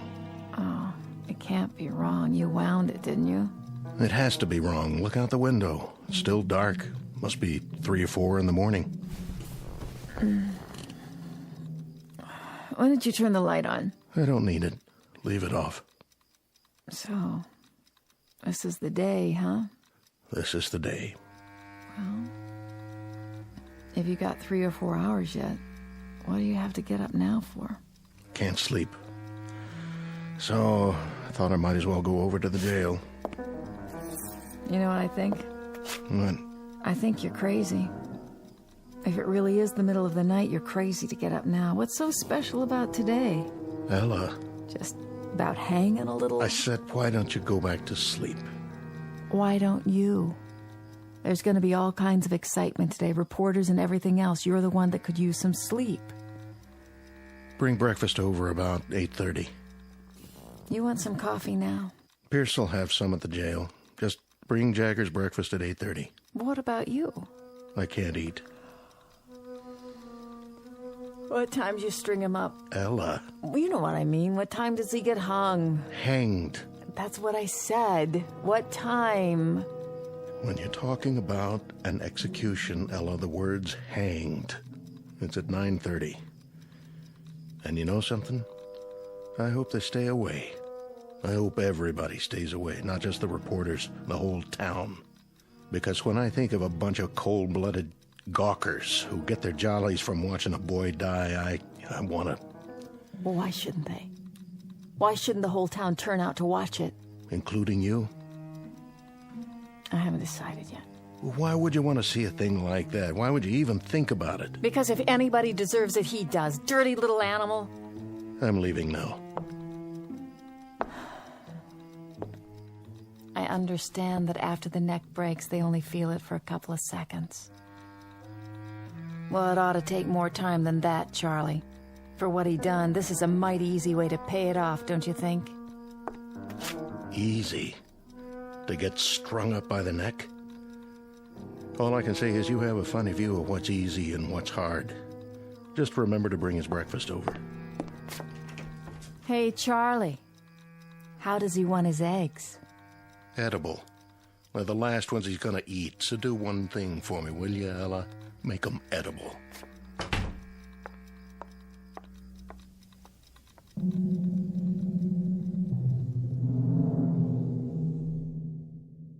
Sheriff Charlie Koch on the morning of an execution. For the record, and as a matter of absolute fact, it is a little after 7 a.m. Now, logic and natural laws dictate that at this hour there should indeed be daylight. It is a simple rule of physical science that the sun should rise at a certain moment and take away the darkness. But at this given moment, Sheriff Charlie Koch, his wife Ella, a condemned man named Jagger, and everyone else in this small, inconsequential town are about to find out that there are some causes and effects that have no precedent, except in the Twilight Zone. And now, back to our story from the Twilight Zone. I Am the Night, Color Me Black, starring John Ratzenberger with Stacy Keach as your narrator.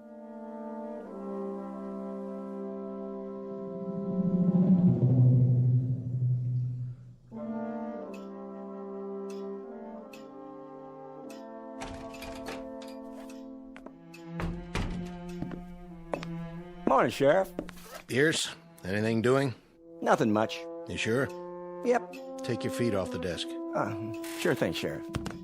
Glad you finally made it. This ain't the day to be oversleeping. You tell me all about sleeping, Pierce. You're the expert on that. Hey, don't get me wrong. I mean, I ain't complaining. You ain't complaining, but at 2 or 3 in the morning, you've had a 4-hour shift. And, buddy, that doesn't break anybody's back. 2 or 3 in the morning? What have you been drinking? It's 7:30. Then why is it pitch black outside? What are you talking about? Take a look.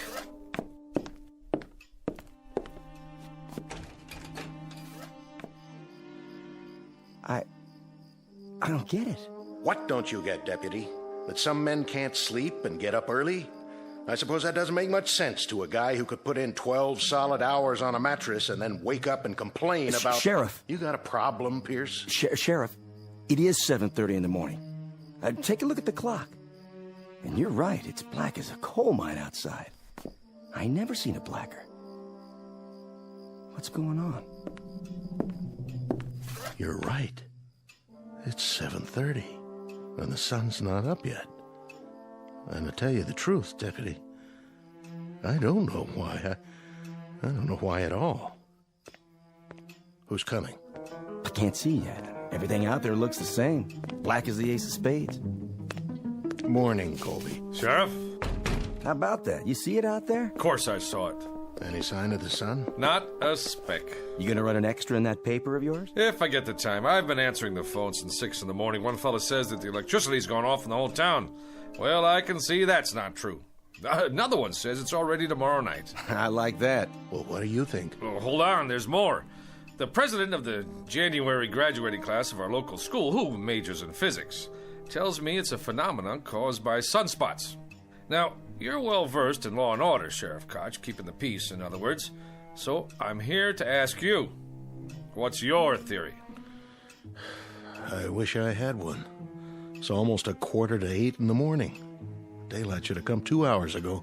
Maybe a storm's on the way. Big whopping storm, the kind that covers up the whole sky. Possible, I suppose. Storms don't bring this kind of darkness. Anybody call the state capitol? Oh, yeah. In between reassuring people that this is neither an interplanetary invasion nor the end of the world, I placed said call myself.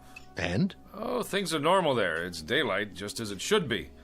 But if you'll forgive the pun, they're as much in the dark as we are. You mean it ain't black up there?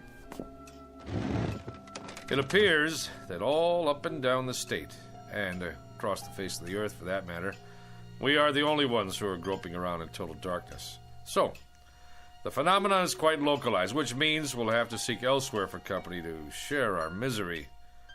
How's Jagger doing this morning? I seen him. Brought him in a cup of coffee to make sure he was awake. Thoughtful of you. To remind him about what day it is. I'll bet you did. I wonder, how did you occupy yourself as a lad there, Deputy? Torture small animals or just pull the wings off flies? Say, what do you mean by that? Nothing. I don't mean anything by it. So, Koch, can I talk to him? Go right on in. I'm not saying he'll talk to you, but that's the privilege of the press, to try. So he's got 1 hour and 45 minutes left. What about a priest or a minister? He doesn't want either. As a point of interest, Sheriff, entirely off the record, do you believe Jagger's guilty? Mr. Colby, I arrest people on the basis of evidence. I jail them on that evidence, and I'm responsible for their meals and their health until they get sentenced, executed, or let loose. As to guilt or innocence, it's a matter for the jury, public opinion, and God to decide. And that part of it, thank the Lord, has nothing to do with me. Uh-huh. So, let us all praise God for the morning's impartiality. You just keep them alive until their moment of death. I see. And as for my part, I follow fate around with a small pencil and a notebook and make a record for posterity of how he died and why he died. But neither one of us has any guilt to share for the fact that he does die. How perfectly convenient for us. He's guilty as hell. He fired buckshot into a man's head. A real decent, upstanding man. And today, he's going to pay the price. He's going to hang for it. And man, oh man, is justice going to be served up deluxe style this time. Pierce, why don't you shut your mouth? I got a right to an opinion. Oh, you do, Deputy. Indeed you do. There are just a couple of disturbing facets to this particular case. Like what? First, that the murder victim was not a decent man by any stretch of the imagination. Hey, you're talking about the dead. He was a cross-burner and a psychopathic bully who attacked the man you've got locked up in there. Well, that don't matter. Go on, Colby. I want to hear this. Second, Deputy Pierce here saw it happen and then perjured himself. Now, wait a minute. Let him finish. That's the word, all right, Deputy. Perjured. You said that Jagger shot him from across the room. Well, no such thing could have happened according to the records I saw. The murdered man had powder burns all over him. So what? Oh, you tell me how a man can get shot from 10 feet away and still have powder burns on his skin. By itself, that might not have proved self-defense, but it would have supported Jagger's story. It would have at least raised some doubts in the jury room. If they had heard it. I wondered about that myself. Did you, Sheriff Koch? Well, you saw the body, didn't you? I saw it. But I didn't hear any comment on those powder burns when you gave your testimony, or did I miss that? I answered the questions they asked me. Oh, don't feel singled out now, because your courageous editor who covered the trial from start to finish, he just didn't see fit to include that insignificant little detail in any of his news stories either, now did he? Even though for some reason he knew at the time that he was being very, very selective about what he wrote and what he didn't write, about the truth, in other words. Which is what a trial is supposed to be, a search for the truth. So, when you get right down to it, you're quite right, Deputy. Justice is being served on a platter with its tongue cut out, just like the carcass of any dead animal.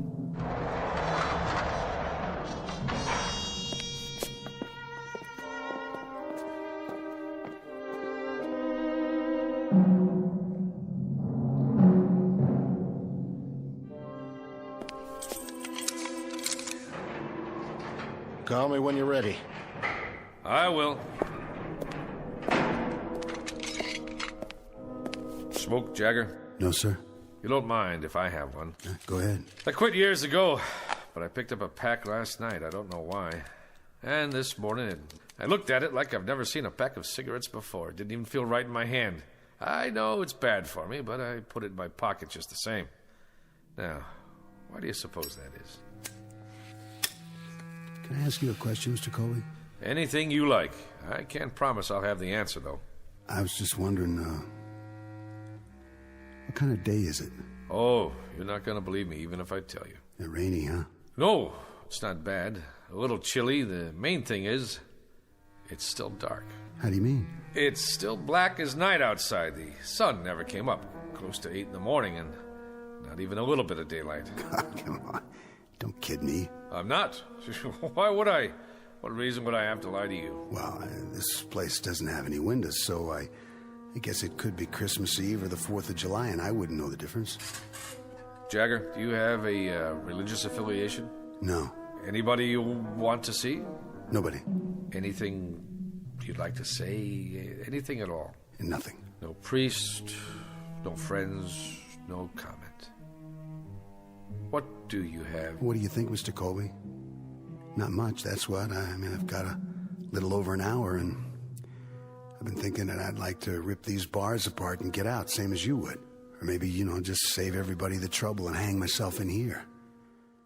But I haven't got the strength for one or the guts for the other, so I'm just sitting here and waiting. What else is there? That being the case, would you care to make a statement? You want a statement? Is that what you came here for? Look at it this way. I don't think anybody should leave the Earth without a comment. You, me, or anyone else. Oh, well, now that sounds like a reasonable request. Considering that you're not the one who's leaving. I'm serious. I'm giving you the chance to say anything you want. All right, then. I'm guilty, Mr. Colby. How's that? That should let you off the hook. And that's supposed to mean what? That's supposed to mean that you're on the side of the good guys. You know. There have to be good guys and bad guys. That's the nature of man. Well, I'm the bad guy, okay? Worse than that, I'm the troublemaker in town. The one with the causes and the banners. I'm the idiot. The fool. I tried to be his brother's keeper. You understand now, Mr. Colby? It doesn't matter whether I do or not. I want to hear what you think, on or off the record. Anything I say, you're going to write it down and put it in that little newspaper of yours, aren't you? Not if you don't want me to. How would I know if you did or you didn't? I don't have a tape recorder on me. See? My notebook's in my pocket, and so is my pencil. If I did put it in my paper, what good would that do me? As a matter of fact, it would do me some damage. Because I didn't speak out about the case. I kept silent. Not even an editorial. So I can't very well change my stripes now, can I? I said all I had to say in court. But nobody listened. Well, I'm listening. We're two men talking here. If you say it's private, that's how it stays. What difference can it possibly make to you now? I have to know. Can you understand that? I have to. You think I know? You were there. You got one of those cigarettes? Right here.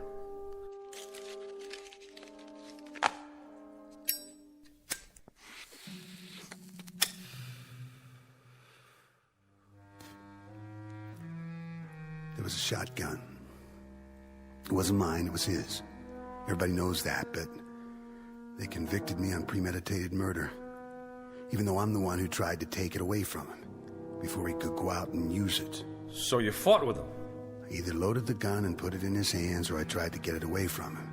Take your pick. All I remember is the gun going off, and that's what counts, isn't it? Not motives, not what's in your head. You know what road is paved with good intentions.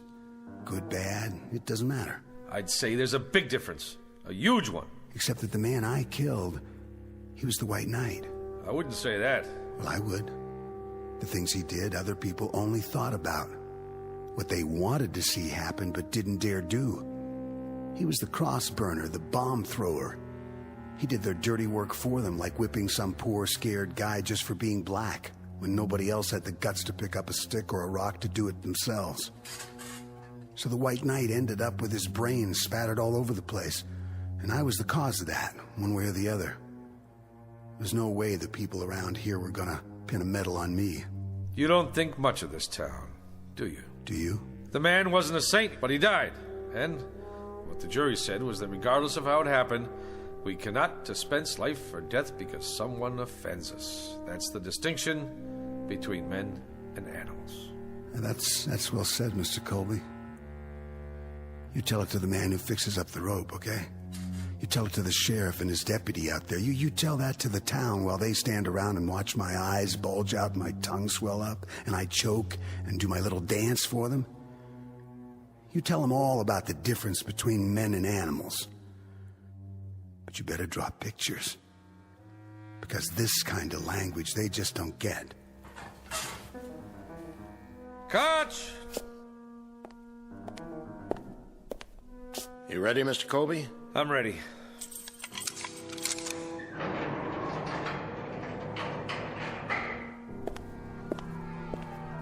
A lot of commotion out there. I guess they just can't wait. That's not it.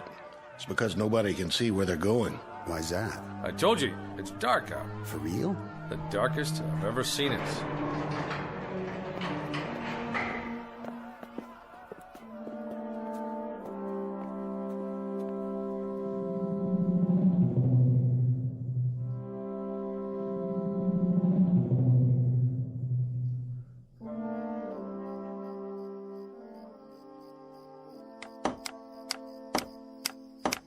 Get the crossbar on there real good. I got it, officer. And the rope. Make sure it's fixed right. Don't want it to break now, would we? No, sir. Could you point your flashlight up here one more time? You got it. How's that? Looks A-okay from here. You done real good, boys. Boss? What? Well, sir, you had us add cleats to the support, and then you wanted a bigger crossbar, and now you ordered a new rope, but just for today? Well, the old setup was just fine the way it was, as far as I could tell. So how come you went and spent all that extra money? Because this one's gonna go off without a hitch. Right, boys? Well, if it don't, it sure won't be your fault. That's the truth. All right. I guess you can come on down. We gotta test it one time. Sure thing, boss.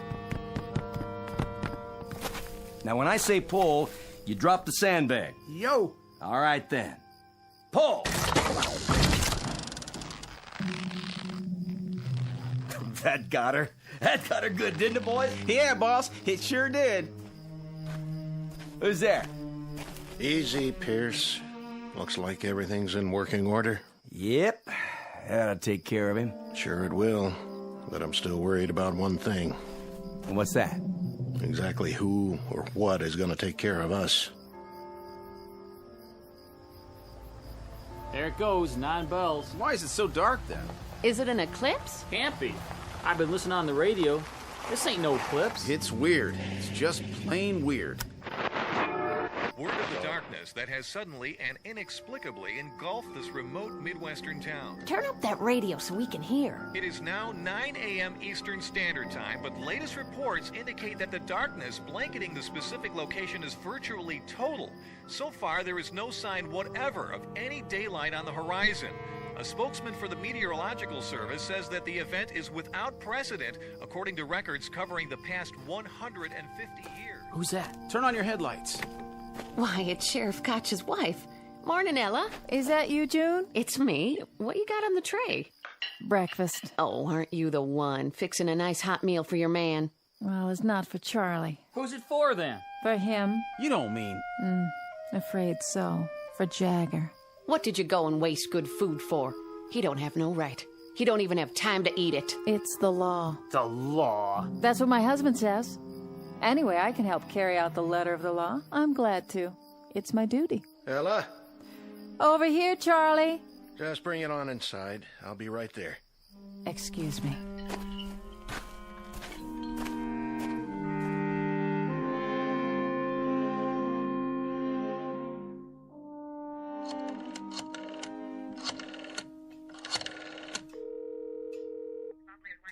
The governor, please. Yes, I'll wait, but please tell him it's urgent. Mr. Colby? Hi, Ella. Where should I put this? What? No, this is the editor of the Sun-Times. That's right. I'm calling to see if there's been a stay in the... Yes, I'll hold. What do you have there? Charlie said to bring it. Breakfast? For the condemned man. I guess you can just take it on in. To the cell? The hall door is open. It's right down there. I know where it is. Charlie said to fix a plate of eggs. He didn't say I had to spoon feed it. Yes, well, of course, if he's on the phone. He's not? What do you mean nobody called? No, listen. After the automatic appeals, there's always a request to the governor's office for a stay while they argue it before the circuit court. Morning, Mrs. Koch. I thought that was you. Yes, I'll hold. Thanks for bringing the tray. Just in time, too. I wouldn't want it to go to waste.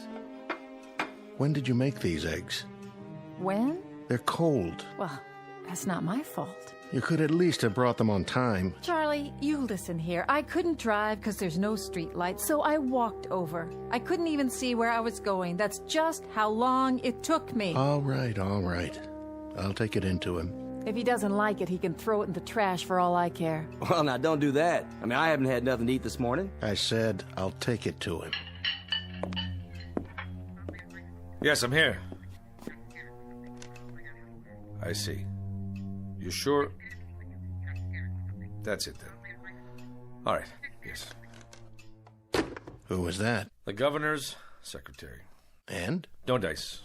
I see. Well, there you go. Sure is a big, fat surprise. No, but I'll tell you what is. It's a surprise that someone can go to trial for his life with a third-rate public defender who's afraid to stand up to the local DA. It's a surprise that no private lawyer somewhere heard about the case and went to bat pro bono. It's a surprise that the public defender didn't even try to call the governor a half hour before the sentence is carried out. And it's a surprise that I didn't give up the ghost on this place a long time ago. But it's not a surprise that you, Pierce, and this whole town are out of your minds with glee over the cold-blooded taking of a life that's about to occur.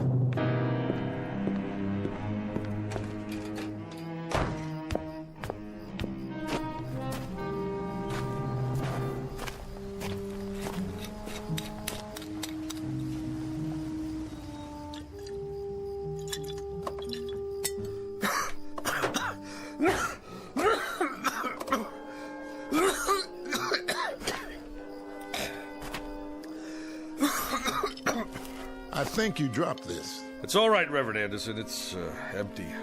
Whiskey helps, does it, Mr. Colby? It doesn't hurt. Helps you see things more clearly? Or does it keep you from seeing? You suppose, Reverend, that there's some theological explanation for this morning? Theology? That's for divinity schools. This is a time for faith. Faith in death or in darkness? Maybe if we thought there was a divine act going on here, we could find a way to live with it. God is always with us, whether we know it or not. Is he? Even now. This isn't the first gallows ever built, Reverend, or the last. Won't be the first man to lose his life at an untimely age, and we won't be the last mourners on this earth either. Did you see him? Did you talk to him? Briefly. He wouldn't see me. Wouldn't even let me in his cell. That's a pity. He's a lonely boy. But at least he won't be lonely for much longer. That's the truth. He's going to glory. I'm glad you think so. And you don't, Mr. Colby? It would be easier if I did. But I gave up my faith years ago. Now I'm not sure I ever had it. We all stumble in life, lose our way for a time. But the shepherd doesn't give up. He keeps on looking for us. What happens if the shepherd loses his way too? It must be time. Listen to them. Oh, they want blood. Reminds me of sports fans in an arena somewhere. Yes, a Roman one. How's it look out there? Hard to tell. When they light their torches and storm the jail, I'll let you know. Well, I'd better get the prisoner ready. You're going through with it? Unless something happens in the next 10 minutes, I have no choice. Then I suggest we use this time wisely. And how do we do that, Reverend? There's only one thing left to do. We pray.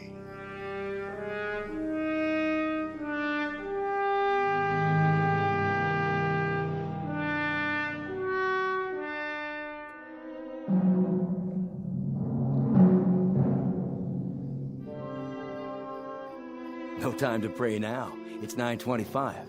That's right, ain't it? 9:25? 5 more minutes. I can't believe Koch's doing this. The sun's not up yet. Law says May 25th at 9:30 in the morning. Well, that's what it is. May 25th, and it's pretty near 9:30 already. Quite apart from the fact, Mr. Pierce, that you're not the most sensitive of men, doesn't this morning suggest to you that there's something odd going on, and that perhaps we'd better dispense with business as usual until we find out exactly what it is? You know something? I've taken an awful lot of crap from you. And just who are you, anyway? A little shot editor of a crummy little paper? That's right, a crummy little paper that crawls along on its hands and knees from one edition to another. The way I figure it, you got more creditors than you got readers. That'll do it, Pierce. That won't do it by a long shot. And maybe you feel like turning your cheek to this bum, but there ain't no rule book says I gotta. He says I perjured myself, says I lied. And he wasn't throwing no bouquets at you either. Maybe because I don't deserve any. You know, Colby, you're right. I saw the victim. He did have powder burns. And when a committee of townspeople came to me and said there'd be no autopsy, I just bent my head and shuffled my feet and nodded. We've all got little axes to grind, don't we? I'd like to be re-elected sheriff. And you, Colby, you'd like to keep that newspaper going. And Deputy Pierce over here, he likes to feel important. He likes to be popular. He likes to stay on the side of the majority. So here we are, gentlemen. All of us treading water in a sewer. I don't take it from him, and I don't take it from you neither. Watch who you put your hands on, Pierce. Oh, what? You better unravel it right now, or I'll spread you all over the yard. It's 9:27, Koch. Then we better go get the prisoner. At last, Mr. Pierce. A labor of love, huh? You coming, Pierce? Yeah, I'm coming. I wouldn't miss it for the world. I want to see Jagger's face when he gets a look at that gallows. You won't be able to see anything, and neither will anybody else as long as it stays dark out. And maybe that's just as well. Come on! Let's get this show on the road. Hurry it up, Sheriff! Can't wait all morning. There he is! Dirty little murderer. I want to see him choke.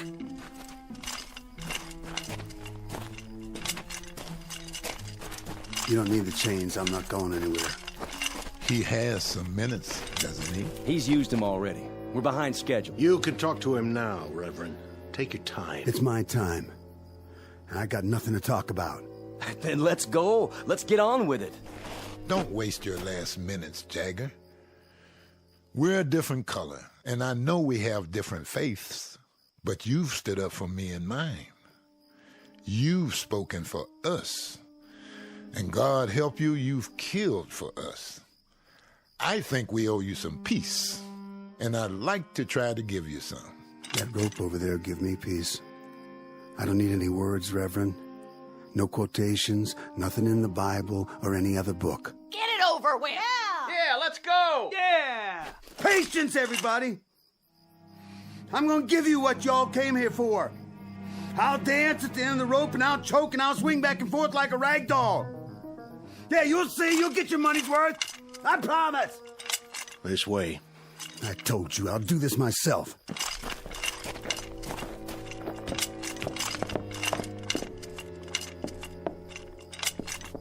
Any last words? Not on your life. That's one thing I won't give you people. I won't give you the satisfaction of saying, I'm sorry. Yeah! Yeah! Yeah! Yeah! Yeah! Yeah! Don't return their hate. Don't dishonor yourself. Why don't you go home? Go on. Get out of here. Just tell me one thing. When he came at you, Jagger, did it feel good then? What's the difference? And when you aimed that gun at his head, that wasn't such a bad moment, was it? Good or bad, who cares? If I wanted him dead or not, it ended the same. What was in my heart didn't matter, because it's what you do that counts, isn't it? Not what you wish for. So, when you killed him, Jagger, when you blew his head off, there were no regrets then, were there? If I told you I didn't mean it, would you let me go? The law's the law. It's what I did in this life. The same as for him, and I hated his kind. You enjoyed seeing him dead, didn't you? You know it. Now I know it too. I know it only too well. This man is guilty. We're all guilty. Guilty as sin. It's important to get with the majority, isn't it? That's the big thing. That's what really matters to you. We're all the majority. The minority died on the cross 2,000 years ago. You want a statement? I'll give you a statement. Tell everybody that. Tell them they're no better than me. Who wants to put the rope around my neck, huh? You, lady! You want to put it on, mister? Yea, though I walk through the valley of the shadow of death. And who wants to pull the lever, huh? You, Reverend? But you know we're all murderers! I'll do it.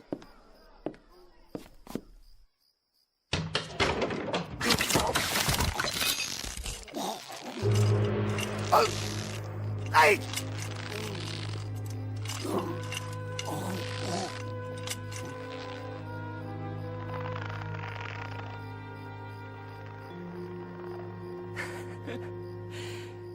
You seen the light, Reverend? You finally seen the light? Have you? Have any of you? In all this darkness, can anyone make out the truth? Look at what's hanging from that gallows. He hated. He killed.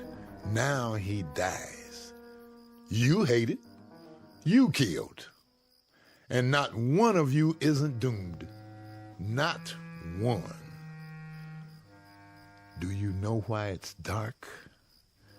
Do you know why there's night all around us? Do you know now what the blackness really is? It's the hate he felt. The hate you've felt. The hate all of us felt. There was too much. There was way too much, and we had to vomit it up, and now it's surrounding us and choking us. So much hate. So much miserable hate.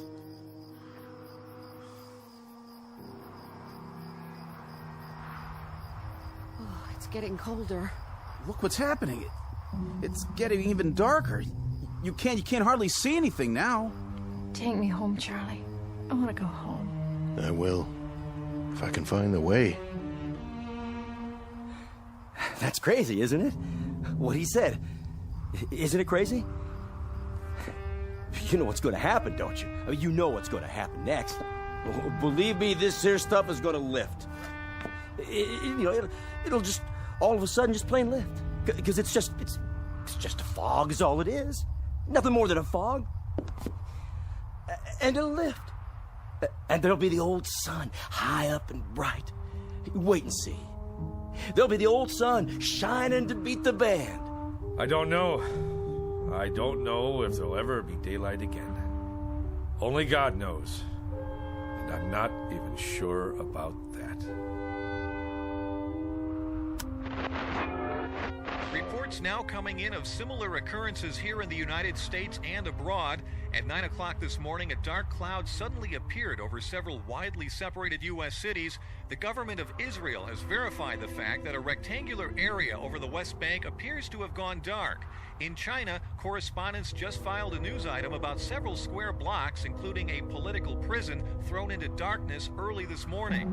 In Iran, an area in Southeast Asia, in Central and South America, the African continent, the darkness continues to spread.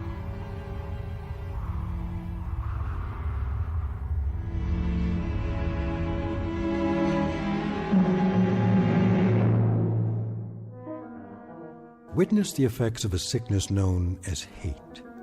Not a virus, not a microbe, not a germ, but a very real sickness just the same. Universal and not easily contained. The diagnosis? Highly contagious and unfortunately quite deadly in its effects. Consider yourself forewarned. Don't look for this one in the realm of science fiction, but rather right in front of you, in the mirror. As a matter of survival, you'd be well advised to eradicate it now, right now, before the light goes out, somewhere in the vicinity of your town. A prescription prepared for all within listening range of the Twilight Zone.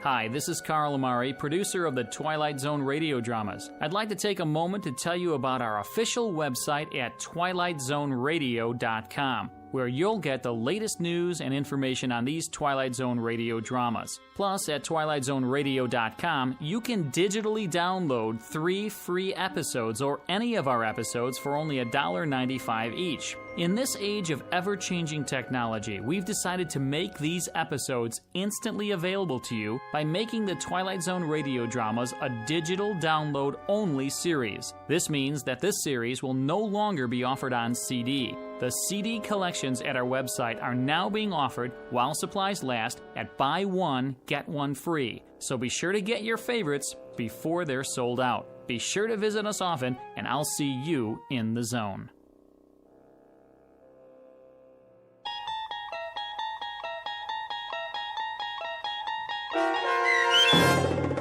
I Am the Night, Color Me Black, starring John Ratzenberger with Stacy Keach as your narrator, was adapted for radio by Dennis Etchison and based on a script by Rod Serling.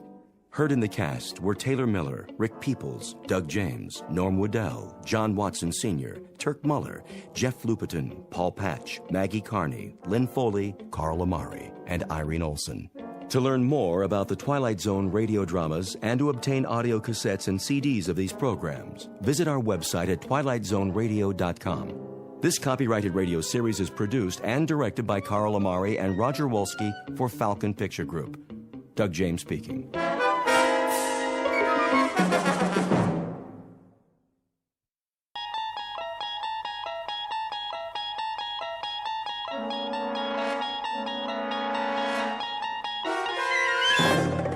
You unlock this door with the key of imagination. Beyond it is another dimension, a dimension of sound, a dimension of sight, a dimension of mind. You're moving into a land of both shadow and substance, of things and ideas. You've just crossed over into the Twilight Zone.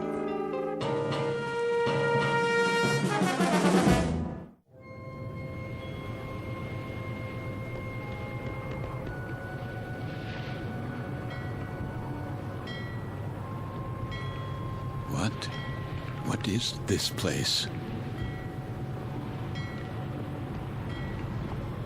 The time. It must be late. Very late.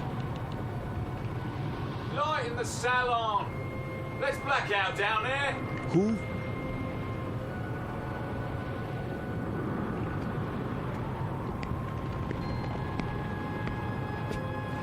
Forgive me, sir. Yes? Are you addressing me? Begging your pardon, but they'll be finished serving dinner soon. They? The galley crew, sir. Why do you tell me this? Well, I only meant... What? What did you mean? Well, all I mean to say is, you'd best go in now, sir, if you want your evening meal. My meal? The salon will be closing in a few more minutes. Oh, yes, of course. In the salon. Is that what you call it? Yes, sir. It's very dark out here. Would you like to follow me? Follow? The lights, you see. From now on, I'll have to switch them off when we open the door to the deck, and then on again. You understand, sir? Because of the blackout. The blackout? Yes.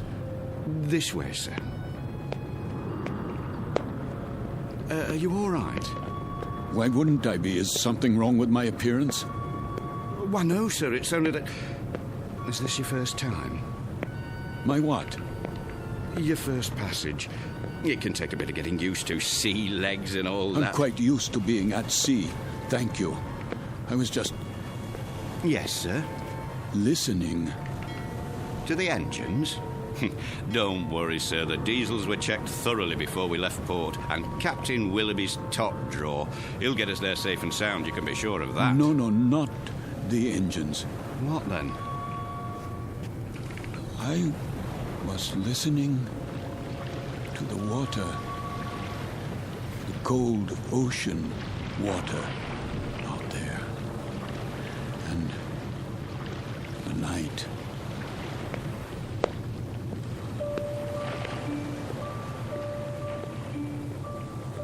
This is the deck of a small freighter, the SS Queen of Glasgow, located somewhere in the North Atlantic. Her registry, British. Gross tonnage, 5,000. Age, indeterminate. At this moment, she is one day out of Liverpool. Her destination, New York. Duly recorded in this ship's log is the sailing time, course to destination, weather conditions, temperature, longitude, and latitude. But what is never recorded in such a log is the fear that washes over a deck like fog and ocean spray. Fear like the throbbing strokes of pistons from the engine's diesels, each one a heartbeat, parceling out every hour into breathless minutes of watching, waiting, and dreading. For the year is 1942, and this particular ship has lost her convoy. Now she must travel alone like an aged, blind thing groping through the unfriendly dark, stalked by the unseen periscopes of steel killers, enemy U-boats that also watch and wait. The Queen of Glasgow is therefore a frightened ship, and she carries with her a premonition of death. In a moment, her crew and passengers will find out just how real that premonition may be. When a course is set that leads them all into an area known as the Twilight Zone.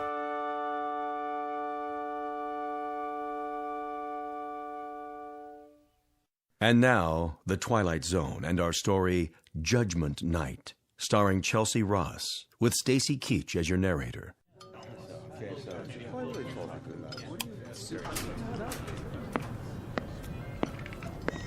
Why does he keep playing with the lights? Thought I'd gone blind for a second. My apologies for the momentary darkness.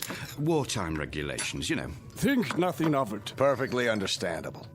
Wasn't it a lovely meal? Yes, indeed. Glad you enjoyed it, ladies and gentlemen. Something more, perhaps? Not for us, thank you, steward. We were just leaving. Come along, dear. Wait, Mommy, where's my doll? Why, here you are, little girl. You dropped it by your chair. Can you thank the nice man? Thank you. You wouldn't want to leave your dolly behind now, would you?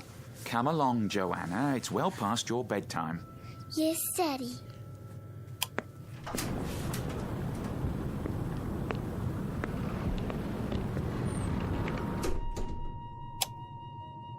Who's this? Mr. I'm afraid I didn't get the gentleman's name. You are... Forgive me, I'm... Lancer. What's that? Aren't you Lancer? Oh, yes. I'm Jerry Potter. We looked for you at dinner. I was detained. I... Saw your name on the purser's list. We were wondering where you were. You were. Will you join us? Oh, no, that's not necessary. There are 3 other tables. 3 empty tables? I'm really not very hungry.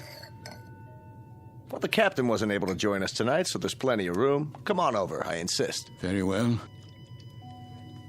Coffee, sir? Yes.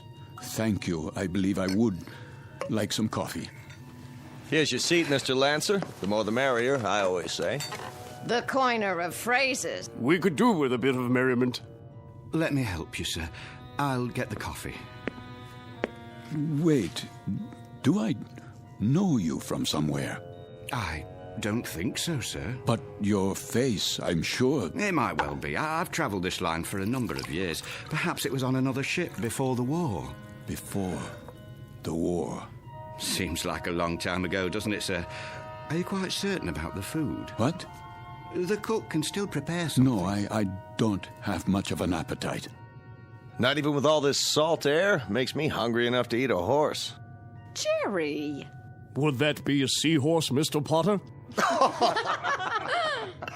How about it, Lancer? Have some chow. Not tonight. Something happened tonight? Nothing unpleasant, I trust? Why, I don't know. I honestly don't know. Mr. Lancer, are you ill? As a matter of fact... You do look pale. A bit of the old mal de mer, perhaps. You might do well to take the meal in your cabin. My cabin? Your quarters, Mr. Lancer. This is all rather disorienting, isn't it? But a good night's sleep can do wonders. I could prepare a tray, sir. No. I'd recommend a cup of hot broth at the very least. I'm fine, I tell you. It was just a temporary dizziness. You're all very kind. I shouldn't intrude. Nonsense. Then let me do the honors. This is my wife. Madame. Hello. And across the table are our dinner companions, Major Devereaux. How do you do? And his secretary, Miss Stanley. Are you going home, Mr. Lancer? Home? Or away from home? Why, I'm heading away from home. We are as well, I'm afraid. The Major is heading up a military mission in Washington. No, Barbara, loose lips. Oh, sorry. I was just telling them that I took this trip once before, when my wife was alive. Spring of '38. How different it was. The Queen Mary, most elegant. Where do you suppose they dredged up this one? She looks to be 300 years old. The Queen of Glasgow. Long live the Queen. Oh, hear, hear. What do you do, Lancer?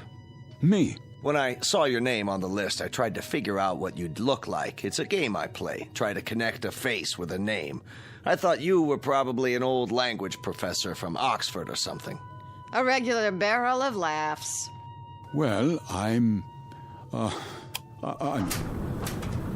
goes the light again. Well, good evening, Captain Willoughby. No, please. Remain seated. I don't have much time.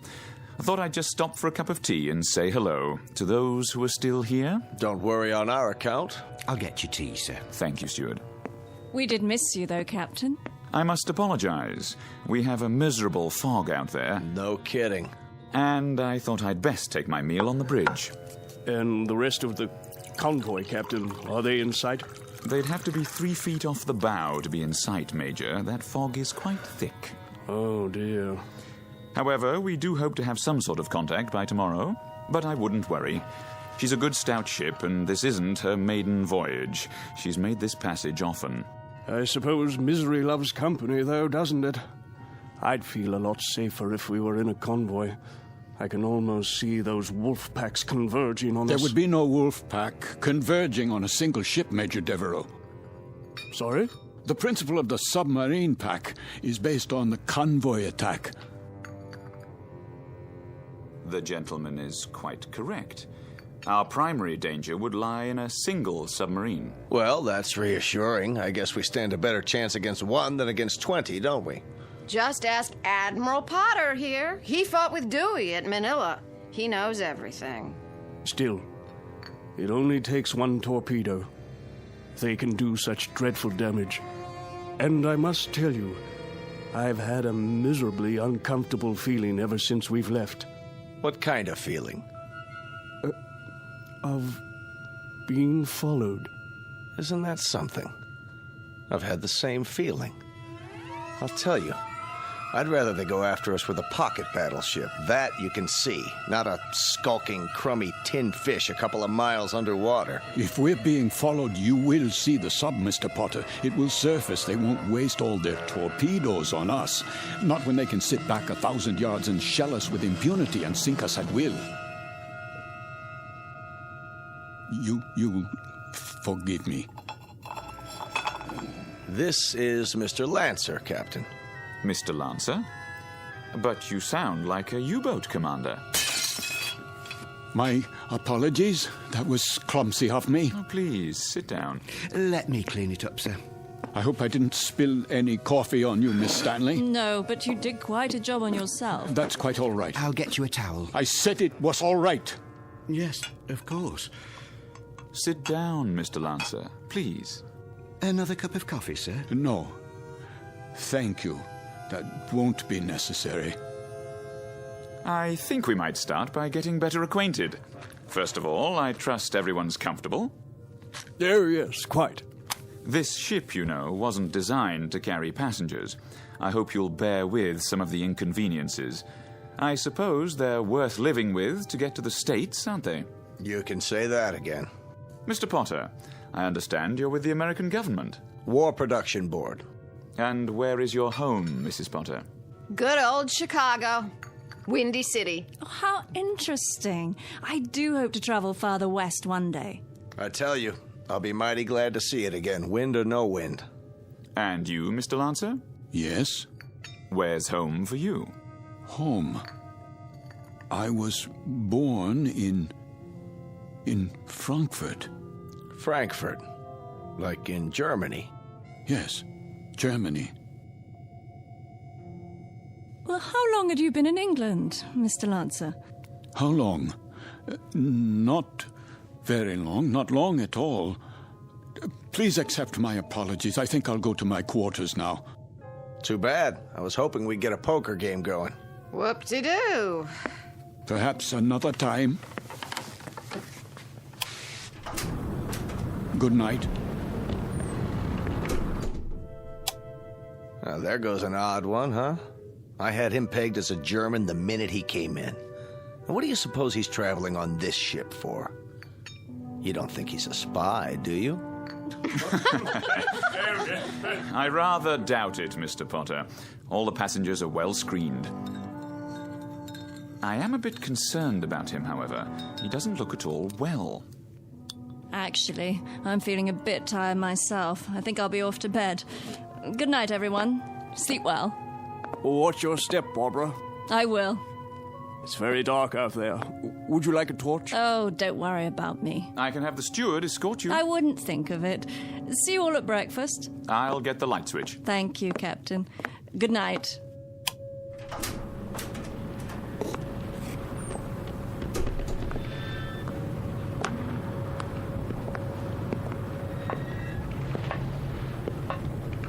Hello?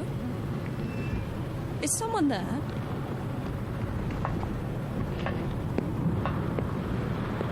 I say, is anyone...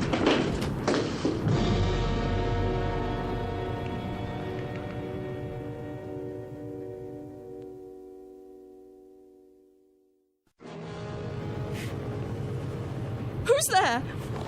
Watch your step, Miss Stanley. Oh, Mr. Lancer.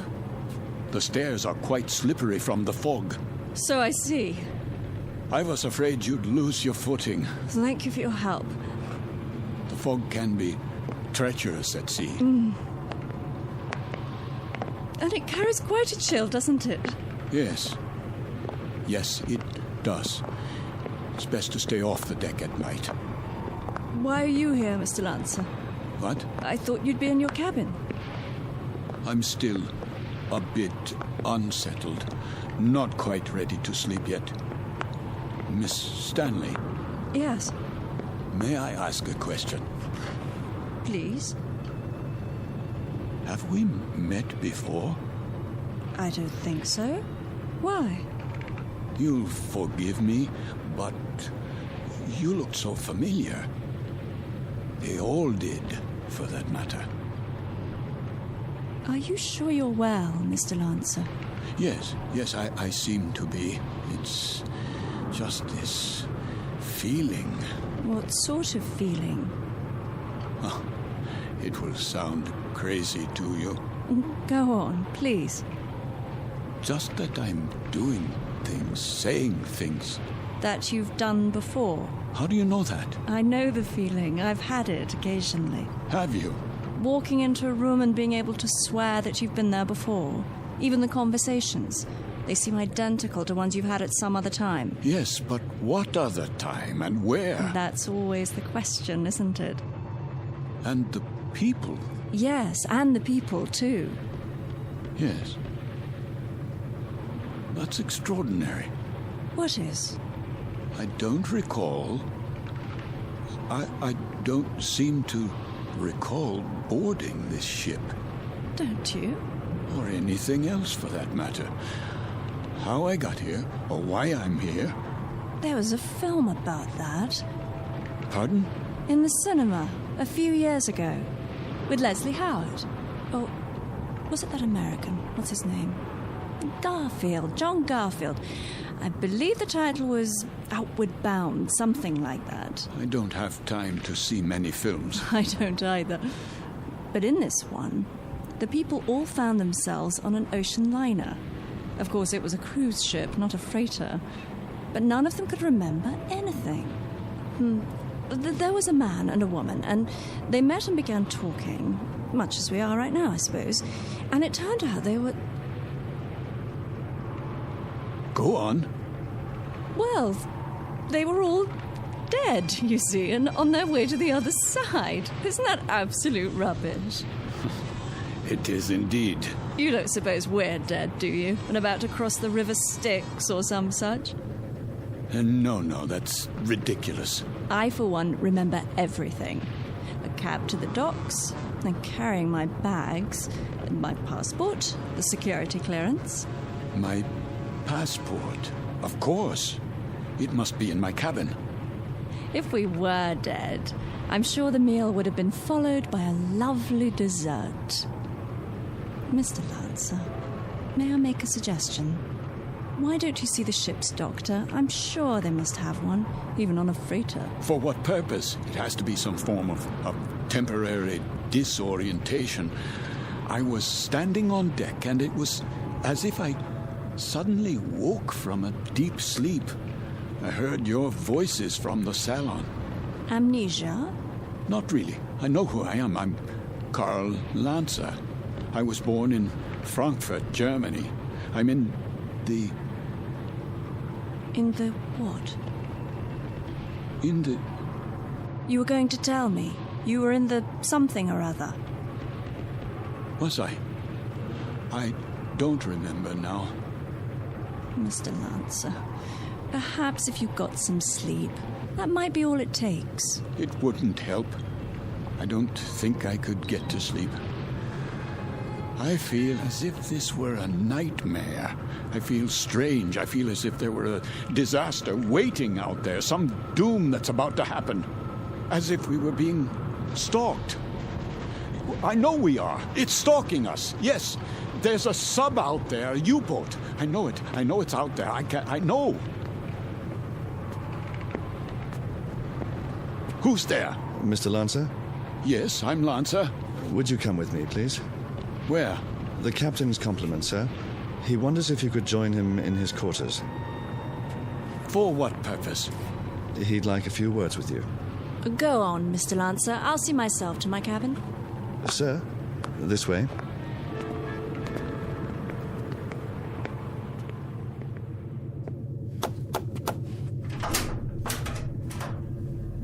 Mr. Lancer, sir? You wish to see me, Captain? Thank you for coming, Mr. Lancer. You've met my first officer, Mr. Danbury. Yes. What is this about? I wonder if you'd mind answering a few questions. No, not at all. First, would you mind showing us your passport? My passport? If you don't mind. Just routine, Mr. Lancer. On our passenger manifest, it seems that your passport number was somehow not included. Yes, of course.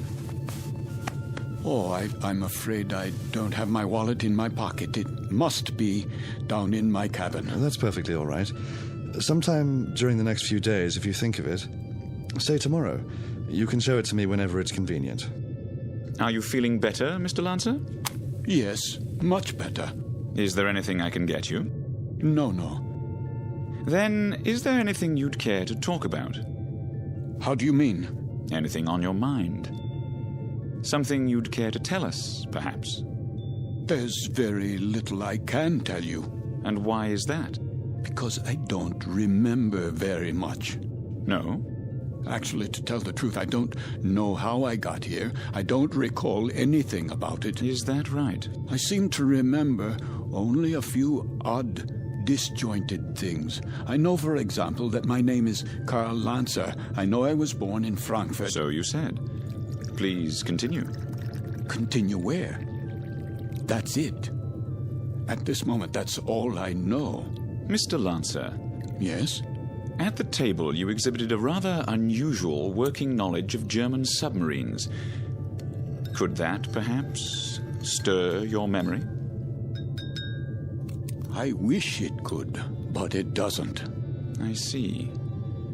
In that case, why don't you go on to bed for now? Have a good night's rest. We'll talk tomorrow, you and I. Very well. That will be all for now, Mr. Lancer. Good night. Good night.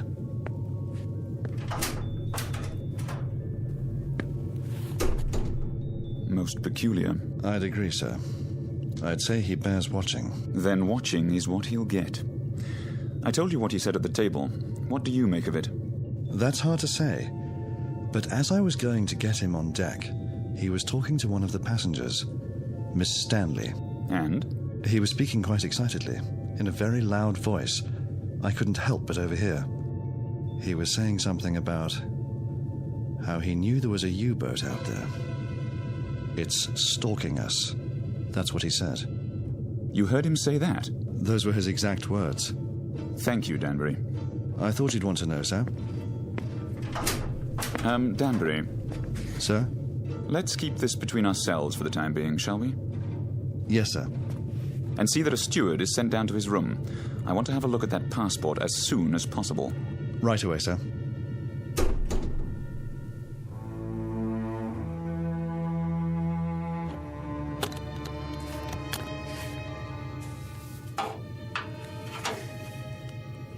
There you are, sir. All your clothing hung up, I believe that's it. Anything else I can help you with?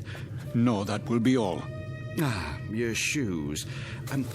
I'll just put them in the closet. Hold on, what's this?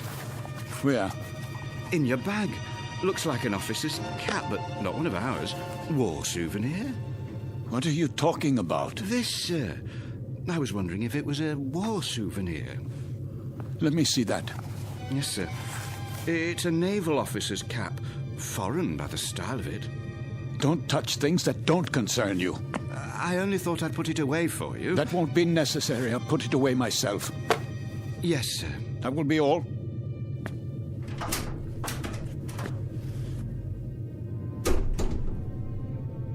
It is a German officer's hat. A submarine commander's. What does it say inside? It must have an identifying label. Yes, here. But this can't be. It says, Karl Lanzer, Kapitan, Kriegsmarine.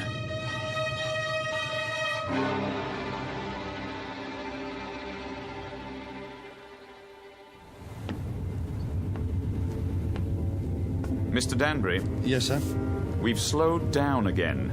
See if you can impress upon that very temperamental engineer the rather dire necessity for speed. Engine room.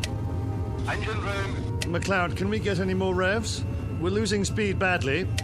Begging your pardon, sir, but I've got these blooming engines strained to the limit now.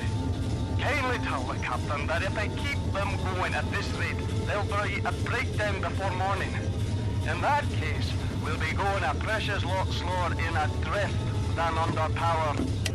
McLeod, we simply have no more revs. If you can give me maximum speed for another 12 hours... Captain! These engines needed to be overhauled a month ago, and instead of an overhaul, they're getting worked to death. Well, do what you can, man. Aye, aye, sir.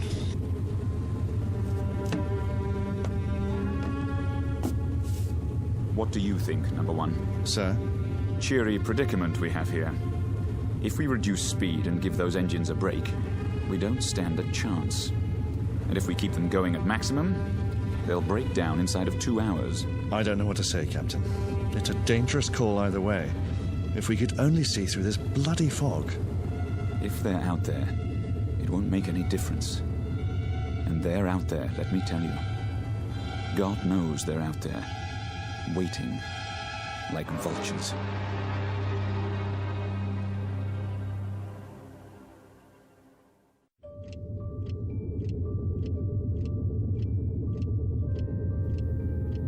Another drink, please.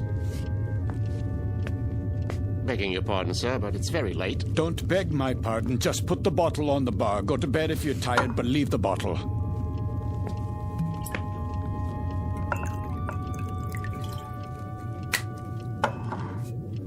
That doesn't sound right. Sir? The bearings. Bearings, sir? Yes, on the engines. They always sound like that, sir. You get used to it. You should hear McLeod on the subject. He's the engineer. Says the engines on this tab were originally designed for Lord Nelson. Is that clock accurate? Why, yes, sir. She's a real antique, that one. Captain Willoughby had her on the old Harcourt Bay. Keeps perfect time, she does. It says 5 minutes past 12 at 1:15. Not for a while yet. No, but at 1:15, something will happen at 1:15. Something, sir? What might that be? I don't know. I really don't know, except the hour and the minute, 1:15. It sticks in my mind. The tray for the bridge, please. Just being made up, sir. The cook will be done in a minute. Have a seat at the end of the bar. Been here long, has he? Sitting like that for 3 hours. One drink after another. Just sitting there, drinking. Wiping the sweat off his face and asking for more. And not getting drunk, mind you. That's 3/4 of a bottle gone. I'd swear it was lemonade. I've never seen the like.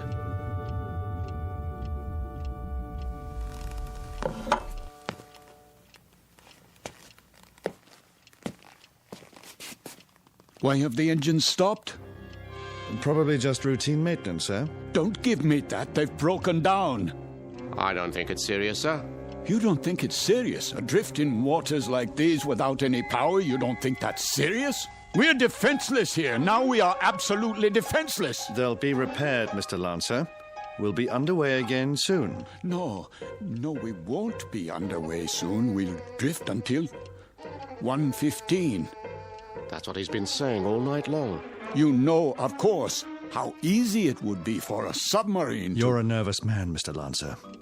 I'd suggest you call it a night. Oh, I'm a nervous man. I can assure you that I am suffering from something a little more serious than nerves. I'm suffering from knowledge. I'm suffering from knowing what's going to happen. Really? Now? My affliction comes from waiting and knowing that inside of an hour, a U-boat will surface off our bow with searchlights and a deck gun. We'll be attacked and we won't be able to run away. Here, sir. Sit down, man. How does it feel to you people just standing still and waiting for a shell or a torpedo to smash into you, waiting for the ship to blow apart so that you can find yourself in the water, closing in on you, filling your lungs so you can't scream? I said sit down, man. Mr. Lancer, this kind of talk won't do you or anyone else any good. Here's the captain's tray, sir. Leave it. Is something wrong? The gentleman is ill. He doesn't know what he's talking about. Carry on. Yes, sir. Go on, cook. Back to the kitchen with you.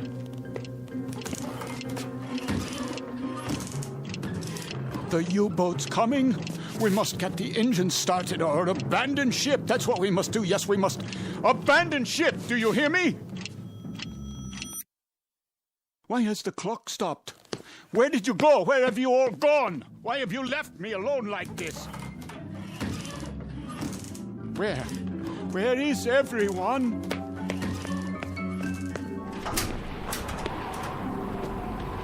What is that? The searchlight. It's here. That's the U-boat. The U-boat is here.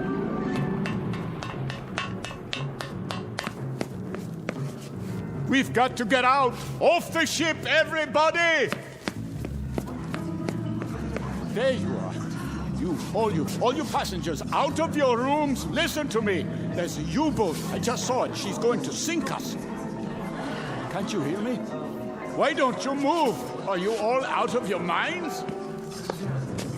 What do I have to do? Do I have to grab you and carry you up on deck? Do I have to throw you bodily into the lifeboats? Do I have to knock you unconscious? They're gone. But where? Is the entire ship empty? Or have I gone mad?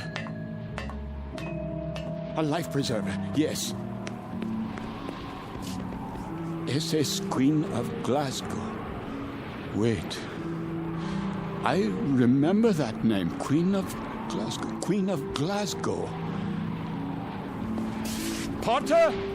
Major Devereaux! Miss Stanley, where are you? Captain, steward, we must abandon ship.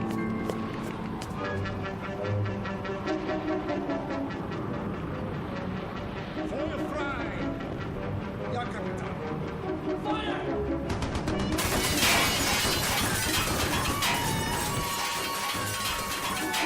They are shelling us. We're hit, I tell you. Miss Stanley, we must get out. The lifeboat. I can't, Mr. Lancer. The roof's collapsed. The door won't open. Climb through the porthole, quickly. I'll try. Where are the lifeboats? Over here, Mr. Devereaux. I'll have to climb down. Help us, please, my wife. I'm coming, Mr. Potter.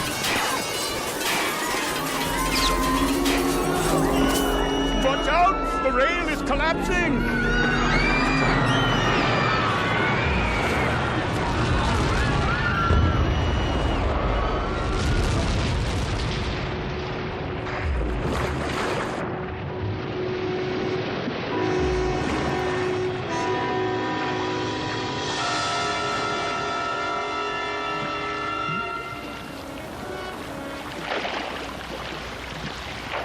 Family, the little girl. Where? The doll. Here, I have it. Who could do such a thing? Who?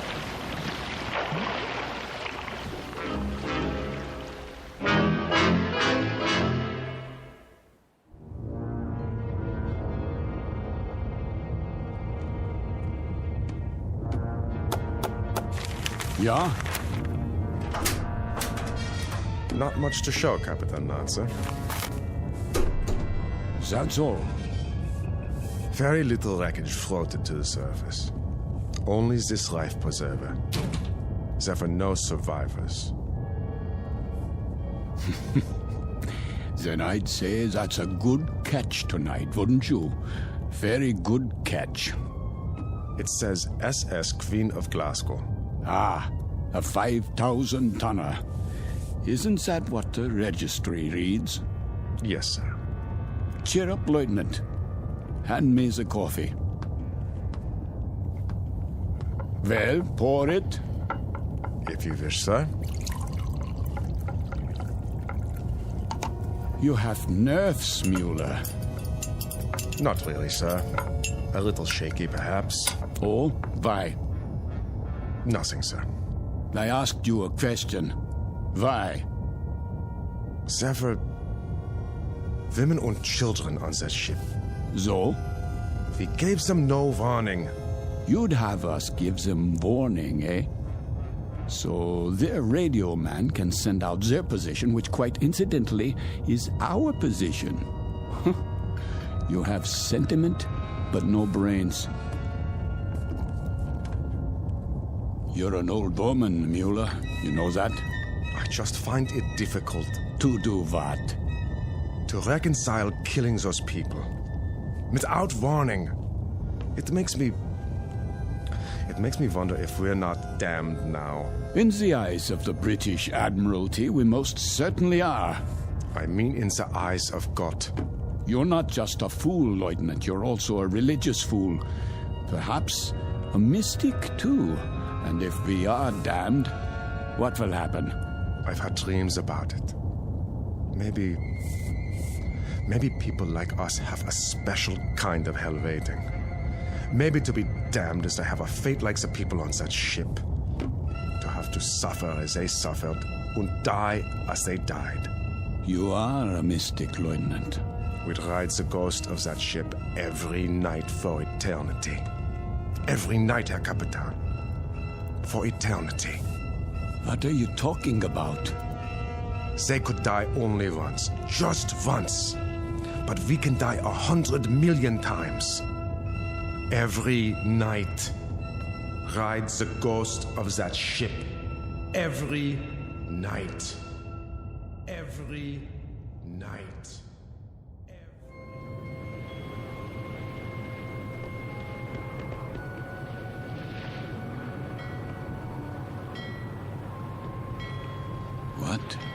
What is this place? The time. It must be late. Very late. Light in the salon. Let's black out down there. Who?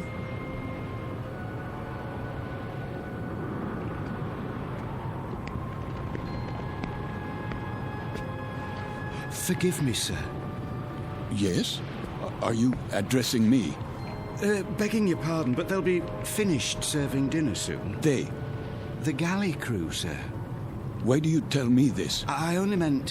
What? What did you mean? All I mean to say is, you'd best go in now, sir, if you want your evening meal.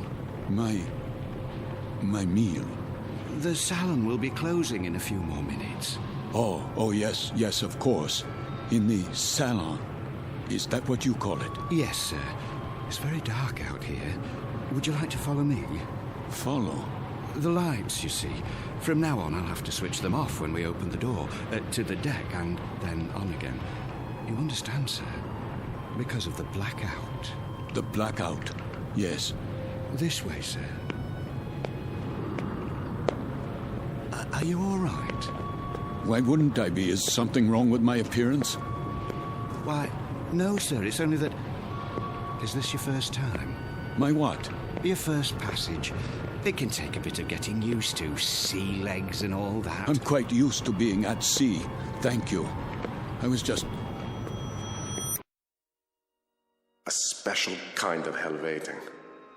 Maybe to be damned is to have a fate like the people on that ship. To have to suffer as they suffered and die as they died. We'd ride the ghost of that ship every night for eternity. For eternity. For eternity. For eternity. Yes, sir? Just listening. To the engines? No, not the engines. I was listening to the water. The cold ocean water out there. And the night.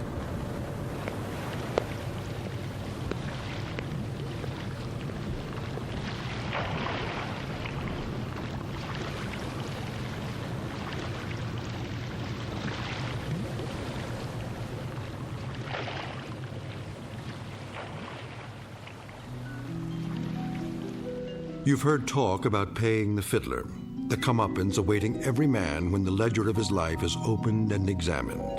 The credits and debits added up, a tally made, and then the reward or the penalty paid.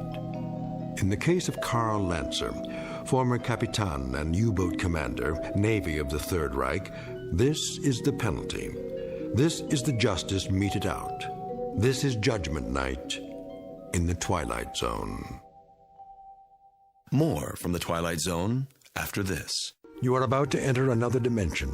A dimension not only of sight and sound, but of mind. A journey into a wondrous land of imagination. Next stop, the Twilight Zone.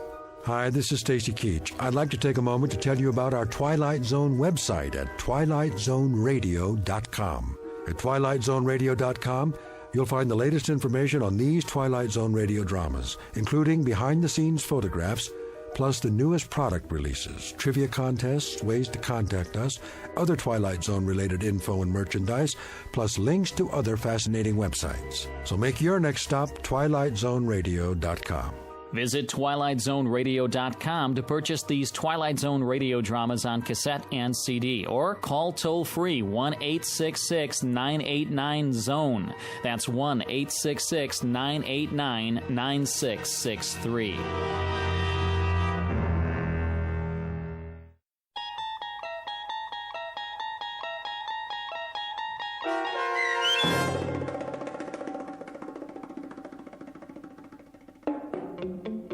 Judgment Night, starring Chelsea Ross with Stacy Keach as your narrator, was adapted for radio by Dennis Etchison and written for The Twilight Zone by Rod Serling.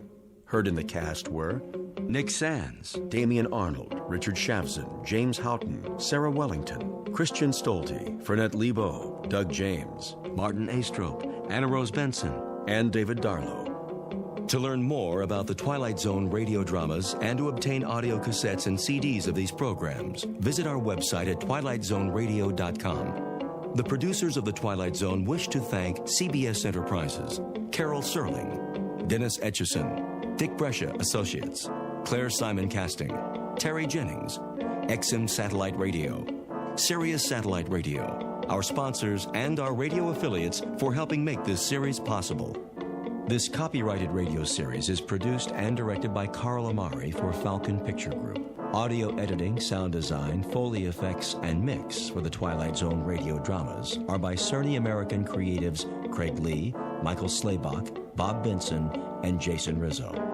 To learn more about the Twilight Zone radio dramas and to contact us, visit our official website at twilightzoneradio.com. Doug James speaking.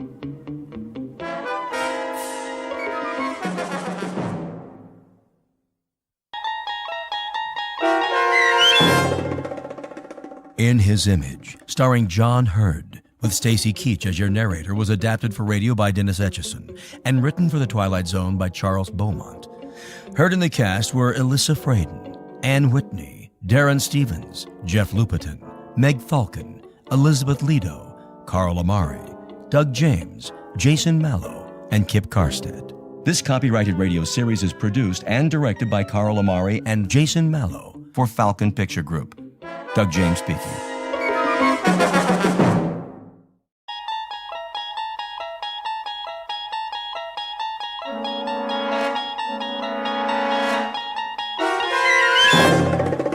You unlock this door with the key of imagination. Beyond it is another dimension, a dimension of sound, a dimension of sight, a dimension of mind.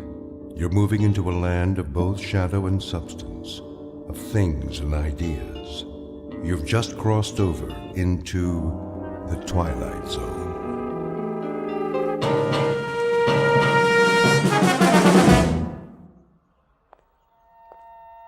Morning. Morning, officer. Trying to beat the rush, huh? What's that? The morning rush. Oh, yeah. Going to work early? Not today. Today I'm going out of town. Pretty smart. Another hour, so many people getting on the subway, you'll think you're in Grand Central Station. Now, they're just getting up, fixing coffee. I know, it's weird. With the streets so empty, I didn't even take time for coffee. Wish I could get some. Not around here. I thought there'd be a 24-hour coffee shop or something. All closed. Gotta shut down sometime. Clean up. Yeah, well, have a good day. Take her easy. The trains run this early, don't they? 24/7. Right down the stairs. Thanks.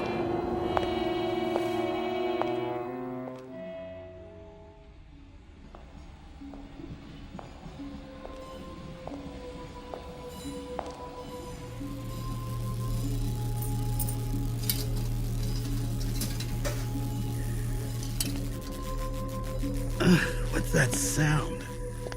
Young man, Oh, sorry, I didn't see you. are you sick, young man? Me? You look sick. My husband looked like that just before he died. All white and pasty. I'm all right. Just what he said. The same words. I'm all right. Went to bed. Next morning there he was, sprawled out, dead. You don't drink, do you? No.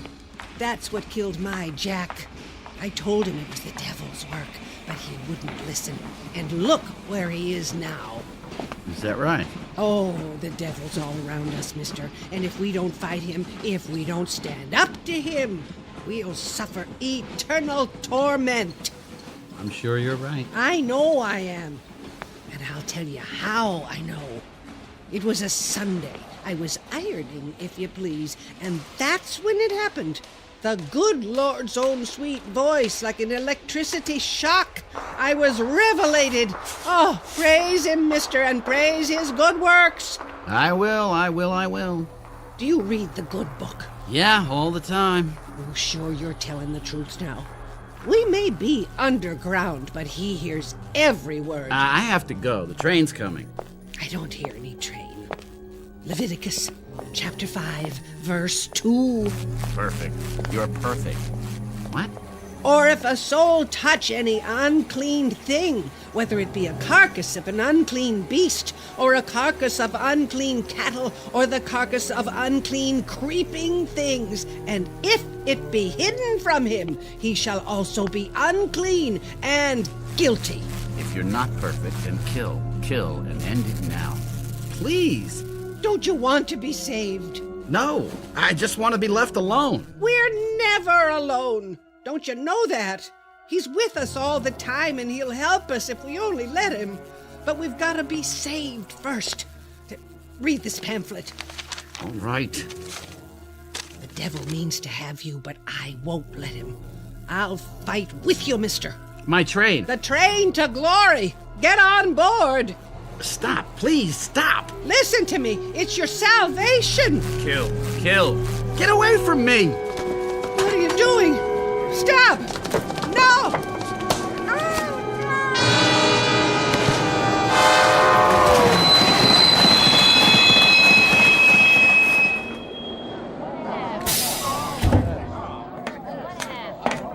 What in God's name? She fell on the tracks. I couldn't stop. Hey, that man pushed her.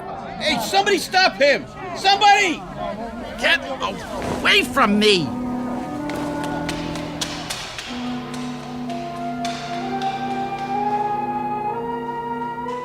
Incident in a subway station. It could be the end of a particularly terrifying nightmare, but it isn't. It's the beginning. The young man's name is Alan Talbot, And although he doesn't know it yet, he has a ticket to a strange new world that's too real to be a dream. A living nightmare that begins at a stop called the Twilight Zone. And now, The Twilight Zone and our story, In His Image, starring John Hurd, with Stacy Keach as your narrator.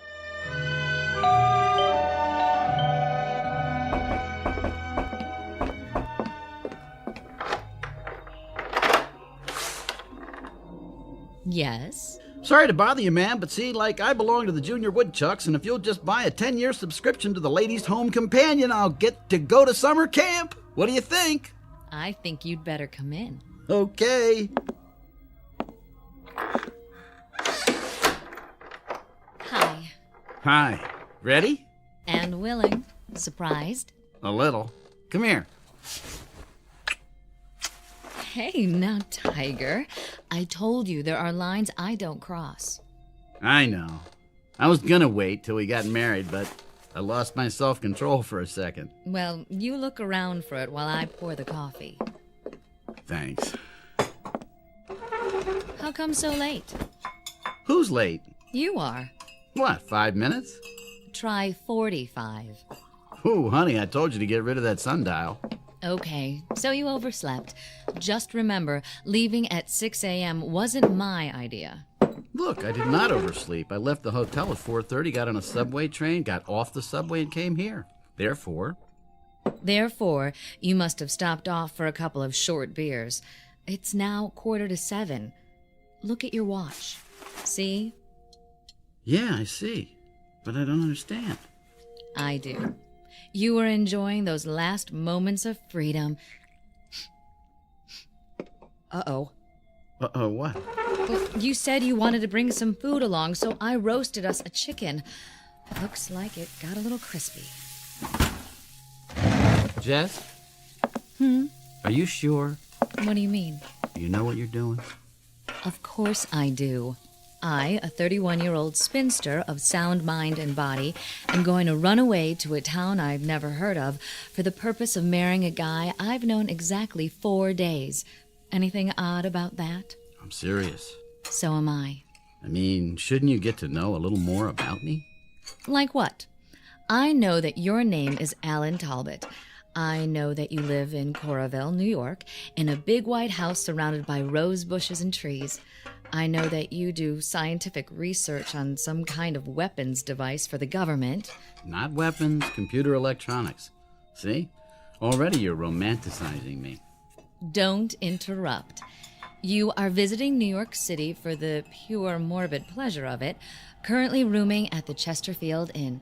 You make a modest but adequate salary. You're kind to small animals and chestnut vendors. And let's see, you're terribly lonely and in desperate need of a woman 5 feet 9 inches tall, answering to the name of Jessica Connolly, right? Right. And you are single. At the moment. Well then, we'll just have to do something about that. Here, wrap the chicken in foil and put it in the picnic basket while I get the suitcase. Sounds good to me. Think I'll like Coralville? Only if you happen to like great little towns full of warm, friendly people. Only a week away from the place and already he's homesick. I better like it. You will, and you'll love Aunt Mildred. Well, are you going to stall all day, or are you going to make an honest woman out of me? Let's go.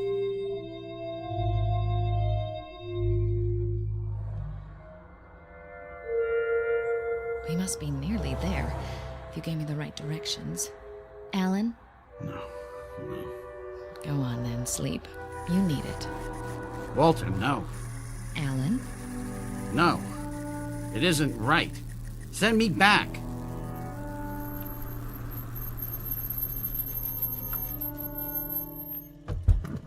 Alan, hey. What? What? Huh? What's the matter? You were having a nightmare. I was?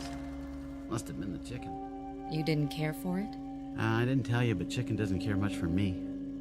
From the way you were thrashing around, I'd say it hates you. Who's Walter? Who's who? You kept yelling, Walter. Well, this isn't the best time to tell you, but he happens to be my brother. Oh? Well, I didn't know you had a brother. Yeah, tragic case. We keep him locked up in the cellar. I don't like to think about it. Alan, you idiot. Actually, I don't know any Walter. Maybe you don't, but asleep, you're scared to death of him. I said I don't know any Walter. Okay. Grouch. Sorry. You want me to drive? If you like. Just be careful. I haven't got it paid for yet. Slide over, we'll switch. How far is this rustic paradise, anyhow? Another few miles. You see that Scatter Creek? Yes. I played there when I was a kid. Every time I ran from home, I'd just get about this far to that grove of trees. Love Alley, we called it. Great place to take girls. What they used to call sparking. How would you know? Oh, my dear, among sparking circles, I was nicknamed the Human Electrode. Lovely. What am I getting into? What do you say we find out?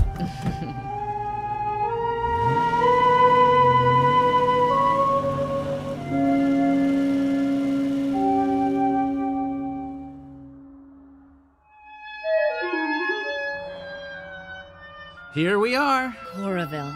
Population 3,250. Sounds cozy. It is. That's the town square up ahead. Alan, it's beautiful.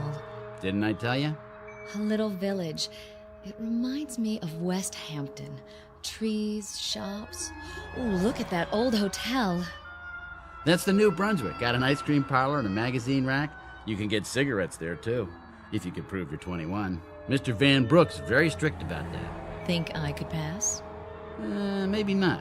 And over there, to the right, you can't see it from here, but the library's down Oak Street.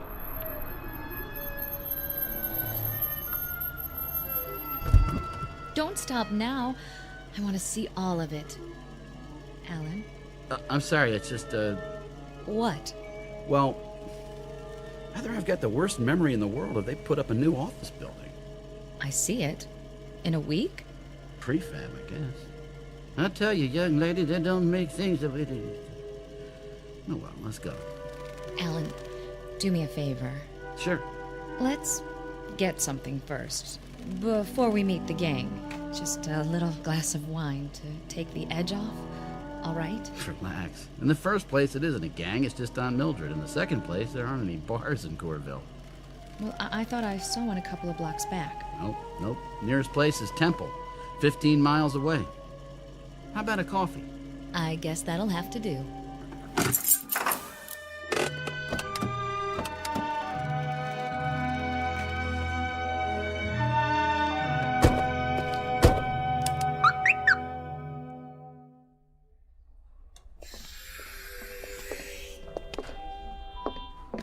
What a lovely lobby. Is this the way you remember it? Well, something I could do for you folks? Where's the restaurant? 4 doors down, Kelsey's Cafe.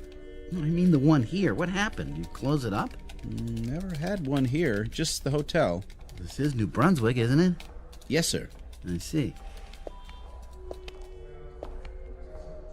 I know how absent-minded you scientists are, so you won't mind me asking, are you sure we're in the right town? Yes, I'm sure. Well, don't snap at me. Sorry. Look, Jess, let's just go on home, my home, and get something there. Anything you say. Is that your Mr. Brooks behind the counter? No, I don't know who he is. It's like 20 years have gone by or something. Everything's different. I think you're just looking at things in a new way for the first time. I've lived near Times Square all my life, but I don't think I've really seen it for years. That's probably it.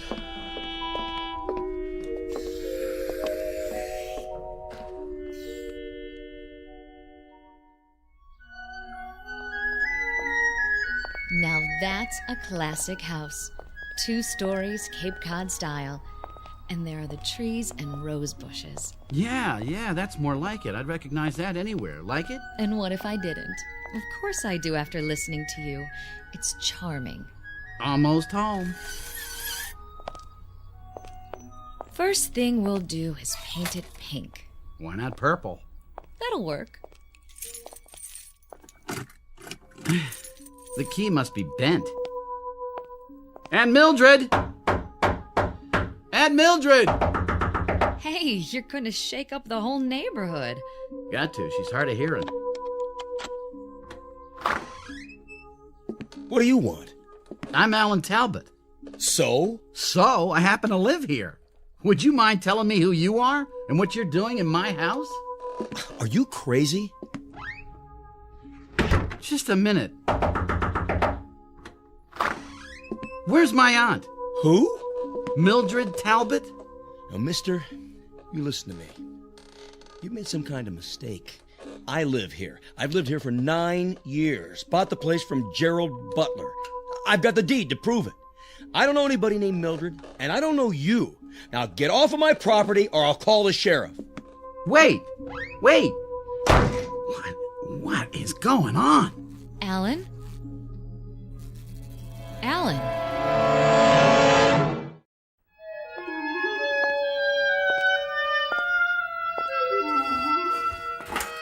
I'm back. Get everything straightened out at City Hall? Sure. I'm out of my mind. Alan. Well, I don't know what else to think. Somebody I never saw before in my life living in my house. The woman I had lunch with a week ago dead for 3 years. New buildings in town. According to the official records, it's all true. Alan, I know this will sound crazy, but remember what you said when we tried to get coffee at that hotel? The one that didn't have a coffee shop? You said it was as though Coraville had aged 20 years. 20 years in a week. What if it's true? What if 20 years have gone by somehow? Rip Van Winkle? Well, why not? It's a possibility, isn't it? No. I thought of that, but it doesn't hold up. For one thing, it would make me at least 45. Unless I left town at the age of 10. And that couldn't be because I went to high school and college here. Except there aren't any records that I ever attended Corville High. And the university I work for, it doesn't exist. It never existed. What about your aunt? I just checked. There isn't a single trace of evidence that a Mildred Talbot ever lived here.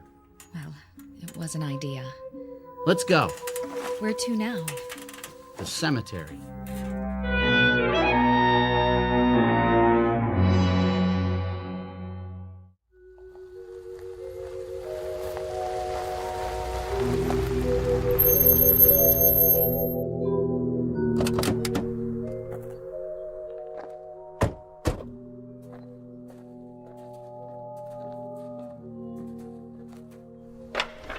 Good. Gate's open. Alan, what are you doing this for? Find out whether the world's gone crazy or I have. My parents are buried here, and if I can find their graves... At least this cemetery's been here for a while. Look at the vines on the statues. Angels, stone crosses. Do you recognize anything? Yes, over there. The 2 headstones side by side. But I don't understand. Mary F. Cummings, Walter B. Cummings Sr. Is that your name, Cummings? No. Those the ones? That's them, all right. What do you want? Leave him alone, please. This man says you created a disturbance at his house. It was a mistake. Says you claimed it was your house. I thought it was. I'm sorry. You want to press charges? Well, as long as he admits it, I guess not, but you better not come around again, young fella. I won't. Go on back to the car. I'll be along in a minute. All right, Sheriff. It was all a misunderstanding. What's your name, son? Alan Talbot. This your wife? No, my fiancée. Well, Mr. Talbot, want to tell me what you're doing in Courville? You're the sheriff? That's right. And I suppose you never heard of Carl Jasperson? Sure I heard of him. He's the man I replaced. You know him? He's my godfather. Where can I find him? Find him? Over there. By the monument. You mean he's... Here he is. Carl Jasperson. I have to get out of here. Alan! Miss? What do you want? I can't force you to do anything because you haven't broken any laws. But I suggest you take him to a doctor. He looks sick. You may be right. Ain't my business, but the way he was staring at those graves... Is he kin to Walter Cummings? I don't know. Now, if you'll excuse me.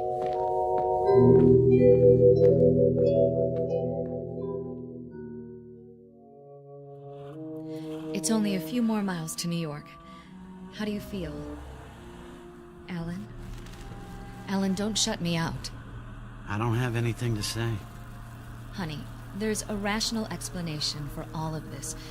There has to be. Dr. Matthews had a patient once who couldn't even remember her own name. Please don't humor me. She had no idea where she was or how she got there. When Dr. Matthews talked to her, she couldn't remember a thing about her life. But 2 weeks of treatment and she was all right again. It was a form of amnesia. You'll like Dr. Matthews. Then kill. You must kill. Wrong, Walter. Wrong. And he treated Sandy, my roommate. I don't know whether I told you about her.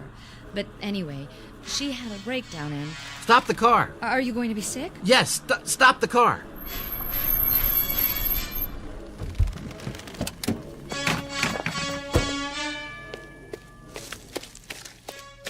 Kill.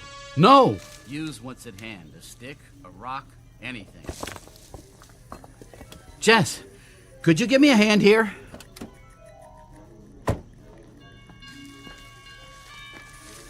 Where are you? Over here. What is it? No, don't come any closer. What? Stay away from me. Get back in the car and drive away as fast as you can. Alan, why are you holding that rock in your hand? I'll see you at your apartment. But how will you get there? Never mind, just go. For God's sake. Jess, go. Now. If that's what you want. Run before I... Kill. Kill. No! Jess! Oh, Jess. Jess.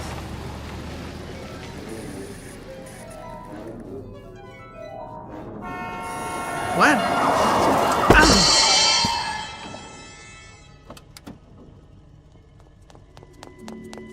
Mister, are you all right? I didn't see you, honest. I came over the hill and... Hey, mister, can you stand up? I'm okay. The fender just grazed me. Yeah, but your sleeve, it's torn. How's your arm? You hurt bad? I'm not sure. Look, I'll drive you to a hospital. No, I don't need a hospital. Take me to my place. Where's that? In the city, the Chesterfield Hotel. I'd rather see my own doctor. Look, anything you say. Come on. You can lie down in the back seat. I got a first aid kit.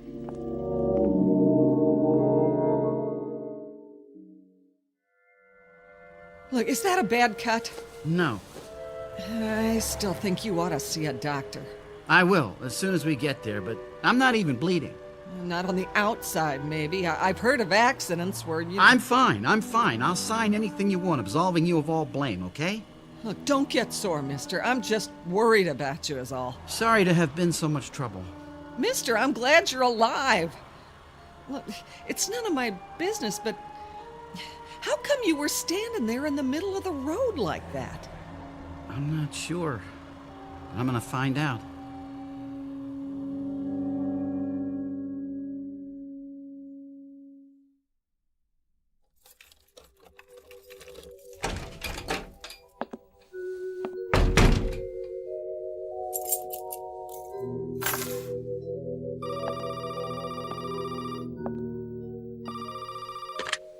Yes? Alan? Oh, darling. I've been calling every 15 minutes. I'm so worried about you. Are you all right? I think so. I scraped my arm after you left, but I've got a bandage on it. Looks fine. Oh, Alan, are you sure? Yes, there's no bleeding. How did you get home? I caught a ride.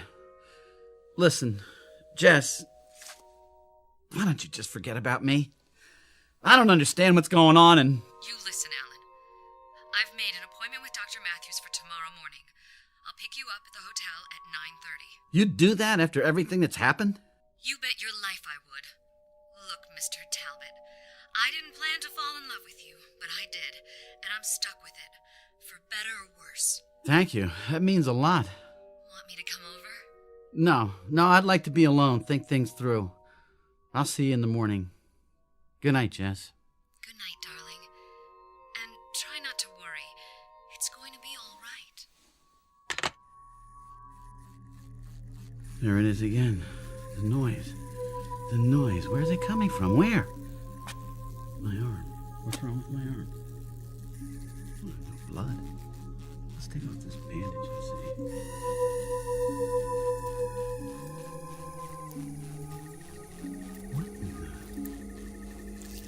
blood because this isn't real skin. It just peels back. It peels back, and good Lord, I don't believe it. It's a circuit board.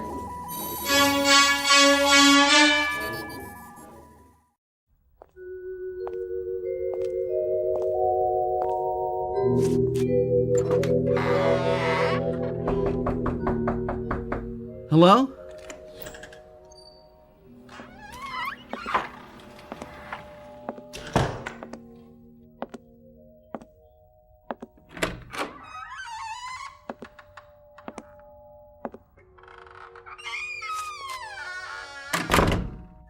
Hello, Alan. I've been waiting for you. You're real. That's a matter of opinion. Sit down, Alan. I'll fix us a drink. Go on. There's nothing to be afraid of. No? By the way, you almost killed me with those scissors. Did you know that? What scissors? I wish you'd succeeded, but nothing ever works out right for me. Scars next to my heart. Close, but no cigar. Who are you? You already know that. You must. You found me. I looked you up in the phone book. Walter F. Cummings, Jr.? You've been to Corville. Yes. I saw your father's grave. So you know my name. That's all? That's all. Well, then you better have some of that martini. What is this place? You were born here in this house exactly 8 days ago. I made the delivery. You're drunk. My boy, you're so right. Drunk as a hootie owl, but not drunk enough. Join me in another? I guarantee no hangover. Wasn't that thoughtful of me? I'm in no mood for jokes, Cummings. That's a pity, because this whole thing is a joke. But you see, the joke's on me, and the essence of humor. Get to the point! Well, you've been to Corville, so you know that Alan Talbot never lived there. You know that you've been behaving oddly of late, and from the bandage around your arm, I judge you figured out the rest. What more can I tell you? Who am I? You're nobody. You're nobody at all. Who is this watch I'm wearing? Ask me that. Who is the refrigerator in the kitchen? Don't you get it? No. You're a machine, Alan. A mechanical device. I don't believe you. Not even after you've seen what's under your skin. I don't blame you. I wouldn't either, but it's true. The fact is, you were born a long time ago inside my head. All kids have dreams, don't they? You're mine. A perfect artificial man. Not a robot, but a duplicate of an actual human being. You're still dreaming, am I? It was harmless. Not even terribly imaginative for a child. But then I became an adult, only somewhere along the line I forgot to grow up. Like most geniuses, I kept my dream. Why don't you take off the training wheels and talk straight? I created you. Is that straight enough? You're not only drunk, you're crazy. Then how would you explain the circuits in your arm instead of flesh and blood? A prosthetic arm? I don't know. You expect me to believe I'm a machine? It's ridiculous. I eat, I drink, I sleep. I just told you I wanted a perfect creation. Come with me, Alan. Where? Downstairs. Let's call it the delivery room. You didn't think I whipped you up in my living room, did you?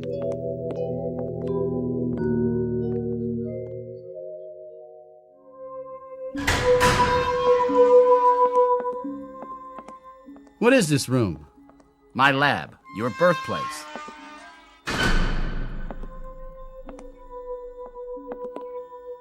Over here, Alan. On the gurneys. Go ahead. Lift the sheets. No? Let me do it for you. What are they? Your brothers. Alan Talbot the first and Alan Talbot the second. You were number 3 in this batch. Hard to tell them apart, I know. They're only partially formed. I didn't add the finishing touches like circuitry. Call them factory rejects. Where did you get the money for all this? Told you, I'm a genius.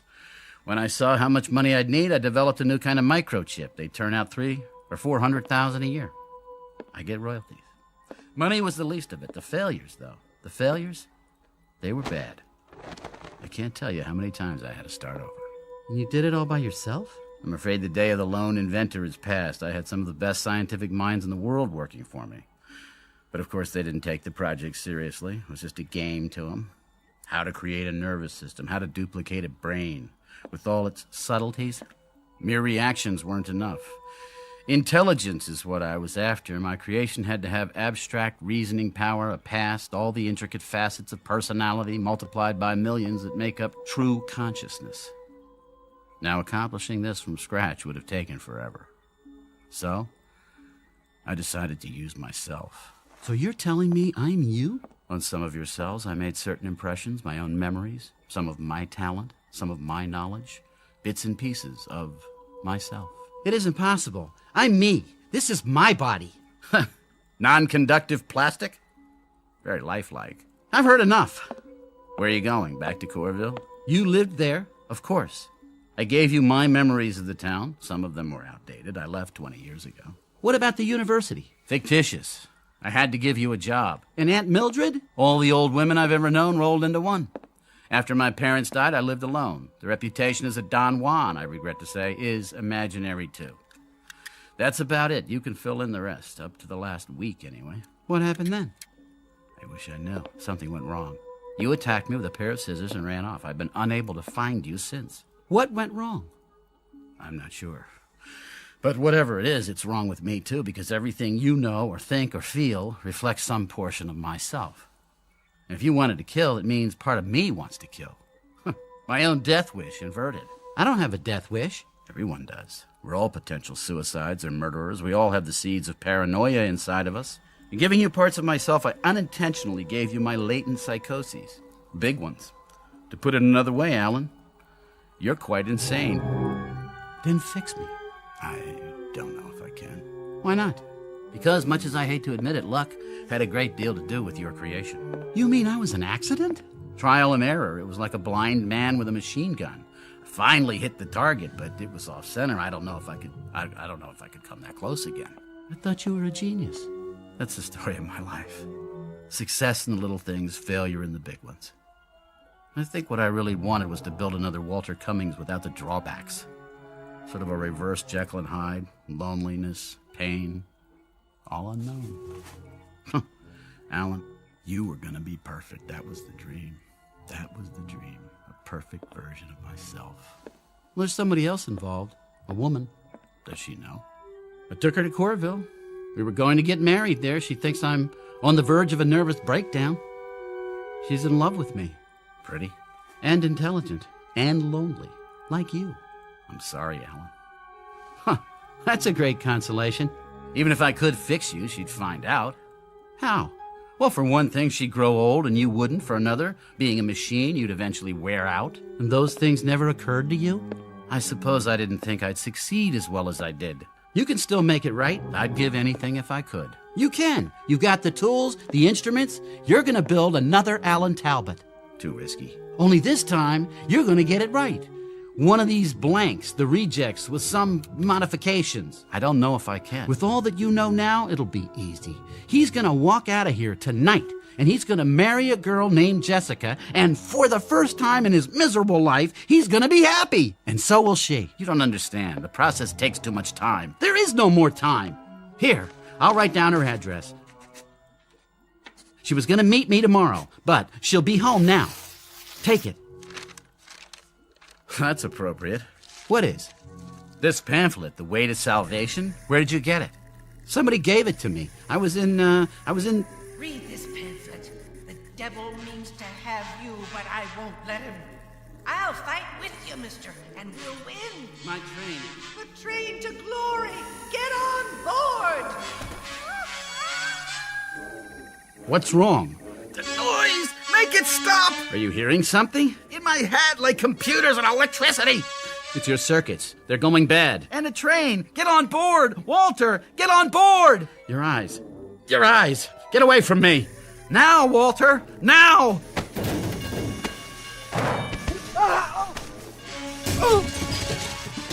Don't, Alan. The equipment. You take the address. Promise me. Stop. You, Walter, it's the only way. Get out now and remember what you've learned. Try to remember.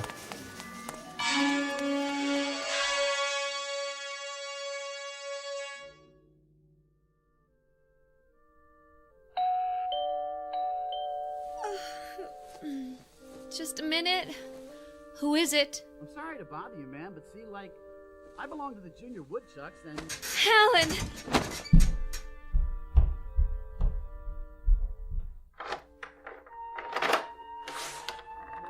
Is it really you? You are pretty. I've been so worried. Why are you looking at me like that? I guess I never expected to see you again. Disappointed? Amazed. I mean, after this morning. Forget this morning, I have. We're gonna start all over. But Alan... Please. It was a nightmare, that's all. Now you're awake and everything's gonna be fine. A second chance. A second chance for both of us. Do you believe that? Yes. Then so do I. If you promise you'll tell me about it someday. Someday. But now, how about a cup of coffee? Coming up. And a couple of Mother Connolly's hand-fried eggs? Well... Guaranteed to make a new man of you. In that case, yes.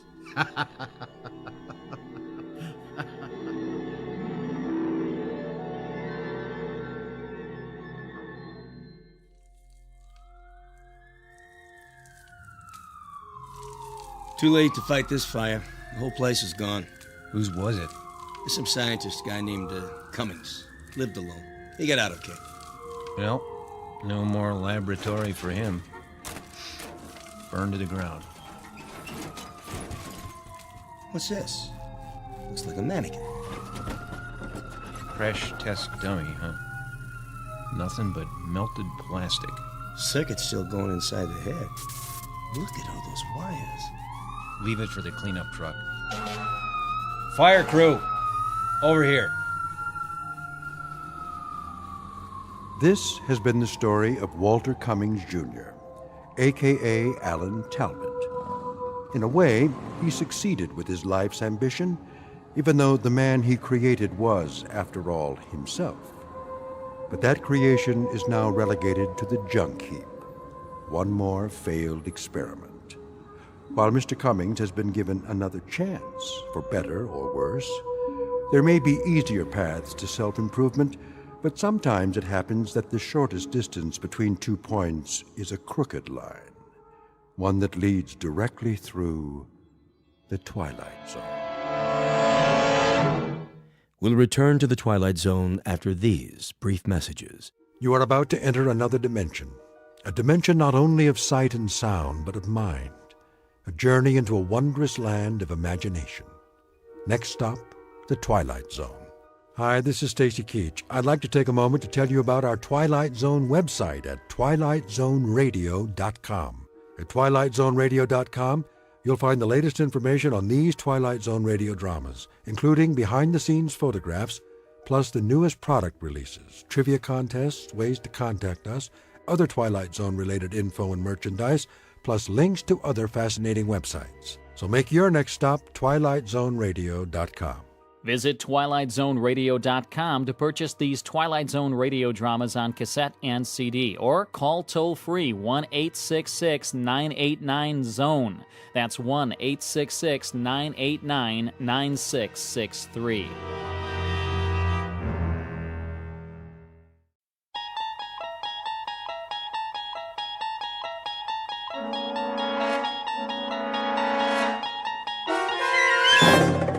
You unlock this door with the key of imagination.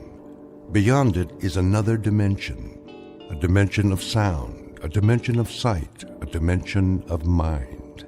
You're moving into a land of both shadow and substance, of things and ideas. You've just crossed over into the Twilight Zone.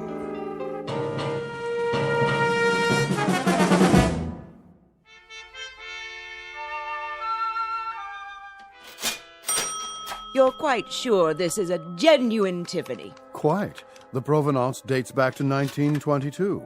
Very well, then. Kindly have it delivered. Of course, madam. Will that be cash or charge? Put it on my account. Very good. I can deliver it to your home by, let me see, Thursday at the latest. But I simply must have it tonight.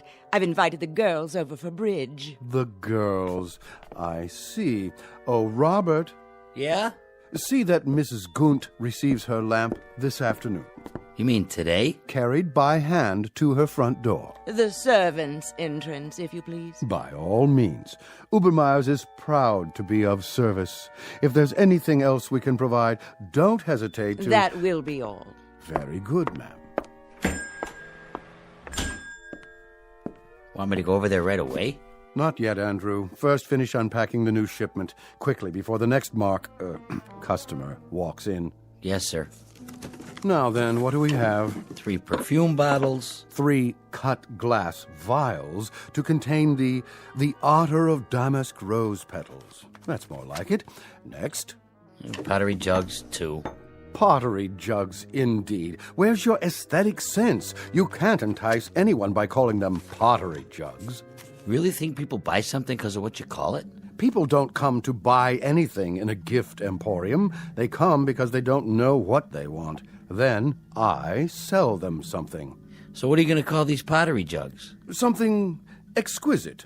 We'll display them on satin pillows with bread. A loaf of bread, a jug of wine, and thou beside me, singing in the wilderness. I'll unload them on some poor sucker before the morning's over. Okay, what about this? When we buy a shipment from Morocco, sight unseen, I suppose we take what we can get. But to sell that will require some creativity. Now, clean this up at once. May I help you? I hope so. I'm not sure. What's this? That would be an authentic voodoo mask. Oh. What about the pajamas? These are not pajamas, sir. They are a genuine imported harem girl's costume in 100% hand-sewn silk. Well, I don't know. It has to be something special. Very special. Suppose you describe the occasion and leave it to me. A personal gift? Not too personal. See, there's this girl in my office. Ah, a young lady. She's like a goddess. I wouldn't want her to think that I was implying, Of course not, sir. I understand. But for a beautiful young lady, what is her occupation, may I ask? She's a secretary. Oh. I have it. Something for her desk. She's already got a computer and a lot of pencils. Something to remind her of you throughout the day. Subliminally, shall we say. Now, as to price, would $100 be too extravagant? 100? But of course she mustn't feel bought. Romanced is more like it. Aha! Perfect. What is? It's ideal. Romantic, but subtle. Not forward. No. You mean this old? This magnificent antique. Truly distinguished. Fit for a goddess. I can't make up my mind. A perpetual reminder of your taste, your flair for romance. Fill this with fresh flowers, and she won't be able to pluck you from her thoughts. Between 9 and 5, at least. After that, it's up to you. It's kind of tarnished, isn't it? That's not tarnish, sir. It's a patina. A testament to its authenticity. And only a mere $20. Well, that is more reasonable, I guess. Put this in a gift box, will you, Robert? For a most discriminating gentleman. Sure thing. Thank you, sir, for making such a wise choice. I hope you'll allow us to serve you again when it's time for the engagement. Don't mention it. Cash, I presume.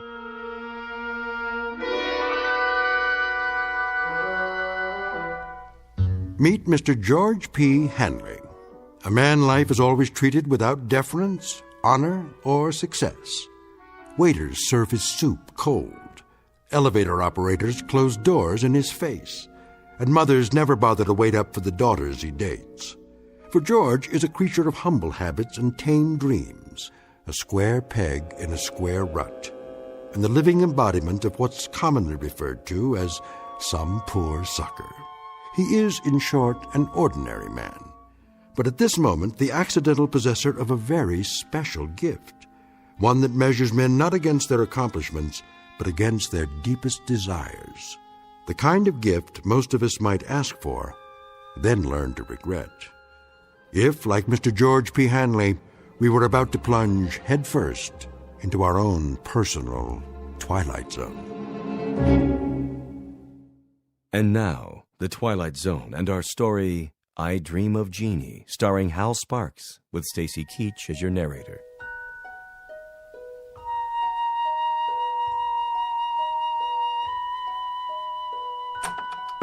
Good. Everybody's still at lunch. I'll just leave this on Anne's desk. No card. She'll just figure out who it's from, right by her keyboard. No, a little to the side. Oh, maybe on her chair. No. Oops. Better put this away for now. Where? In my drawer.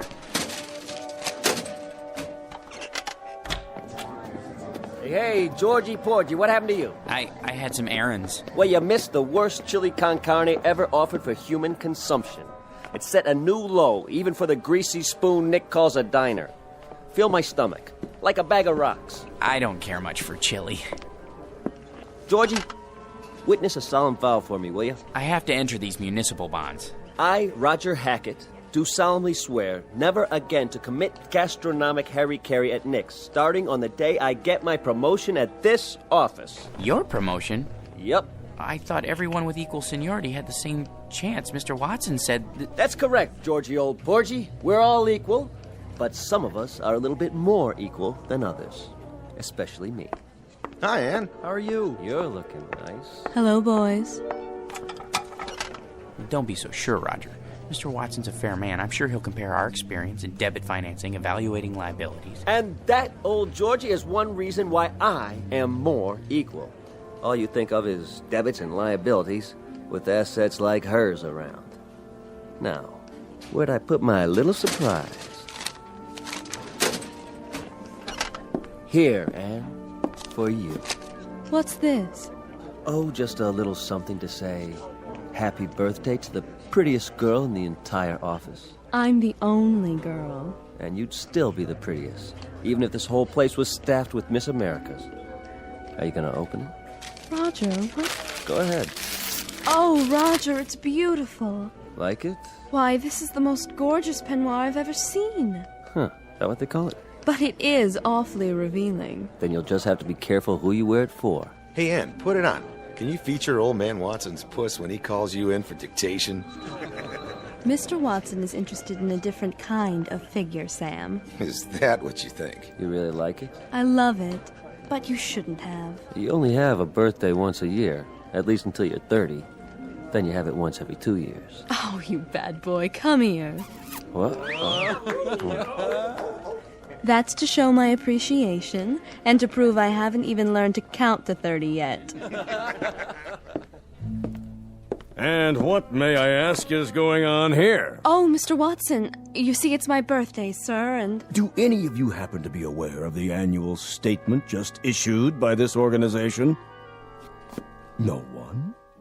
Well, then it may come as a surprise for you to learn that we have just completed the best year in our history, and I believe this department had no small part in that success. So, as a token of my appreciation, I think this is an appropriate time to invite all of you to be my guests at a private party, beginning just as fast as you can get yourselves over to the Tiki Club.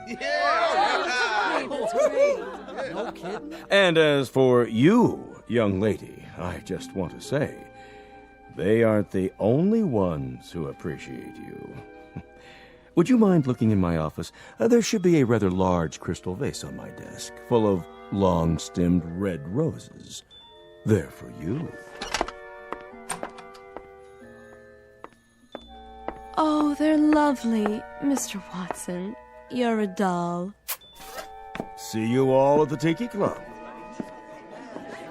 Let's go, kid, before he realizes he's off his nut and has himself committed. He's a sweet, dear old man. Anne, I just wanted to, Yes, George? Come on, Anne. I just wanted to say happy birthday. Why, thank you, George. Aren't you going with us?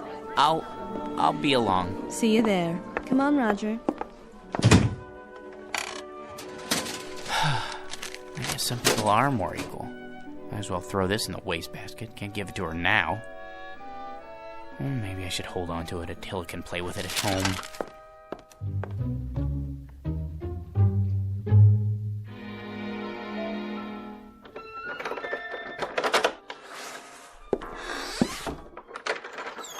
Hello, boy.